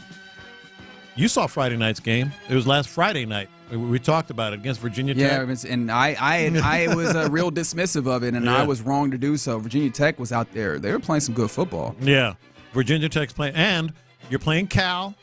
That's the one I was thinking of. They lost to Florida State. Cal lost somehow to Florida State. but they've beaten some good squads. Yeah, Cal's been a really interesting team, and it's also come along with this weird bit. Cal is out there in California. Berkeley is a pretty progressive place, I guess. To dip my toe very carefully into the politics of this, and they've been leaning into, how people are like, oh man, being woke, whatever. They have leaned into that, and so they're doing a lot of comrade memes and things in the college football space, and it's a very weird thing to remind you that college football, a place unlike any other professional sports in America. But yeah, they're really leaning into that. So I've seen people describe this in kind of a Catholics and convicts-esque era as Coke versus woke. And so that element of this will also be kind of fun. But no, Cal is playing an unreasonably good standard of football compared to what Cal typically is. They haven't given up more than 14 points against anyone. They haven't given up more than 14 points all year to a team. Cal. And here comes Miami. Here comes the Heisman contender, Cam Ward. Here comes College Game Day. Going to be a Cal. Be careful, Miami. Yeah. Be careful. Especially now that we have a college football landscape that allows many of these cross-continental games where you're going smooth across the country to play these games. That's that's another thing that could shift some of this. Although when you have an East Coast team fly west, it's not as bad as when you have the West Coast team with the 9 a.m. body clock game or whatever. But yeah, this is going to be. I think that's a fun one, and I'm glad you brought this up because I had not thought enough about that game. That's what I'm here for, man. I'm more interested in that game than I remember. Yeah. Are you interested in this one? You sure about that? It's a national championship game rematch, baby. Michigan-Washington. Who's ready for that national championship rematch? Wait, are they going to let Jay McMillan play again? Is Polk coming back in that game? Atlanta, they don't need Michael Penix right now. Can he come back and play? Yeah, this is true. Bring him back. Let's Corum. Let Corum bring Corum back. Bring Tom Brady back. Have him play for Michigan. Have you ever seen a drop off in marquee value so significant? Not even in 1 year, in just a matter of months. It's Michigan-Washington, and I would rather watch Cal and Miami and Ole Miss and South Carolina than Michigan-Washington. Agree. But that's a new era of college football that you're in where you're building a program is not as stable as it once was because your coach can go very quickly with all the alignment type things, and then your players can shift very quickly. Very, very quickly. And then there's another one that kind of falls in the same category, although one team has really picked up its pace, and this is you sure about that? Clemson, Florida State is it's got to be a get-right game for Mike Norvell. But Clemson got the socks beat off of them by Georgia in their opener. They've been pretty damn good since then. Yeah, Clemson's been pretty damn good. You got to give it to them for that. But of course, the big story is if Florida State gets drubbed again. I mean. Well, at the very least, in this instance, you wouldn't be able to blame it on DJ Uyunglele, who is ruled out Ukulele. for this game. Is what I call him, and I'm trying to say his name in this instance, even though he has not played in such a way where I think people probably aren't inclined towards trying to let him have his name fully pronounced in the way that it should be. I don't mean it disrespectfully. I just can't say it the other way. Well, some people do. Some people absolutely do, and I understand because he is one of the most frustrating types of players, which is you got all the tangibles, it's the intangibles that you absolutely do have no semblance of understanding on. He has gotten a lot of chances. Clemson, where was it? Oregon State last year, and then now at Florida State, and on him plays this big old arm that he can't use for nothing. Yeah, and so that at least he is not going to be an issue, but all the other Florida State issues probably will still be there. That's tough. Yeah, absolutely. Other ones of note: Tennessee is my dark horse to win the whole damn thing. I think. I like what you're doing here. I think it's going to be Alabama, obviously, Texas, obviously. Georgia's going to be in the mix. I actually felt a lot better about Georgia after that game. Yeah. I think Georgia, they're taking their foot out, or they're stopping being in first gear. Hey, rev this thing up and actually get out here and try and compete. Ohio State's going to be in the mix. So there's those four that everybody's like, that's going to be the final four. Tennessee, if you haven't seen this squad, I mean, they can light it up. They've got a great head coach, great offense, great offense. But the thing about it, they have an SEC defense this year. Yes. And I think that should help them out greatly. So that'll be interesting in that regard. And that's the night game against Arkansas, which Arkansas has been up and down, but they can run the ball. They gave A&M all they could handle last week, and then some. This isn't a neutral site game. So if Tennessee goes in there and just drubs the Razorbacks, Sorry, Clint. Yeah, no. But I'm talking about if they drub them, I'm gonna feel real good. I think Tennessee might just win the whole damn thing. Okay, I really do. They've looked that good. Are you clean here? I'm clean. Can I give you something that to watch? I feel like every week you should be watching this particular gentleman. This name is obviously one that you should know in college football this year. I think I know where you're going. Ashton Jeanty. Yes, sir. And because he is the best running back in the nation, and he is just putting up all sorts of yards. And let me tell you, this is going to be not necessarily a interesting game, but this might be one of those, box score watch game. Or maybe just watch it to see what happens. Because Boise State is playing Utah State, and against the run, Utah State's defense is 125th. Oh, I didn't see that. Ashton Jeanty might put up 400. He might put up 400 yards. So that might be one of those. That's a good catch. Yeah. So especially on a week like this week where you have to find other ways to entertain yourself besides just like the good football game itself. Yeah. Watching one player just absolutely lay it on thick on a team might be of interest to you. So if that is the case, Boise State, Utah State, where Ashton Jeanty might get a dead body. He might catch a body. And I can just feel people out there. Well, Boise State, who have they played? He put up 192 yards on Oregon. Correct. He put $192 on Oregon. And if he does not end up in New York, it is a crime. Oh, no, he has to. Like, I don't think they'll actually give it to him because the Heisman Trophy is I got to vote. It's a whole thing. You do? Since 1985. All right. Well, let me not say the thing that I want to say on air. He better be in New York. Go ahead and say it. Nope. I can take it. What's he going to say, Figgy? I don't know. Now you got to say it. No, I don't. Yeah, you do. That's not how this works. Put it out there. That's not how this works at all. But with all that being said, it's still one of those weeks where like, who are these people that give this Heisman? But hey, man, I covered college football for 20 years. Explains things. No, but even with all that, it still feels like one of those Saturdays where if you got to go get something done, there's not much that you're really building your schedule around. I know. I'm gonna be cooking some ribs. Yeah. I guess that was a hint, huh? Figgy comes in, drops 2 slabs of ribs on this table. Yeah, Get to work, old man. Tells me about how much his wife likes my barbecue. Yeah, let's go, man. By the way, you know who's really, really happy? Who? All my kids. Oh, really? Because I said, well, I got to drop a couple other racks on there. Hey, you know, if you're going to be cooking. I almost stopped at like Kroger or something just to get something Get else. a chicken. Let me get a chicken. Maybe get some sausage. Here's some links. Man. I texted the family. I said, Figgy, I told them kind of the funny thing. Figgy dropped these in. I think it's a hint. So I got to throw another couple on if anybody wants some. And they were like, thank you, Figgy. This really is a great Saturday to grill because these are games that you don't necessarily need to watch on the TV. These are games you can watch on the phone. Yeah, you can come in and out. Just kind of have the phone propped up next to the and just kind of have. Well, I got that big TV back there anyway. Well, not everybody is like you though. Yes, to be fair. But I'm glad that you're set up and that you'll be able to watch your Aggies. Early game to 11 a.m. So That's right. my mood will shift by about 3 p.m. One way or the other. I was gonna say hopefully in a good way, but either way, I'll have someone that I can make fun of. Because I got a homeboy that went to Missouri, so that's always. And nobody likes Missouri. That's fair. Yeah, touche. Yeah, Missouri's and I don't know, and I'm not exactly sure. I know they were great in basketball for a while. Yeah, they had a nice run basketball wise. But why do so many people hate Missouri? Well, I mean, because everybody like Kansas or Kansas State. Okay. Well, I don't know if everybody. Kansas State. There's a lot of Kansas fans. It's either Kansas State. Have you ever tried to figure that out? Why does everybody hate Missouri? No, I try not to think too much about Missouri myself. See, case in point. But again, Kansas State alum, so that probably helps that out. All right, in the loop, Sports Radio 610. Let's get back to the big football game on the weekend. I know college football. It's Texans-Bills. Texans win because Texans lose because. What are the factors that will determine if the Texans finish out at NRG Stadium on a rep in Houston or a rep in H-Town Sunday with a victory? Let us know. 713-572-4610. We'll discuss that next on Sports Radio 610. What does CJ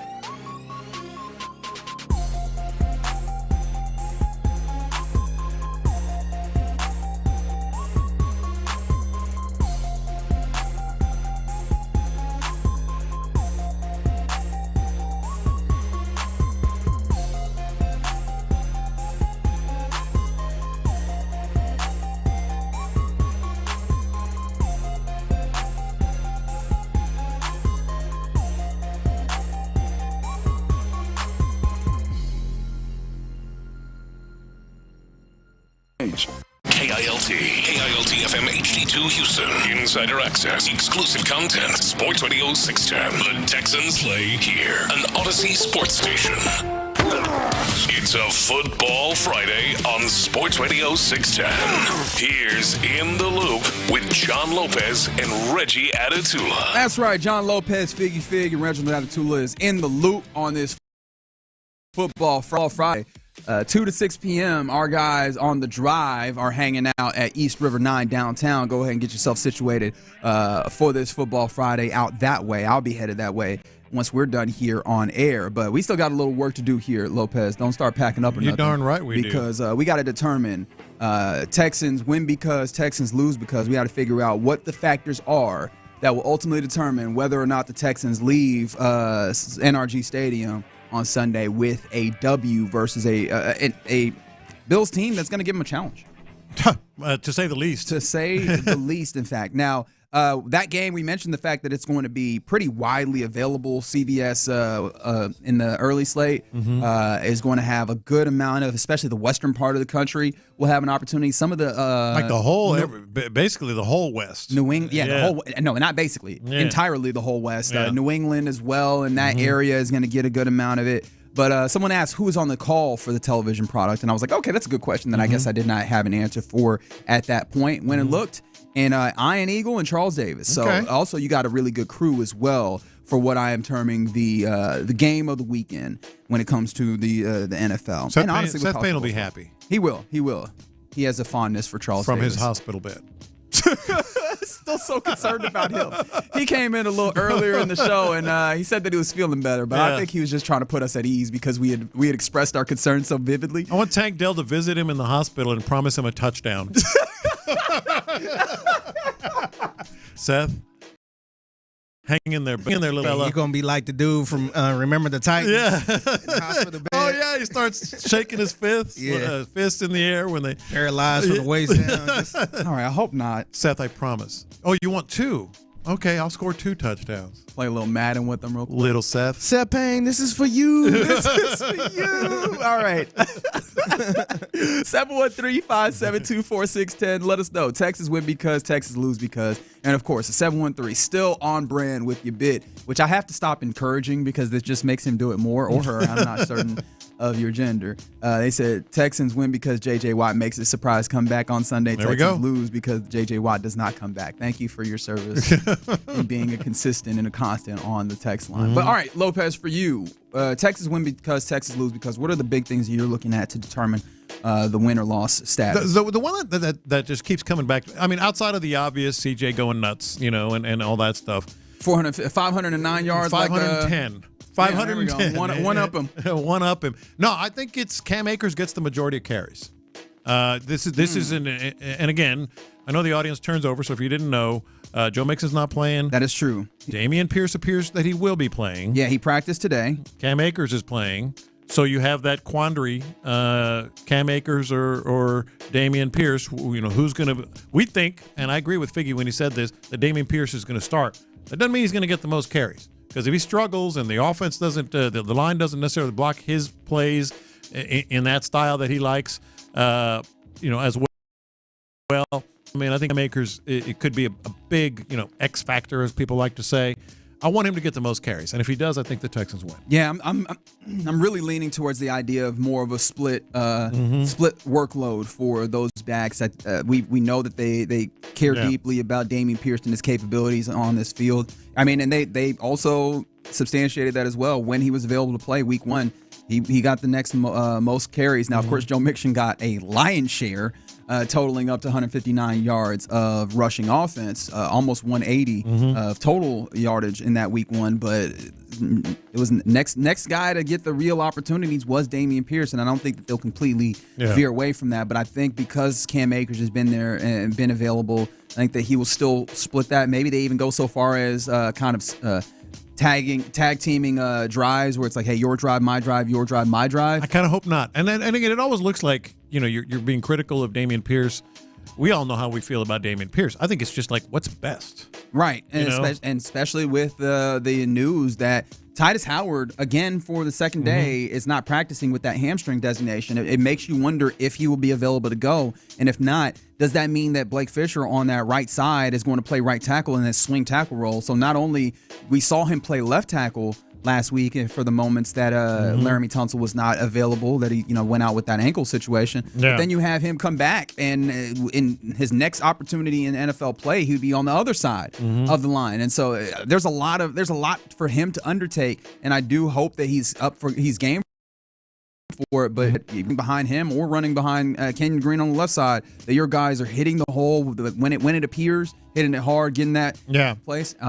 It's wild. I mentioned this during one of the breaks that we are seeing the Texans get a player back in the run game, and it's added more almost confusion for us. Yeah, mystery for sure, confusion as well. Now I got a Texans lose because if this happens, and then I'm interested what you and Figgy think. I think the Texans lose if they lose because they don't finish the job with Josh Allen. Get him to the ground. You can't just look. This is like high school stuff, and I know D'Amico has been preaching this about tackling and all that, but he's going to break tackles if you don't, finish with authority. Get him to the ground. He's a big dude. He runs. He avoids pressure. When he extends plays, it can be magical for the Bills. And oh, by the way, that's kind of been one of the things that's been sort of not irritating, but just sort of sticking with me. Will Anderson and Danielle Hunter, 4 sacks in 4 games. It's got to be more than that. They've got to get a couple of sacks. They got to finish a job, tackle for loss. And by the way, doesn't look like you're gonna have Derek Barnett, who's the backup, on one side, and Jerry Hughes, who's the backup on the other. Yeah, those guys. It's going to be really intensive upon those guys. And just to settle up on that point, Josh Allen, outside of the pocket, has thrown for 159 yards, 2 touchdowns this season. That's outside of the pocket. That's him extending plays and then still turning his eyes downfield and making plays. That's something that you know about, which leads to my Texans win because around him. And I do wonder, it's a tough job. As you mentioned, those guys might be out there without having support, without having folks coming in and depth in order to spell them, and those folks obviously being your starting defensive line, particularly Danielle Hunter and Will Anderson Jr. But when we talked to ND about it, being disciplined in your rush lanes is going to be super important. Not allowing him to get out, forcing him to be a true pocket passer. He's capable of doing it, but if you keep him in there, and being able to keep him in there, but while also trying to apply pressure and get home is a lot to ask. But if they're capable of doing it, I think that you're going to be able to force him to get the ball out to wide receivers who are missing. They're missing Khalil Shakir. And so maybe you're able to kind of swarm to the football at that point. They like getting the ball out quickly. If you can come up and tackle, which it feels like this team is capable of doing, you might be able to hold their offense into a place where they're not able to be super successful. And so I think it starts with those guys up front. They've got a tough job already, and it gets only more difficult without having the ability to cycle guys in and keep those guys fresh. Yeah, so we're both on the same page there. Anything else? I think that Figgy? Texans lose because, or no, Texans also win because get the ball out quick. Right, get the ball out quick to your guys in space. This is a Bills team that's been susceptible to that. We talked about the run, but also quick passing. They allow some real big success rate, big efficiency. Yeah. When I was looking at EPA per play, the EPA per play goes up quite a bit when they're dealing with teams that are getting the ball out quickly. So it's going to be on CJ Stroud, and just generally like with the way that this offense is built, and he takes that responsibility upon himself. But I think also making sure that you read and get the ball out to your playmakers quickly, and obviously Bobby Slowick factors into this as well. But I think when we heard his answer about Tank Dell and how he was talking about getting him involved, I think that might be encouraging in this space of get the ball to that speedster that's going to make it tough on the Bills, and maybe also brings their attention up to open up the possibility of deep shots. That was my other thought. My other thought was I just kept it simple. I said Tank gets his. We all love the big plays, the Nico for 75, whatever, 40 yards. I think it's going to come down to Tank and Schultz underneath, and maybe stretching those plays, maybe breaking some tackles themselves and making it a big play. But you heard Bobby Slowick. You just referenced it. The safeties, they're so good. They run it so much, the Buffalo Bills. Don't get too greedy. I mean, it's not the sexiest thing in the world, but Tank catching, 12-yarder, Dalton Schultz with a 12, 13-yarder, I'm happy with that, Yeah. All right, Texans lose because it's low-hanging fruit, but the problem with the low-hanging fruit is that they have not cleaned it up.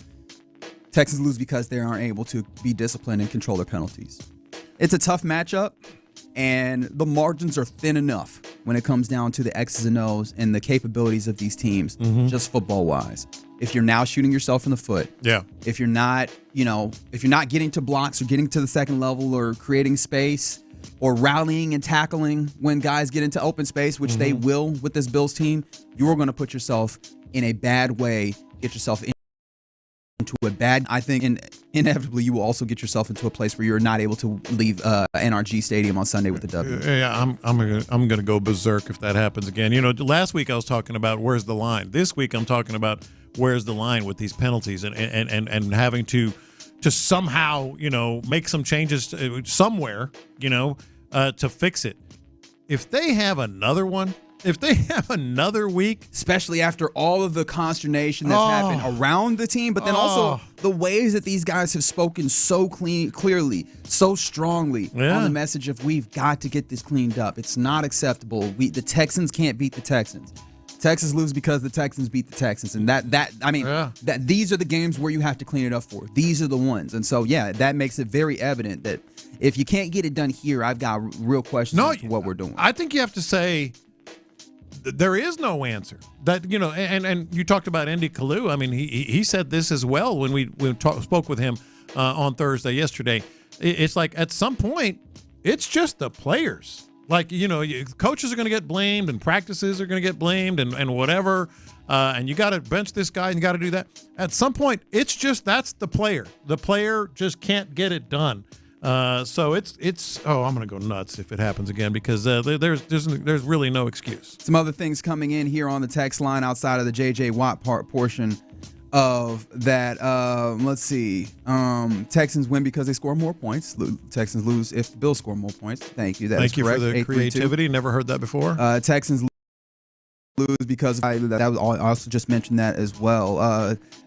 281, I'm interested. Do you agree with this? The Texans should blitz the safeties and not the linebackers. Look, I expect them to. That's how they got their sack last week. Their only sack was that was Eric Murray off the right. I think that's expected. Is that going to be a little tough with their tight ends though?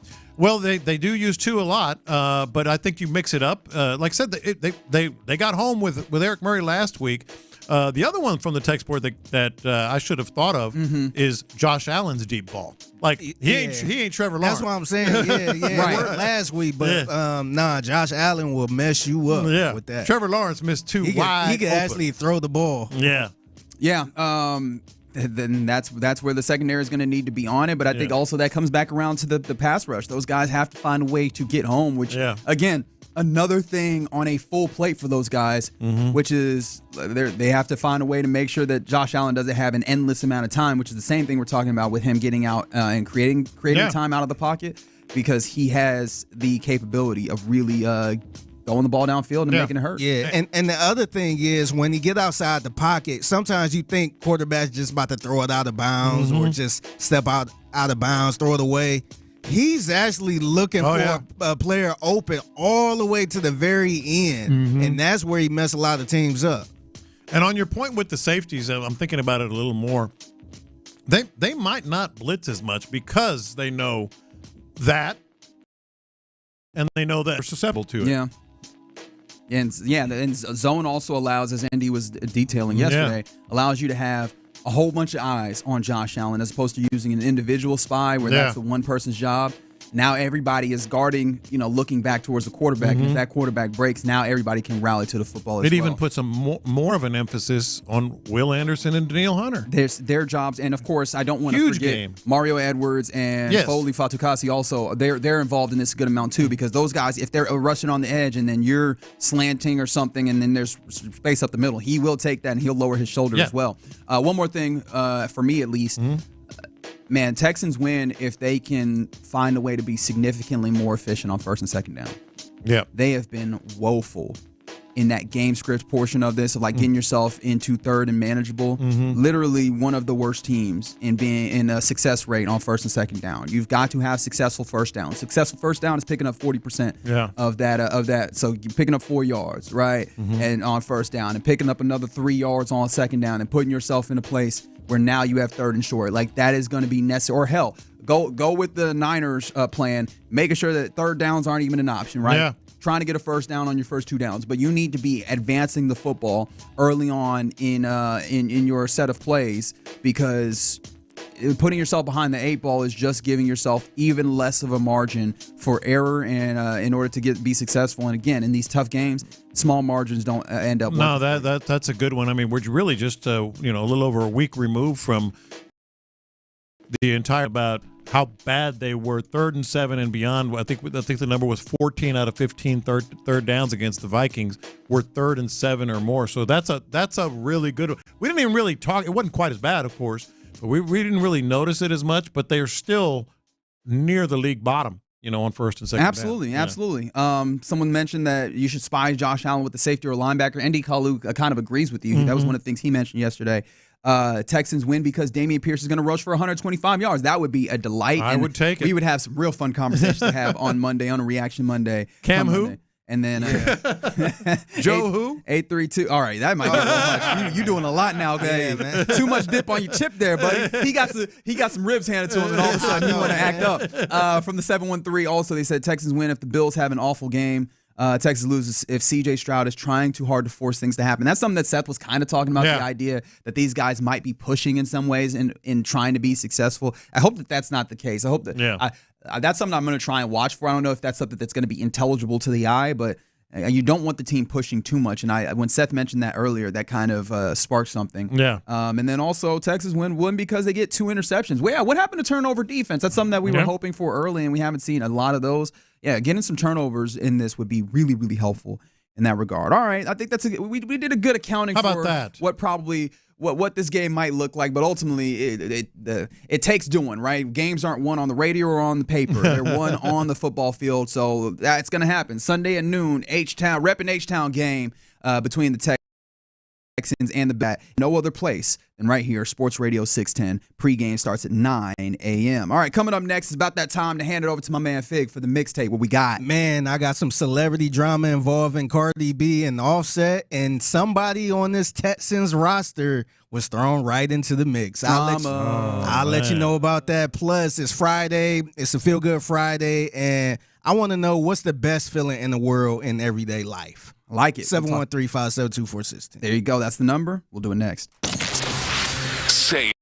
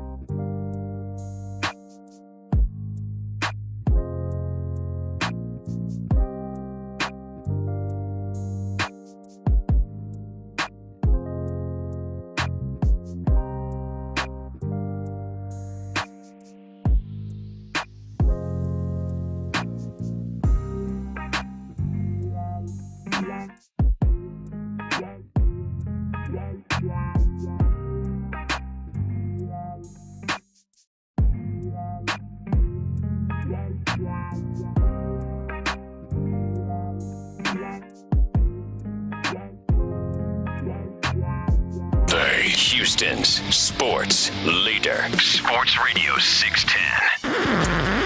Pass the aux cord and crank up the volume.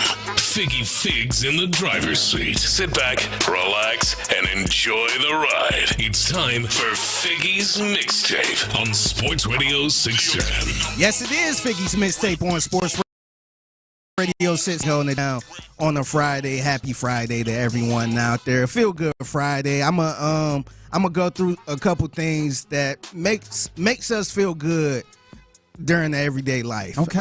I'll get to that in a little bit, but we got to get a little messy. Uh-oh. We got to get a little messy. So I've been seeing this drama for a little bit, man. I was kind of close to muting these two names, Cardi B and Offset, because I felt like they've been getting back together for almost 10 years. That's now. right. I can't believe they was together that long. Yeah. But it's getting really messy now. I seen Cardi B was on a live and IG live. I'm guessing she was on IG live, kind of venting it out.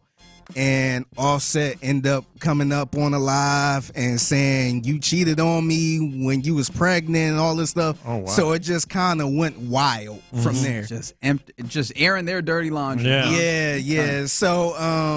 So whenever I want to get more detail into this type of stuff, I have a go-to live streamer I go to. Ah, yes. And his name... The mess plug. Yeah, the mess plug. And his name is DJ Academics. Okay. I feel like, look, man, say what you want about him.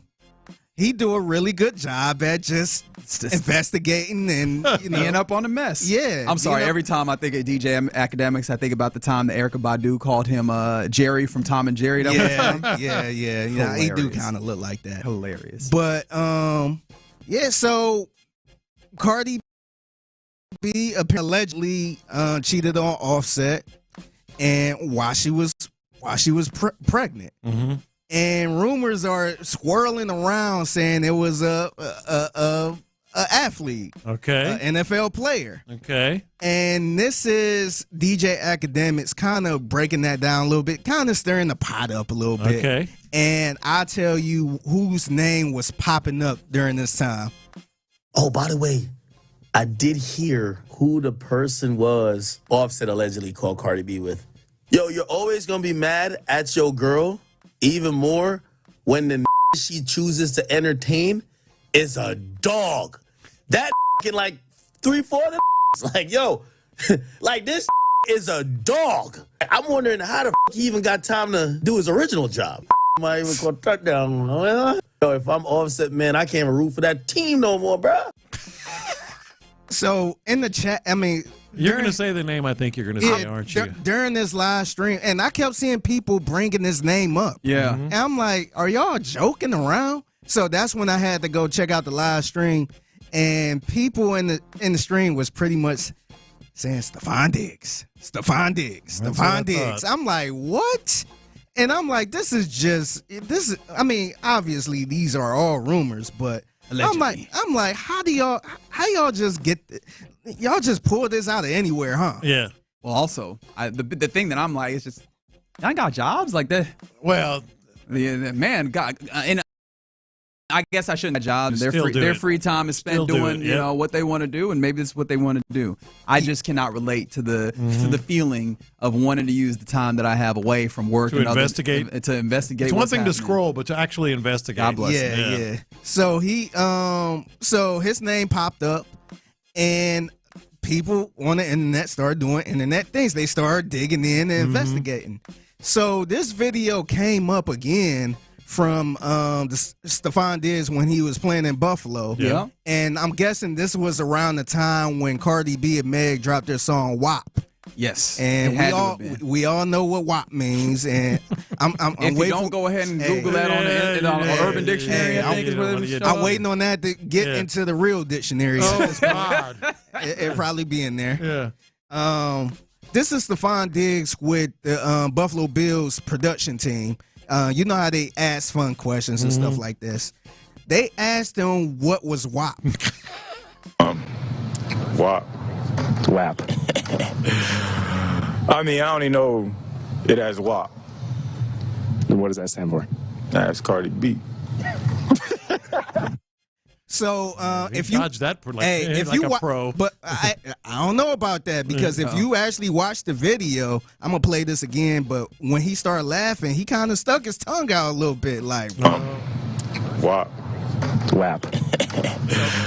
right there. He was sticking his tongue out laughing. So it's like he was bringing. It's like some memories popped up in his. Okay. So people start digging into that, like, So maybe it is something right there. Yeah. And honestly, this kind of caught me off guard because I haven't seen Stephon Diggs with a lot of big time women or celebrities or something like that. But then I started thinking some more, like, oh yeah, I remember it was a time he was in Minnesota, and a production team, the production team in Minnesota was like, hey, would you let Stephon Diggs date your sister? And this is how that went. What guy on this team would you least like to date your sister? What the hell? Diggs. Why Diggs? Man.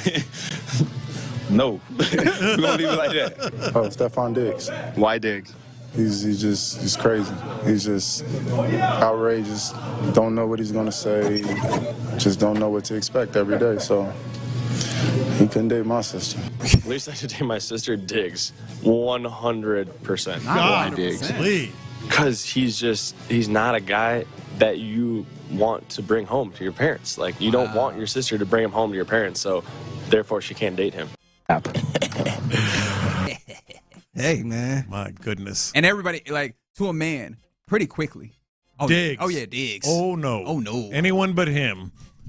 Hey, I'm not sure. Look, I don't want to be irresponsible because I don't know personal life. I don't know if he have a woman or anything like that.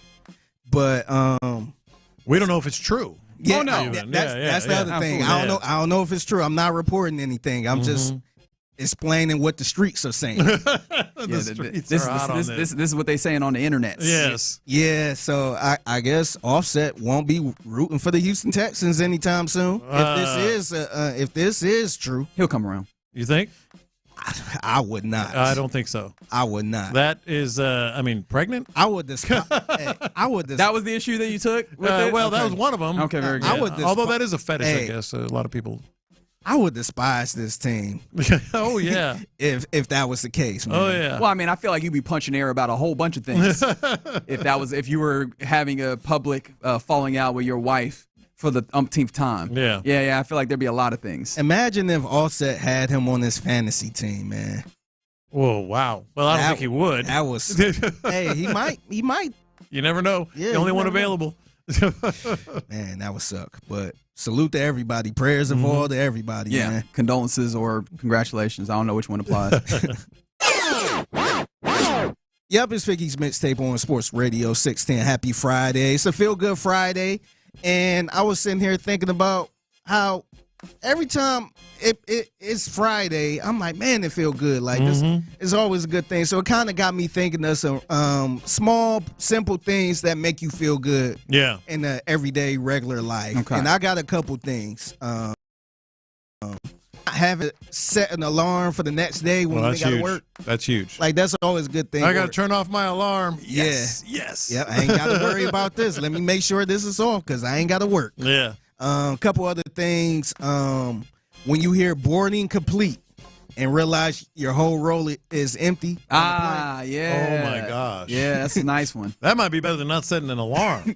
Yeah. Like, okay, are you just going to power rank these? I like this exercise. I think it might be. Right, That's a great feeling, man. Go ahead and power rank these, Lopez. Yeah. All right, what about that moment you crawl into bed with fresh sheets at the man. Top.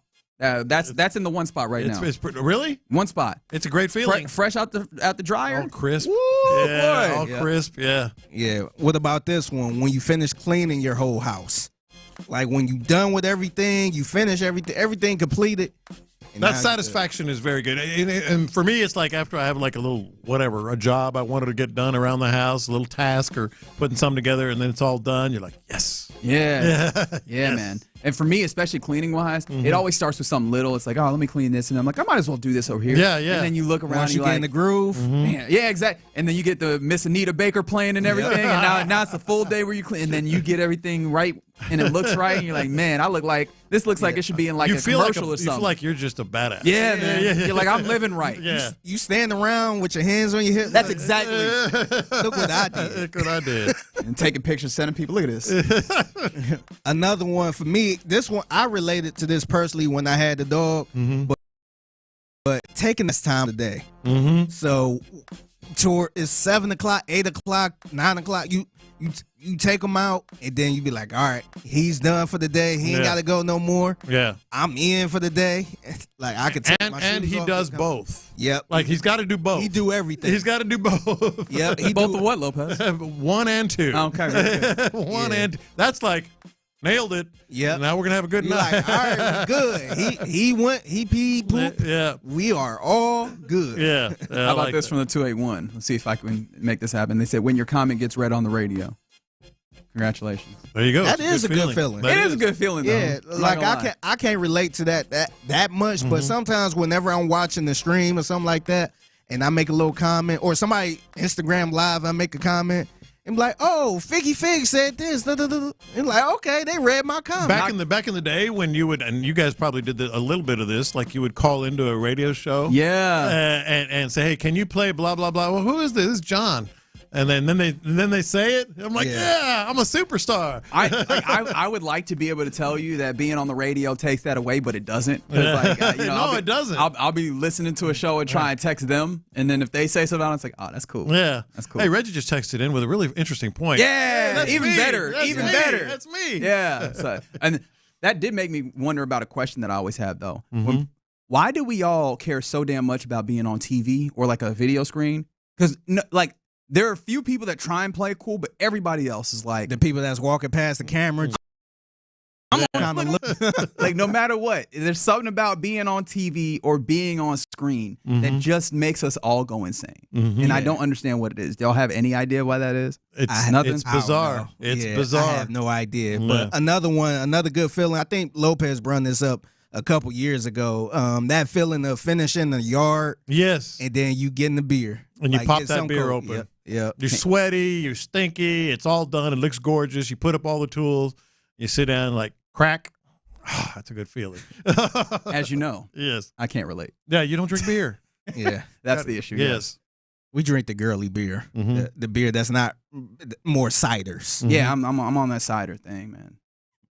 All right, Piggy's mixtape, we good? Yeah, there we good, go. man. Love to Happy hear Friday to everyone. I was out hoping there. that there was more stuff. Another person, Gus and Katie said, when your favorite host read your text on there. I guess now I just got to read all the text and let people know that I also see what you're at. 713 said power washing is addictive. It looks addictive. It is. Is it really? Absolutely. Do you have a power washer? Yeah, I got two of them. I got one down. Let me know next time you're power washing. I might come over. Do like you do. I'm gonna do the stairs. Yeah. Like, well, now the driveway's right there.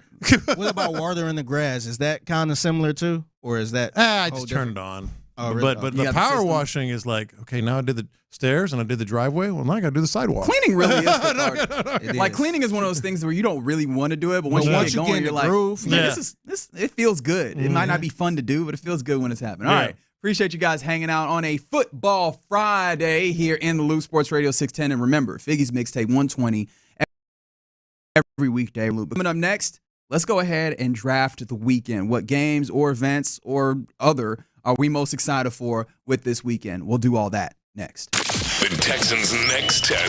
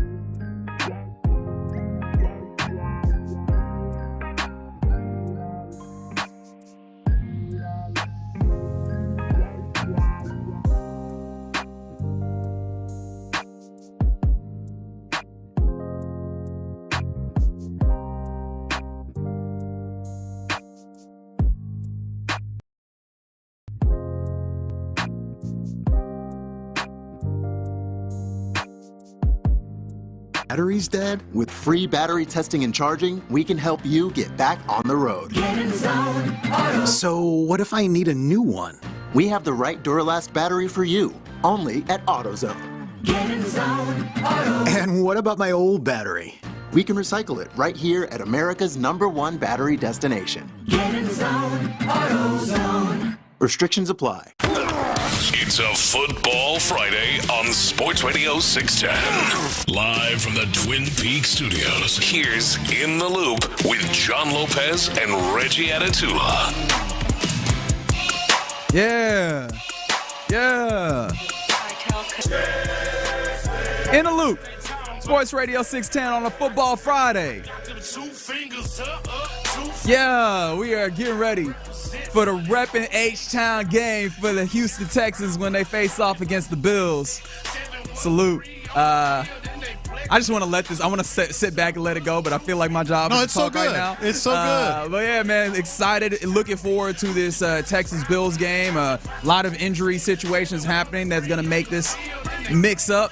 But ultimately, it should be an interesting game and one that'll tell us a lot about our Houston Texans as they continue into, I guess, the second quarter of this NFL season for them. But we're getting ready to draft the weekend. Before we get there, headed into this segment, I was looking through my phone, and we were talking about the blue alert that happened this morning. I don't know if I got it because I slept straight through it. And apparently I do know that I got it. And it's a very weird way that I know this. In my screenshots, and I showed this to Lopez, so he can't confirm. There is a screenshot of the blue alert on my phone, which means that somehow while I was sleeping, maybe the alert went off and I subconsciously knew to try and turn it off and somehow got a screenshot of it. Hit the button twice. And I remember none of this. Yeah. Absolutely none of this, which really is concerning because I'm like, am I sleepwalking or something? So you heard it, kind of halfway woke up, turned it off, but don't remember it. Not one bit. Or you were sleepwalking. Okay. Yeah. All right, so that's something to watch out for as well. All right, man, let's go ahead and draft the weekend. First of all, Lopez, you drafted first last week. Yeah, let somebody else. Should we rotate? Figgy, you'll get first pick here on the weekend. And the only rule is that clearly the Texans game is off the table because everybody's going to be interested in that one. And, of course, especially this week as it really feels like the game of the weekend all the way around. So everybody you can go ahead and just assume that everybody has the first pick of Texans-Bills, number one. But let's go ahead and draft the weekend. Figgy Fig, you are at the podium with the number one pick. I got to be a homer for this one, man. I'm sorry. This is probably one of the toughest games they're going to have so far. And Iowa, Ohio State, man. Iowa and Ohio State. I want to – honestly, I really like this kid, Jeremiah Smith, who is Geno Smith's cousin, wide receiver for Ohio State, man. That dude had 2 incredible catches on one drive I want to say it was last week. But man, that's my first one. They don't really care to do I hope that. they don't this week. They don't care to do that. Ain't nothing wrong with that. Hey, we're gonna have to throw the whole season away if they score. Yeah. If they come out this game with 30-some points, fire the dead head coach. Yeah. Ryan Day will really be done at that point. All right. I will do the thing that is hilarious to me, which is I will steal the pick that I know Lopez wants. Give me A&M Missouri. Give me that game. That feels like the best game. It's a matchup of a couple of top 25 teams. And I'm just really interested to see if A&M offensively actually has anything, or what they do at quarterback. Yeah, exactly. Yeah. You mentioned that Connor Wegman. It looks like he's the guy to go under center for the Aggies. I really just want to see like how much is this going to be defense only, and then what is Missouri really in this second year after they had a really good season last year? Are they able to capitalize again on that, or is this going to be one where they falter a little bit? Yeah, no, that's a good one. So my pick then. Who doesn't love a good 9 a.m. game, 8 a.m. game? How about Jets Vikings from Tottenham? Okay. I like that. Don't you love that? You get up. Now, if I'm not watching soccer, if I'm not watching Liverpool or something. Yeah, that's my thing. I generally on Sunday my routine is, or Saturdays too sometimes, just turn on the soccer game and just kind of have it on in background. Unless Liverpool's playing, I'll watch a little closer. And just kind of have it on as I'm doing whatever I do on Saturday and Sunday morning. But Jets Vikings, that's gonna be fun. It will be good. Yeah. Thankfully, at least we've talked about it now to where I don't think I'll forget on the morning, but happening, or it's just like you're infringing on my soccer time. It's a good game too, though. Yeah, it is. It is a good game. Yeah. It is a good game if the Jets offense is back to being one that is capable of doing things. And Aaron Rodgers knows a thing or two about beating the Vikings. That is true. Yeah, that is correct. All right, so we got first round out of the way. Fig, you're back up. What's happening, man? Man, I got to switch over to some playoff baseball, man. I'm going to have to check out the Guardians and the Tigers. You took two of my Good picks. call. Hey, that's a division game, man. That's a good game. Yeah, so it's funny. I seen somebody tweeted about how the Guardians, their road to the World Series could be through the AL Central. Because if the Royals beat the Yankees, then they would have to play the Tigers, and then they beat the Tigers, they had to play the Royals. Yeah. So I thought that was kind of cool, but I'm going to be checking that game out. All right, let's go here. Baltimore Ravens, Cincinnati Bengals in Cincinnati. I just think the Ravens, after putting it on the Bills that we will see this week, I want to see, are they back into the element of being a good team that we expect them to be, or was that kind of an anomaly, and especially against a Cincinnati Bengals team that I'm trying to figure out what the hell is happening there at all. I think this will be really illustrative of some things. I don't know why, I don't know how, but just as a side note, I'm feeling the Bengals in this one. Ooh. I'm feeling the Bengals in this one.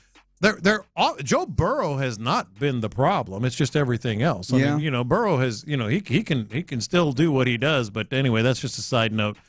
For anybody who partakes in the gambling arts, that's a tip. I'm going to take Packers and Rams, man. I want to see what Jordan Love looks like after the first week. Started out slow, ended real fast, and real good. I think that's going to be a really entertaining game. Probably a little more high scoring too. I'm going to take Packers and Rams. All right, Fig. Hey, I'm all over the place this weekend, man, because tomorrow, actually tonight, I got to watch the little WNBA, man. I got to watch the Lynch versus the Sun. Good call. Yeah, my girl, Dejanay Carey. Oh, that's right. You were talking about that. Yeah. I ain't buy the jersey yet. I'm gonna buy the jersey before the year end, but I'm gonna have to check that game out, man. That's a good call. I hadn't even thought about the W going, and that actually, you know what?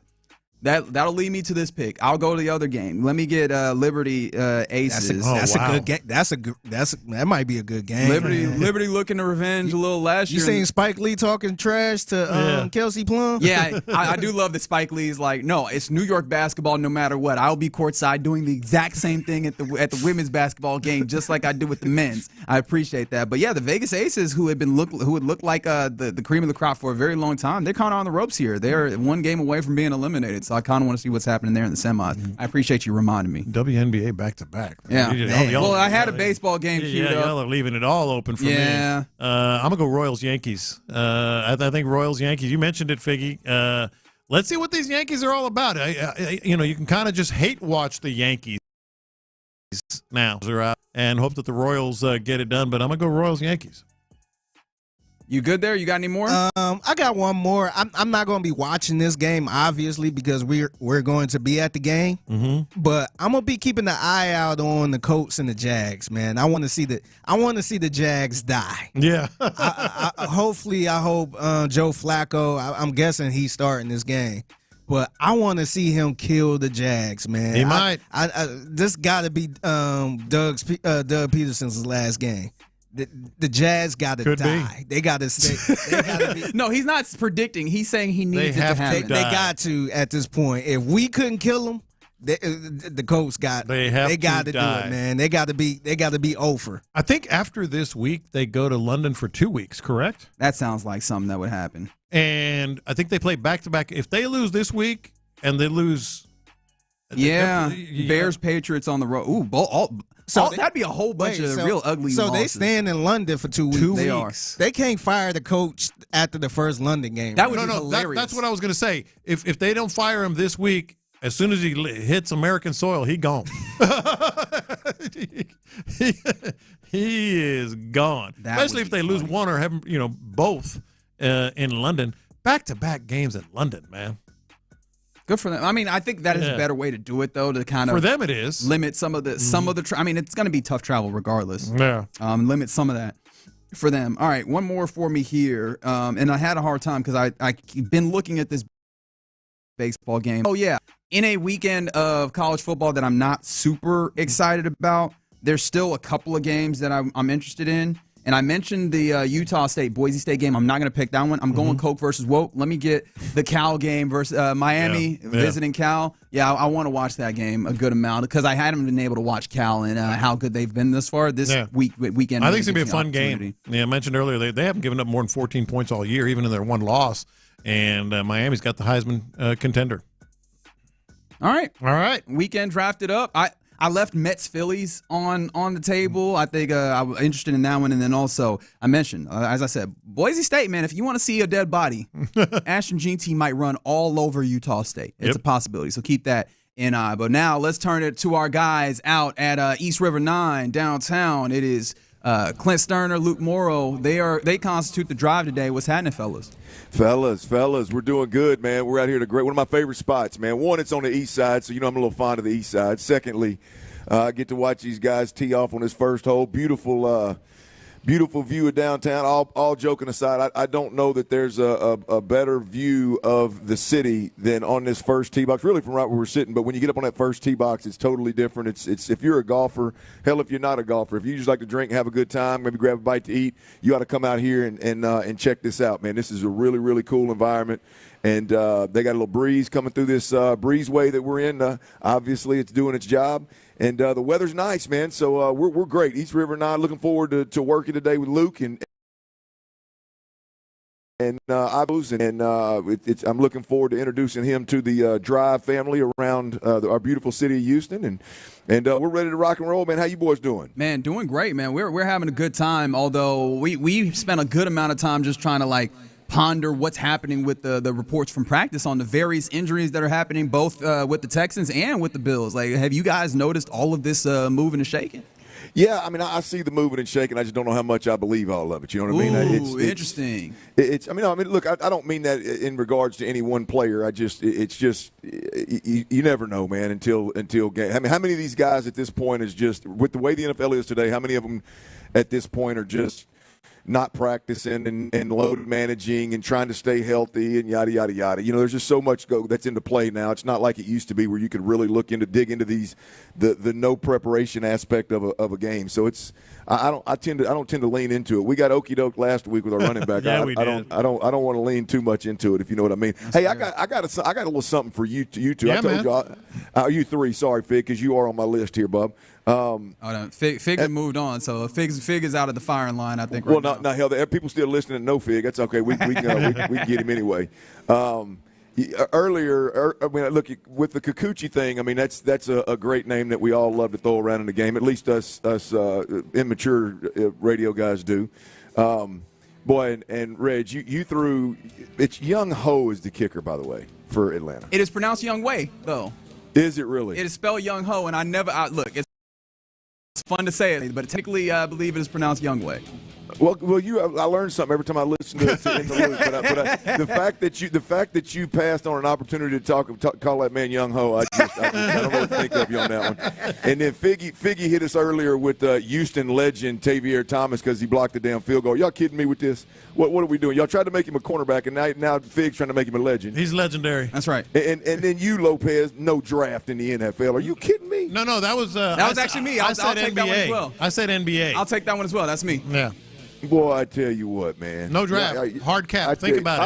I'm out there doing my damnedest to get a little cardio and a little jog walk, man. And I'm mad at y'all and hurting my chest. It's okay. I can't breathe. Sorry about that. The NFL I get, but the NBA does not need a draft. And if you do a hard cap, then it evens the field for everybody. I'll stand Think on about it. that this weekend. Rookie free agency. You know what, Clint? Me and you, I will talk about that in person because I'm on my way right over there to East River 9. Come on, dog. Let's do it. Come on, baby. And you should join me out at East River 9, but at the very least, stick around right here on Sports Radio 610. Luke and Clint got a fantastic show for you. I'm certain of it. So right now, you're listening to KILT HD2 and Odyssey Sports Station on a Football Friday. Right now, The Drive is live.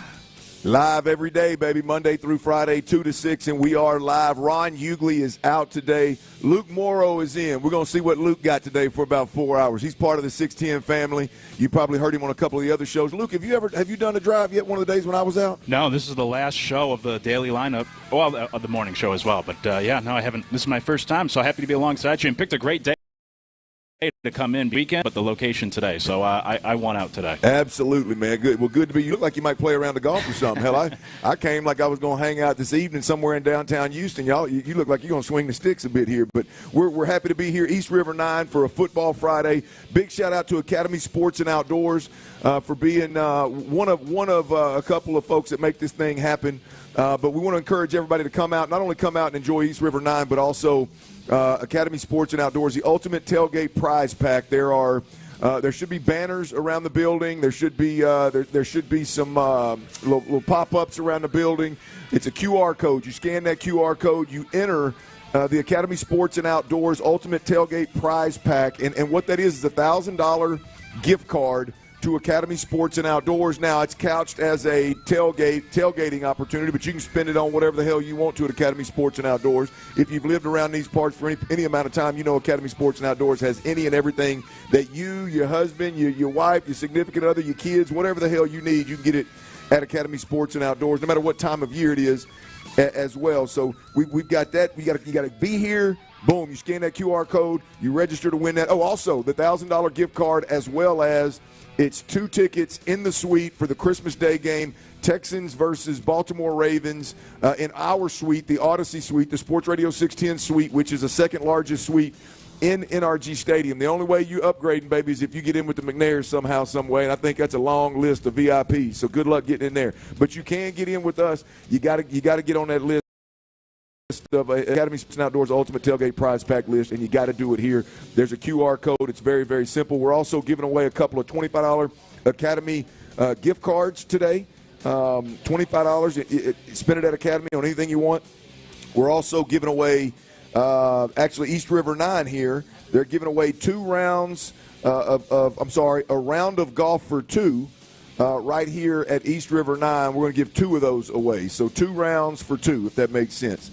Come on out, put your name in this raffle. It's going to be a good time. Luke, have you swung the sticks this place yet? No, not yet. But after coming out here today, I think I'm going to have to return and make a day of it because this place is great. Well, one of the beautiful things about being here is last time I was here, I brought my family, which is dangerous. The fellas in my family met us out here, and we had us a nice little we played little 9 holes, and we may even play twice, 18, but they light this thing up at night, so it was lighted. That's cool. And you think, especially with my crew, you're like, damn, we might slice a ball or pull a ball, might hurt somebody, but it's actually laid out in a way where, I'm sure it's happened before, but it's laid out in a way where it's not as tight as you would think. Obviously it is because it's par 3, but it's not as tight as you think. So really cool place. Come check it out. And I encourage everybody to bring the sticks. Hey, but if you don't play golf, I'm looking right inside here at this lounge, this little dinner spot. It's solid as well. So I want to jump right in, Luke, into what we saw last night. Now, this has a Houston twist on it, obviously, because everything comes back to Houston. But the now 3-2 Tampa Bay Buccaneers went to Atlanta, and they lost 30 30 Falcons, now 3-2 Atlanta Falcons, so they're tied above that or at the top of that division.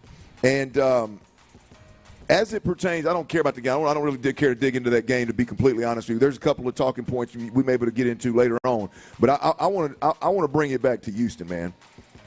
There's a couple of things in NFL circles that I'm just tired of hearing. The silliness, the bull jive, if you want to. This is one of the times I really wish I could cuss on the radio. But the stuff that we hear about the inability to get the run game going is silly. And I'm through with it. But last night, I'm sitting there watching that game, and I listened to the commentators talking about how Bijan Robinson isn't a fit, or not isn't a fit, but he's still working on learning how to run this outside zone scheme, which this is where it comes back to Houston, right? The two coordinators last night in that ball game are both McVay guys. Zach Robinson is a McVay guy, and Liam Cohen is a McVay guy. Both of those guys came out of the same system, ultimately, that Bobby Slowick came out of. And the commentators are talking about, well, Bijan's still working on this or working on that. I'm so sick and tired of hearing about these running backs. You've been running zone concepts, and you've been running power concepts and gap scheme concept. You've been doing that since you was knee-high to a grasshopper. Now you've made it to the NFL, and all of a sudden these guys need to work on getting better. I mean, you got to be kidding me. Either your offensive line and your play caller and your coaching is good enough to get it done, or it's not. I mean, I'm just tired of the talk about the running backs. Last night, Bijan Robinson had 5+. Tampa Bay on the other side of the football, as a group, they had 6+ yards per carry. Luke, we sit there and watch. We watch another one. Green Bay. What's the Green Bay head coach's name? Matt LaFleur. Matt LaFleur. We watch Jones. Mm-hmm. We watch Jones, who's no longer there, and Dillon, who I believe is hurt there. Yeah. Two totally different backs with different skill sets. We watch those guys tear up defenses as a 1-2 punch in the same offense. Guess what? Same run schemes and same all that stuff. And I guess I'm just at a point where I am so fed up with all the bull jive about why the Texans can't get this thing run. Last year was Dameon Pierce wasn't a good fit. Now Dameon Pierce, where I'm going with all this is Dameon Pierce is back this week. Dameon Pierce was at practice today. And now that is Dameon Pierce the guy who's going to be downhill and they're going to change their scheme, or do we go with Cam Akers, who is more of that patient, slow-moving, floating, outside zone type of back? I'm just look. I'm fed up with it. It don't matter who the damn back is. Bobby Slowick, the O-line coach, and this offensive line group has to get their stuff together when we run the damn football. Well, I guess that was going to answer my question, because I was going to turn it right back to you and ask you if you were making a pie chart of blame to go around for this. Yeah. Who would be the largest? Who do you blame the most for the lack of success so far in the ground game? Is it Bobby Slowick operating this offense? Well, I tell you right now, it's Bobby Slowick.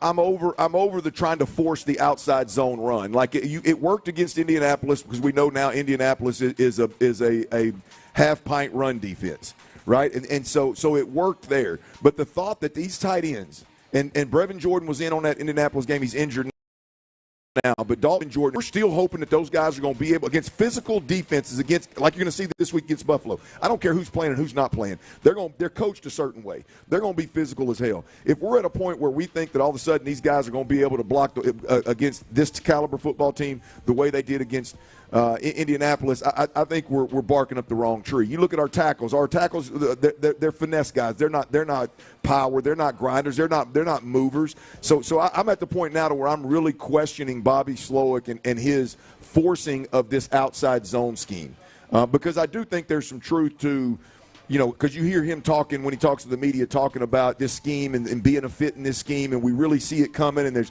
the O-line's got to work together and see this crease, and the running back's got to see this crease. Man, to hell with that. You know what I mean? Let's get downhill and move some guys and get this run game going. I don't give a damn who the running back is. It's all about the guys up front, and it's Bobby Slowick. To answer your question specifically, to me, it's Bobby Slowick is a huge chunk of it. Make it 50-60% if you want to, because you got it. The play caller, obviously, and then this force factor, that I think he's doing, asking guys to do things that they're just not capable of doing with tight ends, I think is on him. And then the rest of it's the offensive line. I'm just tired. I'm tired of Dameon Pierce catching hell.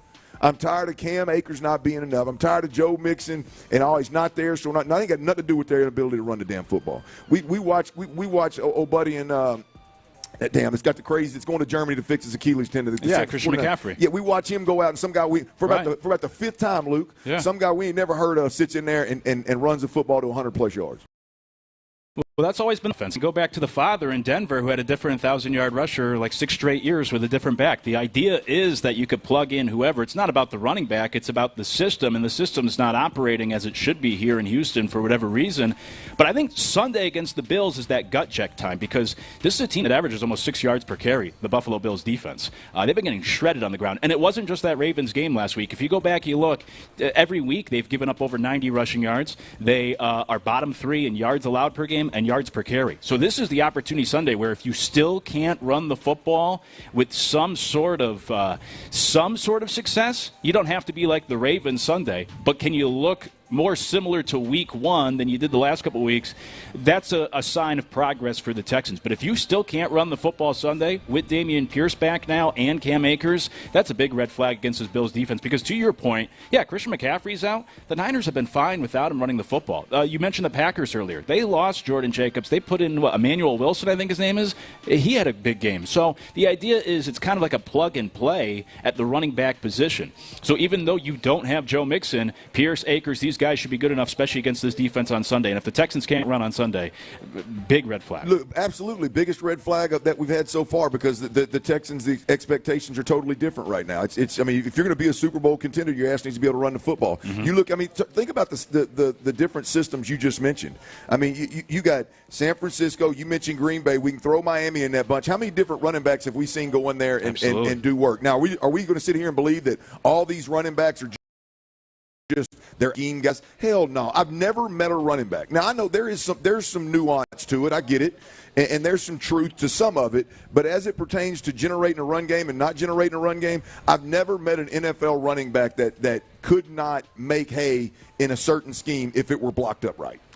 I mean, we can talk about a couple of these different things, and are they getting big chunk runs? Are they not? I mean, there are some nuances there, maybe some deeper conversations to have. But this is a crying ass shame.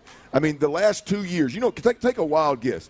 Take a wild guess at the longest run for the Houston Texans since DeMeco Ryans has been the head coach. More importantly, more specifically, since Bobby Sloak has been the offensive coordinator. Longest run from scrimmage. I'll say 24 yards. 24 yards. Oh, really? Guess what? The longest this year, 18 yards. I mean, so we're at a spot where, man, it's unacceptable, and it's got to lay at the feet. In my opinion, when you got a defensive-minded head coach that's calling plays on that side of the football, it's got to fall at the feet of the offensive coordinator that's done great things in the past games, done great things with a young quarterback. But damn it, I mean, that one-sided deal. Mike Leach did great things with wide receivers and quarterbacks, right?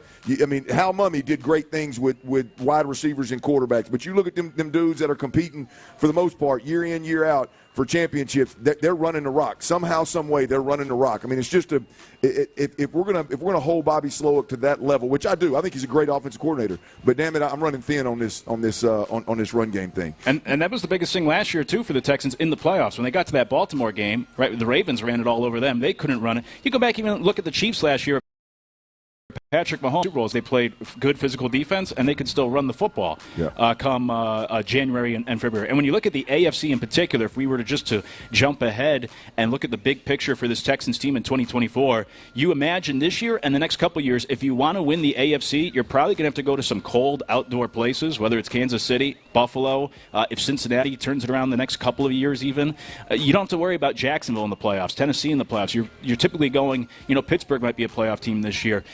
You have to go up north, play outdoors. Baltimore we saw last year. And a lot of times in those games, in order to win, you have to be able to run the football and certainly run it better than the Texans have. Great point. I mean, it hits home because you didn't do it last year against Baltimore, which I think Baltimore is just even well above the elite, some of the elite defenses. I just think year in, year out, there's a level of physicality in Baltimore that just doesn't exist in many places. And so I think it's what their DNA is. And somehow they find players that have that in them, or they just hold them to that standard. And if you can't play physical, they get you up out of there. So that's. I mean, I think that we're asking for a huge jump. I'm just looking for something complimentary. I got a couple of things for you, Luke. Here we've kind of covered this a couple of different times throughout the week, but since you haven't heard it, I'm sure some of our listeners hadn't heard it. This is specifically. I hate to be the guy that just bitches and moans and doesn't bring some kind of solution to the table, right? To me. The answer is not wasting downs with Bobby Sloak. The condensed formations last week, I quit watching the game or are they just overly condensing the formation after the first couple of drives? It's just blatantly obvious, like they are condensing formations, and it's making it's muddying the waters. It's inviting defenders to the ball, to the line of scrimmage, and we don't have guys that are physical enough to move them. And that's a problem. He's got to quit doing that. He's wasting downs with these silly-ass personnels. Blake Fisher as a tight end, and British Brooks and J.J. Taylor and John Metching, Xavier Hudson. Those guys are all great if they have to play. We'd rather them not have to be in a game for the most part. Yeah. Right? One personnel grouping where 4 of those 5 are in the game together is wild to me, given what you have. And today what I'm bringing to the table is this may be a little bit of a stretch, but I'm there. I'd love to have this conversation with Lopez. Forcing the outside zone. We talked a little bit about it a minute ago. I don't know, Luke, that our inside 3 aren't better downhill guys. I don't know that Shaq Mason, Kenyon Green, and Juice Scruggs aren't significantly better if we're pinning and pulling where they got leverage and they can move mass. Yeah. Or we're duoing straight downhill to where we're getting a double team on an interior defensive lineman, and we're getting to the second level. We're 2 guys on 1, and we're moving mass, and just I just don't know that we're not a better run team when it comes down to that with that approach. And there's been Sports Radio 610, Houston Texans breaking news. Oh boy, Tyler, you ain't been in the building. You ain't been in that damn seat for 10 minutes now, and you already interrupting. What you got going on? Yeah, Friday, boys. We got breaking news. The final injury report for your Houston Texans just hit the wire. Officially out for Texans versus Bills on Sunday. It's going to be Jerry Hughes along with running back Joe Mixon. Those 2 fellas are listed as out for this game. Questionable for the Texans, running back Dameon Pierce and wide receiver Robert Woods. So the big one there, obviously no Joe Mixon, questionable Dameon Pierce. The reports are that Dameon Pierce was at practice today. Look, I think Dameon Pierce, whether which I think he starts and gets the bulk of the carries. If he is healthy, clearly they don't believe in Cam Akers the way that I believe in Cam Akers, because last year they were spelling him with 2 and 3 guys. J.J. Taylor somehow getting totes in the game. So the Dameon Pierce piece is important just for depth and just to see what the 1-2 punch is going to be. Is it going to be Cam Akers and Dare Agumbawale and J.J. Taylor, or is it going to be Dameon Pierce mixed in there somewhere? And going back to the point you were just making before that about the downhill running, I mean, doesn't that fit Dameon Pierce Absolutely. better? Right. Absolutely. And that's what really spurred this thing on I'm guilty of preseason. Now we've got some evidence, right? But I'm guilty preseason of watching and going, okay, if they're going to force this outside zone thing, then Cam Akers is the guy. But I'm at a point now to where I've seen them try to force all this other crap with all these different backs, and it's not getting done. And at some point in time, we just got to face the music.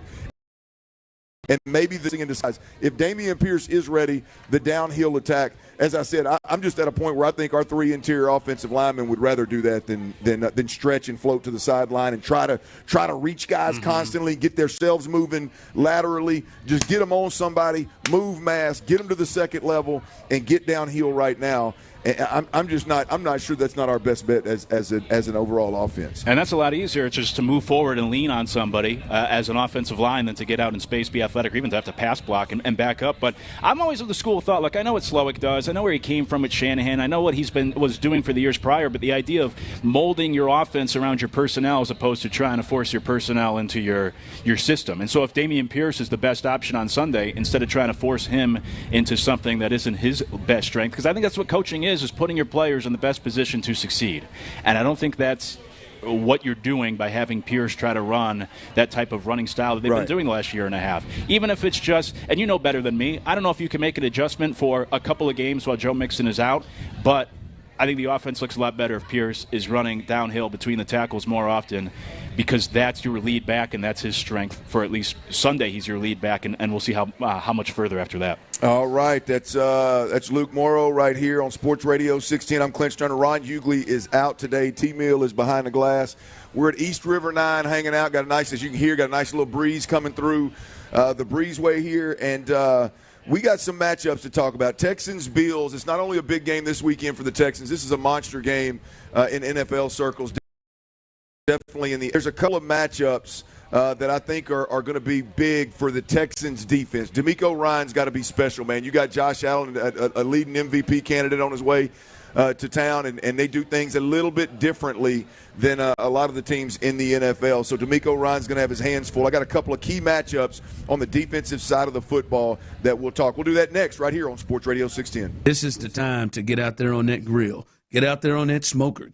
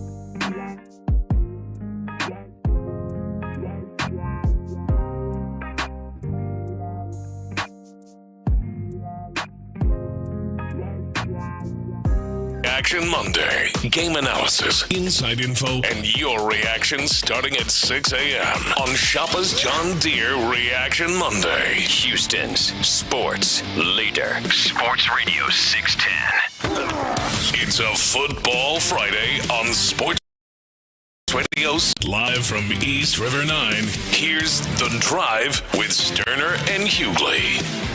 Hughley is out. Luke Morrow is in, and you heard the man. We're at East River 9. Y'all come on out, and if nothing other than just to enjoy this absolutely beautiful view of the city. But the vibes are real. We're in this little breezeway. The wind's blowing through.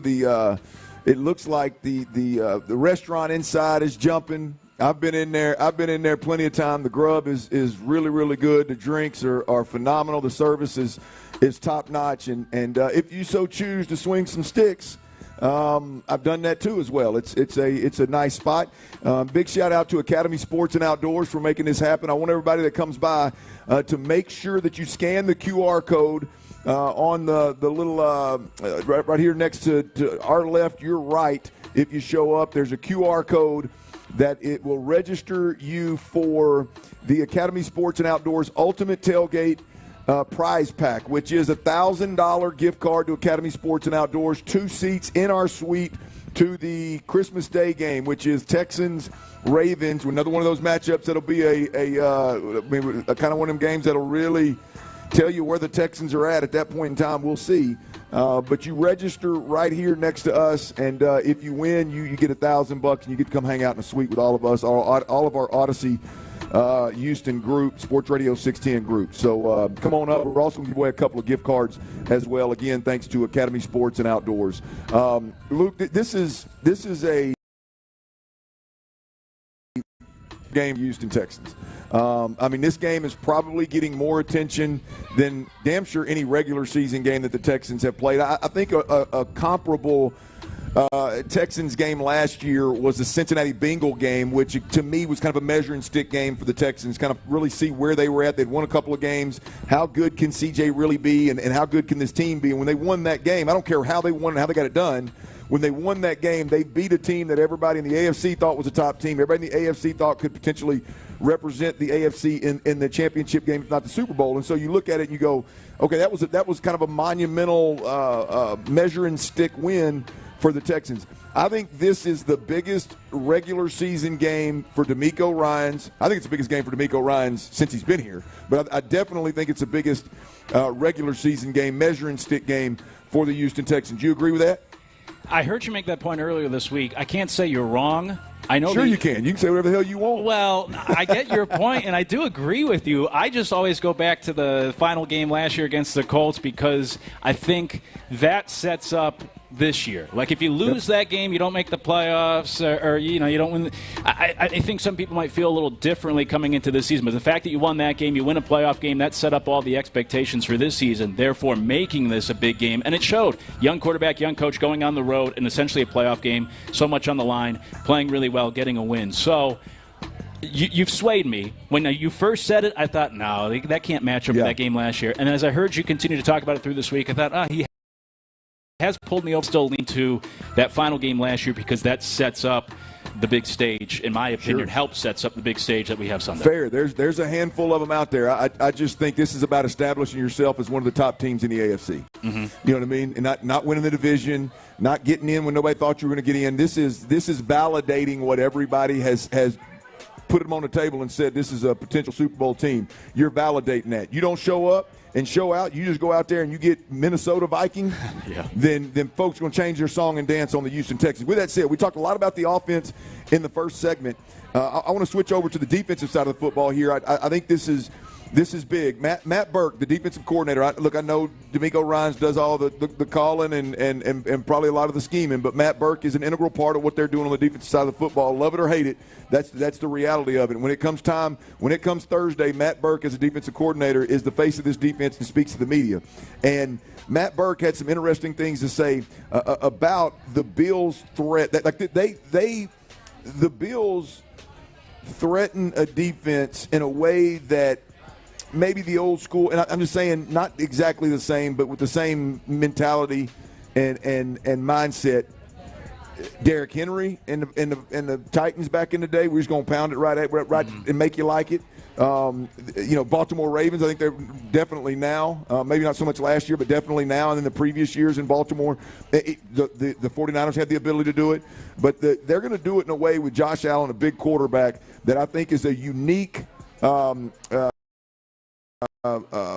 challenge, if you will, for Matt Burke in this defense. Here's Matt Burke talking specifically about what the Buffalo Bills offense brings to the table.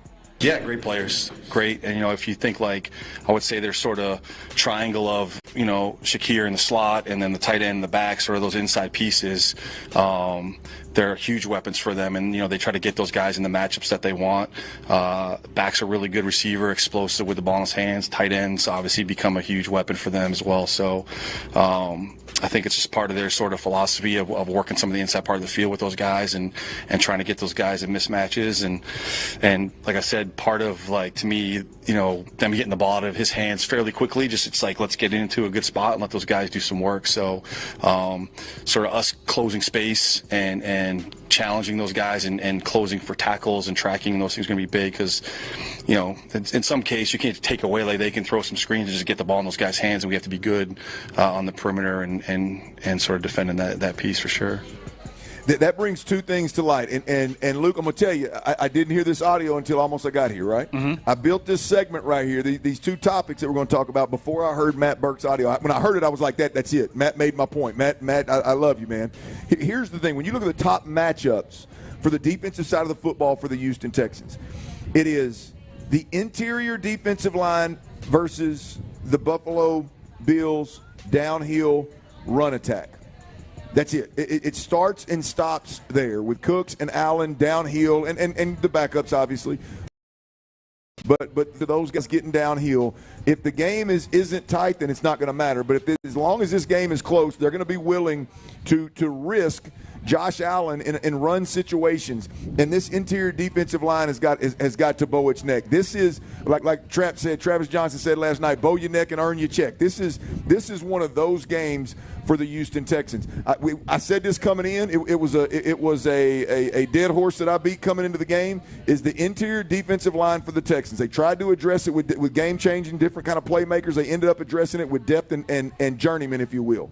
They've had a couple of guys, Mario Edwards and a couple of other guys. Tim Settle Jr. stepped up and Foley Fatakasi stepped up, and they've done some nice things. But if the bar is AFC Championship Super Bowl, then this is the game where those guys got to bow your neck and earn your check. They got to slow that run game down inside, and it starts with those guys there. And this is going to be a challenge that you're not used to seeing, and you probably won't see the rest of the year in facing a quarterback like Josh Allen, that combination of the passing and the throwing. And if you go back, look at this Texans defense so far under D'Amico Ryans. I mean, go back to last year, you lost to the Ravens twice, and you lost to Anthony Richardson. That was probably the best mobile quarterbacks you faced.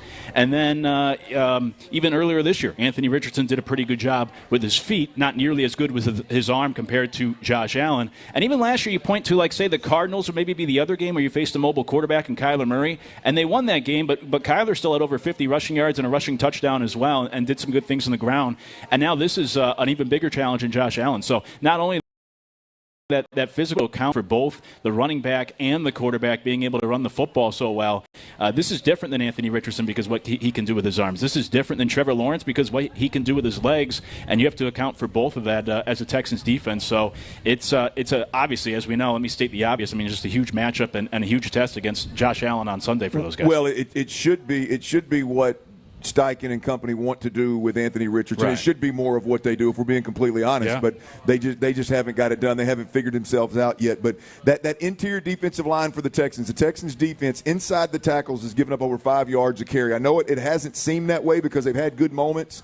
And we've played some inept offenses, to be honest with you. But you better believe it this week. That 5+ yards a carry inside the tackles that you're allowing stands out like a sore thumb, man, when Josh Allen and Cooks and company are staring down the barrel. All right, what's on the line for Stephon Diggs Sunday? This is a monster game for the Texans. This is an even bigger game. Say what you want about it. Soft shoe it if you want. Another storyline that I'm tired of hearing about. This is a big-ass game for Stephon Diggs. We'll paint that picture for you and cuss and discuss next right here on Sports Radio 610. Before we do that, though, I got to tell you about ability.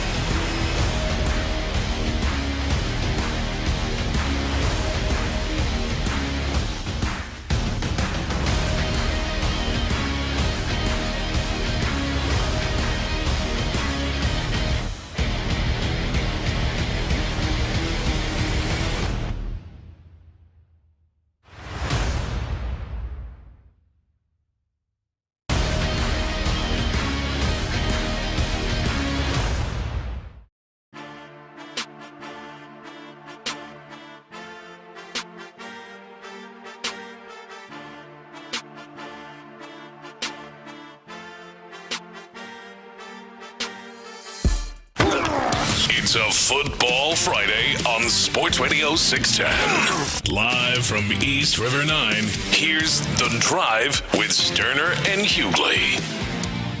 Ryan Hughley is out, Luke Morrow is in, and we are rocking and rolling, man. It's a beautiful day in H-Town, and we got a big-time matchup coming up this weekend. And, look, I think the headliner, other than just the magnitude of this game, the fact that we've got a team in the Buffalo Bills who have been a leader in the AFC. I'll say one of the top 2 or 3 teams in the AFC for a long. You think it's fair, Luke? I mean, I think when you look at the AFC over the last handful of years, Lamar Jackson has been tremendous in the regular season. To me, it seems like I've watched more playoff games where it was Joe Burrow, Josh Allen, Joe Burrow, Pat Mahomes, Josh Allen. When it comes to playoffs, it seems it was more. I know last year the AFC Championship with Lamar was different, but it seems like over the last 8-9 years, it seems like, maybe not even that long, 6 years, it's been those guys. For sure. Since Brady and the Patriots, no one's dominated their divisions more than the Bills in the East and the Chiefs out West, unfortunately for the rest of the AFC. But, yeah, I think those are the top 2, and then obviously the Ravens, Bengals mixed in as well. But in terms of consistency, yeah, I think the Bills are right there with the Chiefs. Well, and the Bills made a huge change mid-year last year, took a big-time gamble, and it ended up paying off. And so I asked the question, with this game being a monster game for the Texans, and I think it's a measure-and-stick game for DeMeco Ryans and this football team, I think we'll know more about legitimately where they stand in the AFC after this week. But that's the headliner is Texans-Bills, no doubt about it. But I think when you – what do you call the act right before the headliner comes on? We're going to tee you up. I can't remember what the hell that is. The opening act?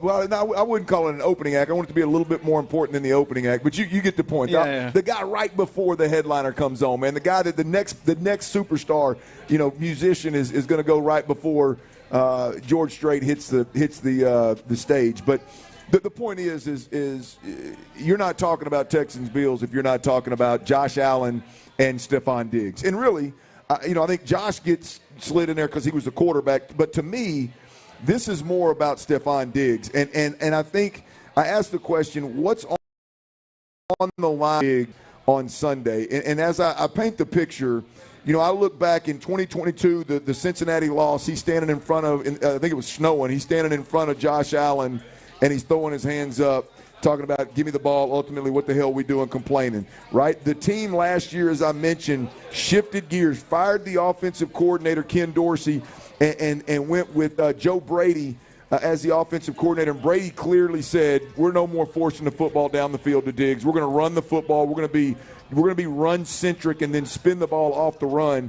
which meant that Diggs' numbers obviously dropped, and call it what you want, it was a moving on from Stephon Diggs. Then the team trades Stephon Diggs. Since then, Stephon Diggs has somebody made the comment on Twitter, I don't remember who it was, somebody in the media, I think, made a comment about Josh will be okay without Diggs, and Diggs basically said, you think so, kind of deal. Yep. And he responded in that kind of way, and Josh Allen has gone on to be right now I would say the lead horse in the MVP race. It's early, but that's how well he's played. And then Josh Allen a little earlier this year making the comments about and he can say it's not directed at Diggs, which I don't believe that Josh Allen was directed at Diggs. I do believe that Josh Allen grew tired of what the dynamic was in Buffalo when Stephon Diggs was a big part of it. Whatever role you may think he played, he was a part of that. That's no longer there, and he's got a bunch of guys that aren't one receivers. They're not divas, and everybody is happy when they get 2 catches. Everybody is happy to be a starter. Everybody is happy to catch a touchdown. Comment this year, and the media ran with it about how nice it is to just have a group that's worried about winning versus ultimately getting catches, getting targets, and scoring touchdowns. Indirectly or directly, however you want to look at it, that has something to do with Stephon Diggs. So this is a big game, I think, first and foremost for Stephon Diggs against his old employer, the Buffalo Bills, who let's call it what it is. They chose to move on from a great player. Yeah, it sure is a big game for Diggs. Look, when he faced the Vikings earlier this year, I thought that was a big game too, and he led the team in targets and had a good day that day. Great, yeah. And I think this is even bigger for Diggs because this is more recent. There was a bad breakup in Minnesota, but that was, 5 years ago? This just happened a few months ago. And so the way I look at this game in particular, if you want to look at Josh Allen and Stephon Diggs, I think this is the battle. Josh Allen obviously is more concerned about the war more, which is showing he could have a great career moving forward without Stephon Diggs. Diggs wants to show on Sunday as they go head-to-head, who knows how many more opportunities he'll have, that you made a mistake letting me go. And so it's almost like in a relationship, if you are with a new partner and that partner's ex is going to be at an event you're going to, and Diggs is that ex, right? You're dating somebody who dumped Stephon Diggs believing, I'm better off without him. And so Diggs is going to that same event now with the ex and their new partner thinking, I'm going to screw up their night and then go home. He'll be feeling happy. But those two might go on to have a great marriage and a happy life moving forward. So Diggs is always going to hold on to that night. Like, I screwed up Josh Allen's day. But if Josh Allen continues to play really good football the rest of his career without Diggs, he won't think so much about this game. He'll think about the whole together. So all that's to say, Sunday in a vacuum, I think it's a much bigger deal for Diggs. I think it's a big deal. But for Josh Allen, it's, to me, more of just another game because he still has to prove himself that I'm just as good of a quarterback without Diggs moving forward. Well, here's the thing. I agree with you. I think that from a quarterback's perspective, just generally speaking, it's normal. In fact, it's difficult to not just be concerned with winning. Right? I mean, there's so much. If you let one thing, which may be the problem when Diggs was there, was you let something kind of over almost consume you more important than just winning. Right. That's the bigger problem. So I think it's hard. It's going to be hard for Josh Allen to be in a spot where it's like, yeah, man, I'm more worried about what the hell Diggs is doing. Mm-hmm. That's why I phrased it the way I did. What's on the line for Diggs? Look, if Diggs has got to play well. Oh yeah. I mean, this is about, like, for Diggs, and I know I hope it's about winning for Diggs no matter what. But, like, even if the Texans win, if Diggs has 2 or 3 catches and isn't play a major factor, then the narrative it's all going to be drummed back up next week about, hey, does Diggs have anything left? Did Josh really need Diggs? Mm-hmm. And so Diggs is the one that's got a lot on the line here, just relative to, what the narrative is about him moving forward, because it's a contract year, right? And so that narrative matters. Don't tell me that the NFL teams don't listen to narratives and don't pay attention to what the hell's going on. And so I just think he needs to play well. Josh needs to win, right? You know what I mean? Josh needs to win, play well, like 6-7 catches, 50, 60 yards. That ain't gonna cut it. Like, he needs to play well with a touchdown or more. He needs to play well with 100 yards or more. Like, there's a lot on the line for Stephon Diggs. Yeah, I think that's the perfect way to put it. Absolutely, for Sunday. And for Diggs, look, I was worried in that Minnesota game because we know he's a very emotional guy. I was concerned that could bring up some of those emotions that if he's not getting the football. And he had plenty of targets, had plenty of catches, played well. The game obviously didn't go well. So I'm just curious Sunday. We've seen this Texans team as a whole have problems with some discipline this year in terms of maybe their emotions with the penalties and some extracurricular activities with the opposition in some of these games, most notably against the Bears. So bringing it back to the topic here, my concern is if things are not going well Sunday for Diggs, can he continue to keep the focus on the team winning the game as opposed to, I got to show these former guys what I can do? Can he use those emotions for a positive instead of, some of those outbursts we saw in the past where he's fired up on the sideline? Well, there goes you another storyline, right? I think this is going to be a tight ball game. Yeah. You know what? Offensively for the Texans, I think there's going to be moments where it's frustrating. You're not going to go out there and just throw for 400 yards and 4 touchdowns. You're not going to go up and down the field and hopefully, I don't think you are. Maybe you do. Maybe I'm wrong. But I think this is going to be a hard-fought football game. I think that Buffalo's going to try to slow it down. I think their defense is going to win some battles against the Texans' offense. And so it's not going to be pretty all day. And you do wonder, with all the emotion that is, because I do believe there's a ton of emotion. I don't think it's just kind of blasé. I think there's a ton of emotion with Stephon Diggs. And if this game is tight, if the Texans are down, and it's in the third quarter, maybe early fourth quarter, and Diggs doesn't have the touches that he thinks he should have, those are the moments where in the past there's been some issues. Whatever those issues may be, you make of it what you will. There have been some issues, and so that is another storyline there. What's in it? That's the great part of the question. What is on the line for Diggs? Not just from a playing perspective, but managing your emotions. Yeah, almost for a reputation perspective too. Yeah, because now you ain't, like, again, you're impacting future money. You're in a contract year. Yeah. So for week 5 to be one where you show a little bit of an outburst, that could affect that pocketbook. So we'll see. Keep an eye on that as we roll forward as well. All right, let's let's switch gears, man. We've talked a little bit about Davante, and I think one of the biggest stories right now in the NFL is Davante Adams. There's some new audio from one of his former quarterbacks, and I think the Dallas Cowboys are claiming to not be in the conversation, but I wouldn't believe a word Jerry said. I wouldn't believe a word Jerry said. When Jerry talks to the media, all I do is flash back to the days when we was drinking margaritas in Mi Casino up in Dallas, and I'm like, I ain't believing a word your ass is saying, Jerry. We'll talk about Davante Adams and where he is headed. We'll do that next right here on Sports Radio 610. Before we do that, though, I got to tell you about Academy Sports and Outdoors. Big shout out to them for making this.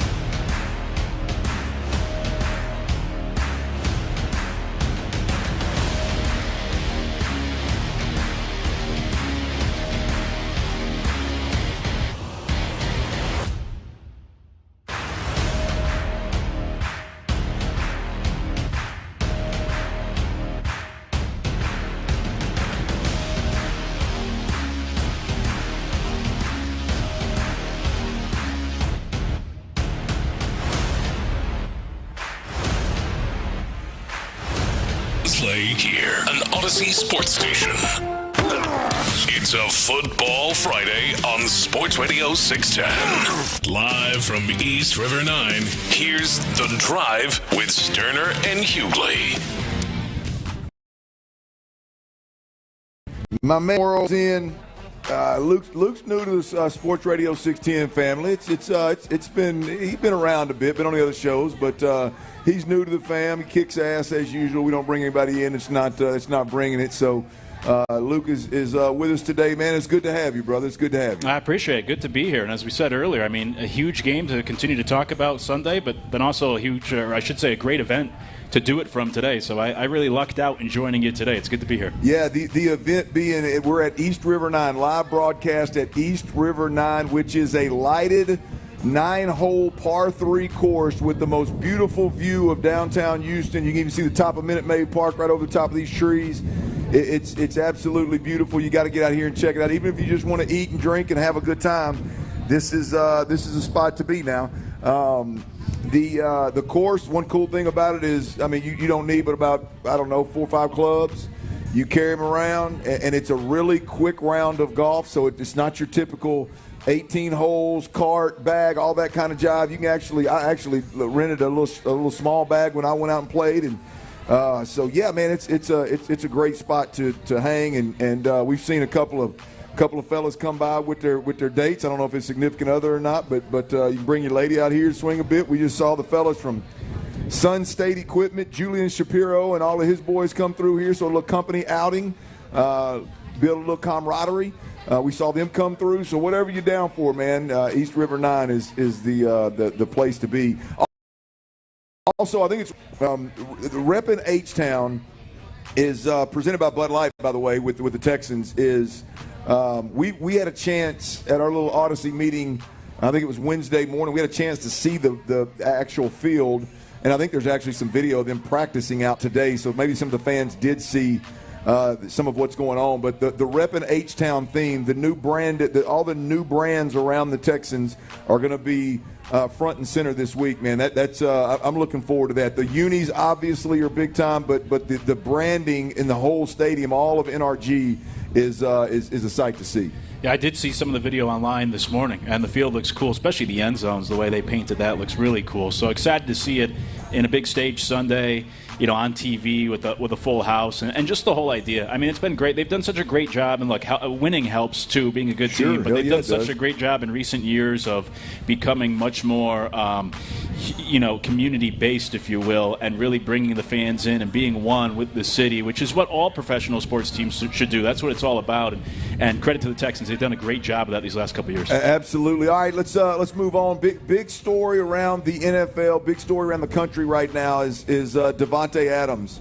Davante Adams, one of the best receivers in the league right now. Look, I know he's 31 years old, but I'm telling you, Luke, I don't know where you sit on this, but when I hear Davante Adams is available, I don't lead with he's 31 years. I guess I am now since I just brought it up. But I don't lead with he's 31 years old. What are you getting? He's expensive and he's 31. No, you watch that game where the Raiders beat, he's still Davante Adams. Davante Adams ain't slowed down a bit. Davante Adams is a game changer. Davante Adams is a guy that takes you from a pretender to a contender overnight. Now, I'm not talking about the Carolina Panthers or the Jacksonville Jaguars, but I'm talking about these teams that are on the cusp, these teams that are hoping to be a Super Bowl contender. If you want to move the needle, then you bring a guy like Davante Adams in, and it moves the needle. One of the storylines right now is obviously where he ends up. The Raiders, I think the timeline that I heard was that I don't know if it was Davante or the Raiders, but they're hoping to make something happen as early as next week. I guess that's kind of a day to look forward to. But one of the destinations is obviously the Jets. The Jets and the Saints, where his former quarterbacks, his college quarterback and the former Raiders quarterback, and Derek Carr's with the Saints, that would be fun, I suppose. But Aaron Rodgers is obviously, to me, the one where he's had a ton of success. When I came out of darkness. Yeah, that guy right there. And he is clearly running the show in New York. I think he's actually literally running the show over Robert Saleh. But that's where you go if you want to really know at least what you're going to get for the rest of this year with Aaron Rodgers if you're Davante Adams. Here is Aaron Rodgers talking about Davante Adams and if he's an option in New York. I don't know how much I can say about it. There's tampering. But I still have a close friendship with him. We spend time in the offseason together. He's a great guy and a great player, and the rest of that's out of my hands. I think this is a real possibility. There's no, you watch, I mean, and I know they're just highlights, and they're just highlights and bits are made to support whatever point the TV folks are trying to make at the time. So I understand that it's them just picking out a bunch of bad throws in the last game, or a bunch of, really what it was miscommunications with Aaron Rodgers last week with his receivers. But it's a real problem there. I mean, Garrett Wilson is not enough. And this team is they're not gonna scare anybody with the weapons that they have right now unless they make an upgrade. So I think Davante Adams is a real possibility with the New York Jets. It should be for both sides. I mean, for the Jets, look, Rodgers, who knows how much longer he's going to play. He's into his 40s now, coming off that injury, trying to get to another Super Bowl. And Robert Saleh's on the hot seat. He might not even make it the whole year, depending on how things go. But if they don't make the playoffs or they don't win a few playoff games, Saleh's gone. So if you're the coach, you should want to make this move because it is kind of a win-now move. Like you were saying, if you're the Panthers, you don't bring him in. You bring him in to try to take you to that next level to go win a Super Bowl. There is an out in his contract after this year. So it might be a lot of money, but it could just be a rental for the rest of the season. Who knows how much longer Rodgers is there. So you could kind of start over after this season if things go disastrous there in New York, probably bringing a new coach. So my point being, for Rodgers, for Saleh, for everybody in that building who needs to win now, if you're the Jets, they should want to do it, let alone Davante going to go play with his old quarterback. Yeah, you make a good point. There's no more guaranteed on the money on the contract after this year, I believe. Now, there's a couple of big money years if you so choose to keep him, but here's what I like about the situation with Davante is clearly leaving for the money and leaving for a new destination and the grass is greener did not work for him. I've got to believe that right now, if it's the right destination, I don't know to what degree because you still got to be responsible and you still got to earn your money and make your money. But I would imagine that Davante Adams is at a spot where he would say, yes, I want to play with Aaron Rodgers and I will go there and I will make the contract work if indeed I need to make that work. I'll be flexible with that. Whether that's doing like the Texans did, push everything, right. Like just give him a little incentive and push whatever you want into a one-year deal and eliminate the other couple, make him a free agent at the end of the year. If Aaron Rodgers doesn't work out, they move on. I would imagine that he would be flexible in doing so because, again, I think he's just still in the meat of his career. I think he's still legit one of the top 5 guys week in, week out in the NFL. Now, the interesting thing on this one is, and I know there's a lot of Cowboy fans out there in the city of Houston, the interesting thing to this is everybody's kind of poo-pooing on the Cowboys potentially landing a guy like Davante Adams. In fact, Stephen Jones told, I think, multiple people, radio media people, that there was no way, that their draft capital was, the second-round pick that they're commanding was too valuable, and they've got their number one guy in CeeDee Lamb, and so I don't think. I think, as I said in the tease, I don't believe Stephen. I do not believe Jerry. I know they're feeling the pressure on not being all in on making a Super Bowl run, and I'll be completely honest with you. If you're watching this Cowboys team play and the way in which they play, I know everybody wants him to run the football. And Derrick Henry would have been fine, and they could have Saquon, aggressive pursuits of different running backs. But the way in which Dak plays, in the way in which they've proven it wasn't Kellen Moore, they are going to drop back and drive the football into coverage. They're going to play a vertical pass game. They are going to be aggressive. And if that's what you're going to do, Davante Adams is as good, and to me, is better than signing a high-dollar running back and taking the ball out of CeeDee Lamb's hands and taking the ball. Because at the end of the day, I mean, how many years of Dak driving the football into coverage are we going to have to watch before you just go, hey, that's who they are? That's fair, and you would know better than I would, but I just think there's too many.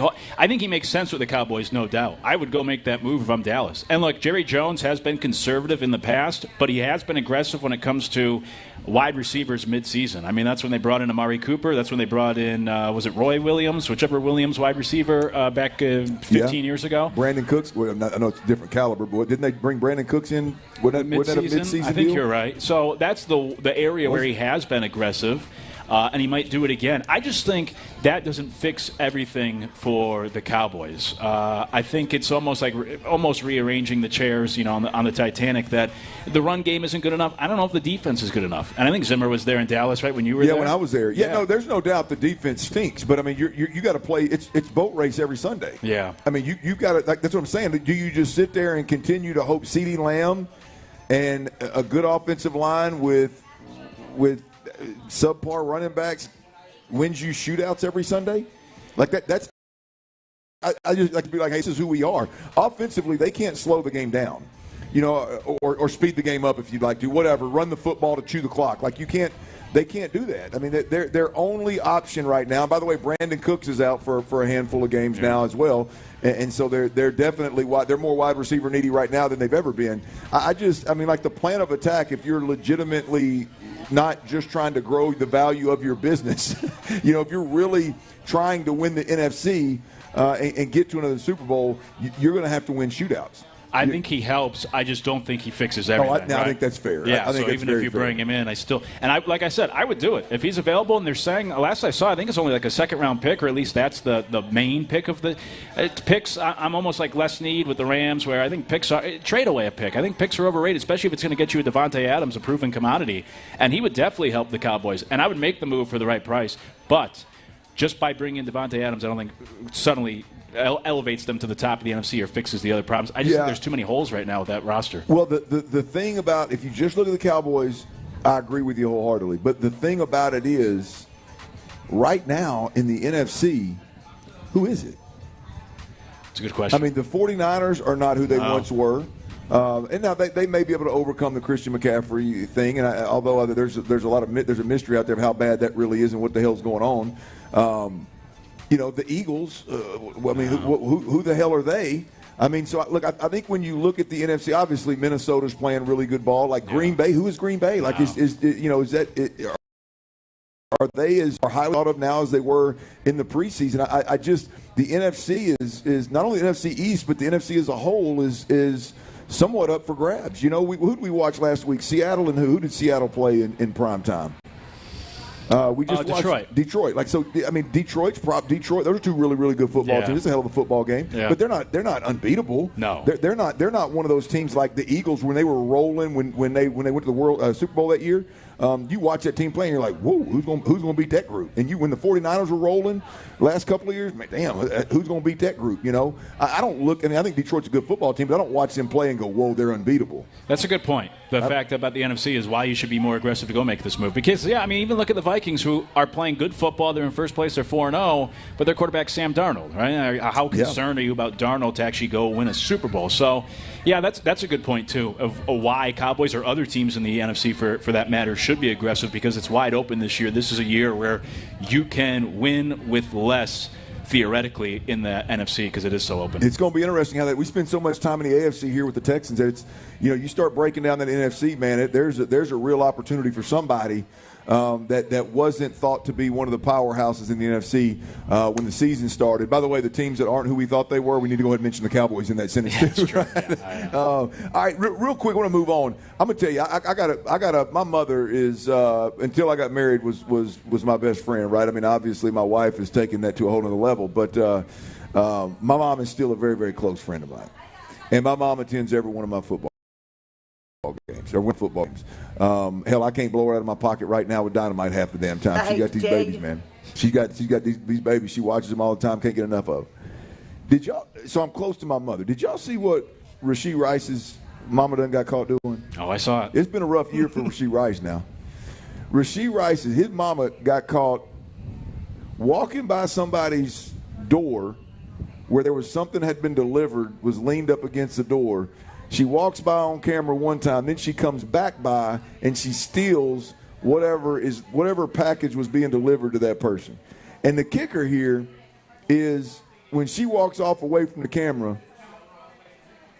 Mama got literally a Rashee Rice jersey on that says Mama Rice on the back of it. So there ain't no doubt. It caught every bit of her face. There ain't no doubt who she was anyway, but the damn jersey said that. Well, I tell you, I wouldn't let my mom come to another game. I know it. That is so embarrassing. What a terrible day for the Rice family. Not only a neighbor, so they probably knew her already, But then to have the face on the camera and the jersey, it reminds me of Marvin Barnes, played in the NBA decades ago. Yeah. He lived in Providence. Him and his friends they tried to rob a bus, but he was wearing his Letterman jacket. So when the cops showed up and they said, hey, who did it? They said, oh, it was that Marvin Barnes over at the high school because his name's on the jacket. And then poor Marvin tried to rob a liquor store that he lived above. So same idea. They came, they said, hey, who did it? And he said, oh, the guy that lives up there. They went up there and arrested. I don't know what these people are. Rasheed Rice's mom just did the same thing as Marvin Barnes. I don't know what you're thinking when you're wearing essentially your name on your outfit. Well, I mean, when your son is an NFL player, and clearly, I know he's injured, but he's got a bright future. Clearly, I mean, there's a problem. I mean, clearly, there's something wrong with your ass if you're stealing stuff with your son has that kind of future, man. That's a good point. There ain't nothing worse in this world, man, than a liar and a thief. Which Ron always reminds me. Actually, Clint, there are some things that are worse, which I understand. Yes, there are some things that I will absolutely kill people for if it ever enters my life, or more importantly, my baby girl's life. But the liar and the thief, boy, the pettiness is whew. There's something else there, man. All right, the injury report is out for the Texans, Bills. Not just the Texans, but the Bills as well. I think there's several things there that we need to know. We're going to get into a good discussion about that. We'll update you, let you know exactly who's going to play, who's in, who's out for the Houston Texans and the Buffalo Bills in this monster AFC matchup coming up Sunday at NRG Stadium. We'll do that next right here on Sports Radio 610. The Men's Clinic is calling all men. Are you slowing down, having little energy, or becoming irritable? Problems in the bedroom?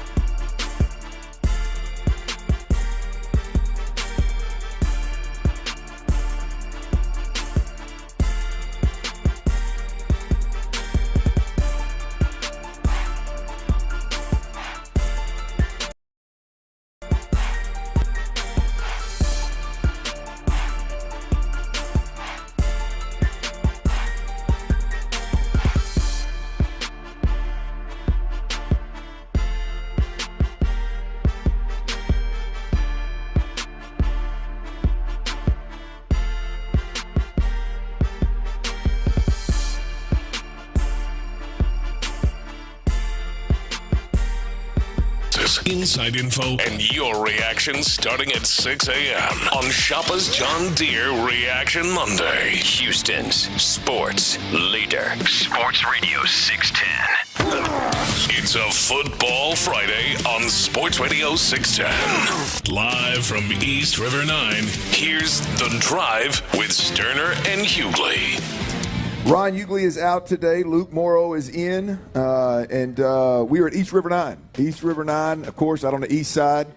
And it's a lighted par 3 9-hole golf course. Got a little driving range over to my right. I believe we got a little pickleball back behind me as well. They got a full-blown restaurant inside with a bar that I've been very, very comfortable at. I would refer to it as bellying up to a time or two.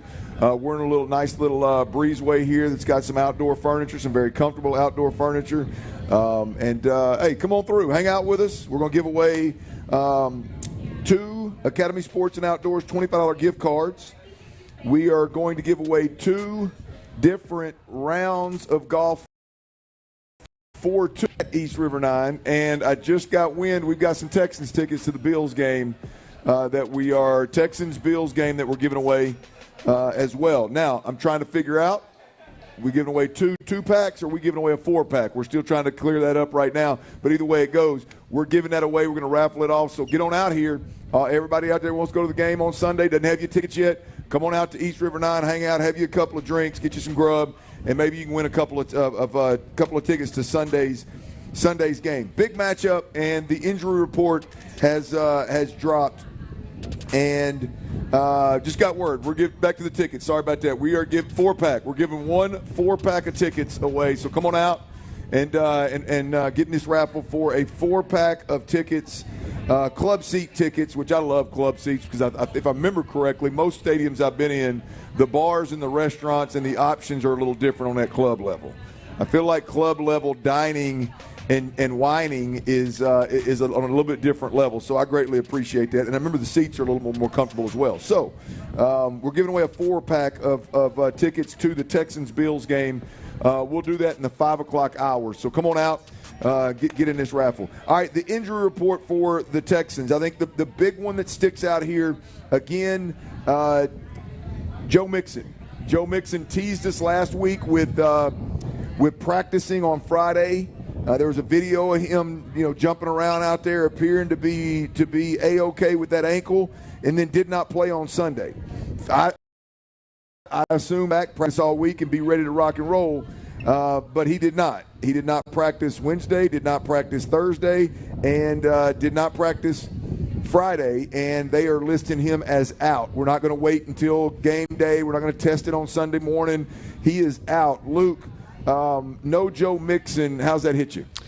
Yeah, it's tough because this is the week, as we open the show this afternoon, I mean, this is the week to get the ground game going and to take advantage of that rushing attack against these Bills. Now, you could still try to do that without Mixon, but obviously you'd much prefer to have him out there. And then Dameon Pierce is even questionable, which they say questionable means 50-50, so we'll see about Sunday. But there's been so much consternation about this ground game for the Texans so far this year, and this is the opportunity to get it going against the Bills, who are bottom 3 in the league across the board when it comes to trying to stop the run. They're allowing almost 6 yards a carry. So if ever there was a time to have Mixon back, it would be Sunday. Although I guess at the same time, you can make the counter argument that, well, hopefully they can run against this rush defense without Mixon and make sure he's healthy and ready to go the following week. But it's the longer it goes, obviously the worse it is. He played so well week 1. You haven't had a full Mixon since, and you brought him in this offseason to come be the guy, and you just haven't had that guy yet so far for almost the entire season. Yeah, when you talk about Joe Mixon, I'm so pissed off at the offensive line and Bobby Slowick that it's hard for me to even get to Joe Mixon. But you make a great point. Like, obviously, this is a guy. Here's where I think Joe Mixon helps you is if Bobby continues to try to force this outside zone thing, if he continues to force this, we're going to have our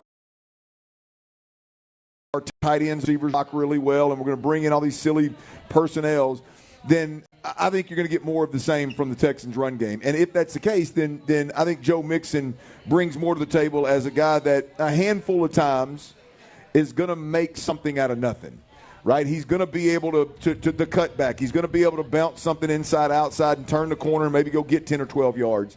So that is big with Joe, especially when you can't run the football. To have that guy that can make something out of nothing is would be in a game like this would be a game changer. So if we're just talking about Joe in a vacuum, clearly we don't have a backup that can do some of those things. So that hurts. Those are the guys that are out. Again, Joe Mixon, Jerry Hughes, Derek Barnett are out. Yeah, no Jerry Hughes revenge game Sunday. That's right. With Stephon Diggs, right? But the interesting thing here is I don't think anybody on this defense, be completely honest with you, I don't think anybody on this defense in the front seven, let's talk about front four, I don't think anybody's played up to snuff. We're being completely honest. There's been some. Let me put it this way. I don't think there's any position. Now, there's guys. Tim Settle gave us 2 sacks in one game. I'm all right. I can't complain about that. Mario Edwards has shown up and been a bright spot in training camp and has made plays this year. I can't complain about that. But I don't think the down four, like coming into the season, I think a lot of people thought, boy, this down four is as good as any in the game. Man, we can, from a pass rush perspective, we're going to be as good as anybody in the game. I don't think anybody's played up to that billing at this point in time. And we're talking about now, and Danielle Hunter are the 2 healthy defensive ends. Derek Barnett is out, and Jerry Hughes is out. Those are your 2 quality depth guys. Now, they've got depth, obviously, but those are your 2 quality depth guys that you feel good about punching in there and at least being able to hold up and make plays. So we'll see how the Texans adjust to that. Now, let's go to the questionable groups on the Texans injury report this week for the Buffalo Bills game.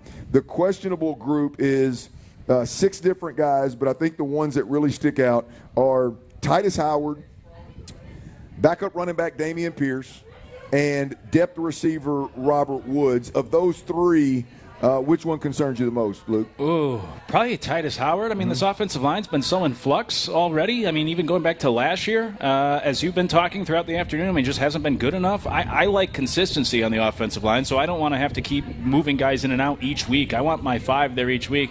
Dameon Pierce is another a big one as we've been talking about that ground game, but I don't know. I don't know if there is a huge difference, a huge drop-off between Pierce and Cam Akers at this point. It'd be nice to have both of them. They both bring something different to the table. You could have a little 1-2 punch. So I wish Pierce was out there, but it starts up front. And so I think, and especially because for Howard, he was fine Wednesday. He wasn't on the injury report. And then yesterday he's limited, and then today he didn't practice. So I feel like that's trending in the wrong direction, where this is something that just popped up the last 2 days. So of those guys, I guess that would be the case for me. I would love to have Pierce out there, but I think I would say Howard would be number 1 for me. Yeah, I think Titus Howard is it. We saw Blake Fisher play recently, and I think I was critical of Blake Fisher's play. I will say this, though. When Blake Fisher had to play for Laramie Tunsil, I believe it was 2 scoring drives in last week's game. The last 2 drives of the first half, I believe one was a touchdown and one was a field goal. So, and I'll say this, too. It wouldn't shock me. I don't know that I don't have the evidence, but it wouldn't shock me if Blake Fisher wasn't a more aggressive downhill, a better offensive lineman, a more willing offensive lineman in the run game than what the athletic, lighter side, a little bit more finesse type tackle that we all know Laramie Tunsil is. Laramie Tunsil is. In that particular situation, I do wonder if they saw, hey, this dude's pretty strong in the run game. So if he does have to play for Titus Howard now, does that bring something to the table, on that side of the offensive line from a run game perspective? So we'll see. That is the injury report for your Houston Texans. All right, coming up next, is this game bigger for Josh Allen, or is this game bigger for Stephon Diggs? We'll tell you which one next, right here on Sports Radio 610. Before we do that, though, look, if you're out there and you are you're looking to sell your home because you found that dream home, you found.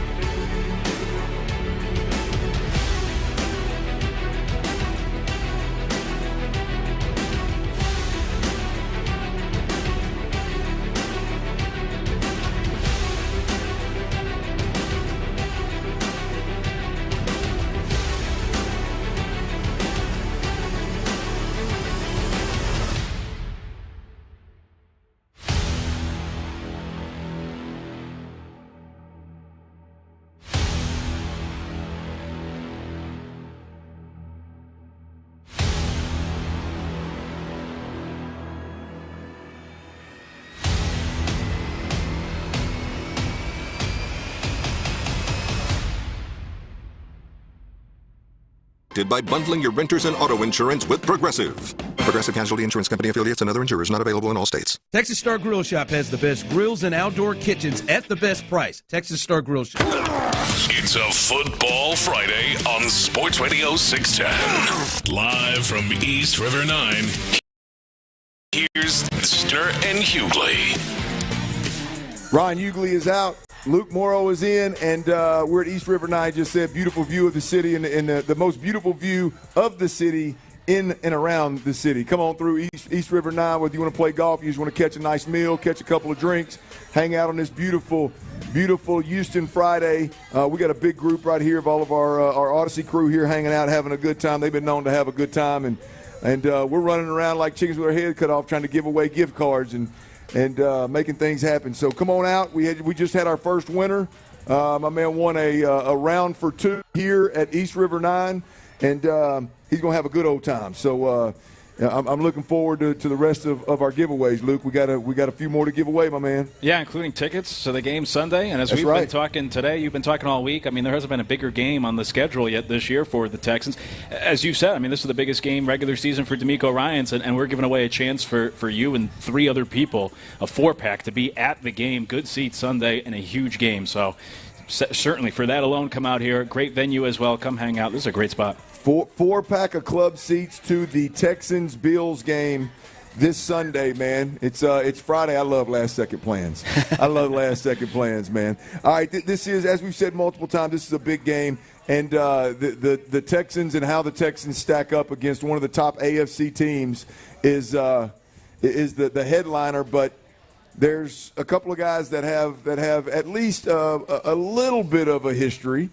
Some may call it drama, dust up. Some may, I don't know what you want to call it, but Josh Allen and Stephon Diggs obviously are playing each other for the first time after being together for, what was it, 4 years in Buffalo? Was it 4 or 5 years? 5, in Buffalo? I believe, yeah. It was a hell of a run with Steph Diggs and Josh Allen, but this is a big game for those two guys. Who do you think this is a bigger game for, Luke? I think this is a bigger game for Diggs to show himself. I think for a couple of reasons, and we touched on this a little bit earlier, but I think something that I didn't say at the time also was, I mean, these are the guys, a lot of these guys you were going against in practice every day, and now you actually get to face them in a game. So I think that's just in a more like innocent, juvenile way. That's a fun thing, and that's something different for these athletes to be able to play against in a game. But for Diggs, I think this is a big game for just that revenge factor. I thought the Vikings game was big. I think this is even bigger because this is more recent. That Vikings breakup was 2 breakups ago. This was just a few months ago, and he wants to prove himself. I mean, he was kind of dragged through the mud on his way out of Buffalo there, and so I think he wants to have that revenge game on Sunday. For Josh Allen, as I said, I think it was last hour, this is the battle versus the war. Diggs wants to win this battle. Josh Allen wants to win the war, which still goes over the length of his career to show, hey, I can be just as good, if not a better quarterback without Diggs. And so far this season, small sample size, but he has the best quarterback rating of his career, even better than any year with Diggs, and he's leading the league right now in QBR. But that doesn't stop Sunday.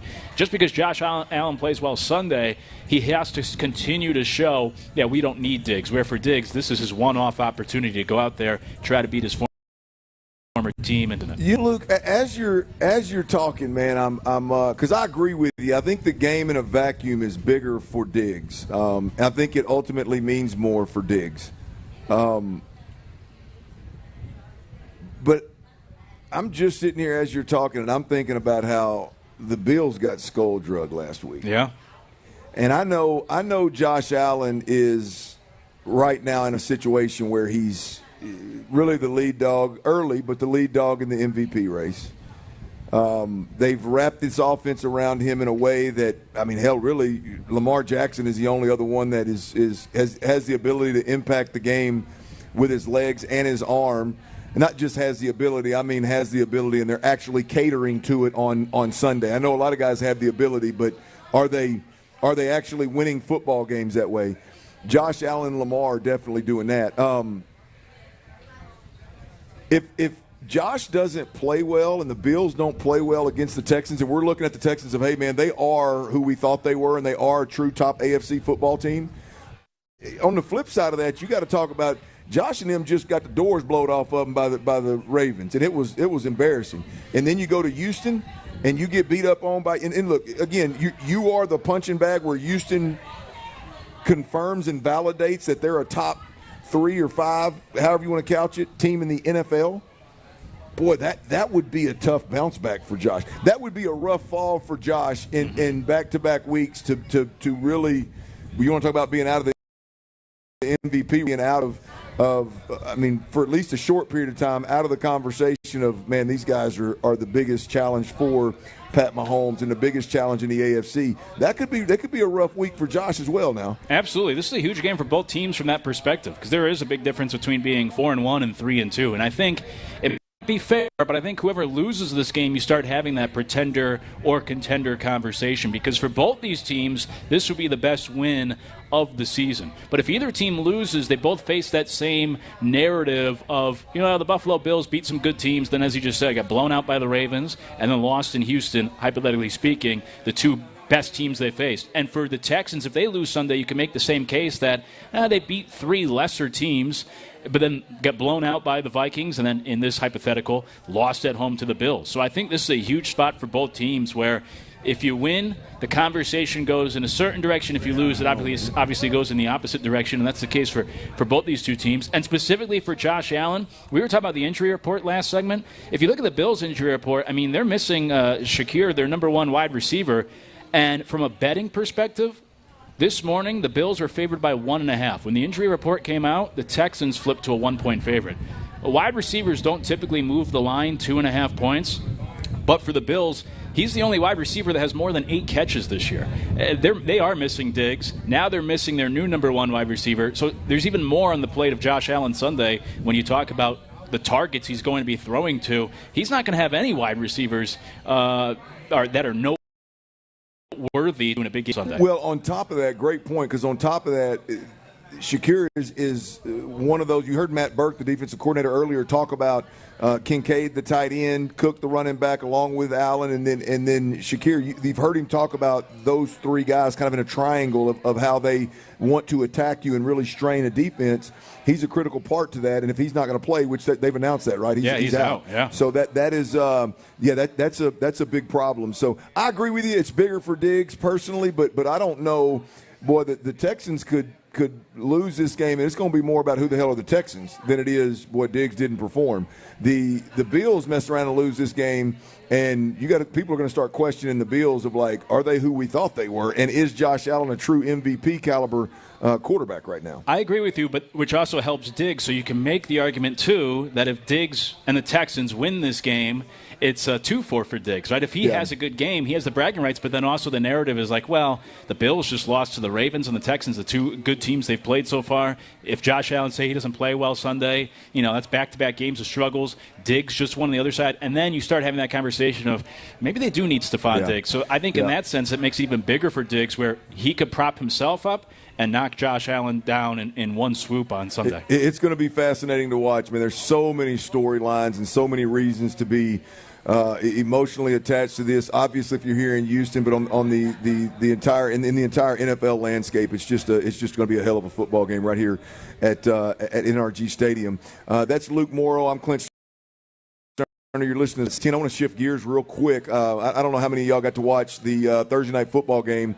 Tampa Bay 30. They were at Atlanta. Tampa Bay 30, and the Falcons scored a touchdown in overtime, which obviously ends the game. The Atlanta Falcons win 36-30. One of my favorite things about obviously watching the game on TV is just, I'm a football head, right? But I love when it's just become and maybe it's always been a thing, I just hadn't paid that close attention, but the wow stats that these, because if you understand how a TV production works, whether it's a broadcast for a game or it's a broadcast of SportsCenter or something like that, there's so many people behind the scenes, stat guys behind the scenes that are feeding, whether it's the TV crew or the analyst, these crazy stats that are out there. Yep. And it's one thing I miss most about TV, the TV life. Boy, you could do a hell of a segment based on what one of those stat guys hands you in the break, man. But there was a couple of stats out there in last night's game that they threw up, and I'm shocked. I just wonder how real you think they are. One of them was the Atlanta Falcons, about one of the teams that's playing. They have yet to, this year, in 5 games, they have yet to lead by more than one possession or trail by more than one possession. Every game they've played, they're 3-2 now. They're tied with the Bucs. Well, I guess they're leading the Bucs as they beat them head to head. They're in the lead in that division, and they played 5 ball games and have not been down or ahead by every out, wire to wire, a one-score game. It's crazy. But I'll say this, I'm not too surprised because I've watched a lot of Kirk Cousins over the years, and that's what he does. He'll keep them close, huh? He'll keep them close. The Vikings, the last 5 years, the Vikings were the only team in the league to not have a victory of, I think it was more than like 17 points. Only team in the league, 5 years when Kirk Cousins was there. He keeps every game close. It comes down to the fourth quarter. He'll win some, he'll lose some, and last night he won it. I got another one for you. Jaden Daniels, who is absolutely shredding. Him and Cliff Kingsbury. I'm glad I did my doubting of Jaden Daniels before he blew up at LSU. I thought it'd be wise to really rile the LSU fan base up with Jaden Daniels. Ain't even the best quarterback on campus, much less the starter. He ended up starting that year, winning a Heisman Trophy. The rest is history. I'm praying that old Nussmeier. Well, it's not Nussmeier. What's the kid at LSU right now? His dad's a coach. He was a quarterback in the league. Anyway, I'm praying that he spins it around the park to make me at least look some halfway decent. But Jaden Daniels, first 4 games in the NFL. In 4 games, he's completed 87 of 106 passes. That's an 82.1% completion rate, which is a record for QB's first 4 career starts, but it's also, more impressively, the highest completion percentage by any quarterback in a 4-game span since 1950 with over 100 pass attempts. It's crazy. This is why I look around the league and I wonder, how are some of these teams so bad at the quarterback position? It seems like it's never been easy in some cases in the NFL these days. I mean, 20 years ago, completion percentage of 55% was good. Now this guy's up to, 80%? It's crazy. And to do it as a rookie, he's looked great. All right, Luke, I'm through talking about this Texans run game as something they need to do, and it's a work in progress and this and that. Bobby Slow has got some audio out there that is football horny worthy, no question about it. But damn it, this one pissed me off, y'all. We're going to hear that audio, and we're going to cuss and discuss next right here on Sports Radio 610. Before we do that, though, football fall and Sagamore Rye whiskey, y'all. I'm sitting here getting this nice little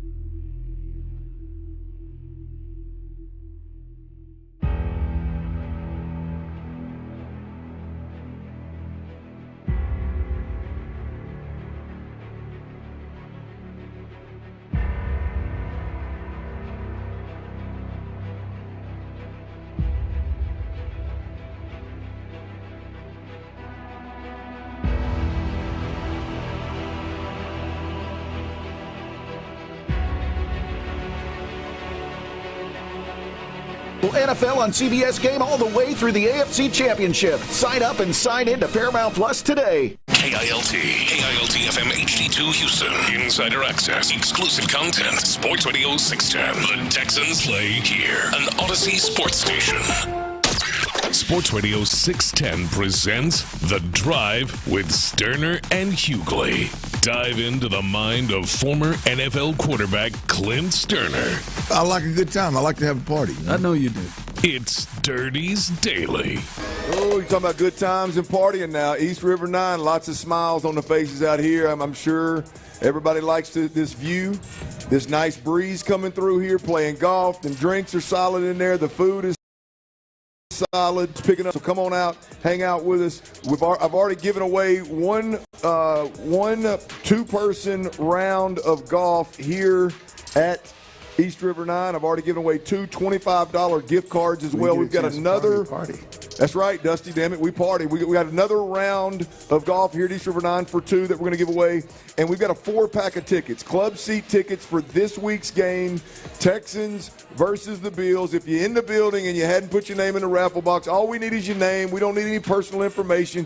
We just need your name. I'm trying to give you some damn tickets, and I'm trying to give you a round of golf. And you've already missed out on the $25 Academy Sports and Outdoors gift card. Wow, if you're in the building, that's right. If you're in the building as well, there are QR codes. Where are the QR codes at for the Ultimate Tailgate? There they are right there. There's QR codes right up here, and there's a big banner inside. Scan the QR code and register for the Academy Sports and Outdoors Ultimate Tailgate Prize Pack. What that is a $1,000 gift card. to Academy Sports and Outdoors, and it's 2 suite tickets in our suite, the second largest suite at NRG Stadium. The only way you get in a bigger, better suite is if you know Cal McNair and Hannah McNair, and if so, you probably ain't signing up for our tickets. So this is 2 tickets in our suite for the Christmas Day game, Baltimore Ravens, Houston Texans. It's going to be another measure and stick game for the Houston Texans. Hell, who knows? They messed around and kicked the ass of the Bills this weekend. It may be one of them games that, hey, this is for the top team in the AFC potentially, top team with the Chiefs.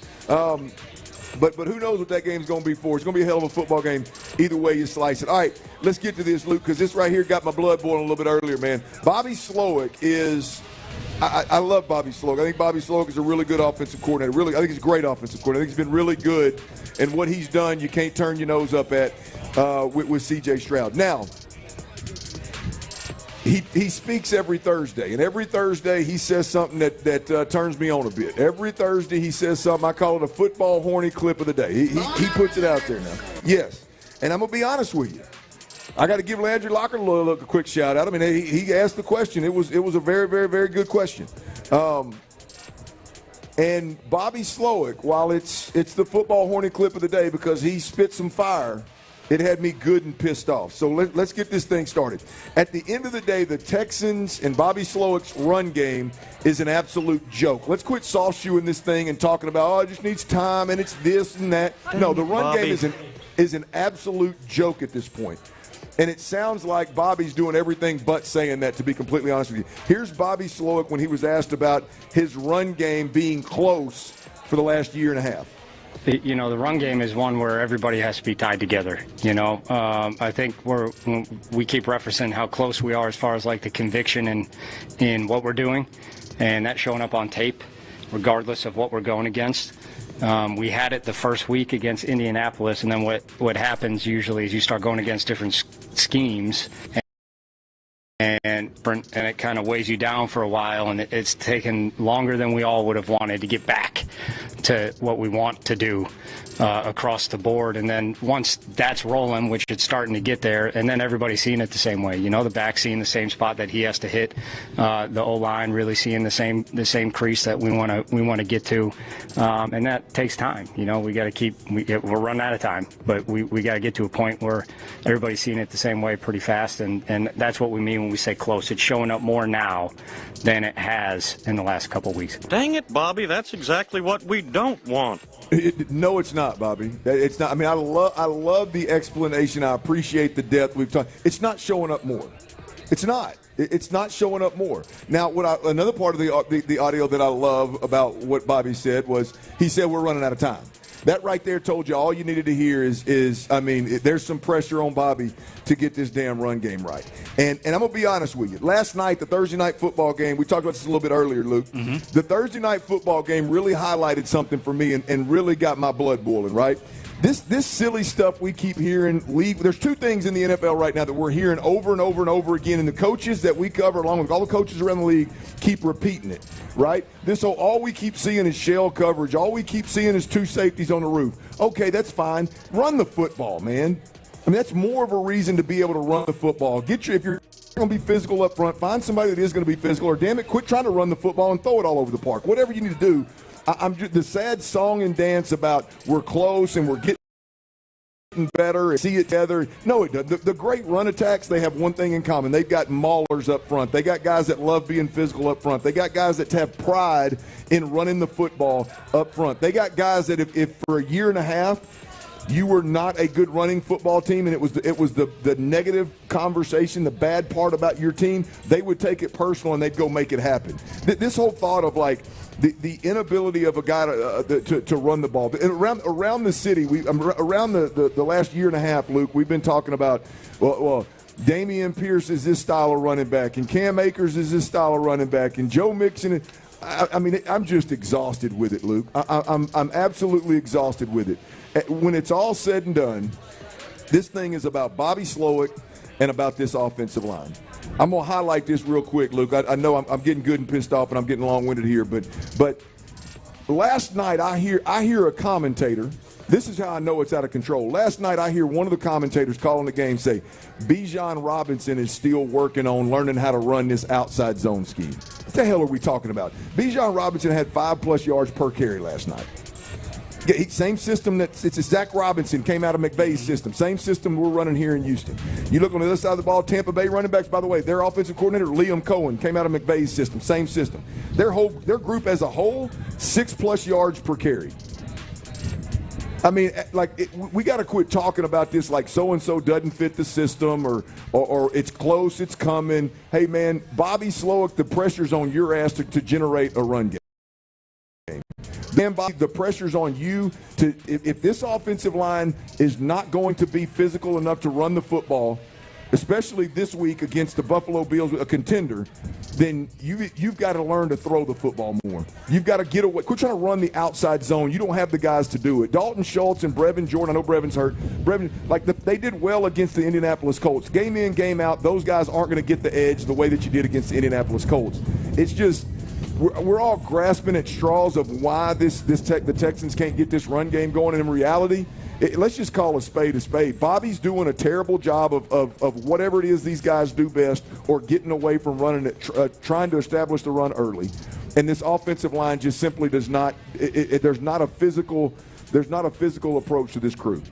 Yeah, I think it's interesting that obviously he comes from Kyle Shanahan, and so the expectation is that, well, the ground game, the rushing attack is going to be the same thing as what we've seen in San Francisco with Kyle all these years, even going back to Mike in Denver all those years ago. But it's almost like back in the day with the VHS, and the more times you tried to use that VHS to make a copy, or even a printer, a copy of a copy, right? The quality continues to get worse and worse the further you move away when you try to copy a copy. And so it's somewhat similar in this sense that just because he comes from the Shanahan tree, I guess the expectation shouldn't be the same. But you weren't long-winded because you were fiery and bringing something to the table, so I just want to turn it back to you. If you're Slowick, what's the first thing you're doing differently, let's say starting Sunday, to either get that ground game going or just to improve the offense even with a struggling rushing attack? Right now. I mean, easy. I talked about this earlier in the week, man. I mean, he's wasting downs with condensed formations. Like, he's inviting people to the box, close to the line of scrimmage, thinking that Laramie Tunsil and company are going to go move those guys out of the way, thinking that they're going to be having a better time communicating. They're not those kind of guys. He's wasting downs with all these silly personnels, right? I think this is a team that, because you're so explosive with your guys, now that Tank Dell's healthy, you got 3 guys, including Dalton Schultz. You got 4 guys you can spread across there and dare teams to either give you holes in zones or to play man. You dare them to do that. And if they want to expand and play soft and do this whole 2-shell thing that everybody keeps talking about, then now you've got your offensive lineman can identify exactly. There's no guessing. There's no 8 guys up there moving around. You know exactly who you have, and now I can go get that guy. Even if you're more of a finesse player, now I can body position myself easier because I know exactly who I got. The box is light. Thank you, Nico Collins and Tank Dell and Diggs and Dalton Schultz. Thank you for making that light box. Thank you, C.J. Stroud. Now all I got to do is essentially shield guys. So now I'm playing to my strength, which is actually not wanting to be physical, right? Mm-hmm. Now I'm giving my guys a chance to run the football by formation, not just 10 snaps in the game. I'm going to do it 70% of the time, and I'm going to create lanes. I'm going to create space. I'm going to create clear pictures for my offensive line to know who they get, communicate it, and go get them. First and foremost, I think that's it. And the condensing formations, like there'd never be with this roster, there should never be a snap. There should never be a snap with J.J. Taylor, British Brooks, what's his name, big boy, the Fisher, the tackle in as a tight end, and Dalton Schultz. I think Mechie was the other guy. Like there should you're wasting downs, and every single one of them are important when you're playing teams like Buffalo. So to me, that's where. Like, we got to quit with the experimenting stuff. Mm-hmm. We got to quit with we think we're a power run. And I don't mean power concept. I mean we're gonna condense everything, load it up, and then our guys are just going to move mass. Like, that's just not going to happen, Luke. It didn't happen last year, and we thought, well, it's Dameon Pierce. Put him on the bench. No, really, you put Dameon on the bench because you needed to put a running back in there that if somebody, which happened a lot of times, if somebody penetrated, then all of a sudden this guy had a chance to make somebody miss and make something out of nothing. That's who Devin Singletary was, right? Mm-hmm. I mean, that's ultimately where you landed last year, and that's where you're headed this year if you keep trying to force the issue. Yeah, one of my pet peeves, and I heard you say that the other day, and I really liked the thought, but one of my pet peeves always is in line with what you said about tight formations, running the football, even close to the goal line. I've always preferred spreading out a defense because, to me, it was always taught to me that the more guys you put in the box, obviously the more you're responsible for, and then the more that could go wrong. Where it's almost like, I used this analogy earlier this week on another show, but so many people gamble and they try to do these same game parlays, and when you stack up 7 props together, the chances of one of them losing, right, one thing going wrong is greater instead of just putting 3 together. It's the same idea. When you bring, say, 8 guys in the box, and you have to be able to go 8 for 8, matching up with those guys in your blocking, and if anyone screws up, that blows up the play, whereas opposed to if you're more spread out, fewer guys have to account for it. Absolutely. Now maybe you only go 5 for 5 and you have a successful play. So I always like that thought process. It's when you, there's so many reasons, Luke, for the Texans to go there. Their personnel, right? The running back, like I don't give a damn. I've just never been around a running back and I'm so sick and tired last year of hearing how Dameon Pierce doesn't fit a certain system. Mm-hmm. I mean, Ron Hughley made the point multiple times, but it's just like beating a dead horse, right? It's like, if Bobby Slowick's as good as we think he is, then damn, Bobby Slowick's got to adjust this and get something going. I'm gonna tell you this. We talked about it a little bit earlier. I think there's a real chance that our 3 interior offensive linemen are better downhill, G-scheme, pin and pull, mass-moving type of offensive linemen. You're asking Kenyon Green, Shaq Mason to get wide and almost float wide and get lateral instead of, that's my guy, let me lean on him and driving. One thing that was so impressive week 1 against the Colts, one thing that was so impressive against the Colts was that those guys were absolutely moving mass up front, right? And look, I understand that the outside zone was a good call against the Colts, but when it's all said and done, I'd like to see them get downhill a lot quicker. I think that's an answer. And I think it's easier. I mean, we talked about this earlier, and as you said, it starts with the offensive line. It doesn't matter the running back, and that is a much easier thing. It's why, and again, this might be another ridiculous analogy or comparison, but I mean, you look at teams, say, like in college that run the triple option because they just don't have the linemen to match up. It's so much easier to just move forward and push on people and lean on them. And I guess it's somewhat similar that if your offensive line is ever a weakness, let's say, right, it's easier to get them just leaning on guys and moving forward. We talked about crazy stats last hour, and one in regards to the Texans in the ground game is that on 3rd downs and 4th downs, they average 10 yards to go per 3rd and 4th down, which is by far the worst in the league. And essentially what that means is you're gaining no yards on those 1st and 2nd downs, and then you come up with a 3rd and long. And that's because the running game hasn't been successful enough in early downs, and then obviously penalties too, but it speaks to just how unsuccessful the ground game has been, and then it makes it so much harder on Stroud or this offense where every time it's 3rd and long, okay, CJ, go make a play and pick up 8 yards. Yeah, well, look, I mean, it don't matter how talented you are, how many win now moves you make in the offseason. If they're leading the league in penalties, you're not going to win football games doing that. You're just not built to win football games doing that. And hell, to be honest with you, nobody is. All right, that's Luke Morrow. He's in for Ron Hughley. You are listening to Sports Radio 610, Houston's sports leader. And I tell you what we're going to do next. We talked a little earlier about a matchup on the defensive side of the football that is going to be critical in this week's game versus the Bills. I've got one more on the defensive side of the football. I want to see what Luke thinks about. 713-572-46 and text in, YouTube, Twitch. Feel free. Shoot. Let me know what you think about this matchup. I think it's literally going to it's going to win or lose the game on Sunday on the defensive side of the football. We'll talk about that next right here on Sports Radio 610. Before we do that, about First Service Credit Union, man.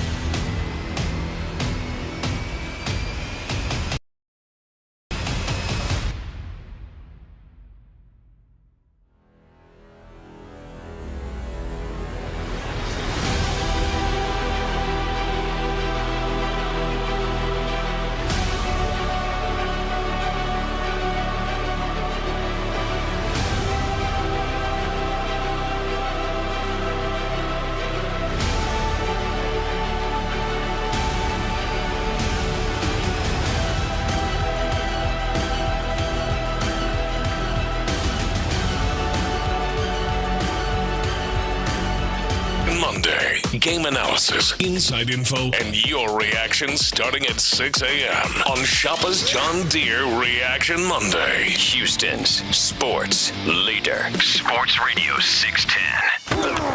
It's a Football Friday on Sports Radio 610. Live from East River 9, here's The Drive with Stoerner and Hughley. That's right. We're out here at East River 9. It is a beautiful Friday for it. We got a nice little breeze coming through here. Got a little crowd gathering. The place is phenomenal, y'all. The food is great. The drinks are great. The weather's tremendous. If you want to swing the sticks, they got a lighted 9-hole par 3 golf course out here that, again, has the best view of the city around the city. I had no idea that you had that view out here until I pulled up on it. So come on out, hang out. We are giving away a 4-pack of Texans tickets in the 5 o'clock hour. We're giving away a 4-pack of Texans tickets in the 5 o'clock hour. It is they are club seats all together, as well as we've got one more round of golf here at East River 9 for 2. Which I'm told that's a roughly $80, $90 value right there. So that's a nice little win. You want to enter your name in the raffle? It's right here. You got to be here. You got to when we pull. You got to be here. You got to be around. So don't get in your car and run off now. If we pull your name and you run off, I might make fun of you on air because you missed out on a 4-pack of tickets or a 2-pack, a round of golf for 2 here. But come on out, hang out with us. Big shout out to Academy Sports and Outdoors as well. Their ultimate tailgate package, prize pack, is there's QR codes around the building. Make sure you scan those QR codes. Make sure you register. You can't win that today, but you can register to win a $1,000 gift card for Academy Sports and Outdoors, as well as 2 seats in our suite, which is the second largest suite at NRG Stadium, for the Baltimore Ravens-Texans game on Christmas Day. I don't know if you want to spend Christmas Day with me and Ron Hughley and maybe even Luke here, but that's what's up for grabs with $1,000 to Academy Sports and Outdoors. Now, there's this game this weekend, and it's a big game, and defensively, I think there's a unique challenge for D'Amico Ryans and Matt Burke, the defensive coordinator by title. This is they're not going to necessarily spread you out and spin it all over the park. They don't have, I don't know that they have a receiver on this football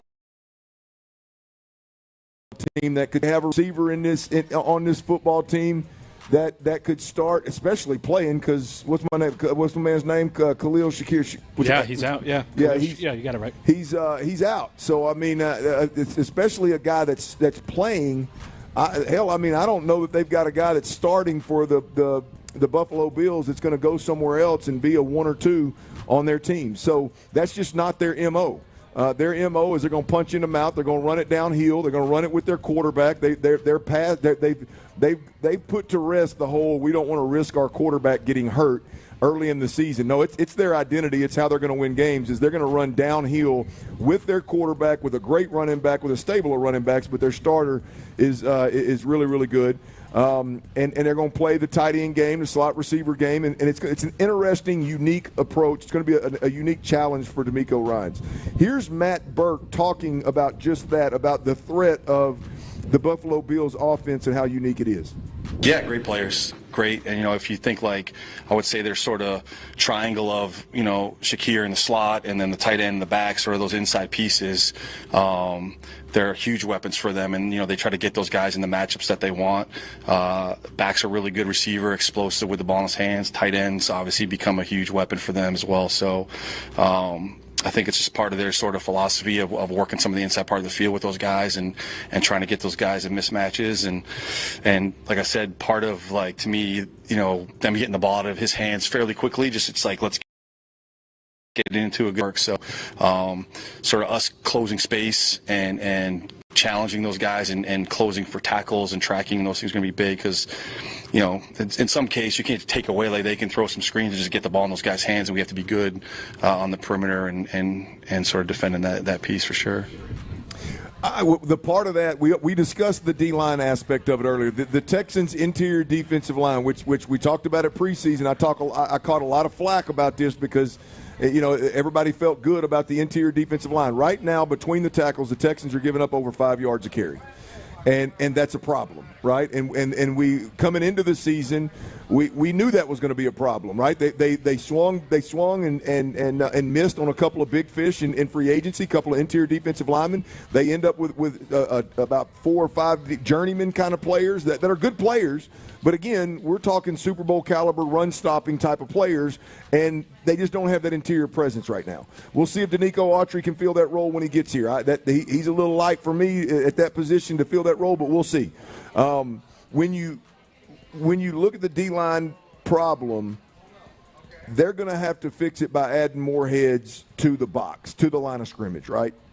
And Matt Burke talked about defending that tight end, running game, slot receiver, triangle, middle of the field, and that's real. I think that's going to be a problem.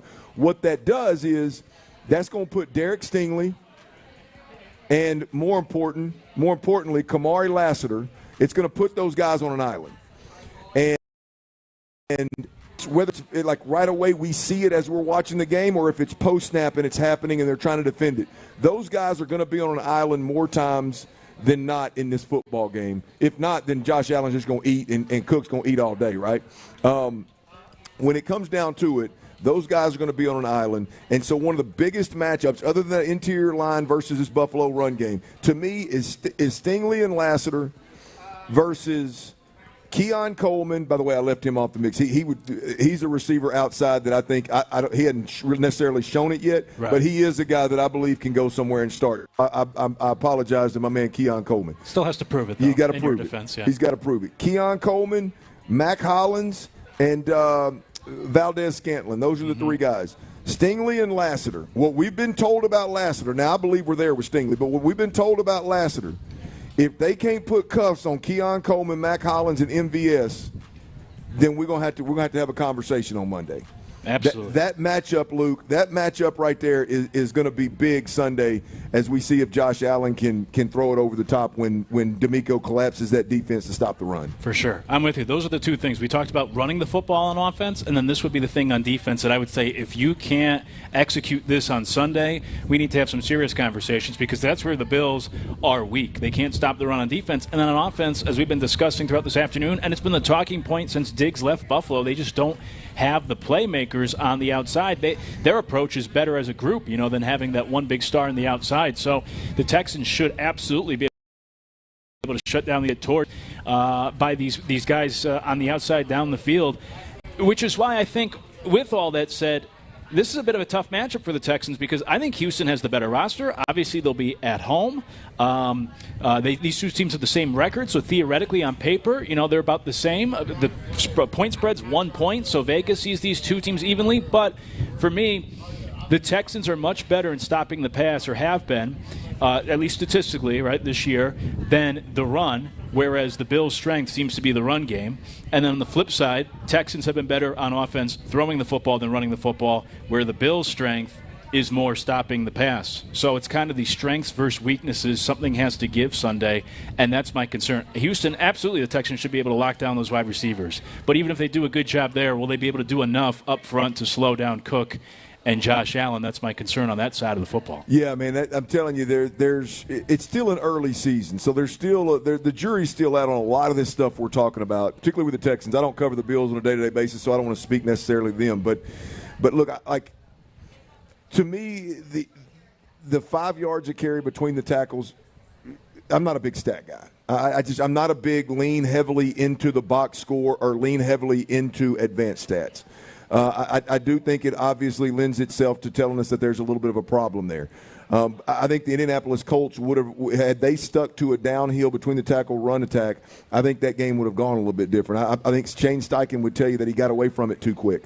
And then you look at kind of what's happened of late, the last couple of weeks, areas get exposed, whether it's Eric Murray or it's Lassiter or it's Jalen Petrie. I mean, those guys are getting exposed a little bit, and there's a little bit more of a concern there going into this Buffalo game. So, again, we'll see. All those guys step up and play their best football. The Texans step up and prove that they're a top team in the AFC, or we see what we saw against Minnesota, and you got some major problems, and we got some conversations to have. Either way, it's going to be a hell of a game to watch on Sunday, and I'm looking forward to it. I am looking forward to it. We're going to give away What we got? We're gonna give away. Let's give away a round of golf here. We're gonna do that in this break. Just want to remind everybody out there what we're doing here. We're not just doing a radio show. Hell, we're giving some things away, giving it back to the people. Whether it's gift cards to Academy or it's rounds of golf here at East River 9 or it's Texans tickets on this Sunday versus the Buffalo Bills. Coming up next, Reginald Atatula of ITL. I'm into introducing folks, right? Reg has been here for a while, so hell, I don't need to introduce him. But let's just turn the drive into a drive with friends, man. We got Luke. Let's bring Reg in. We're gonna do that next here. Talk a little Texans Bills with the host driver of In the Loop. I know y'all have all heard of him, heard from him. We'll put a little Reg flavor on the drive today as well. We will do that next right here on Sports Radio 610. Before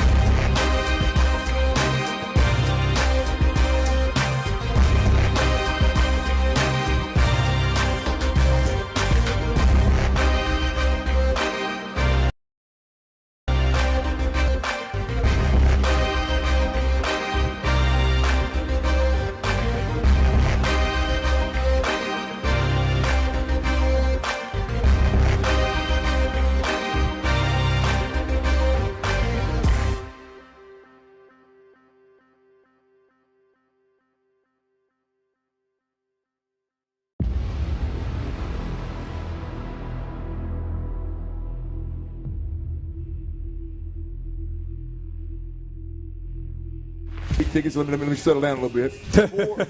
Four club seats to the Texans-Bills game to give away in the 5 o'clock hour. Other than that, we've already given away two $25 gift cards to Academy Sports and Outdoors. We've already given away two different free rounds of golf for two people here at East River 9. Again, it's a nine-hole lighted par 3 golf course. They've actually got two different tee boxes, so it's really, you can play it as 18 if you'd like. They got pickleball back behind us. I got Bago right over here. Got a great bar set up. The weather's tremendous. If you want to just come out and hang out, this is a great spot to do that. In fact, my wife and my little girl's coming out here now. She's going to run all over this place, man. It's going to be great, man. All right, we got Luke Morrow. He is in for Ron Hughley. He's been in all day doing a tremendous job. Great chop. It's been fun. And now I want to bring in Reginald Atatula. Let me do it officially. Am I saying it right? Am I saying it right? You're on it. Reginald Atatula. I know it's Cajun, Southern Louisiana, but that's where I got the comfort level of just rolling Atatula out there. You're cooking. Yeah, you're doing a good job. Now, of course, I got to make sure you know it is Nigerian. It's Yoruba. I just want to make sure that I'm putting on for my people. But I respect how you got to the place. I like what you're doing there. Yeah, that's just why I feel all right about it. You know, I was telling Tyler earlier, man, like, boy, you get me coming from Baytown, I can roll an R on you now. There you go. But we know we was at a Randa Sports Bar. I'm having to roll 3 or 4 of them together. Yeah. Now I get exposed. Yeah. Now I get exposed. So that's a little bit of a problem. But no, Reg, he drives in the loop.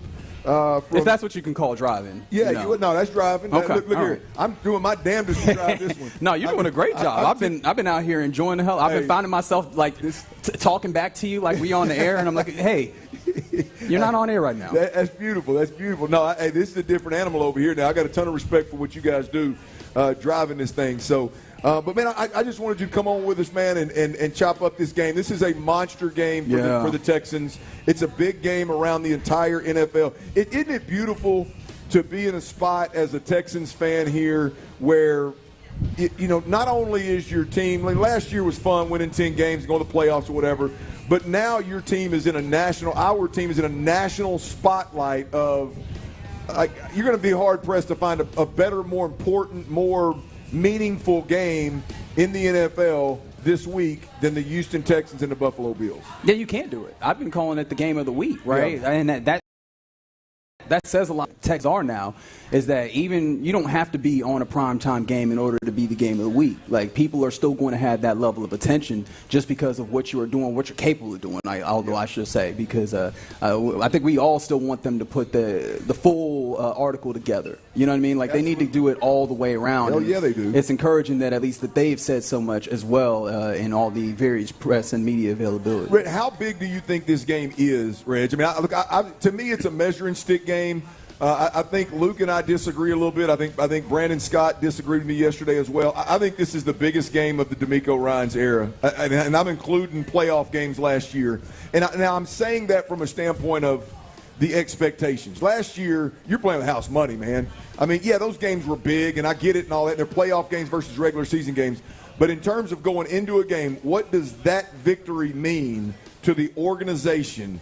This is a measuring stick game. This is a validate all the national talk about how good we are, validate all of that in one Sunday afternoon. Yeah, I think it's the biggest game. I think you can make the case for it, and I think I mentioned this in the loop because I think I heard Mike Florio make this note, and it's something that I looked back and I was like, oh, he's kind of right about it. The Texans in this I guess C.J. Stroud era is the way that I'll describe it. In the DeMeco Ryans era, they haven't won a game that they weren't supposed to win yet. They've won the games that they're supposed to win, probably lost the games that they were supposed to lose, and then, there's a little bit of fudging in the middle there. Sure. But this would be one of those a lot closer to you won a game that you probably weren't supposed to win. The likes of Josh Allen, the way that they played early. In fact, if you did not have last week immediately in front of it, we would be talking about this in an entirely different way. And so I'm super excited if they can manage to get this done, which it is not nearly out of the realm of possibility. I think that you could make that case that this is the biggest win that they have in that era, and it would prove a lot of things, especially when you come to the expectation that you're talking about. This would be the fulfillment of that, because in the first 4 weeks, we have not seen the fulfillment of that. We've seen the proof of concept. We've seen C.J. Stroud go out there and play out of his mind and do all the things that he's supposed to do right and lead the game-winning drive. You've seen the defense be pretty stout in places in fits and spurts. We've seen Nico Collins be, as I like to call him, the boogeyman now. We've seen all of these things, but we haven't seen it all the way together. And if they were able to win against the Buffalo Bills, I think you'd have to see a good amount of that. So then with that said, on the flip side, and forgive me for skewing negative, if they were to lose this game. Oh, negative-ass Luke. I can't believe Luke, you going to be Ron? Say they lose this. Is that your boy Ron? I've already been confused for Tyler out here, so I might as well confuse me for everyone else.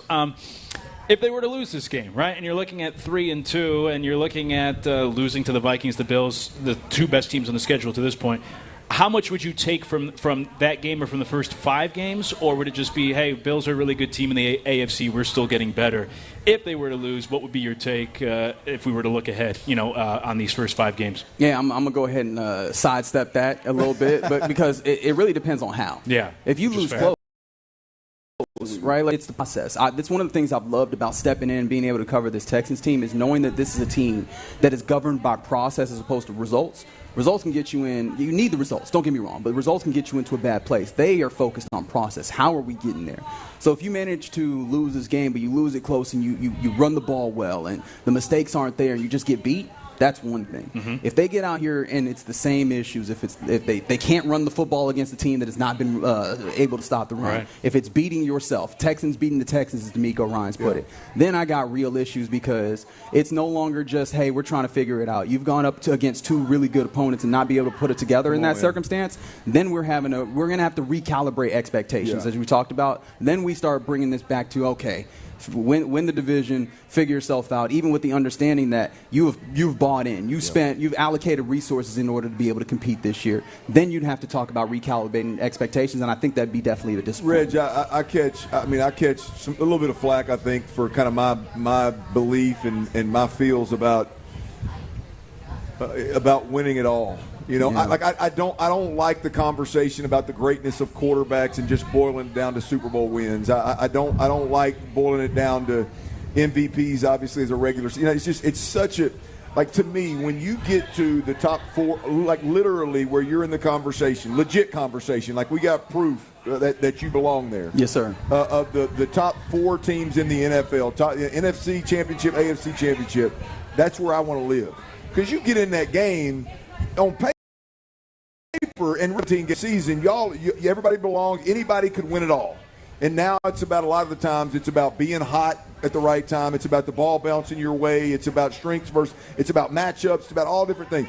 All I want my team to do ultimately is live in that conversation. Yeah, you give yourself a chance to win, right? Like, I think you've highlighted one of the things about this, especially in a single elimination tournament, right? Yeah. Like, we all understand the volatility that exists in a single elimination tournament. We see that every March, right?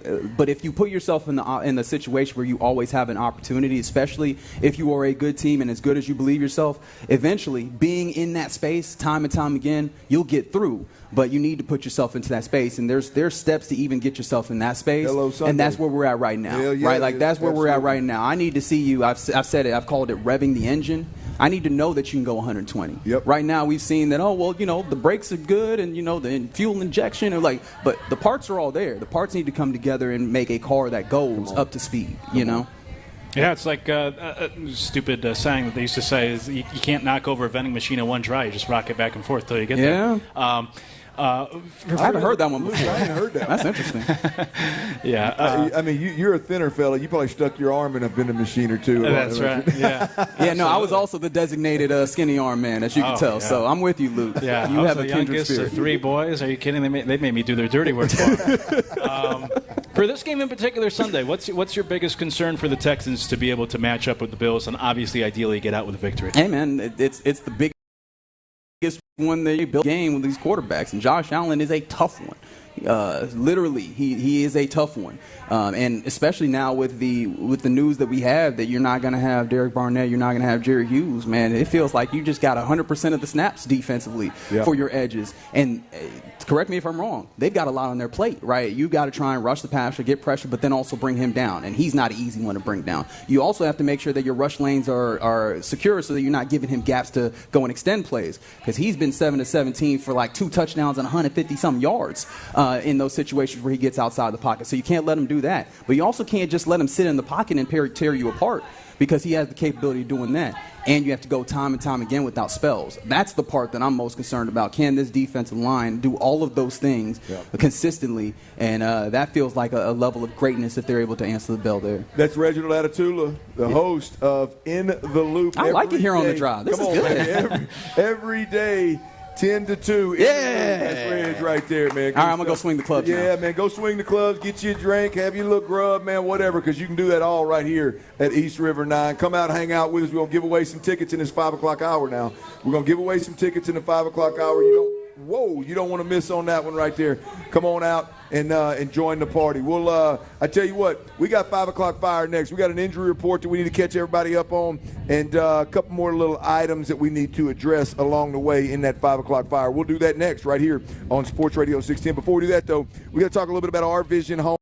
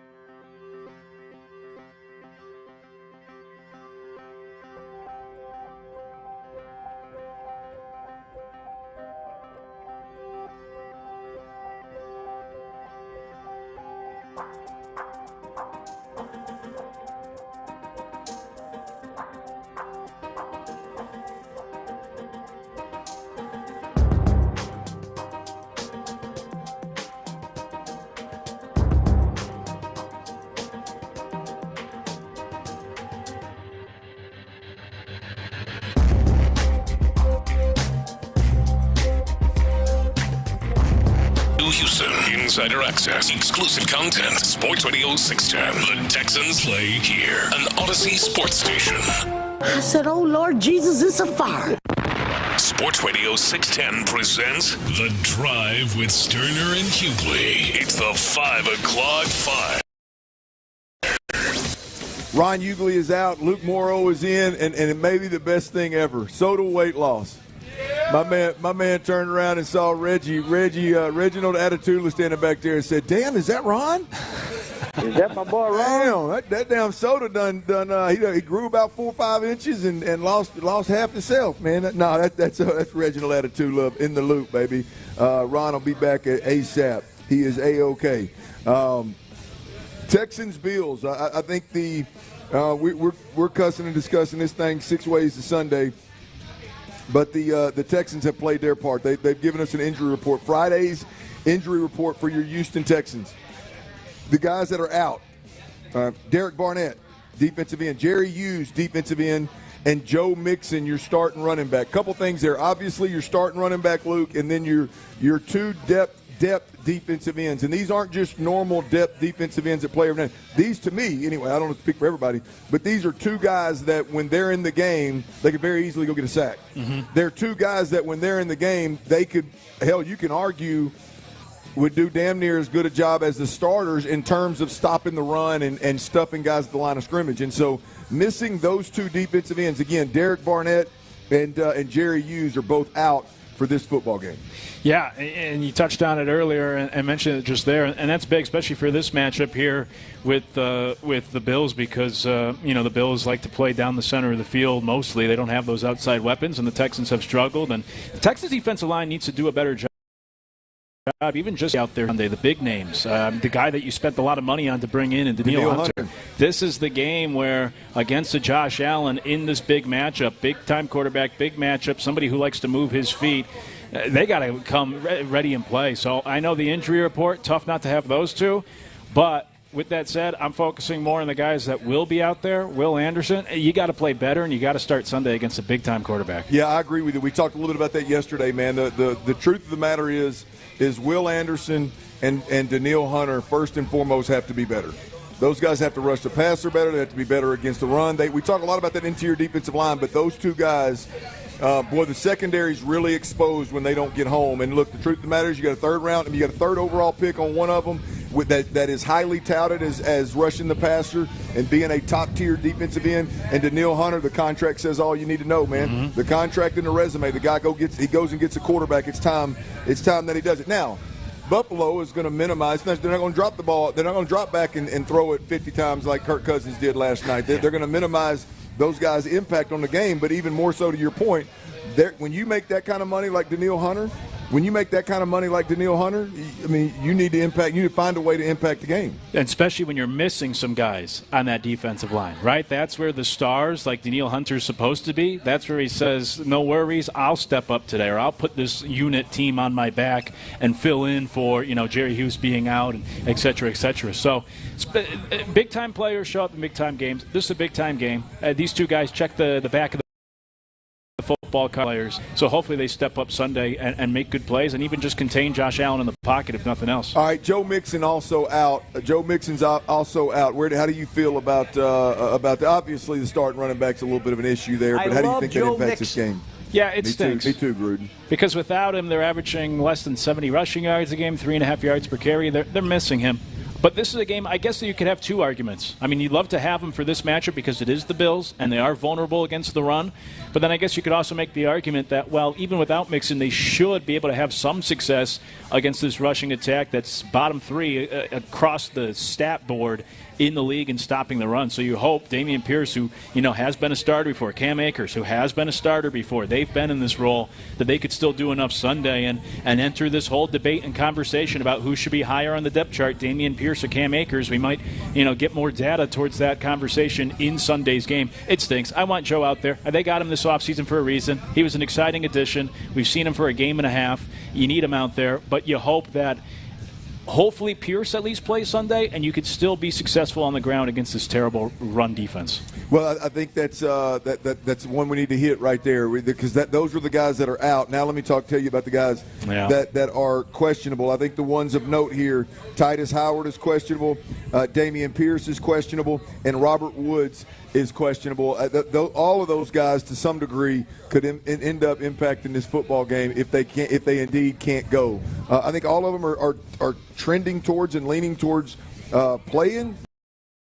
But I Titus Howard to feel one way or the other. Yeah, because that just popped up yesterday, which I think is more concerning. Like, Damian Pierce seems to be getting healthier.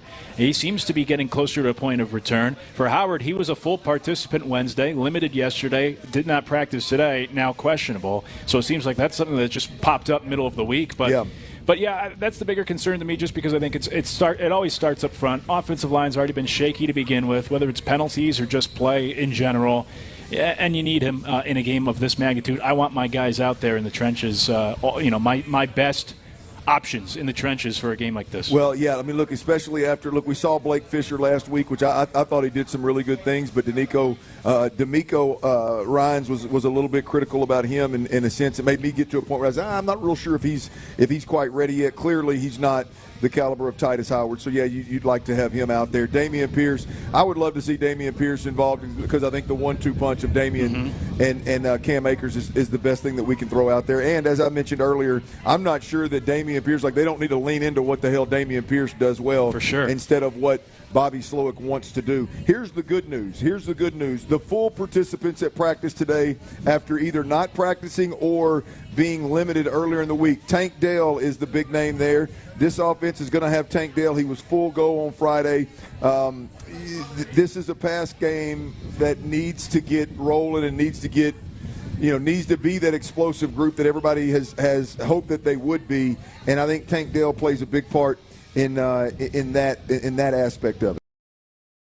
Yeah, one of those gadget options. I mean, that's not his ceiling. He's a playmaker, but we've seen them use him in the backfield. And without Joe Mixon, and if you're looking to get more production in the run game, or you're trying to get a little more creative, you could use Tank Dell in those areas as well. So, yeah, absolutely. I'm a big Tank guy, and I'm glad he's back out there. Juice Scruggs, Laramie Tunsil, both limited on Thursday.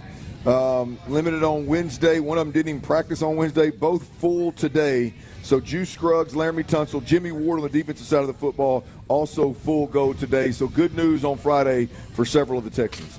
When you talk about the offensive line group, I mean, we already talked about Titus Howard. Now you got Laramie Tunsil and Juice Scruggs that were suspect throughout the week. Those guys both appear to be right. Getting that offensive line hold is going to be big. For sure, because, look, we know about the penalties. It's been brutal. They need to clean it up. And one of the excuses, at least, that has been offered up is just the communication. Well, if you're constantly shuffling guys in and out, that's obviously not going to help the communication and having these guys all be on the same page and in sync with one another. And really, the past year and a half, Stroud's whole career, that offensive line's always been in flux. He hasn't had his true top 5 offensive linemen out there enough. So that's where it always starts with me. I would love to have Mixon out there, but to me, even the bigger focal point is making sure my offensive line is good to go. Those guys are healthy and ready. 5 o'clock fire. I don't know how many of y'all out there got to take a peek at that game last night, but I watched a good chunk of it and actually turned it off when it went to overtime and woke up this morning and caught the highlight. Yeah. But Thursday night football, the Tampa Bay Buccaneers were rocking in Atlanta. If they can win games, that atmosphere right there, if they can keep it rolling, that atmosphere is absolutely ridiculous. The Atlanta Falcons win 36-30, which obviously that put them ahead of the Tampa Bay Buccaneers in that division, because obviously the same record, 3-2 both teams, but put them ahead. I think that, look, Tampa Bay had a couple of chances in the fourth quarter to put Atlanta to bed, to put that game out of reach. They fumbled one time, and it kept Atlanta in the game, and it just felt like if Atlanta kept getting opportunities, they were going to end up they were going to end up at least sending this thing to overtime, and they did just that, and then made a big play with Kirk Cousins in overtime for a touchdown that ended this thing. Kirk Cousins had a career night. I don't know if it was his career night, but it was definitely a huge night, primetime game. I'll be honest with you, I understand why, Luke, but I've never subscribed to the Kirk Cousins criticism. I think everywhere the guy goes, the team puts up points. The team is better. He leaves teams in a better place than where he picks them up typically, and he hasn't cracked that ability yet to go get one and make a serious run and truly contend. But I'm a big Kirk Cousins guy. Look, I'm a Baker Mayfield guy too. This is a hell of a football game to watch. It sure was. Yeah, it was a lot of fun and entertaining. Yeah, Kirk is certainly underrated. I think a big thing that comes in is people can't decipher the fact that when people say Kirk is say a top league. Right? No one's saying that he's a top 5 quarterback, but maybe more of a top 12. And I think that's where a lot of the conversation comes in, that people think many pundits try to put a lot more praise on Kirk's back when simply people are saying he's better than you think, and he's better than a lot of guys in the league. I don't know if he's good enough to win a Super Bowl, but yeah, last night, look, you can't feel bad for Tampa because they had plenty of opportunities, but boy, the referees missed an obvious face mask call that would have changed things at the end when the Bucs are trying to run out the clock.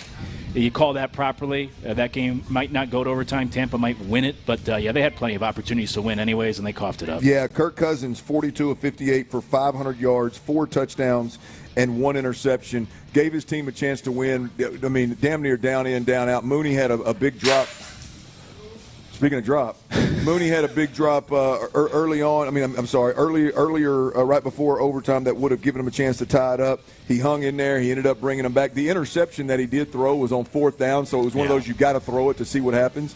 And they ended up pulling it out, man. So that was a big time fun game. Both these teams, by the way, in my opinion, Atlanta and Tampa, I don't think they're contenders, but they're definitely teams that are going to scare the hell out of and knock some contenders off. Yeah, it's a fun division. And by the way, last thing, Kirk, more passing yards last night than the Patriots have this entire season. Oh, don't do it. Another one of them stats, boy. We could have doubled my list up with them wow stats. 5 o'clock fire.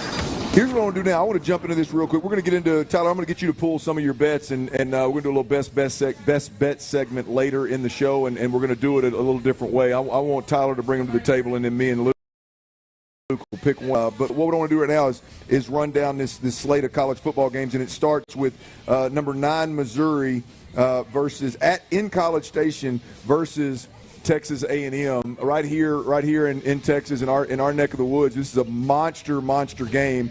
We had Danny Cannell on yesterday, and Danny Cannell believed early on a lot like I did in terms of everything, the stars kind of aligning for A&M to maybe make a Cinderella run to the college football playoffs. He believes it's not too late. I believe it's not too late, but you got to go win. You got to beat Missouri when they come to your place this Saturday. Tomorrow, 4-0 Missouri, number 9 in the country at 4-1 Texas A&M. Luke, how you feel about that one? Yeah, this is kind of like the Texans-Bills matchup in the sense of it's a real litmus test for both these teams. Like, if you think you can go compete in the SEC in a playoff spot and eventually a national championship, this is a game both of these teams have to win. It's the game of the weekend. It's the only top 25 matchup we have. Should be a lot of fun. I'm an Eli Drinkwitz guy at Missouri. I've spent some time with him in the past, big fan, and he always seems to find a way to win games that Missouri shouldn't. They're a small underdog on the road. They've had 2 weeks to prepare. Texas A&M had to play this past week. Missouri has had 2 weeks to get ready for this one. He always has some surprises, so it should be a lot of fun. Missouri is obviously the higher-ranked team. They needed 2 overtimes to get past Vanderbilt, so they better come out with a better performance tomorrow to show that they are legit and a top 10 team in the country. I've known Eli for a long time. He's an old Arkansas. When I was running with Eli, he was an Arkansas high school coach. Oh, wow. And he's a great dude, man. He's a character. I keep in touch with him up to the day, and he is a really good dude. He's one of them guys that when I met him, he's just so kind of almost like Les Miles in how they operate, but just from a standpoint of kind of soft-spoken, kind of under the radar. Very much, yeah. And then all of a sudden you jump up and these dudes are big-time head coaches, man. Yeah. It's crazy. But yeah, I think the other game on here, by the way, Tyler, real quick, how you feel about your Aggies in that game? Man, I always feel good when we're facing Missouri. Oh, wow. I think that's fair. I feel good when we're facing Missouri as well, and it doesn't always work out in my favor, a lot like A&M. But no, I think that's fair. I think this is a monster game for A&M because They are the higher-ranked team. Obviously, they're a top 10 team. But this is a team, again, Tyler, you and I have talked about it multiple times. When it comes down to the Jimmies and Joes and it comes down to the roster, A&M is going to be better. They're going to be flat-out better at damn near every position with the exception of maybe the receiver where A&M struggles and Missouri's really good. But that is that came off a little more disrespectful than maybe I meant it. But I do feel good about this weekend against Missouri. I think everybody takes that disrespect with a grain of salt. They know you're just a disrespectful human. The other game in this college slate, real quick, is Ole Miss and South Carolina. I think that jumps off. Ole Miss got beat by Kentucky at home last week. I think South Carolina at 3-1 is a better football team than most people think. It could go south, but I think they're a better football team than most people think. That's a really good game on this slate as well. All right, now, good to see you, baby. Sun State Equipment. They just come out here and played a little round of golf. They must have did all right because they come through here smiling, grinning like old outhouse rat. Or either that or he had enough drinks where it didn't matter, right? Yeah, come on now. All right, now that's your 5 o'clock fire. What are the besides win? Obviously, a win is the big obvious one. What are the Texans? What can they do Sunday versus the Bills that'll get you good and turned on? Besides winning, what can the Texans do against the Bills, a true top team in the AFC, that'll get you good and turned on about your squad? We'll talk about that next right here on Sports Radio 610. Rock and roll, meow. After an up-and-down first four.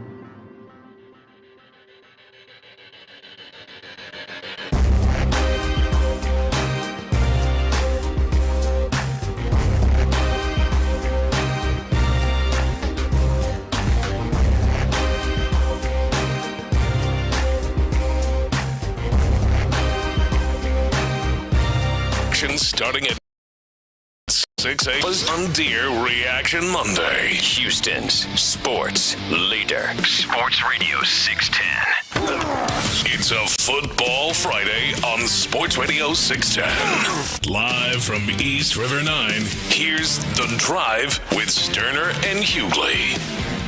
All right, Ryan Hughley is out. We are at East River 9. Having us a good old time. They gave away two $25 gift cards to Academy Sports and Outdoors. We've already given away. What did we give away, Luke? We gave away 2 rounds for 2 on the right here at East River 9.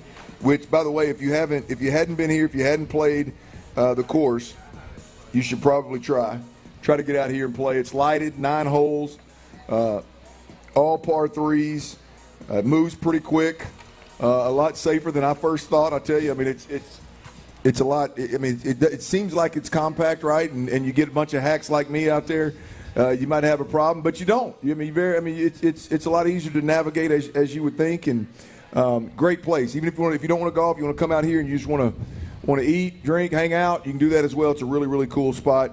But as I mentioned, Ryan Hughley's out, Luke Morrow's in, and we've had us a good day, Ron. We haven't Ron. I'm calling you Ron. Luke, we got a big game coming up, obviously. And look, there's no doubt about it that with this game, a win is the ultimate goal and will make you the happiest. But I just need the Texans to play well. Mm-hmm. You know, I would love a win. I'm sure there's a lot of fans out there like, what the hell is this guy talking about? I would love a win. There's no doubt about it. But I don't need the Texans to win this football game to validate all the hype around the Texans and my belief that this is a team that could make a run at a Super Bowl. What I need this team to do is to show up against the Buffalo Bills in a way that tells me they're on the same playing field as the top teams in the AFC. Now, I hope that means a win.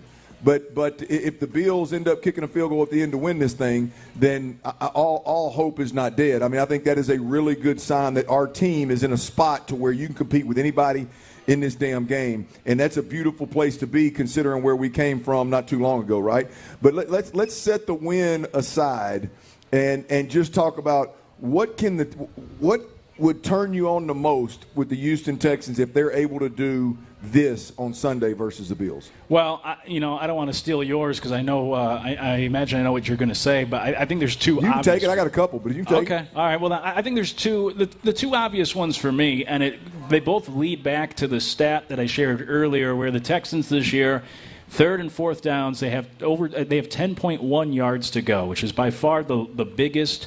The highest number in the NFL. Say that again. On average, 3rd and 4th down, on average, they're 10-plus yards to go. Yeah. Out. Which means – I didn't have that stat. Which means – and They don't always get to, but when they do, that means they're actually losing yards on average on first and second down because it's 10.1 yards to go. Yes. And so that's because of obviously the run game because you run on early downs, and then penalties that when they do get some yards, they stall out by shooting themselves in the foot, for lack of a better term, and backing up with penalties. So those are the two main things for me. Even if in a losing effort, if you can have success on the ground against this team who is so vulnerable in that area, and to do so without Joe Mixon and maybe even Dameon Pierce, that's a step in the right direction. It doesn't solve everything because this Bills rush defense still is not very good, but at least it would be a step in the right direction and good to see for 1 week. And the second part, as I just mentioned, is penalties. I mean, they've had double-digit penalties each of the last 3 games, which is just unacceptable. Top 5 in penalties last year, top 3 this year, not good enough. And I tried to look it up. I didn't get very far, but I don't know how often a team has been top 3 in penalties and has actually won a Super Bowl. Usually those don't go hand in hand. And so you got to be better in penalties, because when I look at the last couple of games for the Texans, home opener against the Bears, Sunday Night Football, first home game, emotional night, they had a dozen penalties. Not good. I thought they didn't handle the moment as well from that perspective. Following week, you get the Vikings, biggest game of the season to that point, 11 penalties. Not good. Same idea. Big game, didn't handle that big moment as good as I would have liked to see. Now here you are at home. It's going to be a huge crowd, big game, wild environment Sunday. Game of the week, Buffalo Bills are in town. Contain those emotions and play disciplined football and don't have 10-plus penalties again. So it's the obvious ones, but those are the two things I want to see most. A better rushing attack on offense, and then just play cleaner out of these stupid penalties. You can't have 10 penalties again on Sunday. Yeah, I think those would all be a step in the right direction. I'm going to go with stopping the run.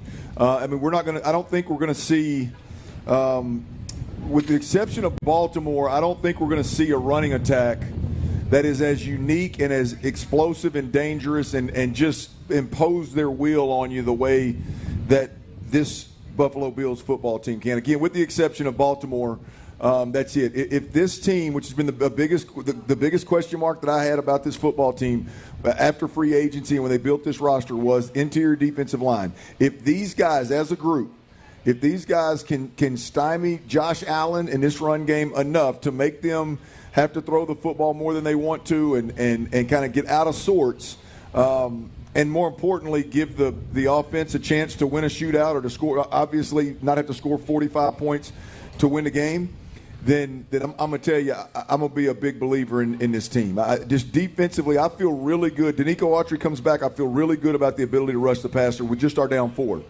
I really do. With Danico Autry in the game, I feel really good about our ability to rush the passer in obvious passing situations. Right now, I don't feel good at all. I know some people do because you watch the box scores and you check the rushing yards and you look at where they rank in terms of how much they've given up on the ground. I do not trust this football team against the run right now, and they're going to get challenged in a major way this weekend. You slow that down and put this game in C.J. Stroud's hands, this team takes a huge step in the right direction. I agree with you on the running the football part of it.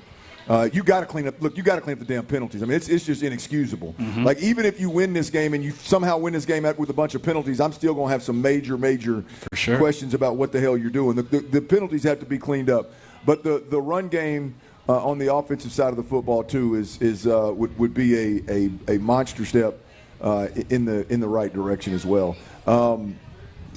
Going hand in hand with stopping the run. I'm not going to give you 2 like you did, but I'm going to give you a cause and effect. Like I think if you're able to stop the run, you're going to have to do it it's going to start with your interior defensive lineman, but it's going to include crowding the box. And when you crowd the box, you put them cats on the outside on an island. And one of my biggest question marks is still Kamari Lassiter. He's been targeted recently. Some would say he's been exposed recently. But in order to stop the run, to do that, to accomplish that, you're going to have to put those outside guys on an island. And, hell, look, I'll be honest with you, it's not just the outside guys. Kamari Lassiter is just a corner, and when you talk about Super Bowl caliber teams, you can't have a corner that is getting beat deep game in, game out. But let's be honest, it's Eric Murray. If you're going to crowd the box, Eric Murray's going to have to be in coverage. If you're going to crowd the box, then also Jalen Petrie is going to have to be in coverage. And so I'm really looking at Kamari Lassiter versus Keon Coleman versus Mac Hollins versus Marquez. Like you got to be able to lock those kind of guys, that caliber wide receiver down, or we're just simply not a Super Bowl caliber football team. So stop the run, yes, but in doing so, that means that you got some guys on an island that are doing their job as well. Yeah, and look, Keon Coleman's a burner. He's still kind of unproven rookie season, hasn't put up big numbers yet. I like him a lot, man. Boy, he was good at Florida State, wasn't he? Yeah, he's quick. You got to be careful. Look, the Texans have left themselves open to some explosive plays through the air in recent weeks. Trevor Lawrence couldn't take advantage last week. Josh Allen will be able to take advantage. So, well, it's not just Trevor. I mean, Anthony Richardson missed two throwing the ocean touchdowns. Obviously, Caleb Williams had no chance. And then this past week, there were some big misses by Trevor as well. That's Luke Morrow. He's in for Ryan Hughley. I'm Clint Stoerner. You're listening to Sports Radio 610, Houston's sports leader. Here's the deal. Academy Sports and Outdoors, big shout out to them. If you're in the building, make sure you sign or you scan the QR code. You sign up for the Ultimate Tailgate Prize Pack. Thanks to Academy Sports and Outdoors, the $1,000 gift card to Academy Sports and Outdoors, as well as two suite tickets, which I did say suite. That is correct. These are two suite tickets in our suite at the game on Sunday, Christmas Day, against the Baltimore Ravens. All you do there is you register for that, and that'll be given away at a later date. And also, if you're in the building and you hadn't put your name in the box, put your name in the box. We're giving away 4 tickets, club seat tickets, in this break. 4 club seats, Bills game coming up on Sunday. Again, a monster game, and I know I'm going to be in the building for it. Some lucky person in this building is going to be there as well, because you got to be here to win. It's pretty simple. You got to be here to win. There's no. I hope somebody out there listening that left, we may pull their name, teach them to stay in the building next time and not leave when you got your name in a raffle of something like 4 club seat tickets to the Houston Texans Buffalo Bills game. All right, there's something that ran me hot when I started this show. It ran me hot midway through the show, and it's going to run me hot one more time before we get up out of here. And it pertains to this Texans and this run game. I'm sick of it. I've had enough. Bobby Slowick, you got to get this together, man. We'll talk about that next right here on Sports Radio 610. Before we do that, though, I got to tell you about Mo.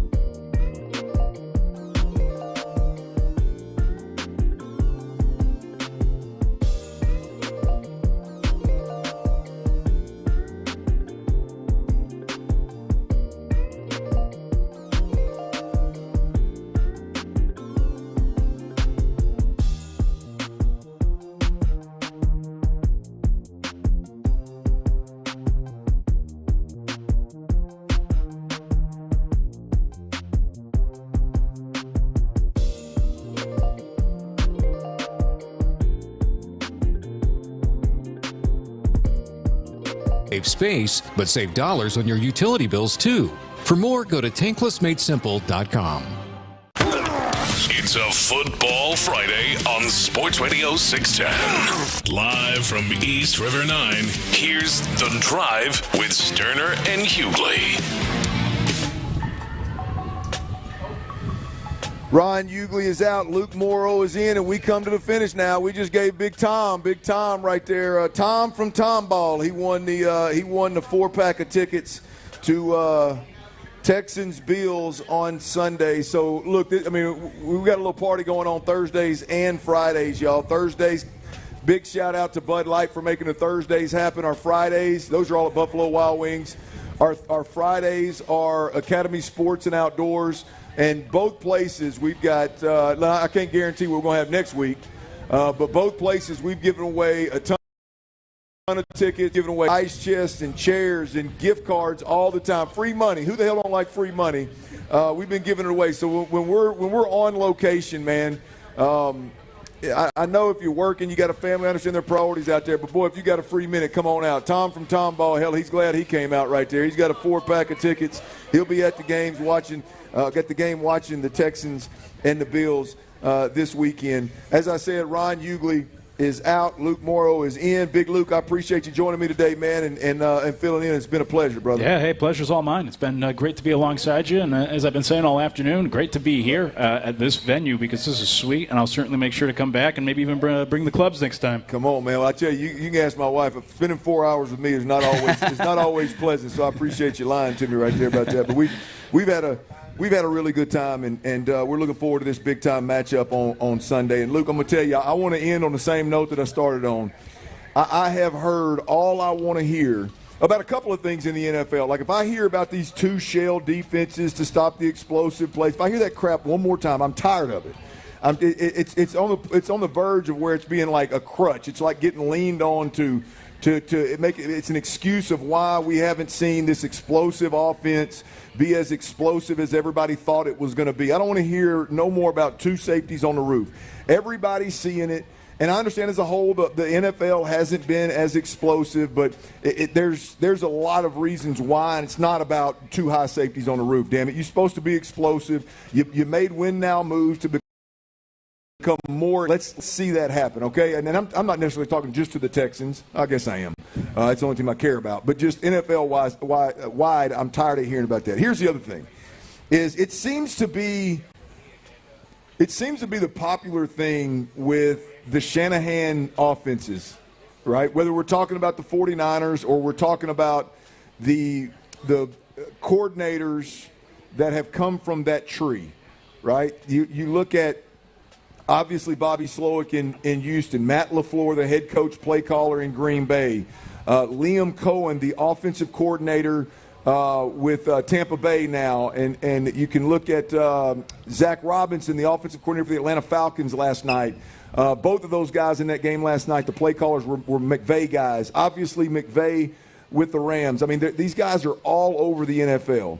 And the talk about the outside zone, and I understand that the outside zone is a concept that Shanahan ran with certain guys and ran it well. Here, I mean, back in my boy Smitty's days with Arian Foster, they ran it better than anybody maybe ever has for about a 3-year span. What's old buddy's name up in Denver with Elway? What was the running back there, the kid out of Georgia? With Terrell Davis? Terrell Davis. I mean, Terrell Davis was absolutely beautiful in that offense. And so the outside zone, I get it, man. When you've got the right people and you've got the right offensive lineman that can make it happen, I get it, okay? But I'm sick and tired here in Houston of hearing about Bobby Slowick and the Houston game. We're close.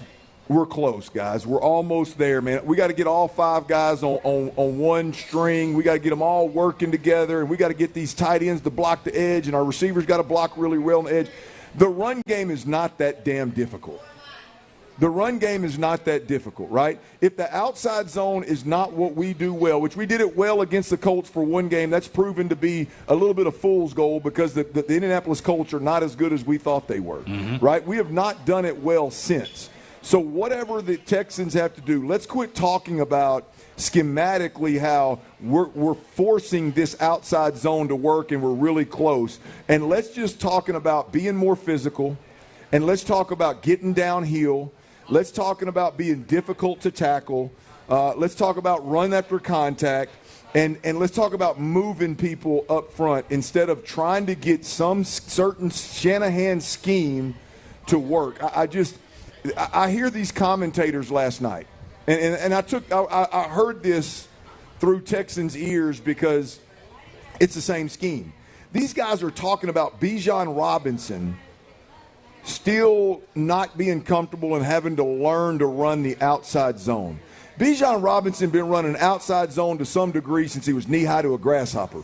What the hell are we talking about, man? Like, it's just one of these catchphrases where two guys on the roof, you can't be explosive. Guys are still trying to learn this outside zone. No, man, it's running the football. And here's the deal in Houston. If you don't have the guy executed, I'm questioning now whether you have guys that can get lateral and get out there to the sideline and lean on guys and execute that particular run. Then it's time to shift gears in Houston. I'm tired of hearing the same old stuff, beating your head against the wall of we don't have the – I mean, I know they're not saying these things, but ultimately leading people to believe that Dameon Pierce can't run the outside zone. He's a better G-scheme guy, yada, yada, yada. If your offensive line can run outside zone, hell, I can run outside zone. If your offensive line, if they're movers of people, then your running backs can get downhill in all the different pin and pull, G-scheme type stuff, duo type stuff up front. You can do those things. Like, at some point, we got to start talking about Bobby Slowick's inability to get a run game going and this offensive line's inability to be physical enough to move people in the run game. I've heard D'Amico Ryans and Bobby Slowick. I've heard it all I want to hear about how these guys are getting better and this and that, man. It's time to put up or shut up Sunday against the Bills. I agree with you on all that. And most notably Sunday because twofold. Because of the opponent with the Bills and how important this game is. And then two, as we've been discussing throughout the evening and really I'm sure throughout the week, is just how poor this Bills team is against the rushing, against rush offenses. Yeah. And look, Dameon Pierce he's 50-50, he's questionable. He might be the starter Sunday, and he's better suited for a different style of running. And I always think you should sculpt your offense around your personnel instead of trying to force your personnel into a certain type of scheme because that's what you've done in the past.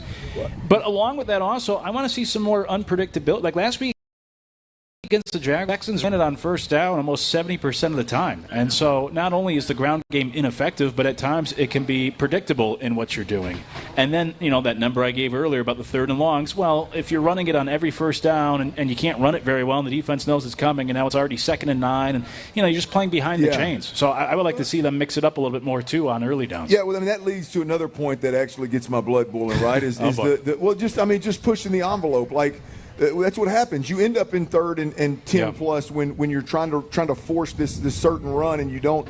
Maybe you don't have the guys. Okay, well, it's your job to switch it up, right? I mean, it's at the end of the day, Bijan Robinson had 5+ yards per carry last night. The entire Tampa Bay Buccaneers running back core had 6+ yards per carry. Their starting running back had over 7 yards a carry. I mean, it's just one of those. You look at this system; it's all over the league. And you can't tell me that the guys that are going out there and running the football well, they are just, they're really good in the outside zone scheme to where they're actually making hay. I just refuse to believe it. To your point of like ending up in 2nd and long and 3rd and long, at some point Bobby Slow is going to have to do what this team does well. And I can't. To me, simple as this: you've got 2 offensive tackles that are finesse guys.